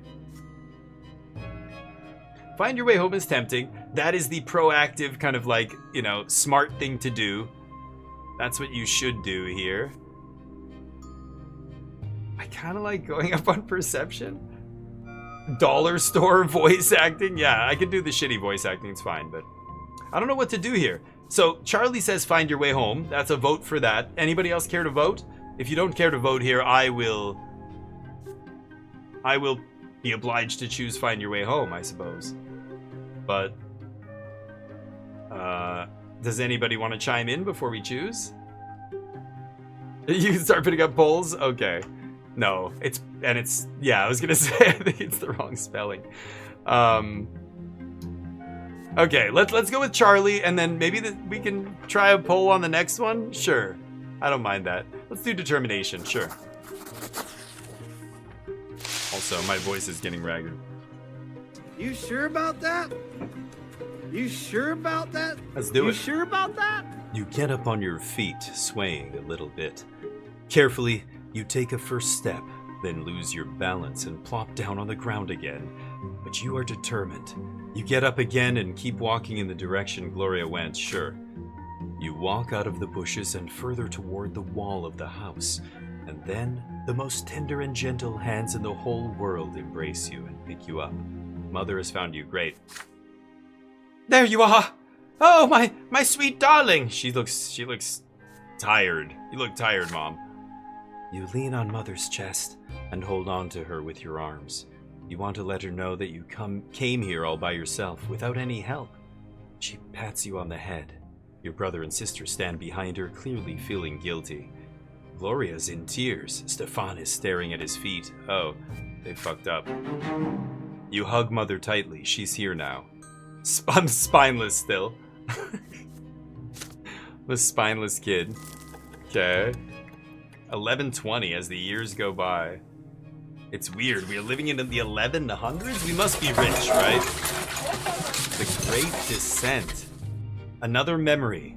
You are still a little child, but you can already talk and run around on your own. Today is out of the ordinary. Father is busy around the house, giving orders to the servants. Throughout the day, the kitchen has been abuzz with work, and there are solemn, gloomy preparations and candles being lit. Even your older brother Stefan is quiet today. Mother takes your hand and brings you to your sister Gloria. Ooh, a funeral? My son, today is the Great Descent. We honor the day when the twin gods descended to us. We must spend this day in reverence to the gods. You are too young to understand, so just do everything your sister says for now. Gloria takes you to the playroom. There are no toys there, no chairs. Even the carpet has been taken away. There's nothing but a bare wooden floor. Kid Batchy, what's up? How does my sister talk? I can't do female voices, but today we're not allowed to go to any other rooms, and we'll be eating nothing but gruel and stale bread. On the day of the Great Descent, everyone must be where they belong. It is quiet, unusually so. I almost read it like when I see this art, this is like a child's book, you know? I want to do voices that are like for a cartoon. That's basically it. You over-exaggerate shit like this. Like if you were to actually do it, it's mostly meant for... I mean, this one is actually more serious, but I'm looking at the illustrations and yeah, it's funny. Muffled voices from beyond the door are all you can hear. You're sitting on the stone floor, confused with no idea what to do. Then you hear your sister's voice, a lonely sound in the empty room. It is a little song that her mother taught her. That mother taught her. You hold your breath as you listen to it. When the twins came down to earth, they brought lots for every birth. Let us count them 1, 2, 3. The twins made them for you and me. Oh my god, it keeps going. Nobles rule and bravely fight. They protect us with their might. Priests work hard to understand. Guide us by the twins' commands. Common people work and toil. Always patient, never spoiled.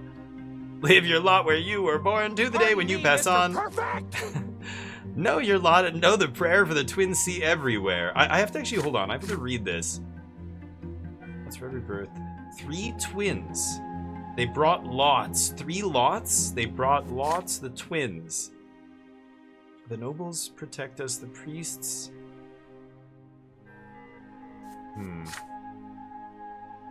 Live your lot where you were born, to the day when you pass on. Know your lot, know the prayer. The twins see everywhere. You are transfixed by the tune. Gloria notices your gaze and a smile creeps across her face. And even when you're doing voice work like that and you smile when you're doing the voice, it actually comes through in your voice. Like when you're trying to be happy and do a happy voice, you really should be smiling when you do it. It's weird. The shape of your mouth changes the sound, and it's subtle, but your human ears can pick it up even subconsciously. People will, like, if you smile while you're talking on the phone, the other person will be like, oh, that person was really nice. They're much more likely to say on a survey after that you sounded nice, or you were nicer than normal, or whatever. You like to rhyme, don't you, Damien? You know what it's all about? No, I have no idea. I'm 1. No, I'm 2. Look, there are 3 lots. They were brought to us by the twins when they descended to us from the shining pillar. So some religious nonsense? Remember that pillar of light on the horizon? That's it. You can see the shining pillar anytime from anywhere in the world. Yeah, it's sun worship, like ancient humans. If you follow your lot as you live, you'll reach the peak of the pillar. And if you don't, you'll get eternal torment at the foot. Of course. You and I are lowborn. Mom is a commoner too, so the lot for you and me is to suffer and be patient and work hard. Understand? The priests and the nobles have other lots. The nobles fight and rule over everybody. The priests, well, I'm not really sure what they do, but I guess they talk to the twins and then they teach everybody. She stares at me intently. Did you get it, silly? Then she shakes her head and keeps singing the song over and over again. Her voice transfixes you, drawing you in. The room starts to glow like the sky. From this light emerge two figures you have known ever since the moment of your birth. One of them embraces your sister's shoulder, the other stands guard behind her back. My parents? You watch this happening before your very eyes, unable to turn away. Am I actually seeing this? Gloria is swaying to the song, unaware of what is happening. She sings the final verses once more. Know your lot and know the prayer. You feel compelled by this divine sight to express yourself somehow, but you feel the words condensing within you from the light. But what will these words be? Finish it properly, perception 1. Sing the last line wrong, determination 1.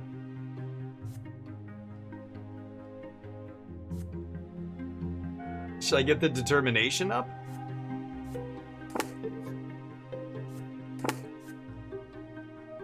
I'm spineless currently. If I go up one more, I'll be active.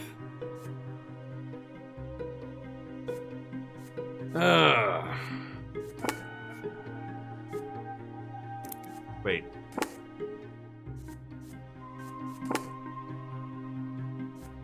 Wow. The reputation of my house? Tarnished. We're of moderate means, and we're at peace. Stefan is the heir. How do I go back to the thing? Back to scene. There we go. Perception or sing? What do you guys think? I'm spineless because of my age. I'm 2 years old right now, so I have no spine. If I do this, I'm no longer spineless. I'm willful. I kind of want to get my perception up, but I'll be willful. No, you're not, Lotta. Know the prayer. She's angry. The lots are lies told everywhere. Oh, shit.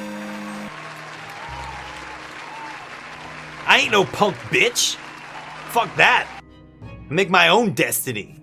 What you know about shadows? You shout these words, but you have no idea how they came to you. The shining pair standing behind her back turn to look at you. You can feel their gaze piercing you from top to bottom. When the moment passes, they melt into the dim light coming from the window. Now Gloria is staring at you. You see disappointment in her eyes. Damien, that's not the way the song ends. Why did you ruin it? You shrug, quite pleased with your cleverness. I'm determined, bitch. All right. Fuck you. That's why. 3 years old. It's the year 1121. The spring, the origin. You're starting to understand more and more of what the adults say. Your family is an unusual one. Your father is a nobleman, but not by birth. His is a title earned through great service. Okay. Your mother's a low-born woman, a commoner. Great service. So he, soldier maybe, some military thing. Because of this, you were born a commoner, but father says you may yet come into nobility, so I'm half and half, basically. You learn to read at an early age. Together with mother, you read and learn by heart the many poems about the divine twins, the twin gods who reside upon the shining pillar. Mother calls them prayers. Again and again, you try to discern the shapes of the gods in the strip of holy light that shines in the sky all day and night, but the light is too blinding to gaze upon. Weird. The greatest joy of all is when the stairs are no longer an insurmountable obstacle. Now you can climb and even jump from step to step. Father urges you to be more careful and avoid climbing too high. But even though you keep falling, you never stop being curious about the world around you. Your older brother Stefan now spends less and less time playing with Gloria and you. Playing with commoners is beneath a nobleman to be, he says. He's the heir to the estate, right? So Gloria calls him names and Stefan pulls her pigtails. One fine evening, Father gathers you all in the sitting room with an announcement. You will have another little brother or sister soon. God damn it, Father, get off of her! Gloria asks him to bring home a little sister. Another brother would be too much. Stefan gets frustrated. There are too many little siblings getting in his way as it is. Heir Stefan. I'm coming for you, Stefan. I'm next in line because this is the sexist-ass 1121 medieval times. She's never gonna get it. I'm next. Watch it. I'm watching you, Stefan. Soon you'll be an older brother too, and it doesn't really matter who the youngest will be, a boy or a girl, you'll love them the most, because they will be the one I shit on, yes. When Father comes back from his trips, he reads his adult books aloud for you. Adult books? You find those stories of wars, generals, and rebellions quite enchanting, and Father approves of your fascination. Study hard and Maybe you'll one day become a noble of the mantle and earn your sword. But first you need to grow up. Growing up, the concept is as terrifying as it is alluring. My father, by the way, Robert Bronte. Can I look at? I can't look. Okay. He's 31. 31. He looks like he's 50. Terrifying. I know, dude. Just wait till you get in the real world. You're still, what are you, 3? What do you know about terrifying? Oh, goddamn. They whooping us? You keep staring at the carpet under your feet. You are both ashamed and proud, and it feels odd. The scratch on your hand stings a little. Stefan is standing next to you, sniffling from pain. Your brother was training in the yard with a wooden sword. You wanted to play with him, but he ended up getting angry and throwing the sword at you. The stick hit you in the shoulder. You picked it up and hit him with it. You see Mother's shoes walking to and fro on the carpet. You do not want to look up.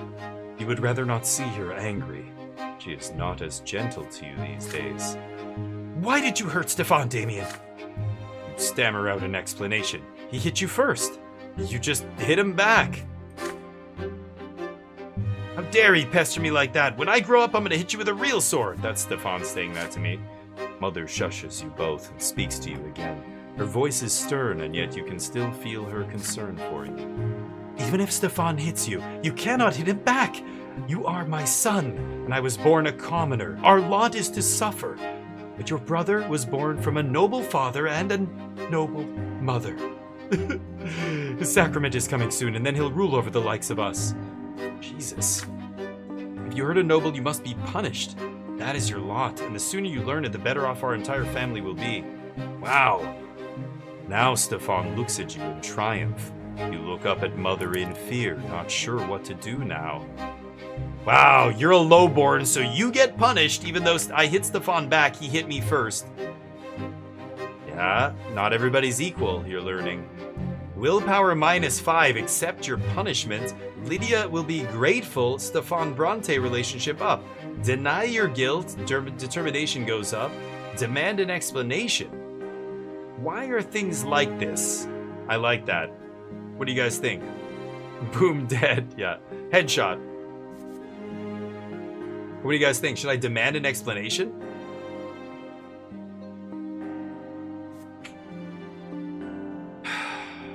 I certainly won't accept this. Yes, exactly, Basket. No. I demand an explanation, goddammit. Twins, damn it. You start asking questions. Why were you born a commoner if your father's a noble? If you have your father's name, why can't you have his lot? And why can't you choose a lot for yourself if you don't like the one you have? Mother is stunned by all the questions you're peppering her with. Yeah, I'm tearing down her whole worldview here. That's what's going on. Don't you dare ask me about that, Damien. I'll violate my lot if I start explaining it all to you. I'm a commoner, not a priest. You're flogged in front of your entire family. The pain burns on your skin again and again. Tears keep rolling down your cheeks. It feels like the punishment will never end. It hurts to walk when you're finally let go. You slowly climb the stairs and walk to your room. You see a book on your bed. The Teachings of Isatius, Volume 2. So, very authoritarian, very obviously in this day and age, right? Your tears have dried now. You begin to read, slowly making your way through the difficult words. Every death of the body bringeth the soul ever closer to the twins' judgment. And when the body dieth a true death, the soul soareth to the shining pillar. The twin gods do judge every soul, and their judgment is stern and unforgiving. He who followeth his lot in life from birth shall melt in bliss atop the peak of the shining pillar. It's just a system of control. The words confuse and elude you, instilling fear and awe. You will read this mysterious book again and again as you grow up. Yeah. Do what you're told, blah, blah, blah. You'll get the reward later. Mother mostly stays in her chambers now. With each passing day, she grows heavier and her features get rounder. It gets difficult for her to walk, but she still smiles all the time. Did it just jump 10 years? One day she takes your hands and puts them on her big belly. Oh, she's pregnant, and you feel a movement deep inside her. You'll have another brother or sister soon. Gloria takes you on walks to the yard now. You explore the yard together under the evening light of the pillar, and she sings you songs and tells you amazing stories. Hey Damien, do you want to hear a rhyme? I wrote it myself. There's even a bit about you, but don't tell anyone, okay? Writing poems and song. Oh, she's saying this. Writing poems and songs is only for nobles. If Mommy hears about it, I'll get flogged. Remember how you got flogged for hitting Stefan? Our judge is my second father. In the past I had another. Mother says the twins are great. Says we should not fight our fate. Brother loves to jump around. Please don't fall on the ground. See, I wrote a little rhyme. Please don't tell them it's mine. Wow. She had a different dad before? That's why she's commoner, I'm half, and my brother is full noble? But today your sister's nowhere to be seen. She promised to take you to the old pond and show you the red frogs that live there, but then she vanished. Servants join you in your search. Even Mother leaves her chambers when she hears the commotion. Uh-oh. Finally, you find Gloria in the far corner of the garden. She's holding a quill and sheets of paper covered in poetry. Mother becomes angry the moment she sees it. She looks through the poetry and her face grows dark with rage. Gloria is standing before her, wringing her hands and looking for an opportunity to run, but there's no escape. What is this nonsense, Gloria? We talked about this. You were told to take care of your little brother. You are absolutely not allowed to entertain yourself with this writing. I can decide that for myself, Mom. No, you cannot. It has already been decided by the gods. And he's not a little brother anymore. He doesn't need a nanny. And I need some time alone to think for myself. I'm not hurting anyone. You are a commoner and future wife. It's time you learned how to properly care for children. And your disgraceful former father kept me in his house. You could have been born a noble. But that's not our fate, and you are absolutely forbidden from ever spoiling paper and wasting ink again. What? Disgraceful former father kept me in his house. Mother grabs Gloria firmly by the hand and takes you both into the house. The scribbled sheets fly into the fireplace. Gloria sobs violently. You are a bystander to this scene, unsure of how to act. Leave the room or use some willpower. Comfort, not confront. Comfort my sister. Gloria will be grateful. Offer to write rhymes with her, but my perception is too low. That's locked. Complain! Comfort her. I don't get... Yeah, just relationship up, right? I'm 3, explain it to me, yeah. The earlier thing. What's God? I mean, you have to have an explanation ready for kids, like when they start asking. They just, the most common thing they're going to ask you is why. Kids always are why. Why? You just keep answering them, and they just keep asking why to the next thing. So you have to have like a concise logic loop to like trap them in and just then cut it off, snip it at that, and that's it. But you have to tell them something. I don't think telling kids a stork brought you or whatever is acceptable when they ask you where kids come from, how are babies made. I'm not saying you sit down and show them hardcore porn, but at the same time, you have to have a story ready, right? For those people in the chat, surely you people with kids, this is how it works, right? You must, don't bullshit them. Kids will lose all respect for you when they get older if you just bullshit them your whole life, right? I would, but anyway, my parents didn't bullshit me, I'm lucky. Comfort your sister. Okay. Mother leaves. The last of your sister's poetry burns away in the fireplace. You walk up to your crying sister and take her by the hand. None of this is her fault, you say. What Mother did is wrong and far too harsh. She sniffles before speaking. But I did leave you all alone. You're not mad at me, really? You nod in reassurance. Gloria embraces you. Damien, you're the best little brother in the world! The two of you make a little deal. She promises to tell you when she wants to be alone, and you promise to protect her and her secrets, always. Interesting. Sympathy now. Before I was not at the sympathy level. The illegitimate daughter of your mother, Lydia. The illegitimate daughter before she met my father? Or... Her position in the family is precarious. Robert Bronte has never acknowledged her as his own daughter. Your sister is a dreamer. She often has her head in the clouds and can act recklessly at times. So she was from a previous relationship, I think, and then they got together, and yeah, maybe his son is from a previous relationship, which makes things really weird. So she's grateful. Sympathy went up, relations went up. Or relations went up, so now she's sympathetic to me. My will went down. Okay. Interesting. This is a cool game. And of course, tons of replayability here. You can run, like, we're not even halfway through childhood. I guess we're just hitting halfway now. But I can't, obviously, I don't even think I can play a whole run here. Winter. So this sacrament they referred to was my brother becoming officially heir or something? Mother is in her armchair knitting woolen jackets, pants, and socks for the little one. Oh, the baby's coming too. The baby will need to be kept warm, she says. Father spends less time at home now. Mother says he's very busy with his important job. He is a judge, after all. Ah, a judge. One day, you decide to ask Mother about Stefan and Gloria. How come they're brother and sister to you, but not siblings to each other? Well, my dear, I didn't give birth to Stefan, you see. He's the son of another mother, and Gloria is the daughter of another father. Come now, don't knit your brow like that. You'll understand when you're older. How is that even possible? You're all family, are you not? Yeah, little kid brain just like, what? Because doesn't know how relationships work. Several days later, Mother calls Stefan and Gloria to the sitting room. You sneak in after them. At first, Mother gets angry and asks you to leave, but then she relents. You are told to sit still, be quiet, and remember every word you hear. Some religious shit. When you enter the temple, bow to the twins, first to the elder on the right and then to the younger on the left. Younger and elder, okay. Younger on the left, elder on the right. Stefan, you are a nobleman to be, so walk along the paved side paved with marble where the benches are. Walk along the side paved with marble. Gloria, you walk along the sharp side. Okay. When you're there, you must get down on your knees, each on your own side. Stefan, kiss the sword. Gloria, my daughter, they will strike you with the lash. Don't be afraid of it. Resign yourself to the suffering it brings. It is the blessing of your lot. God, it's so dystopian. It's like The Handmaid's Tale or something, right?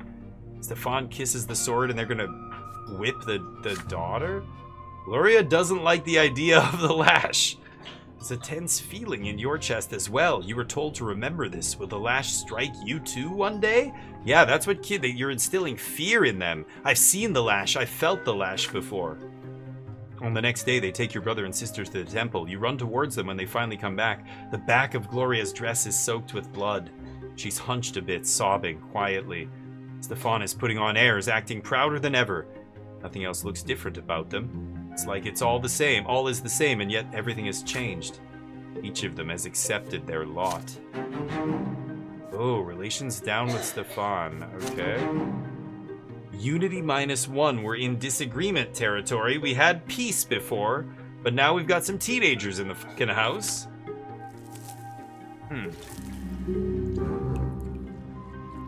Year 1122, your siblings Stefan and Gloria took their first sacrament at the temple. Okay. Weird religious shit. Baby arrives.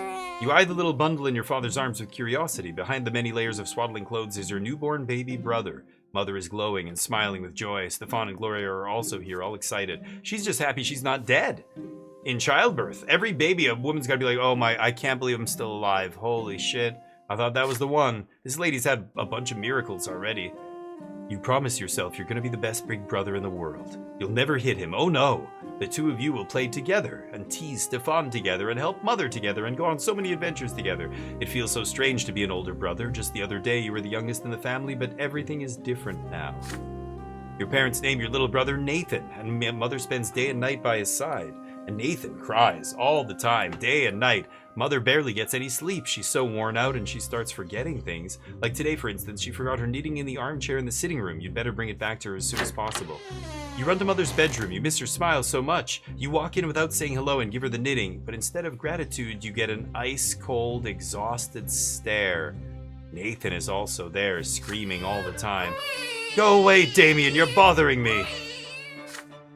She spits these words out through her teeth. You look at the bawling newborn. She can't even get a minute of respite. Of respite. Enough already! When are you gonna stop? I just want some peace and quiet. Mother leaps across the room and starts shaking Nathan with malice in her eyes. Oh, don't do that. His cries get even louder. Wait, what? Mom, what?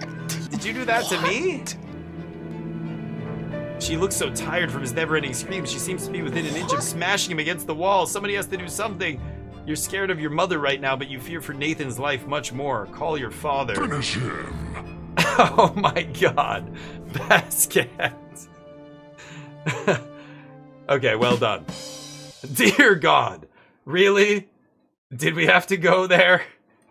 The mountain who rides. Boy, Smash that them on the escalated wall. quickly. I mean, that really got out of hand fast. Wow. You jumped up a notch. It did, Mom's didn't it? snapped. Snatch Nathan.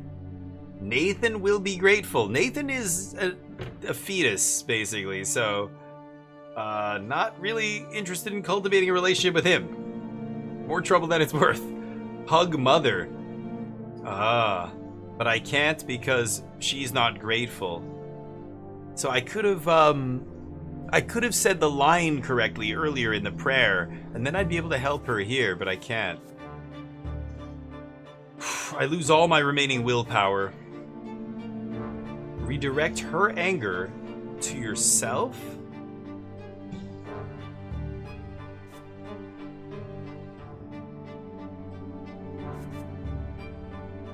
I don't know what to do. I don't know what to do. I want to do a poll here, but I have to go to the stupid Twitch website to do it, which really sucks. There should absolutely be a Twitch plugin for this game. Why is there no Twitch plugin? This is exactly the kind of game that would be perfect with that. I would love to play this with you guys, but stupid. Let's go to the poll here. Choose. 1, 2, 3, 4. Or 3, I guess. Yeah. Go. Oh, wait. Nope. Hold up. End. I forgot. We got to change the time here. Let's go 1 minute. Choose. 1, 2, 3. Get your votes in. All right, there we go. Get your little voties in here. You want to determine his fate? You want to do it? Okay, it's your. Now it's up to you. Don't you put that evil on me, Ricky Bobby! Don't you put that on us!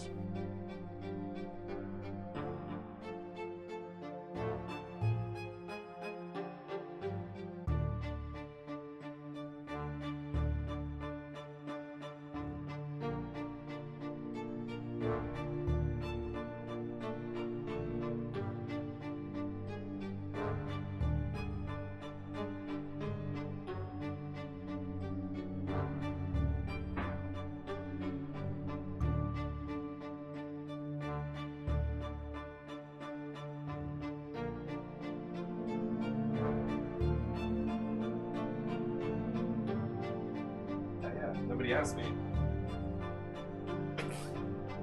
Oh man, we have to bring up the air conditioner. It's so hot in here, it's crazy. 2 of you chose Snatch him? Oh damn, 2 people choose Snatch. Alright. There goes our willpower. Mother, no! Mother! You leap at your mother and demand she give you Nathan. She freezes when she hears the words. You snatch your little brother out of her arms. She chokes with rage and falls on the bed, screaming. Poor woman. She needs to talk to somebody. You run away to the playroom. Your baby brother is heavy in your arms. He sniffles. You sway him gently like Mother did and quietly sing him a lullaby about the twins. Nathan calms down. Soon he closes his eyes. You put the newborn on your bed and swear on your life that no one will ever hurt him when you're around. Not even Mom. You hear heavy footsteps in the hallway. Father enters the playroom. He looks at you, then at Nathan, somewhat confused. He doesn't know how I got the baby away from Mom. Yeah, look at me, Father. I am the chosen one, Father. I will be the heir to House Brandt, not that son of a bitch, Stefan. I mean, I shouldn't call my brother a son of a bitch, probably, but... You did something bigger than you today, son. It is a noble deed to protect your family. But should have come to me. Please understand, this was my duty, not yours. All I remember is that big finger pointing in my face. I've had moments like that in my childhood. I remember the principal at my elementary school. Exactly that.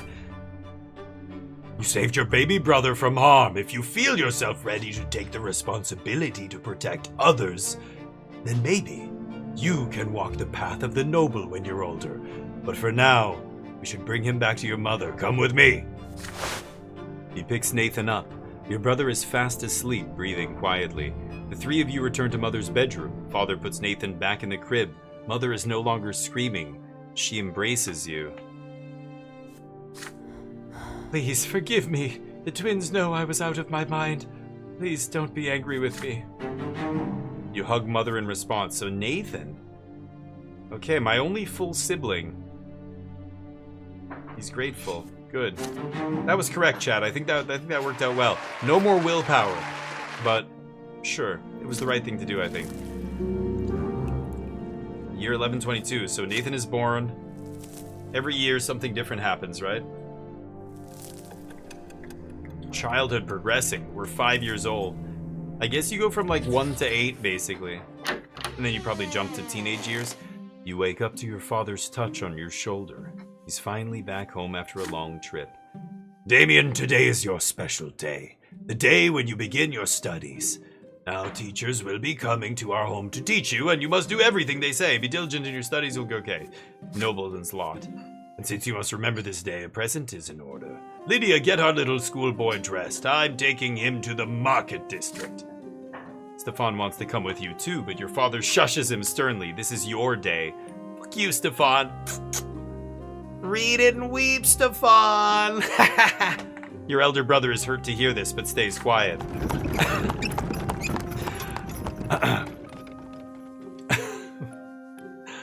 An open carriage takes the two of you through the dusty, noisy streets. A pleasant wind tussling your hair. Your city is called Anizot? That you already know. It's one of the largest cities in the entire empire. There's a big so everything's kind of fictional, right? There's a big shadow on the street. It comes from the white foliage of an enormous tree that spreads its branches all above the city. Whoa. My son, did you know that the silver tree grew from the blood of our God's own disciples? It has been growing here for hundreds of years, right in our city. It cannot be damaged or burned. Not even the clergy know why. The carriage comes to a halt by a small shop next to a city square. You run there and freeze by the stalls in excitement. The shop is packed with dolls and figurines and toys. You've never seen so many at once before. Have you chosen your present yet? Father asks. You have. You want the Holy Order set, which includes several figurines of the Empire's greatest hero warriors of all time. Hold up. Is that the limited edition run? We want to sit on it. We're not going to open the package. I'm going to sell it in like 10 years. You rattle off everything you know about the Holy Order. They were the ones who aided the Emperor's own forces in seizing the province of Magra and storming our city. That's how we joined the Empire. The Holy Order is who conquered us. Father nods in approval. Very well. War isn't your lot for now, but maybe these toy soldiers will teach you to think like a general. You lose. Good day, We will lead them into battle and study military strategy. Go ahead, take your present. Okay. Having said this, Father turns away to examine the books. You run to the box of toy soldiers, delirious with excitement. But there's a fancy-dressed boy in your way. He's about to take your warriors for himself. He elbows you aside and reaches for the box. Anger overcomes you and you push him from behind. Your opponent falls to the floor. The rich boy screams so loudly everybody in the shop hears it. He hit me! He hit me! A tall tower of a man looms over you. This is the boy's father. But then you feel your own father's hand on your shoulders. Whoop his ass, Dad! What happened? You press against Father, your mind more at ease now. He will protect you. Yes, you shoved the boy to the floor in front of everyone, but he tried to take your present for himself. Father turns you around to face him when he hears these words. Dumbass. Is this true, Damien? Did you strike the son of a nobleman? Oh no! I know what happens next. I remember. I remember that lash. How that lash feels. Deny your guilt. It was an accident. Tell him the truth. I didn't do fucking shit. I pushed him back. I didn't do shit. I didn't do shit. Admit your guilt. -5 willpower? What happens when willpower goes into the minus? I'm exhausted? I don't like being exhausted. Admit my guilt. Robert Brante, my father will be grateful. So now 2.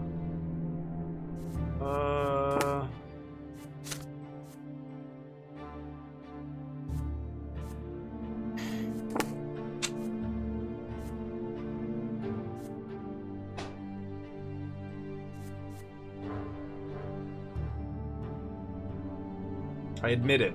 This is gonna get me whooped.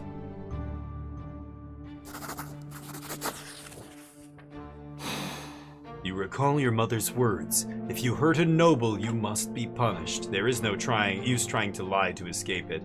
You say it was all your fault. You push the other boy to the floor because you wanted to get your present before him.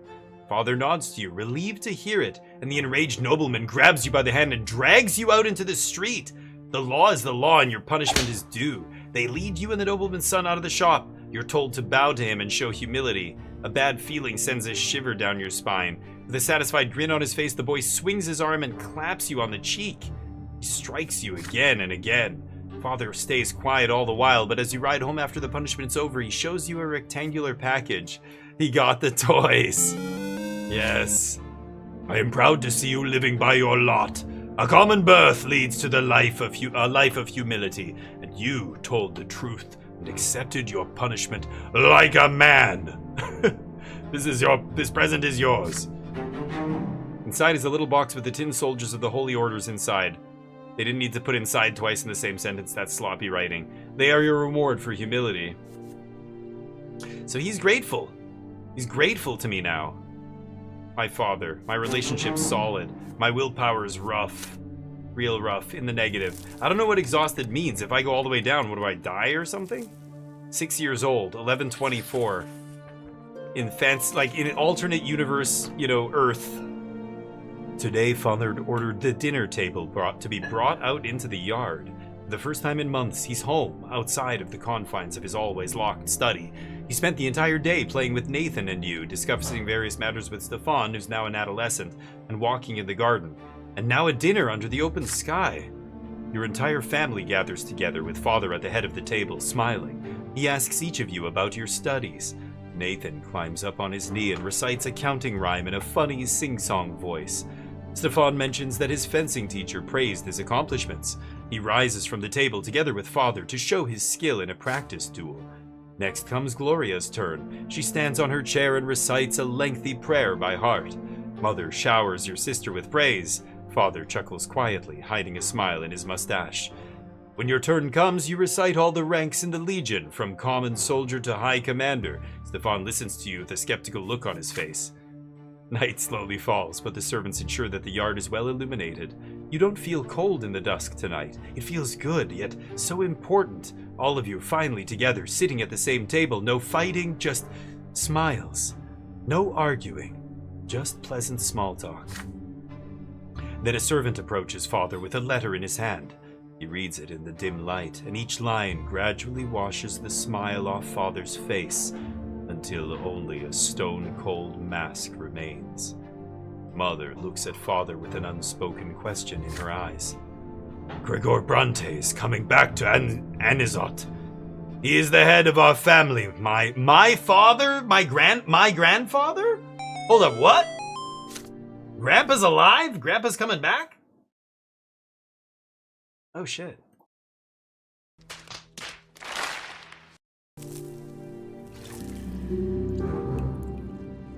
Grandfather's return. Your grandfather, Gregor Bronte, returned to the family home from the capital. What has he been doing there? My whole life? He's been there? Ever since the news of grandfather's impending arrival, there has not been a single day when your house has not been cleaned or decorated. Your parents anxiously make sure everything's in order. They tell you to wash your face and hands after walks, and scold you for leaving books on the floor. They tell Gloria she'll be flogged if she's ever seen hiding in the attic. They make Stefan stay in his room. Even baby Nathan gets in trouble. Everyone's on edge. Then, one day, grandfather arrives. It is a grim day, so hot your neck is sticky with sweat. Father, Mother, Stefan, Gloria, you, and Nathan, the entire... Good health to you, Father. Children, greet your grandfather as you have been taught. Still trying to look like a real nobleman, are you? You can't fool me, Robert.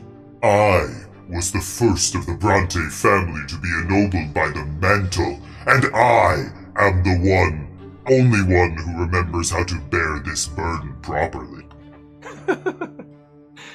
Wow, Grandpa's no joke. I live honorably by my lot.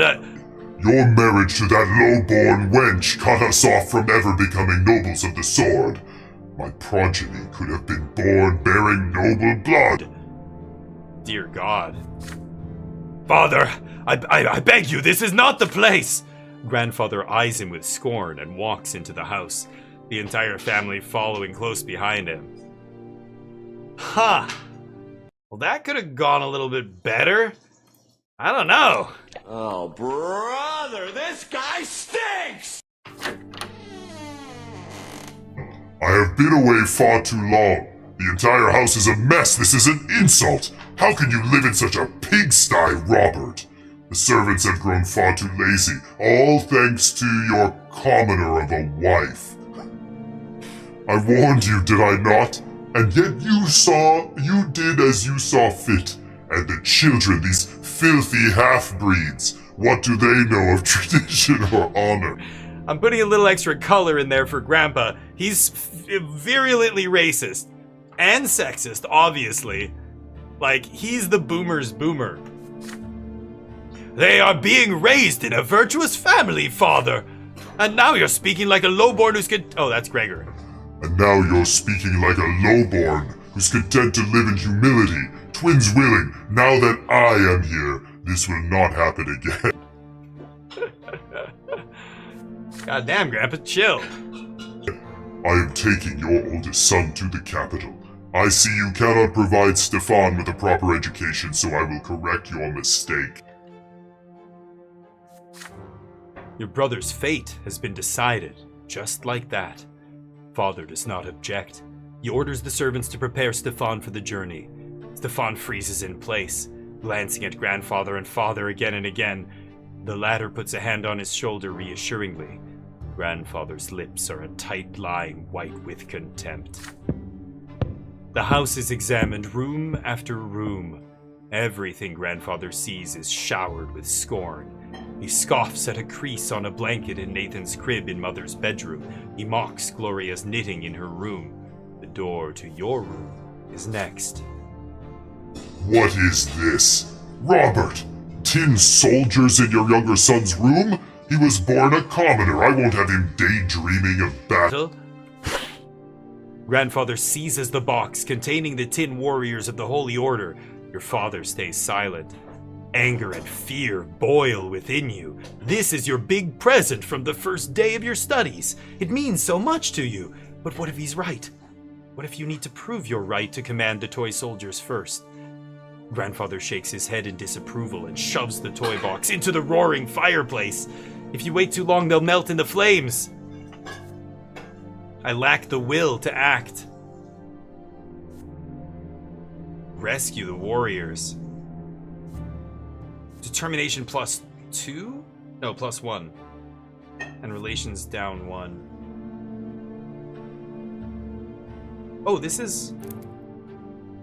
Willpower +5. Well, why can't I select this? Oh, my perception is supposed to be 4.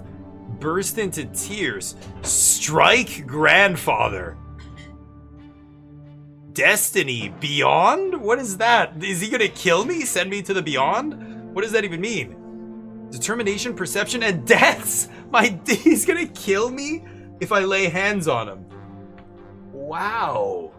Driven mad by anger and injustice, you kick Grandfather in the leg and he fucking kills me, his grandson? Savage, Jesus. Barbarian behavior. I guess I can't do this. I need determination 4 or perception 4. Burst into tears, brutal. Or I die. Should I see my first death? Grandpa gonna get a shank. If only I was big enough. Yeah, I don't know how this works. Let me try this. This is crazy. Overwhelmed by helpless rage, you run to Grandfather and kick him in the leg with all the strength you can muster. Yet, he is immovable. The next thing you see is him leaning, towering over you menacingly, his heavy walking stick in hand. Low-born scum! How dare you raise a hand to me? The blow hits home. He smashes me with his cane. The handle of the walking stick is as heavy as a rock. You're dazed, robbed of both hearing and the sight. Down comes another blow. A sharp pain splits your head. Then darkness. He beats me to death in front of his fucking father and brother and mother. Jesus Christ. Your head twitches against your will, then again and again. It's like trying to catch a flying butterfly, and then you fall into the primordial void. The void takes away a part of you, one of the lives you were given to live. It will never return. There is pain and desperation, and a sense of loss. Nothing can be done now. God damn. You fall into a pain that embraces you like a soft feather bed. You feel light, free. There are no restraints, just a warm glow that envelops you in its secure embrace. The waves carry you. Their touch is soft. They delicately enshroud what was once your body. It is a feeling unlike anything you have ever experienced before. Something absolute and complete. You touch something greater. The reason behind everything. The reason for your very existence. I'm trying to make myself cry here. It's hard. Hold on. Hold on. You were sculpted from this light. It was the first thing you ever felt. A boundless and sincere unity of the diverse. Your beginning was a spark that cast this light in all directions, and now you are here once again, one with the beginning of everything. The light gleaming from you resembles the light of the shining pillar. You still see it in the north, as always. The waves of light carry you to two figures. The elder is nearest. What? These guys are real? Hold up, shit. Whoa, guys, I didn't know gods are real. I would have totally believed in you before. He's nearest. He's ready to accept you. He's quiet, wise, kind, and pure. The younger waits further back. You do not know what he is yet. The waves pause at the elder's feet. He leans over you and plants a feather-light kiss on your forehead. The kiss spreads all over you. You are filled with unparalleled delight and bliss. You exist. You are unique. There is no one else like you. They know this, and they love you. You will never be alone. You are a part of them, a part of your family, a part of this universe. The twin gods will never leave you. They watch over you constantly. The elder softly touches you as you lie spread out amongst the waves, sending you further down the torrent of light. You float on. So the other guy didn't do shit, right? You float onto the top of the silver tree's spreading crown. The closer you get to the silver tree, the heavier you become. The waves draw you down along its trunk. But you do not wish to part with the warmth and the softness, with the love. You turn around. The elder is still watching you. He nods. All is as it should be. Go. Your time has not yet come. You must return to the world now. As you tumble down toward your body, you comprehend the true meaning of your lesser death and the divine love that has been revealed to you. Love exists not only in the hereafter, it is present in the entire design of the twins that is the origin of all life in this world. What is the manifestation of this love in your mortal life? By creating the Empire, the twin gods cared for all living creature. The Empire is the only thing that gives us a place in the world and a connection to others. It's an enormous family.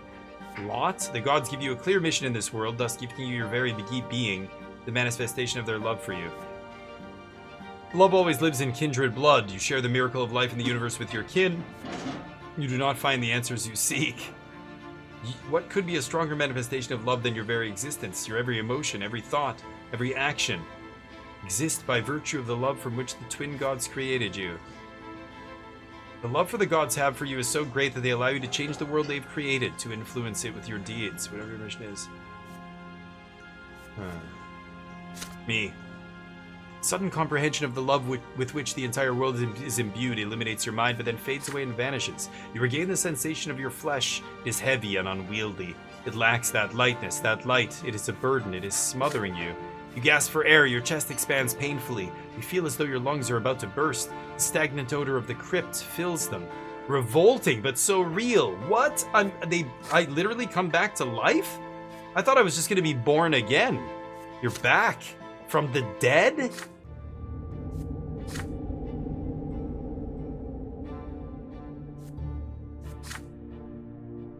Killed me. Then you smell a sickly, moist smell. You feel dampness all around you. You come back to your senses in the gloom of the family crypt, lying flat on a stone slab. Your parents are on the way to the crypt right now. You hear their muffled voices. They're arguing, and against all rules, Mother will not agree with Father. Why would Sir Gregor do this? He just took one of our child's lives. Lydia, my father is our family's head, and the boy raised a hand to him. There was nothing we could do, and Father did admit that he was too hard on him. Please do not anger Sir Gregor. You need to accept this. It will never happen to any of our children ever again. Their voices grow quiet as they lean over you. You lean on your elbows to try to get up from the stone. Mother gingerly wraps her cloak over your naked body as you shiver from the cold. Oh, they knew I was going to come back. My son, your first death came far too soon. I know it may be difficult to realize what happened. But know this, the twin gods are ever merciful. You are a child, and your time to leave for the hereafter has not yet come. You will be returned here by the gods twice more, but do not tempt fate again, and never ever defy those who can easily take your life. Damien, you have angered your grandfather greatly. Do not stand in Sir Gregor's way ever again, and he will never hurt you again. For now, just stay away from him. Father stays a step away from you, not saying a word. When Mother finishes talking, he picks you up and carries you outside. Together, your parents take you from the family crypt. On your way out of the crypt, you take a moment to touch your head. It's perfectly fine. There's no sign of the blow. Back home, your grandfather's still walking through the house examining the rooms. You can see that Stefan and Gloria are disturbed by what just happened. Nathan starts crying when he sees you. The playroom still reeks of burnt paint. My toys. There's something new about you now, a pitch black stripe on your left arm. It looks like a strange bit of dirt at first, but it will not wash off. It'll be like that forever, Mother explains. That's all she'll say of it. Wow, -1 with him, distaste. This son of a bitch.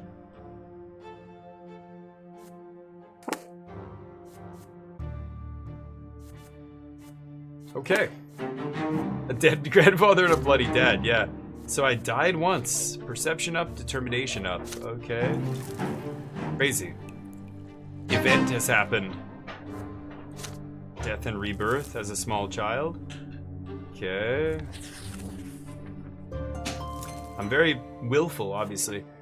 Year 1124. The master of the house. Soon grandfather leaves. Your elder brother Stefan goes with him. From that day on, father's hired teachers tend to you alone. They bore you with monotonous lectures on writing, counting, and the way of life in the blessed Archnean Empire. You often distract yourself from their instruction by playing with your younger brother Nathan. Your home goes quiet without your elder brother, too quiet. Weeks later, your family receives a letter from Stefan. Why is this thing shining? Grandfather has sent him to a boarding school for nobles, and he's now studying hard in preparation for his service as a nobleman. The rules here are way too... Oh, that's Stefan. The rules here are way too strict. You can't even sneeze without the teacher's permission, but I've been studying with my peers. We're learning how to live as nobles in a noble society. We're also learning the art of swordplay. That's my favorite part. With Stefan now at the boarding school, grandfather arrives once more, this time to live in your home? The dude who murdered me? You know how traumatic that would be for the kid? Regardless of whether he came back or not, the only good thing is he often has urgent business in Eterna, the capital, has to travel there. You asked where he lived, Eterna, but now he's here. Each time grandfather returns, he gives the servants new orders. Your home is now always busy with repairs. The servants are redecorating grandfather's chambers, including his library and sitting room. Sometimes father tries to gently talk him out of this. Why subject the house to constant reconstruction? Grandfather's answer is always the same. This home is mine, and I will live here as befits a man of the nobility. God, he is a forceful old dude, isn't he? No chill.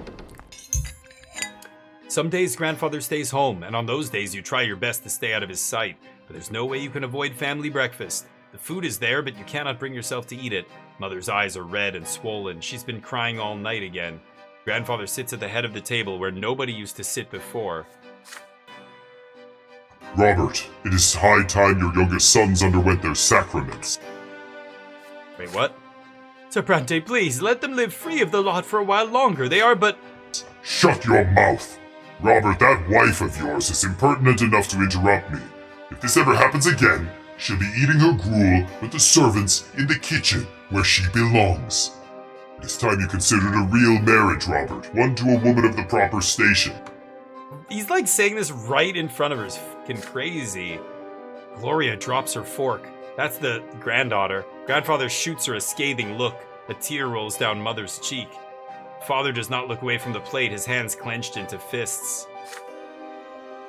Baroness Lodar is one such woman. She's a comely widow and a fine match. She's suing for her inheritance right now and could use proper support and a husband. You could keep your low-born Lydia around if you like. Servant, mistress, I don't care. Booty call. Shit's crazy. I will not do that, father. I am the head of this family, and the family's standing took a severe blow after you married that commoner. It is unthinkable. How could you give up the memory of the beautiful Amalia Born for this lonely woman and that bastard child of hers? But now you have a chance to set things right. Don't disappoint me. Father nods curtly, trying not to look in Mother's direction. Father, I wish to see Stefan. If I find your conduct in the Baroness's presence satisfactory enough, then you may see him. She is coming for a visit tomorrow. Be prepared. The lady he's just like trying to set this guy up with in front of his current wife and kids is coming tomorrow? What the fuck? Grandfather wipes his mouth with his napkin, throws it onto his plate and leaves. Mother's lips move silently. Nobody says a word.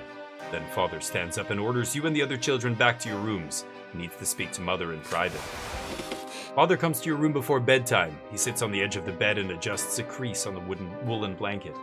He distances himself from you after Stefan's departure, so you're not used to such attention from him. He doesn't want to get close to the next son and see maybe his next son gets taken from him as well. I mean, the grandfather killed me already. In the candlelight, you can see his face in the dark. It's a sour expression on it. My son, Baroness Elma Lodar will be visiting us tomorrow. Please be polite and treat her with respect. Nathan will do as you do. I want this dinner to be as immaculate as possible. Don't let me down. And the next day, Mother starts dressing you and Nathan for the coming dinner. You see red all around her eyes. She's been crying, and for a long time, it hurts just to look at her. Nathan starts whining quietly. You and Nathan are dressed in new doublets, your tousled hair brushed into shape. Tousled. Gloria is spelled wrong. Tussle is the wrong word there. Gloria is told to stay in her room. Father appears wearing his best suit. Mother is in a humble brown dress, looking pale.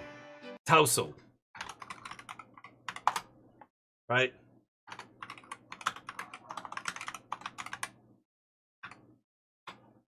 No, I thought MTG Bot would do something there. Mother is in a humble brown dress, looking pale. Grandfather has an uncharacteristically contented look about him.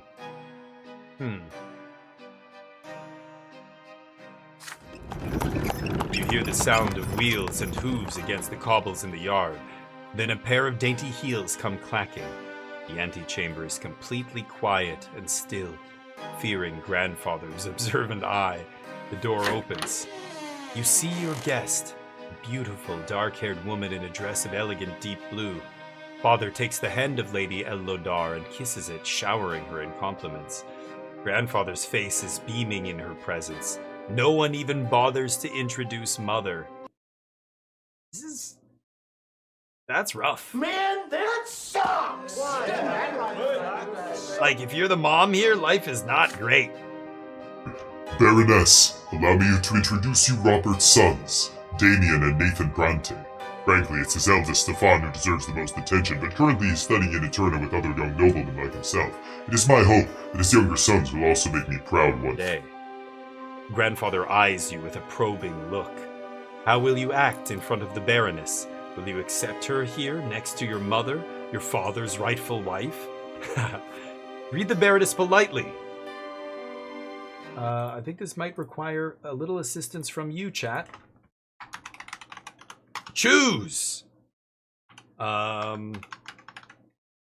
I guess I can't choose number 3? Oh, shit. Sorry. Yeah, we can't do number 3. Okay, 1 minute, go. What should we do? Greet the Baroness politely. Reputation up by 1. Unity down by 1. Lydia down. That's my sister. Father and grandfather will like it. Walk away with mother. Robert and grandfather, no like. Lydia up. Perception up. Reputation? What's my reputation? Oh, that's my family reputation. Demand that mother be introduced. Unity up. Reputation down. Relation with Gregor down. Maintain your composure. I can't do this. Yikes. 3 is locked. 3 is locked. I can't do it, so I erased it. Oh man, that's tough. Greet the Baroness politely. Reputation of the family goes up. Unity goes down. Lydia pissed. My relationship with Lydia is 2. Curious. Our reputation is currently tarnished, so getting our reputation up will actually take us to modest position here. And then family, of course. Grandfather, my relations are already pretty low. If I piss him off, this guy's a fucking barbarian. This is the dead ex-wife. Oh, true death. Never to be reborn. She died while giving birth to Stefan. I should have read this. Noble woman of the sword and the sister of Augustine Elborn. Wait, Elborn? That's this... Wait, the sister of my dead wife is who my grandfather's trying to set up with my dad? But not my dead wife, my dead mom? That's crazy. Or not mom, sorry. My father's ex-wife. So my... Yeah, before I was born. My grandfather set my father up with her. She dies in childbirth. He marries her. And then grandfather now trying to set her up with her sister or some relation. Crazy.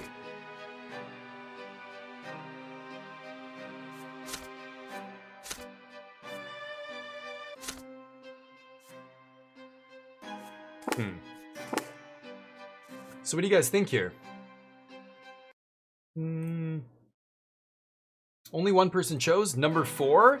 Demand that mother be introduced? Ay, ay, ay. Really?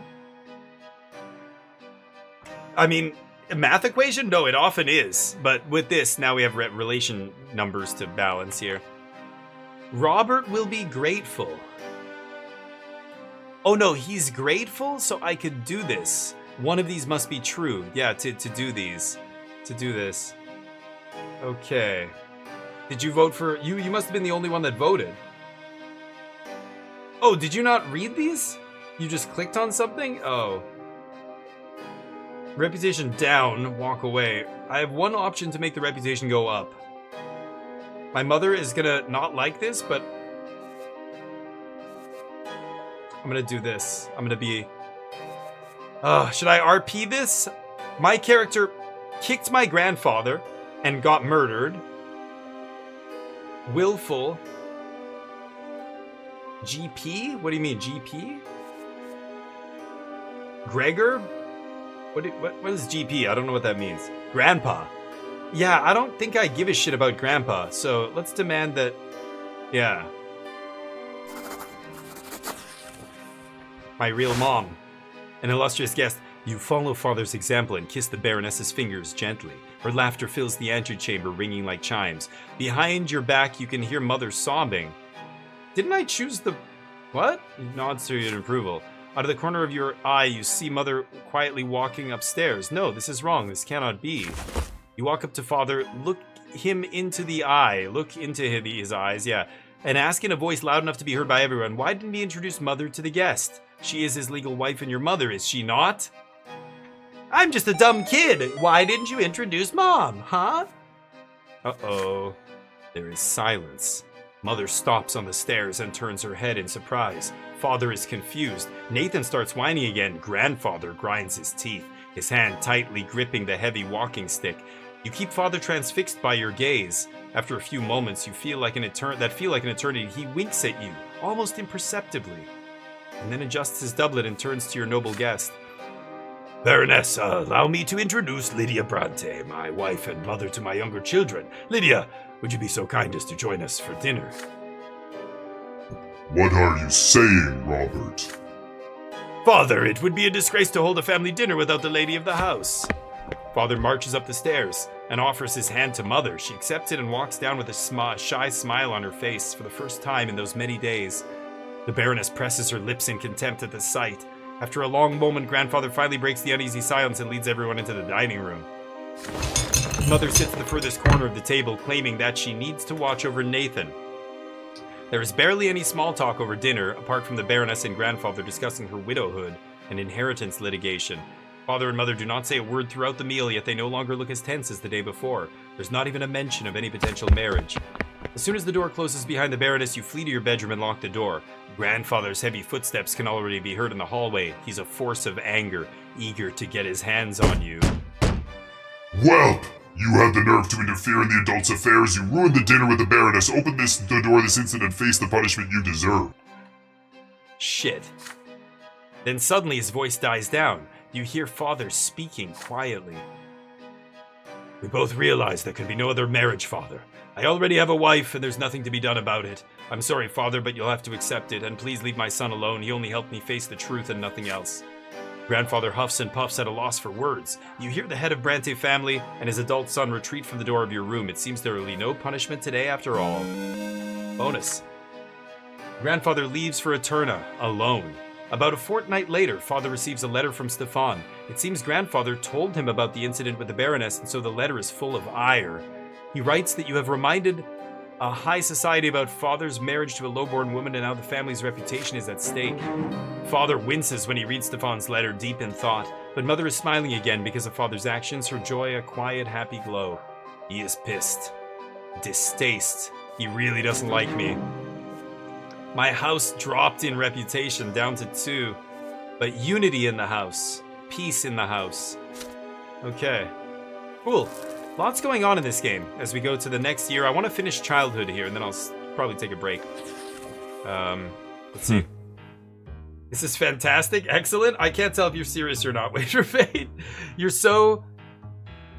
what's that word? Eluberant? Ebullient? Oh my god, I can't think of it.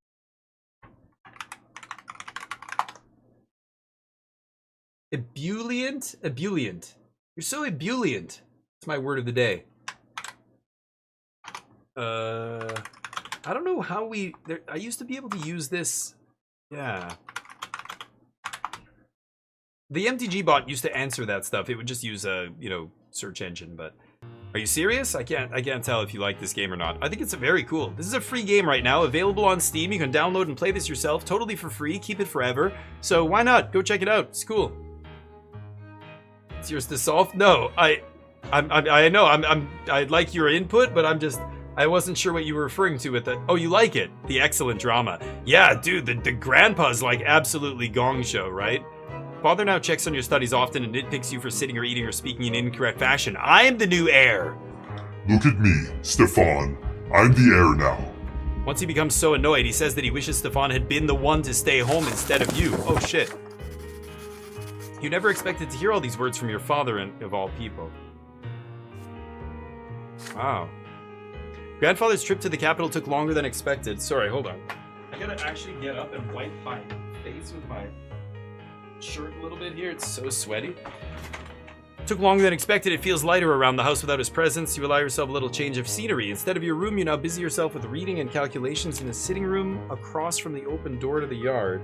Gloria has joined you today. He's already helped you progress through several complex passages in the book. Right now, she seems preoccupied with a strange tube. Aren't you hurt by the way Grandfather treats you, you ask? Gloria just shrugs. Grandfather always says they should get rid of me. I'm used to it now. He hurts you a lot worse because you're closer to him. I just have to stay out of his way, that's it. She shows you all the strange tube she's been holding all day. Look, it's a kaleidoscope. I got it as a gift. Want to see inside? Excited by the idea, you close the book and peer into the tiny hole on one end of the tube. Your eye sees a multitude of intricate patterns. Each turn of the tube reveals a new web of interwoven colors. They mesmerize you. The kaleidoscope turns the fire burning in the fireplace into a cavalry made of flames. You're riding at the front of the fiery horseman, ready to face the enemy. Grandfather's face emerges from the intersecting lines, and you swing the kaleidoscope like a sword, cutting it in half.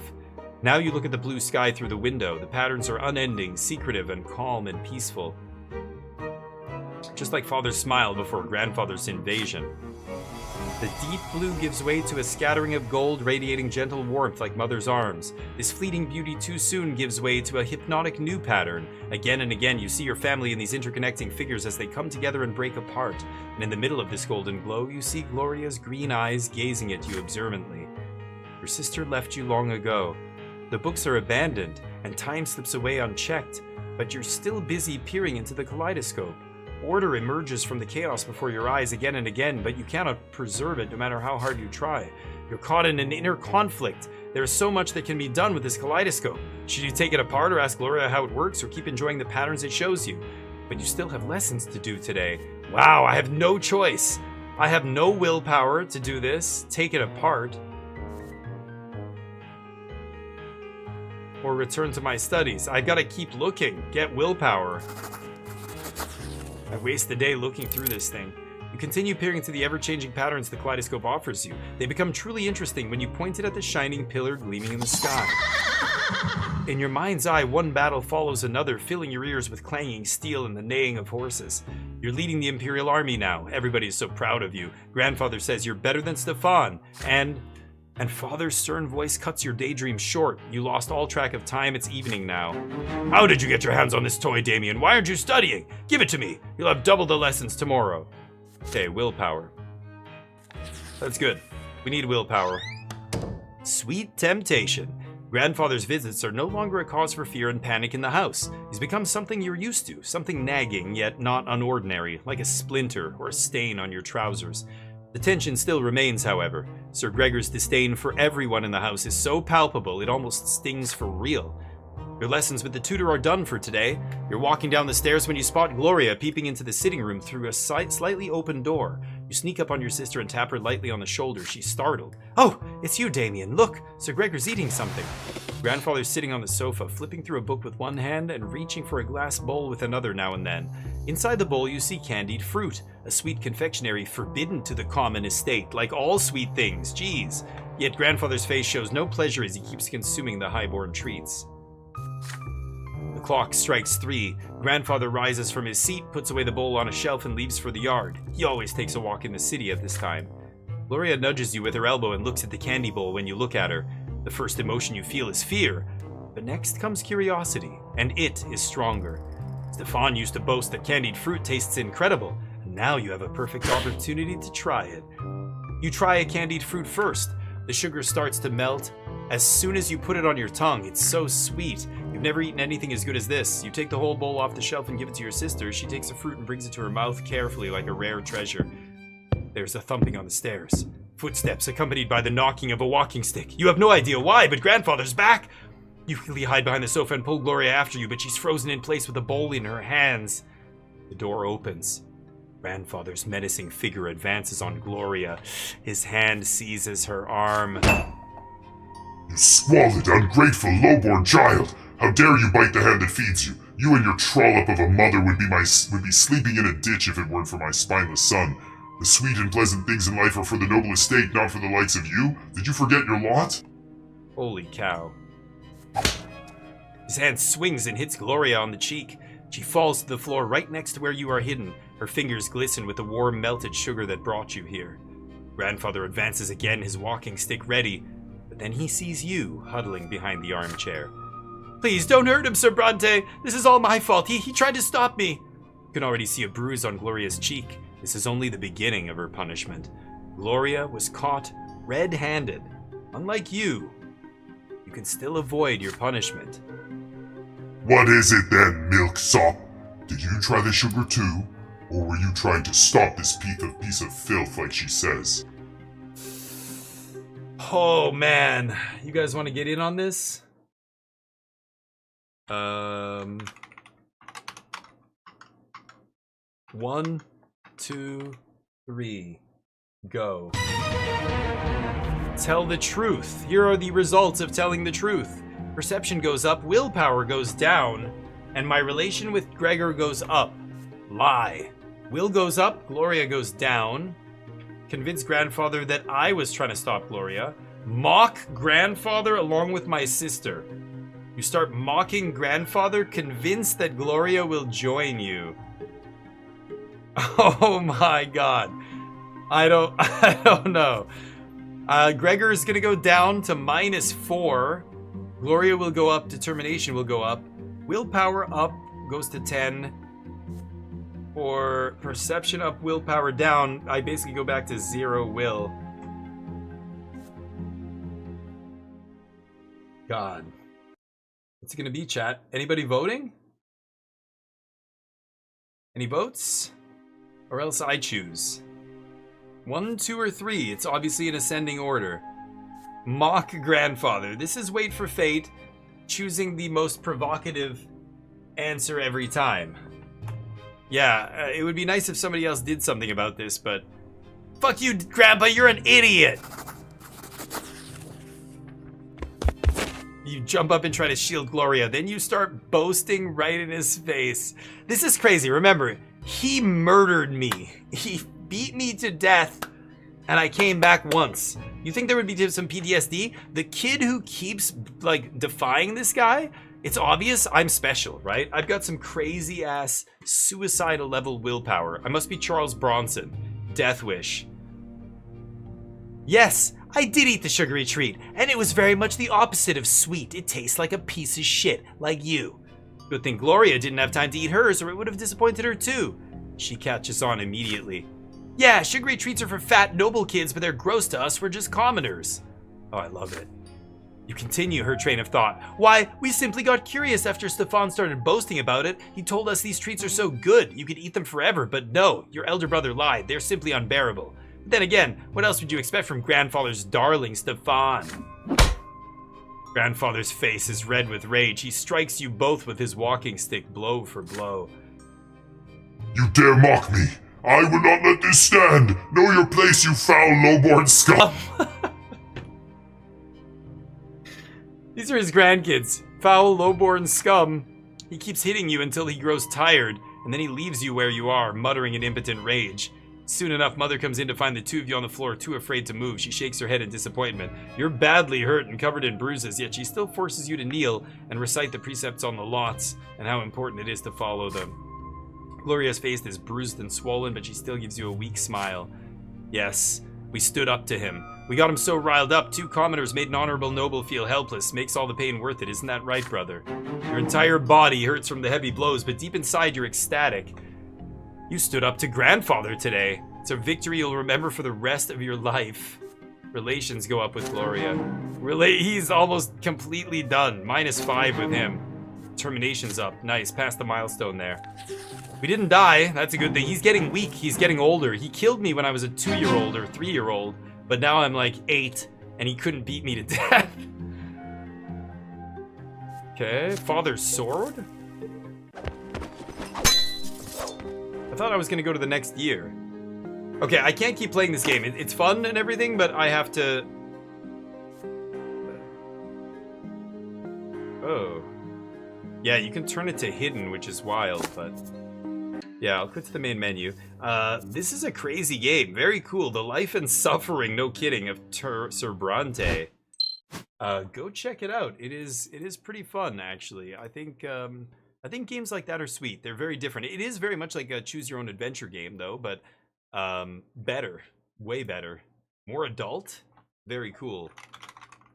The life and suffering. There's 2 of them by the same dev. The Life and Suffering of Prince Jerian and The Life and Suffering of Surbrante. Very cool.